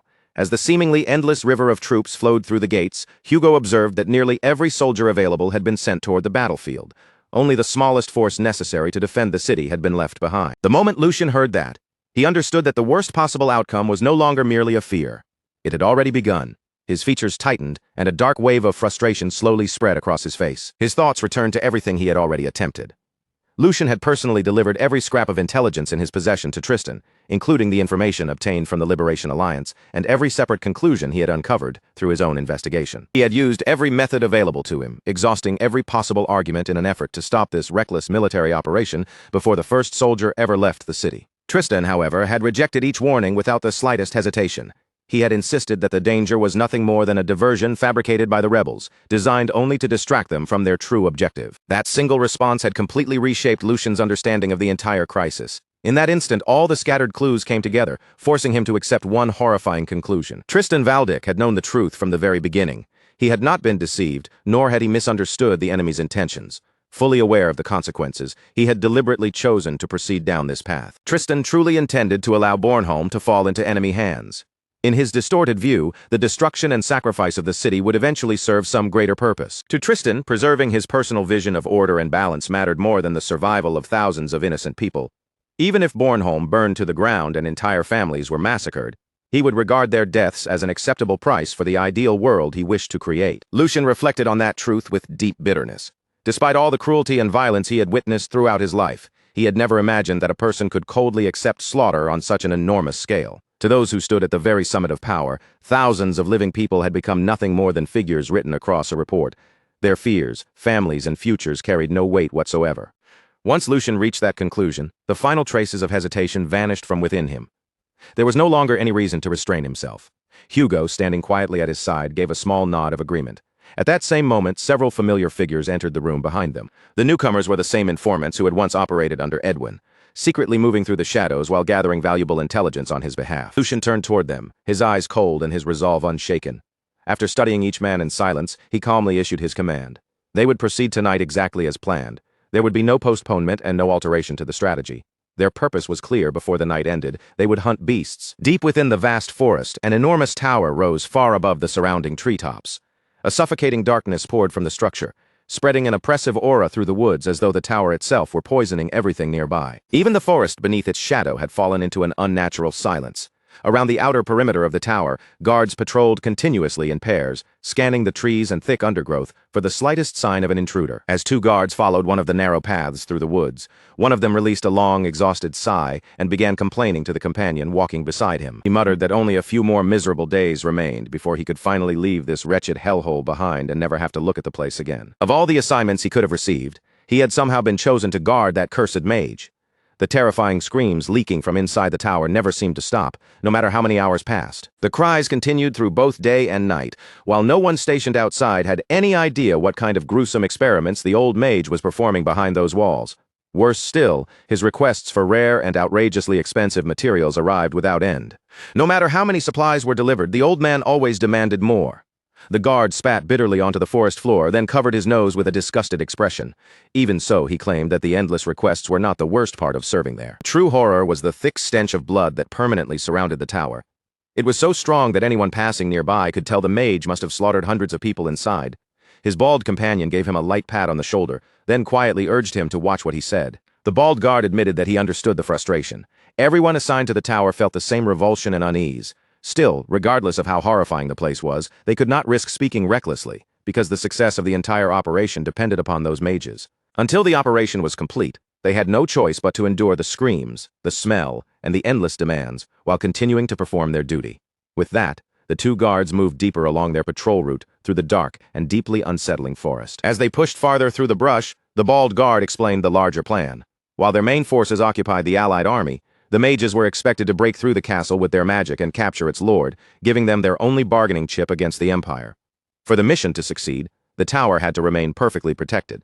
He then reminded his partner that he had personally witnessed the mage's terrifying power. They had both seen the old mage commanding those grotesque monsters, as well as the younger mage who could drag a meteor down from the sky. The bald guard admitted that he despised them just as much as anyone else did, but for the sake of their greater cause, they had no choice except to endure it. However, as the bald guard continued several steps ahead, the companion following behind him was suddenly seized from the shadows. Before he could make a sound, Lucian's hidden men dragged him silently into the darkness. Completely unaware of what had happened behind him, the bald guard continued speaking and finished his sentence. At that very moment, Edwin's soldiers looped a rope around his companion's neck and pulled it tight before he could cry out. With one swift motion, they hauled the captured guard high above the forest floor. His legs kicked soundlessly in the darkness as the rope crushed his throat, allowing Lucian's men to suffocate him without alerting anyone near the tower. Bald guard suddenly comes to a halt when he realizes the man behind him has stopped answering. Unease flickers across his face as he slowly turns around and demands to know what that strange noise was. Before the bald guard can even understand what is happening, one of Edwin's soldiers slips silently out of the darkness behind him. In a single smooth movement, the soldier presses the razor-sharp edge of a dagger firmly against the man's exposed throat. Panicking, the bald man reaches desperately for the sword at his waist, but he is already far too late. Edwin's soldier moves without hesitation, dragging the blade cleanly across his throat before the weapon can ever leave its sheath. The sudden burst of violence sends a flock of nearby crows exploding from the trees. Their wings beat wildly through the air as their harsh cries fill the forest with a loud and chaotic racket. At that very moment, attention shifts to another pair of guards making their usual patrol through a nearby section of the perimeter. One of the guards glances toward the trees and complains that those damn crows are making far more noise than usual today. His partner tells him they should finish checking the perimeter as quickly as possible, then head back down before anything else happens. But the instant those words leave his mouth, a blade flashes through the darkness. Before either guard can react, both of their severed heads are sent spinning through the air. As the crows erupt into another wave of shrill screeching above the blood-soaked ground, two lifeless bodies collapse beneath the canopy. Standing calmly over them is the man who eliminated both guards without the slightest effort, Lucian himself. Meanwhile, the Liberation Alliance's main army remains trapped in a tense standoff against the combined forces of Valdick and Bornholm along the front lines. Behind that confrontation lies a plan that is simple in theory, yet unbelievably dangerous to carry out. Their first goal is to draw the kingdom's strongest troops away from the castle, forcing every soldier and commander to concentrate on the battle unfolding ahead. Then, once the fortress has been weakened and left exposed, the Alliance's mages will unleash enough destructive magic to bring the castle crashing to the ground. Tristan understands exactly what the Liberation Alliance is attempting. He has already seen through every part of their strategy. Yet rather than crushing the plan immediately, he is deliberately allowing it to continue, because the unfolding chaos also happens to serve his own hidden purpose. That has created an incredibly fragile balance between the two sides, with each faction quietly taking advantage of the other, while carefully concealing what it truly intends to accomplish. Even so, whether Tristan has uncovered their strategy or remains unaware of it does not change one crucial fact about the coming attack. Bringing down a fortified castle is never an easy undertaking. A genuine siege requires an overwhelming number of soldiers, mountains of supplies, enormous resources, and enough time to slowly wear the defenders down. And even when an invading army possesses every one of those advantages, victory is still far from guaranteed. The attackers must struggle uphill from the very beginning, because every part of a castle is designed to give the defending force the upper hand. Throughout the long history of warfare, sieges have consistently ranked among the most brutal and difficult battles imaginable. Those protected behind thick walls and fortified gates naturally possess an enormous advantage over anyone attempting to break their way inside. Lucian continues examining the situation with a calm, focused expression. As he pieces everything together, he points out that the Liberation Alliance is attempting something that should normally be considered completely impossible. Rather than sending its full army to storm the fortress, the Alliance has chosen to carry out the operation with little more than a small, carefully selected detachment. That group does not possess the manpower, supplies, siege equipment, or resources normally needed to seize such a heavily defended stronghold. With every conventional possibility ruled out, Lucian realizes there can be only one explanation. The mages accompanying the Liberation Alliance must possess enough raw destructive power to overturn the impossible odds of the siege all by themselves. Those mages are far more than another unit within the Alliance's army. They are the core of the entire operation, its most devastating weapon. and the one essential reason this seemingly impossible assault has any chance of succeeding. Once Lucien reaches that conclusion, he declares that they have been handed the perfect opportunity, while everyone's attention remains locked on Tristan and the battle raging along the front. Lucien's group will avoid confronting the enemy army directly. Instead, they will strike unseen from the shadows and eliminate the mages themselves. The moment those mages are taken out, the Liberation Alliance's entire strategy will crumble around them. The war can be stopped before it ever has the chance to truly begin. Lucien and his squad are not merely preparing to win a single battle, they are about to flip the entire board with one decisive move. Not far away, hidden from the outside world, lies a secluded cave swallowed almost entirely by darkness.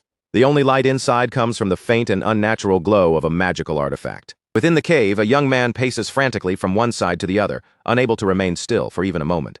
He repeatedly rakes his fingers through his hair, bites anxiously at his nails, and mutters that the entire situation is complete madness.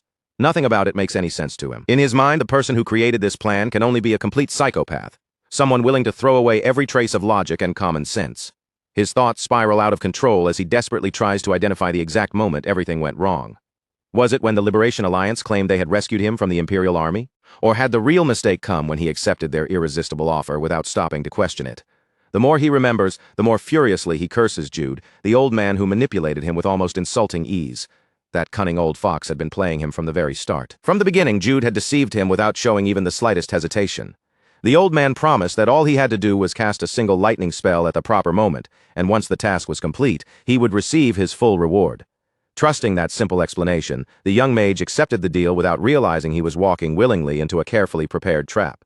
Worse still, he had signed a magically binding contract. If he broke the agreement, a terrible curse would permanently erase half of his mana. Now that he finally understands how thoroughly he was tricked, he can blame no one but himself for being foolish enough to fall for such an obvious scheme. His breathing becomes heavier and more uneven as despair closes in around him. He had always suspected that the job would involve something questionable, perhaps even outright illegal, but the truth is far worse than anything he imagined. Only now, when there is no time left to escape, has Jude finally revealed what the mission actually requires. They expect him to release enough lightning magic to blast the castle gates apart so completely that nothing recognizable remains behind. Rage surges through the young mage as he curses Jude yet again. He demands to know why that deceitful old man concealed the real objective until the very last moment, when every possible chance of running away had already disappeared. He grabs fistfuls of his own hair as the horrifying truth settles over him. Because of the binding contract, he has no freedom left at all. No matter how terrified or unwilling he may be, he must obey every order exactly as he was instructed. Jude has spent months preparing for this operation, patiently positioning every person and every resource with extraordinary care. Each piece has been arranged so precisely that victory now seems almost impossible to prevent. The magical power assembled for the attack is already more than sufficient to erase the castle gates in a single instant. Once that barrier vanishes, the soldiers defending the fortress will be left completely exposed. What comes afterward will not resemble a fair battle in any sense. It will become a one-sided massacre, and the terrible consequences of that massacre will reach far beyond the walls of the castle itself. If he helps the Liberation Alliance carry out this attack, losing his place at the academy will be the least of his worries. People across the entire world will blame mages for the catastrophe, and fear will rapidly turn into hatred. Before long, mages everywhere will be hunted down without mercy, until their kind is driven toward complete extinction. Crushed beneath fear, guilt, and bitter regret, the young mage desperately searches for even the smallest opening that might let him escape this nightmare. Unfortunately, every possible path has already been closed. The guards assigned to him have watched him constantly. Their eyes have followed his every movement so closely that he has been unable to take even a single step without being noticed. Just as the last of his hope begins to disappear, however, he senses that something around him has suddenly changed. The atmosphere within the cave shifts so subtly that most people would never have noticed it. The young mage freezes in the middle of the chamber as his instincts warn him that something is terribly wrong. Only then does he understand that while his mind was consumed by Jude and the impossible situation trapping him, he completely overlooked something unbelievable. The guards who had been breathing down his neck only moments earlier are nowhere to be seen. Confused and increasingly suspicious, he slowly scans the cave, wondering how men who had refused to leave him alone for even a second could vanish without producing a single sound. Realizing that something serious must have happened, the young mage immediately activates his magic, sending it beyond the cave so he can investigate exactly what is happening outside. As his magical senses spread across the surrounding area, an unbelievable sight appears before him. The guards who had watched him every second are now lying dead one after another, each of them silently eliminated by Lucien and his squad before they had the slightest chance to respond. The young mage pushes his magical perception even farther outward, searching beyond the fallen guards for whoever is responsible, carefully following the traces left behind. He begins tracking the intruder's movements through the surrounding darkness. Before long, he locates Lucian's squad and watches them advance with perfect discipline and absolute precision toward one specific destination. The instant he realizes what their true objective must be, the crushing despair inside him finally begins to loosen its grip. A faint spark of hope slowly returns to his frightened eyes. Barely daring to believe what he is sensing, he lowers his voice and quietly whispers that perhaps he is not going to die today after all. Far from the hidden cave, attention shifts to the tower belonging to the Mad Mage, an ominous place surrounded by such an eerie and oppressive presence that the very air around it feels suffocating. The farther anyone ventures into the tower, the heavier and darker that oppressive atmosphere becomes, as though the structure itself is trying to swallow every trace of light. The staircase descending beneath the tower is drenched in blood, creating a horrifying warning long before anyone reaches the laboratory hidden below. At the bottom, deep within a concealed underground chamber, the true nightmare waits in silence. From somewhere inside the chamber, a desperate voice echoes through the blood-stained room, pleading again and again for only one thing: death. Helpless and unable to move, someone lies sprawled across an examination table. At the center of the laboratory stood a table, completely surrounded by a radiant magic circle whose eerie light pulsed across its surface. Lying helplessly before him, a broken man pleaded with the Mad Mage to finally end the torment that had consumed his body. He was no longer asking to be rescued or returned to normal. Through the unbearable agony, he begged only for death, desperate for the pain to finally stop. But the Mad Mage offered him no pity at all. He merely released a disappointed sigh and mocked the man for failing to survive even one full month this time. He confessed that he had expected far more from this particular test subject. After all, a holy knight was an extraordinarily rare specimen, which made this failure considerably more valuable and more frustrating than the others. Slowly shaking his head, the Mad Mage complained that the situation had become rather troublesome after everything he had already invested in the experiment. He had poured an enormous amount of time and effort into the procedure, yet the knight was now almost impossible to recognize. His head had warped into that of a massive lizard, while grotesque reptilian flesh covered large sections of his mutated body. As the Mad Mage stepped closer, he calmly reminded the knight of the fearless words he had once spoken. Had this not been the very man who proudly declared that he would stop such evil and defend justice? Gazing down at the knight's monstrous condition, the mage coldly asked whether this miserable form was truly the justice he had once boasted about. With deliberate cruelty, he pointed out that the knight could no longer protect even his own ruined body. Upholding justice, or taking revenge for the comrades who had died beside him, was now completely beyond his reach. Then an empty, emotionless smile spread across the mage's face. He told the knight to endure the suffering for just a little longer, because when this journey finally ended, he would be nothing more than another slab of lifeless meat dangling from a hook. And this horrifying procedure was not some isolated act of madness.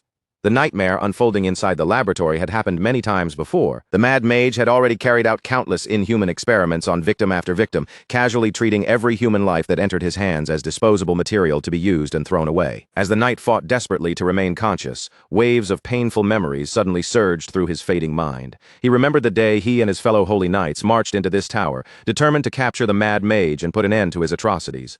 They had expected a glorious confrontation, but instead, every one of them walked directly into a living nightmare. Their mission collapsed almost immediately into a savage, one-sided massacre. Terrifying chimeras descended upon the holy knights, slaughtering his comrades one after another without hesitation or mercy. Just moments before one of his closest companions was brutally torn apart, the man used his final strength to scream for the knight to escape, calling out to him one last time as Sir Knight. That heartbreaking memory slowly dissolved, and the cruelty of the present flooded back into his mind. Grief, guilt, and the unbearable shame of failing to save his companions crushed what little strength he still possessed. At last, the knight's tortured body reached its absolute limit. Unable to endure even another moment of suffering, he released one final, quiet breath and died upon the table. The Mad Mage watched without emotion as the final trace of life disappeared from his newest subject. Clicking his tongue in irritation, he realized that yet another failed experiment would now have to be disposed of. Still, he quickly decided that the entire attempt had not been worthless. At the very least, the procedure had confirmed one important discovery. A body already capable of handling mana could survive the transformation far more effectively than an ordinary one. More importantly, the younger the vessel was, the greater its chances of surviving successfully. Yet, while he calmly considered these results, his expression abruptly sharpened. His heightened senses had detected a strange disturbance somewhere close to the laboratory. The Mad Mage narrowed his eyes, immediately wondering whether Colin had done something unbelievably foolish again. With careful, unhurried movements, he turned his attention toward the laboratory entrance. There, standing completely alone in the doorway, was a silent figure. For someone to enter this hidden place without the Mad Mage noticing their presence until that very moment was remarkable all by itself. The figure remained perfectly calm, showing not even the slightest trace of fear. It was none other than Lucian. The Mad Mage fixed his gaze on the unexpected visitor, and the two silently locked eyes across the laboratory. At last, the Mad Mage broke the heavy silence. His voice remained cold and controlled as he calmly remarked that he certainly could not remember ever sending Lucian an invitation. Without wasting even a heartbeat, Lucian quickly reunited with his knights, restored their formation, and led them forward at full speed toward the distant battlefield. As the group pressed onward, one of the knights silently considered what war truly represented. A battlefield was never some training ground where warriors sharpened their skills or gradually grew stronger. It was a place built entirely upon destruction, a merciless hell that could twist ordinary people into strangers they could no longer recognize. Once the killing began, common sense, bravery, and even the idea of justice became completely meaningless. The moment someone faced genuine murderous intent, raw fear would seize control of their body before they could resist. Their muscles would lock in place, leaving them frozen exactly where they stood.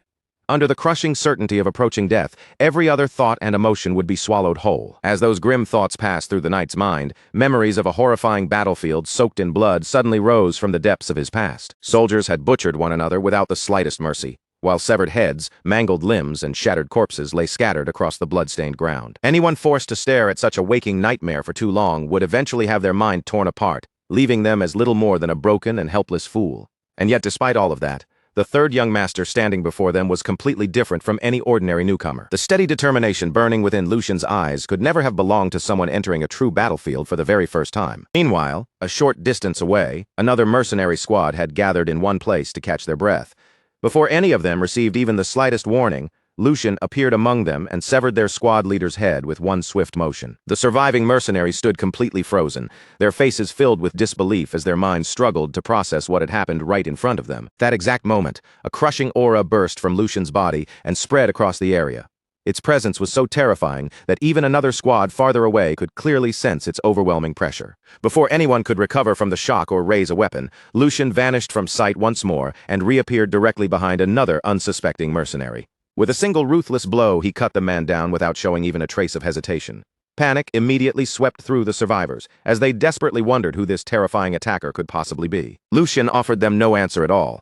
He remained completely silent, and that cold silence alone was enough to crush what little courage they still possessed. Without speaking a single word, he launched himself forward at unbelievable speed and began slaughtering every mercenary unfortunate enough to stand in his path. His body moved so quickly that several of the mercenaries could not even track his figure with their eyes, much less defend themselves against him. One after another, their throats were opened in flashes of steel and most of them died before they even realized that Lucian had already reached their side. Only then did everyone finally recognize the horrifying truth.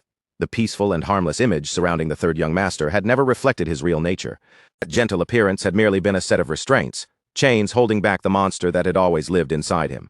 After erasing the entire mercenary squad, Lucian immediately turned toward his next target and continued moving without slowing for even a moment. As he advanced farther across the chaotic battlefield, old memories from his previous life gradually surfaced within Lucian's mind. Even during that former life, missions of this severity had been extremely rare. Each one demanded that he risk his life again and again, with every step dragging him into yet another seemingly impossible situation. A single wrong decision, or even the smallest piece of bad luck, could send a person's head rolling across the ground. Lucian had once believed he would never again wager his life in such a reckless manner. Every mission like this forced painful memories back into his mind, memories he had desperately wanted to bury forever. Above all else, he despised those who concealed their selfish desires behind claims of fighting for some greater cause. He hated the twisted way such people treated the lives of faithful subordinates as disposable tools, sacrificing them without remorse, simply to feed someone else's ambitions. For that very reason, Lucian had already reached an unshakable decision. He would personally destroy every individual and every false ideal that supported such disgusting hypocrisy. With that unwavering resolve blazing within his chest, Lucian continued his relentless advance alongside his knights. Before long, the entire group finally arrived near the Black Mage's hidden stronghold. Deep inside a forest untouched by civilization stood a dark, ominous fortress. Countless dangerous creatures surrounded it, with wolf packs, goblins, monsters, and various demonic beasts guarding every possible route toward the stronghold. The instant the fortress came into view, one of the knights understood that they had finally reached their destination. At the same time, he remembered that their mission had to be completed before dawn, especially since the enemy had likely noticed by now that its scouting parties had disappeared. Fortunately, Hugo and the mercenary corps were still buying them precious time by keeping the enemy's forces occupied elsewhere. However, that temporary advantage could not last indefinitely. Strangely enough, the knight felt no anxiety beneath the mounting pressure. Instead, he welcomed it, believing this was exactly the kind of tension such a dangerous mission required. Everything he had witnessed only deepened his faith in Lucian's judgment and in every decision that had led them this far. Then, with perfect calm, Lucian announced that he would confront the Black Mage personally, while the remaining knights carried out a different responsibility. Their sole assignment was to carve open a path through the fortress defenses and stop anyone or anything from interfering with Lucian's confrontation. After hearing those orders, one of the knights could not conceal the confusion spreading across his face. Lucian noticed his doubtful expression and calmly began explaining the reasoning behind the plan. As unbelievable as it might have sounded, the real problem was that the knights themselves were far too powerful. Meanwhile, the Black Mage was nothing less than evil given human form. He was someone willing to use absolutely any method to preserve his life and accomplish his ambitions. A man that cunning would never voluntarily confront several overwhelmingly powerful opponents in a direct battle. Instead, the Black Mage would flee the moment an opportunity appeared, or deliberately unleash some unpredictable catastrophe to create enough confusion for his escape. That was precisely why Lucian considered himself the perfect person to approach him. Compared with the elite knights, Lucian would look like nothing more than an inviting, vulnerable, and defenseless experimental subject. With a little good fortune, the Black Mage might underestimate him and lower his guard. That brief opening would give Lucian the perfect opportunity to suppress him before he could understand the danger. Lucian made certain that everyone understood his choice had nothing to do with chasing personal glory. It was not the result of reckless confidence, nor was it based on blind and foolish optimism. Every detail of the plan had been formed through careful judgment and cold, practical logic. Lucian also reminded the knights that everything he had accomplished so far should already serve as more than enough proof that his decisions deserved their trust. Those words caused the elderly knight to remember something the young blonde knight had once told him. Even after all this time, the phrase remained clear in his mind. Extraordinary times demanded extraordinary choices. As the old memory returned, the elderly knight unconsciously began comparing Lucian with the former blonde young master. There was an unmistakable similarity in the way both of them inspired confidence in everyone around them. Even while standing in the middle of an extremely dangerous situation, Lucian faced his companions directly and assured them that they could safely place their faith in him. With complete confidence in his voice, he promised that he would return alive, and that once everything had ended, they would all celebrate their victory together. The moment they heard that promise, every subordinate accepted the third young master's orders without the slightest hesitation. All lingering doubt vanished from their faces, replaced by firm and unwavering determination. Without wasting another precious second, Lucian launched himself forward and leaped directly toward the enormous horde of monsters and demonic beasts guarding the fortress. The creatures immediately stiffened and froze in place as they sensed the suffocating aura pouring outward from Lucian's body. Before any of the monsters could recover or even begin to react, Lucian charged straight into their ranks and started cutting them down one after another. Wolves, goblins, and every other beast that dared block Lucian's path were cut down without mercy. As he tore deeper through the horde, bodies collapsed one after another, soon covering the forest floor in a gruesome trail of destruction. Not a single monster possessed the strength to halt his relentless advance. No matter how fiercely they rushed him, Lucian kept moving forward, leaving only shattered bodies and devastation behind him. Without slowing his pace for even an instant, Lucian continued straight toward the hidden fortress. As the bloody trail behind him grew longer, the scene returned to the present, where the Black Mage finally sensed that Lucian had arrived. The Black Mage turned his gaze toward the approaching knight, and his expression immediately tightened. With clear displeasure, he admitted that Lucian's sudden appearance had made the situation far more troublesome than he had anticipated. He remembered Lucian's earlier declaration that he would put an end to these evil deeds and deliver justice himself. Even so, the Black Mage calmly acknowledged that this unexpected confrontation might still prove useful to him. His eyes soon drifted toward Colin, and suspicion began forming in his mind. The Black Mage wondered whether Colin had secretly arranged something behind the scenes, because he simply could not believe Lucian had located the hideout and reached it alone without anyone noticing his approach. At last, Lucian stood face to face with the demonic priest. The moment he witnessed the priest's twisted work with his own eyes, a fierce wave of anger surged through him, burning hotter with every horrifying detail he saw. Despite that rage, Lucian remained completely silent.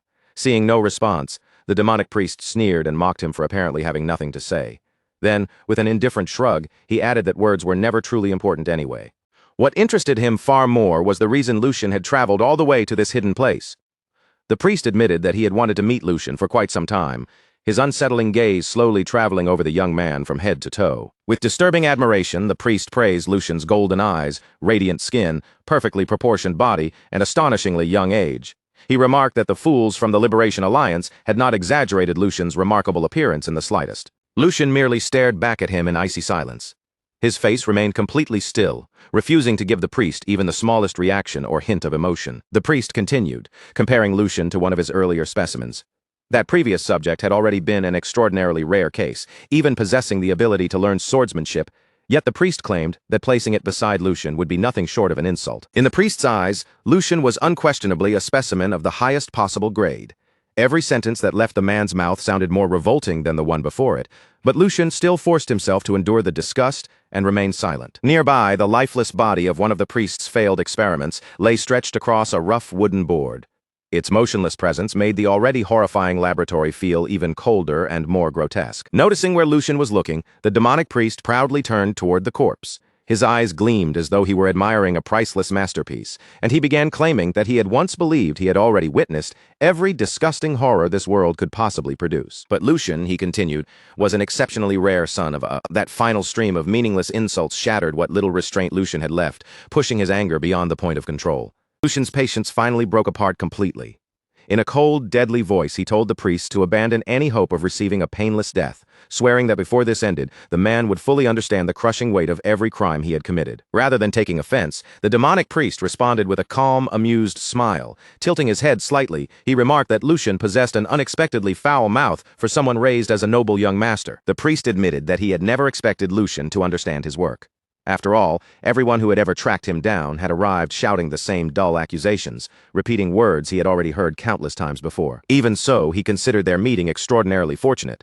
Lucian had willingly stepped into his laboratory, placing an incredibly rare and valuable specimen directly within his reach. The priest confessed that he had repeatedly failed to achieve the evolution he had pursued for so long. However, as he stared hungrily at Lucian, he seemed utterly convinced that this new specimen could finally change everything. Hearing the word evolution, Lucian briefly frowned in confusion. Lucian had no idea what kind of evolution the madman was referring to.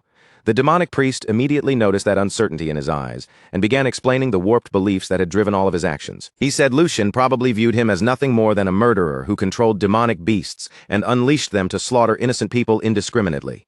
According to the priest, the world carelessly grouped men like him together with black mages, treating them as a plague that needed to be wiped away. But from his perspective, such judgment was born entirely from ignorance.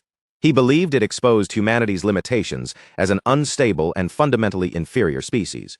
As those chilling words continued, the color slowly drained from his eyes until both of them became completely black. A terrifying pressure immediately spread throughout the laboratory, filling every corner with a suffocating demonic presence. With his twisted philosophy growing darker by the second, the priest declared that the human body itself was the clearest example of complete inefficiency. Human beings, he claimed, were weak in both physical structure and durability. Even worse, they willingly imprisoned themselves behind meaningless social rules, outdated beliefs, and irrational emotions that prevented them from ever breaking through their natural limits. The priest, those very weaknesses, exposed the true nature of humanity. Throughout his deranged speech, an unsettling smile remained fixed across his face, making him resemble a demon wearing human skin rather than an actual man. Lucian listened without interruption, allowing the priest to reveal every layer of madness hidden inside his mind.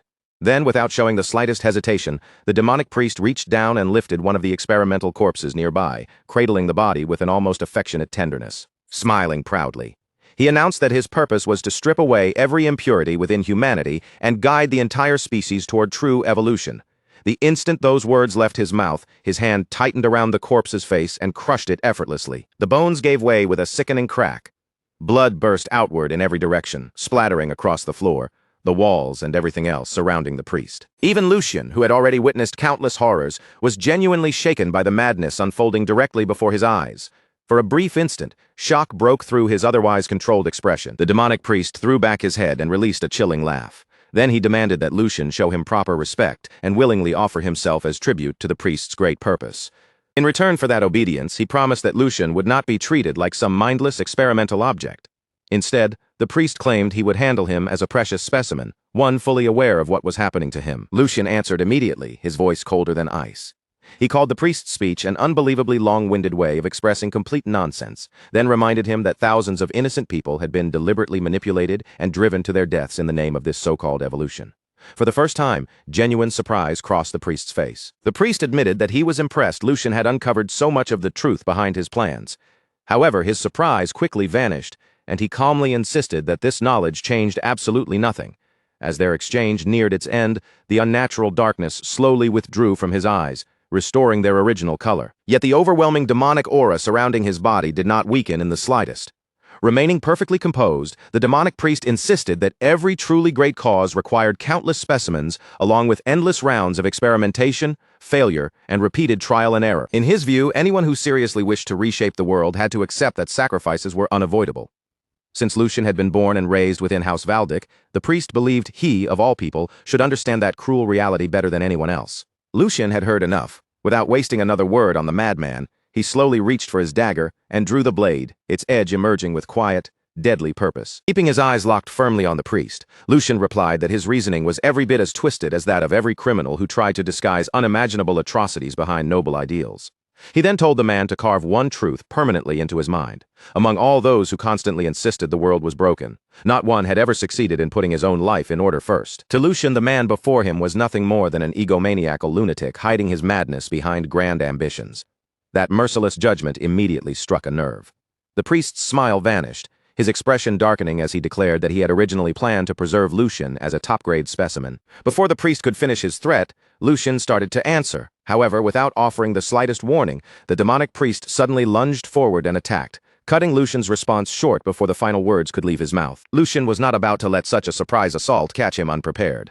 The confrontation that had been unavoidable from the moment they met finally erupted into a full battle. Lucian refused to surrender even a single step. The instant the demonic priest struck, he answered with a lightning-fast counterattack, driving his dagger directly toward his opponent with lethal precision. The demonic priest twisted away at the very last second, narrowly avoiding the deadly blade by the smallest possible margin. As their weapons crossed and sparks flashed between them, Lucian reached one firm conclusion: simply killing this man would never be enough. The thousands of innocent lives the priest had ruined, the grotesque experiments he had performed, and the sick pleasure he had taken from every moment of suffering could never be repaid through one swift and painless death. A merciless monster like this deserved to experience agony before drawing his final breath. Yet across from Lucian, the demonic priest remained unnervingly calm, behaving as though neither the battle nor Lucian's killing intent concerned him at all. With smooth, practiced movement, the priest slipped around Lucian and appeared behind him, immediately launching another vicious strike. At the same time, darkness once again spread through his eyes, slowly turning them pitch black. A sinister grin stretched across the priest's face as he laughed mockingly. Although Lucian appeared capable of controlling mana, the priest dismissed that power as nothing more than a weak and desperate struggle. In the very next instant, their attacks slammed directly into each other. The collision unleashed a violent shockwave that shook the entire battlefield, while the force of the impact hurled dust and thick fog into the air, swallowing the surroundings and completely hiding both fighters from view. Then, for one brief and uneasy moment, every sound disappeared, leaving the battlefield trapped beneath a heavy and unnatural silence. A moment later, Lucian stepped calmly out of the thick, swirling fog, his expression steady and completely untouched by panic. Almost immediately afterward, the demonic priest also emerged from the mist behind him. That same disturbing smile still stretched across his face. The priest kept talking as though every second of this battle was pure entertainment to him. With obvious delight in his voice, he urged Lucian to continue resisting, telling him to struggle with every last bit of strength he possessed. When Lucian gave him no response, the priest's voice abruptly twisted into something deeper, harsher, and far more demonic. He loudly proclaimed that the harder Lucian fought back, the more painfully he would be forced to recognize his own limitations. Eventually, he claimed, Lucian would finally understand the greatness behind his supposedly noble intentions. Yet Lucian remained completely unmoved by the priest's distorted threats. Not even a flicker of uncertainty crossed his face, as he calmly replied that he had heard the man belonged to the beast faction. Now that he had finally seen him with his own eyes, Lucian had to admit that the priest perfectly matched that reputation. Lucian then landed firmly on the ground, planting his feet without the slightest hesitation. His fingers tightened securely around the handle of his dagger as he steadied his posture and prepared himself for the next violent exchange. With an icy look fixed on his opponent, Lucian told the priest to keep barking for as long as he pleased. No matter how many empty threats came pouring from his mouth, those meaningless words would never be enough to shake Lucian's determination. Then, speaking with absolute certainty, Lucian warned the priest that very little time remained before he would be slaughtered. Rather than taking the threat seriously, the demonic priest threw back his head and answered with a loud, mocking laugh. The priest dismissed Lucian's confidence as nothing more than the desperate bravado of a cornered man. He claimed Lucian's terrified body had already acted on instinct, forcing his eyes shut in one final pathetic attempt to hide from the reality standing before him. Lucian did not waste his breath arguing with him. Instead, he silently closed his eyes and stood perfectly still. In the next instant, a powerful crimson aura began surging from his body, steadily expanding around him until his presence became almost suffocating. As he watched that crimson energy gather around Lucian, the demonic priest's smile only widened. Still overflowing with confidence, he casually assured Lucian that there was absolutely no reason for him to be afraid. According to the priest, the next time Lucian opened his eyes, he would be looking upon a newly awakened version of himself. Hearing such arrogant nonsense, Lucian did not grow angry or alarmed. Instead, a faint and knowing smile appeared on his face. Without opening his eyes, Lucian calmly replied that only one person would truly lose his sight today, and that person was the demonic priest. Before the priest could fully understand the meaning hidden behind those words, Lucian suddenly flicked a tiny blue stone toward him with nothing more than a casual snap of his fingers. Even while standing before a creature who looked far more like a demon than any ordinary human, Lucian never once opened his eyes. The instant the demonic priest spotted the small blue stone cutting through the air toward him, his entire expression changed. His smug confidence vanished on the spot as recognition struck him with terrifying clarity. It was a flash stone. The first time, genuine shock spread across the priest's face, his eyes widening as he realized what Lucian had planned. But by the time he understood the danger, it was already far too late to avoid it. The flash stone erupted with a violent burst of brilliant white light. In a single blinding instant, the explosion flooded the entire battlefield, washing away every shadow and swallowing the surroundings in unbearable brightness. That overwhelming flash consumed everything within sight. Unable to endure the sudden intensity, the demonic priest reacted purely on instinct, jerking both hands upward and desperately covering his eyes against the scorching brilliance. A scream of raw pain tore from the priest's mouth as the blinding light completely overwhelmed his vision. With his sight stolen and his senses thrown into chaos, he staggered in place, disoriented, exposed, and completely vulnerable. And this was the exact opening Lucian had been waiting for from the very beginning. The moment the priest lost his vision, Lucian acted without wasting even the smallest fraction of a second. He exploded forward with astonishing speed, crossing the distance before the priest could recover. The dagger in his hand flashed through the air like a streak of lightning, its sharp edge already racing toward its helpless target. The first slash was followed instantly by a second. 2 strikes became 10, and 10 quickly blurred into countless attacks as Lucian unleashed a relentless barrage that gave the blinded priest no chance to defend himself. Lucian's dagger carved across the priest's neck, arms, shoulders, and head, then continued tearing into every exposed opening he could reach. Every movement was controlled, rapid, and delivered with terrifying precision. Each clean strike opened another bloody wound across the priest's body. Within only a few moments, fresh crimson droplets were spraying through the air, scattering across the battlefield in every direction, with each swing of Lucian's blade. The demonic priest screamed in unbearable agony as deep cuts rapidly spread across nearly every part of his body. Blood poured freely from wound after wound, draining his strength until his trembling legs could no longer support his weight or keep him standing. At last, the demonic priest collapsed heavily onto his knees, directly in front of Lucian. The arrogant smile he had worn throughout the entire battle was now completely gone, erased along with every trace of his former confidence. In its place remained only unbearable pain and stunned disbelief. Lucian slowly straightened above the broken priest, his dagger still dripping with fresh blood. The countless strikes had sent crimson splashing across Lucian's own face, making his already cold expression appear even more ruthless and intimidating. Lucian looked down at the man who only moments earlier had spoken so proudly about evolution. In a calm, cutting voice, he asked the priest one final question. Was this miserable state the so-called evolution he had been preaching about all along? The demonic priest could only stare up at Lucian in complete disbelief, unable to understand how the specimen he had planned to capture had instead reduced him to his knees. He had been driven to his knees before a child who was not even old enough to be considered an adult. For a man as proud and powerful as him, there could be no humiliation more unbearable than this. Long ago, through nothing but his own strength and understanding, he had awakened to the fundamental laws of magic. He had shattered the boundaries that imprisoned ordinary humans, and even those supposedly blessed by the heavens had never seemed worthy of his attention. To him, those chosen ones were little more than worthless insects crawling beneath his feet. For countless years, they had preached their ridiculous ideals and tried to make him doubt the path he followed, yet not once had their words managed to move his heart. This man was Jude de Grec, a prophet said to have been personally selected by the heavens.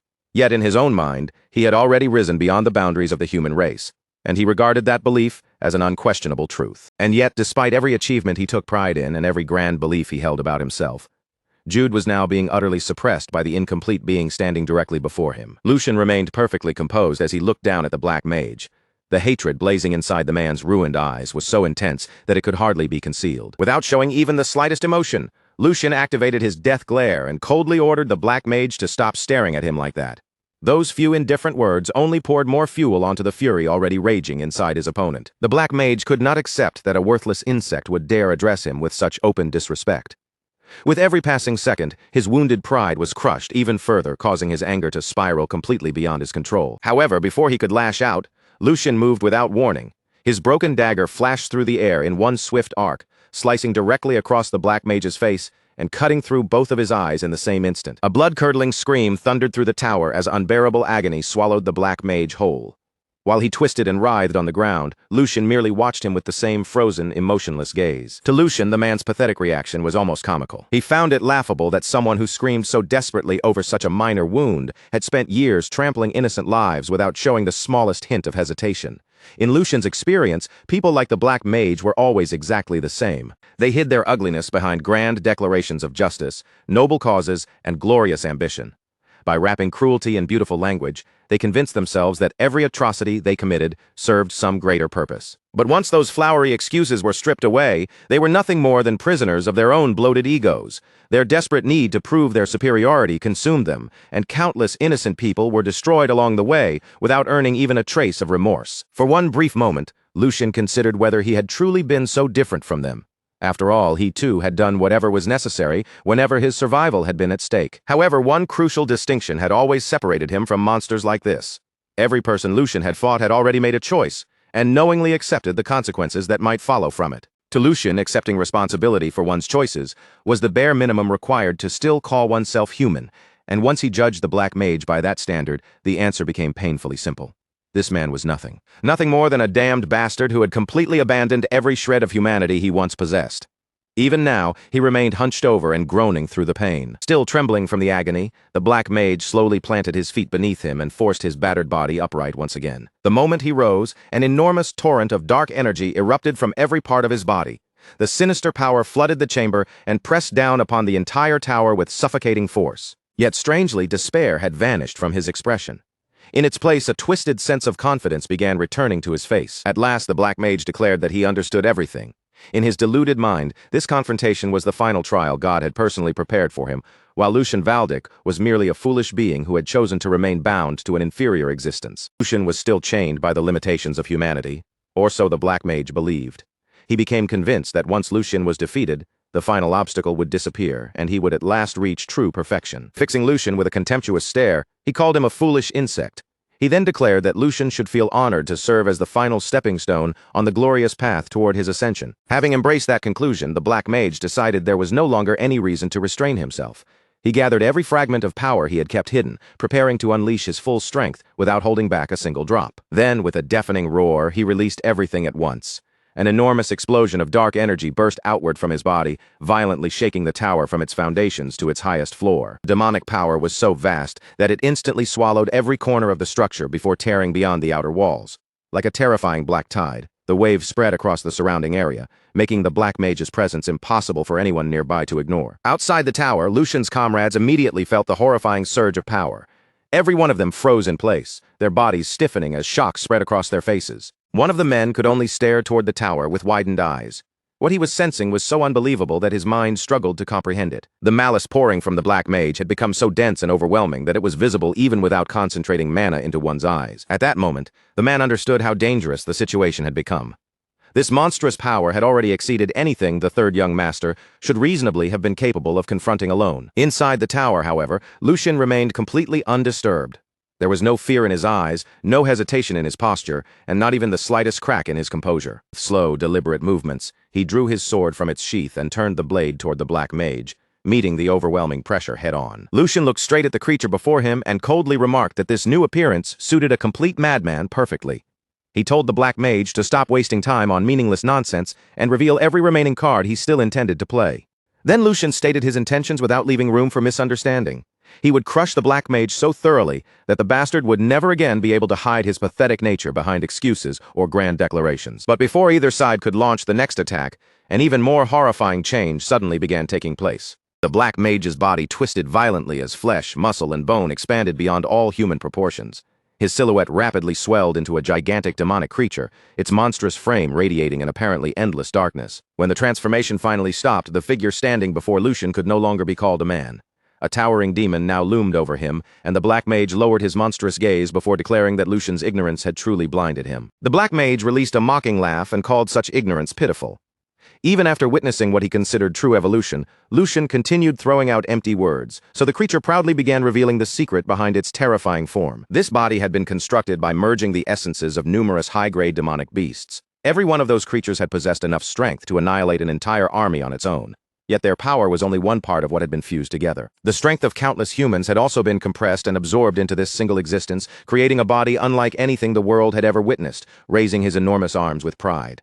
The Black Mage proclaimed that this was his ultimate form, the state of complete awakening he had sought for so long. According to him, even the legendary sword techniques wielded by history's greatest knights could not leave the smallest scratch upon his flesh. Lucian should finally recognize the truth. What stood before him was no ordinary opponent, but despair given physical form. Bearing a smile of absolute confidence, the Black Mage prepared to demonstrate the greatness of the path he had forged through countless sacrifices. But as he faced Lucian, something utterly unexpected suddenly seized his attention. Deep inside Lucian's body, he sensed the terrifying presence of a lion. This was no ordinary aura. A majestic, overwhelmingly powerful lion-like presence radiated from Lucian and pressed directly against the Black Mage's instincts. In an instant, an emotion he had not experienced in many years seized his heart, pure fear, and his expression froze completely. Disbelief slowly spread across his monstrous face. For a brief moment, every thought vanished from his mind, leaving him unable to understand what he had just felt.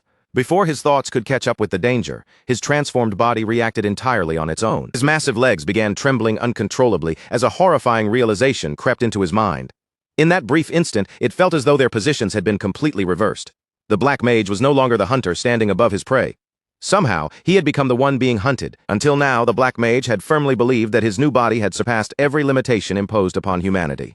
In his mind, he had ascended into a superior existence beyond anything an ordinary human could ever dream of becoming, which made his current reaction impossible to understand. Why had his own body taken a step backward without receiving his command? Lucian had not unleashed any extraordinary sword technique, nor had he displayed some overwhelming burst of power. All Lucian had done was slowly raise his sword. Yet that single, unhurried movement caused every survival instinct within the Black Mage to scream for him to flee. His body recognized an overwhelming danger that his pride and reason still desperately refused to accept. At that exact moment, an immense torrent of mana exploded from Lucian's body without warning. The crushing pressure surged across the entire battlefield, making the very air feel so dense and heavy that breathing became difficult. Yet Lucian showed no fear at all. With a calm expression and unwavering eyes, he slowly lifted his sword toward the heavens. Then his voice rang out with absolute confidence as he announced exactly who stood before them. His name was Lucian Valdic. And with the names of the 8 main gods as his witnesses, Lucian solemnly swore an oath that left no doubt about what he intended to do. If the Black Mage planned to keep hiding behind the convenient excuse he called a noble cause, all while crushing the people struggling to live in the present, then Lucian would personally shatter his ambitions.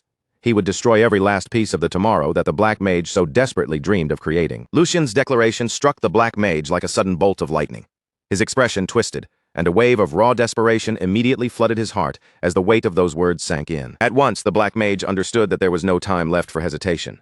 Lucian had to die here and now. He needed to rip him apart before the situation slipped completely beyond his control. But no matter how fiercely the urge to attack burned inside him, his own body refused to cooperate. He desperately commanded himself to move, forcing every ounce of will into his limbs.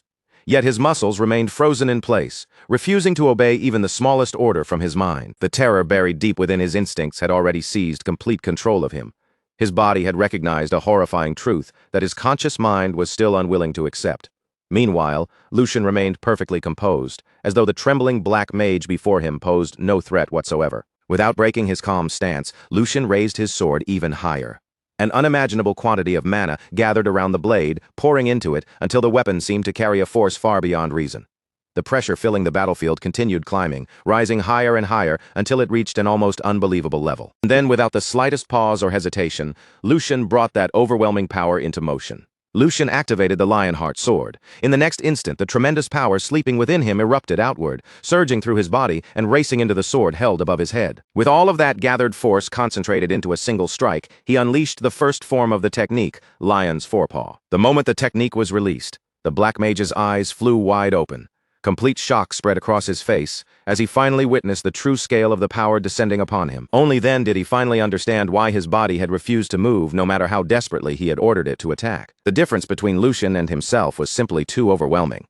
The gulf separating their strength was so enormous that his instincts had already surrendered before the battle could even begin. Long before his mind understood the danger, his body had accepted that resistance was utterly hopeless. His thoughts had not even been capable of comprehending the terrifying existence standing before him. But now, in that final moment, the dreadful truth became painfully clear. Faced with Lucian Valdic, the Black Mage had never once been the predator, not even from the very beginning. He had always been nothing more than helpless prey, frozen in place while waiting for death to arrive. Before the terrifying might of Lucian Valdic, his plans, his cause, and everything he had fought to achieve had suddenly become completely meaningless. And while that devastating realization was still echoing through the Black Mage's mind, Lucian finally moved. In one swift and overwhelming motion, he plunged down from above with unstoppable force. His sword came crashing directly toward the Black Mage, carrying a destructive power great enough to cleave apart anything unfortunate enough to stand in its path.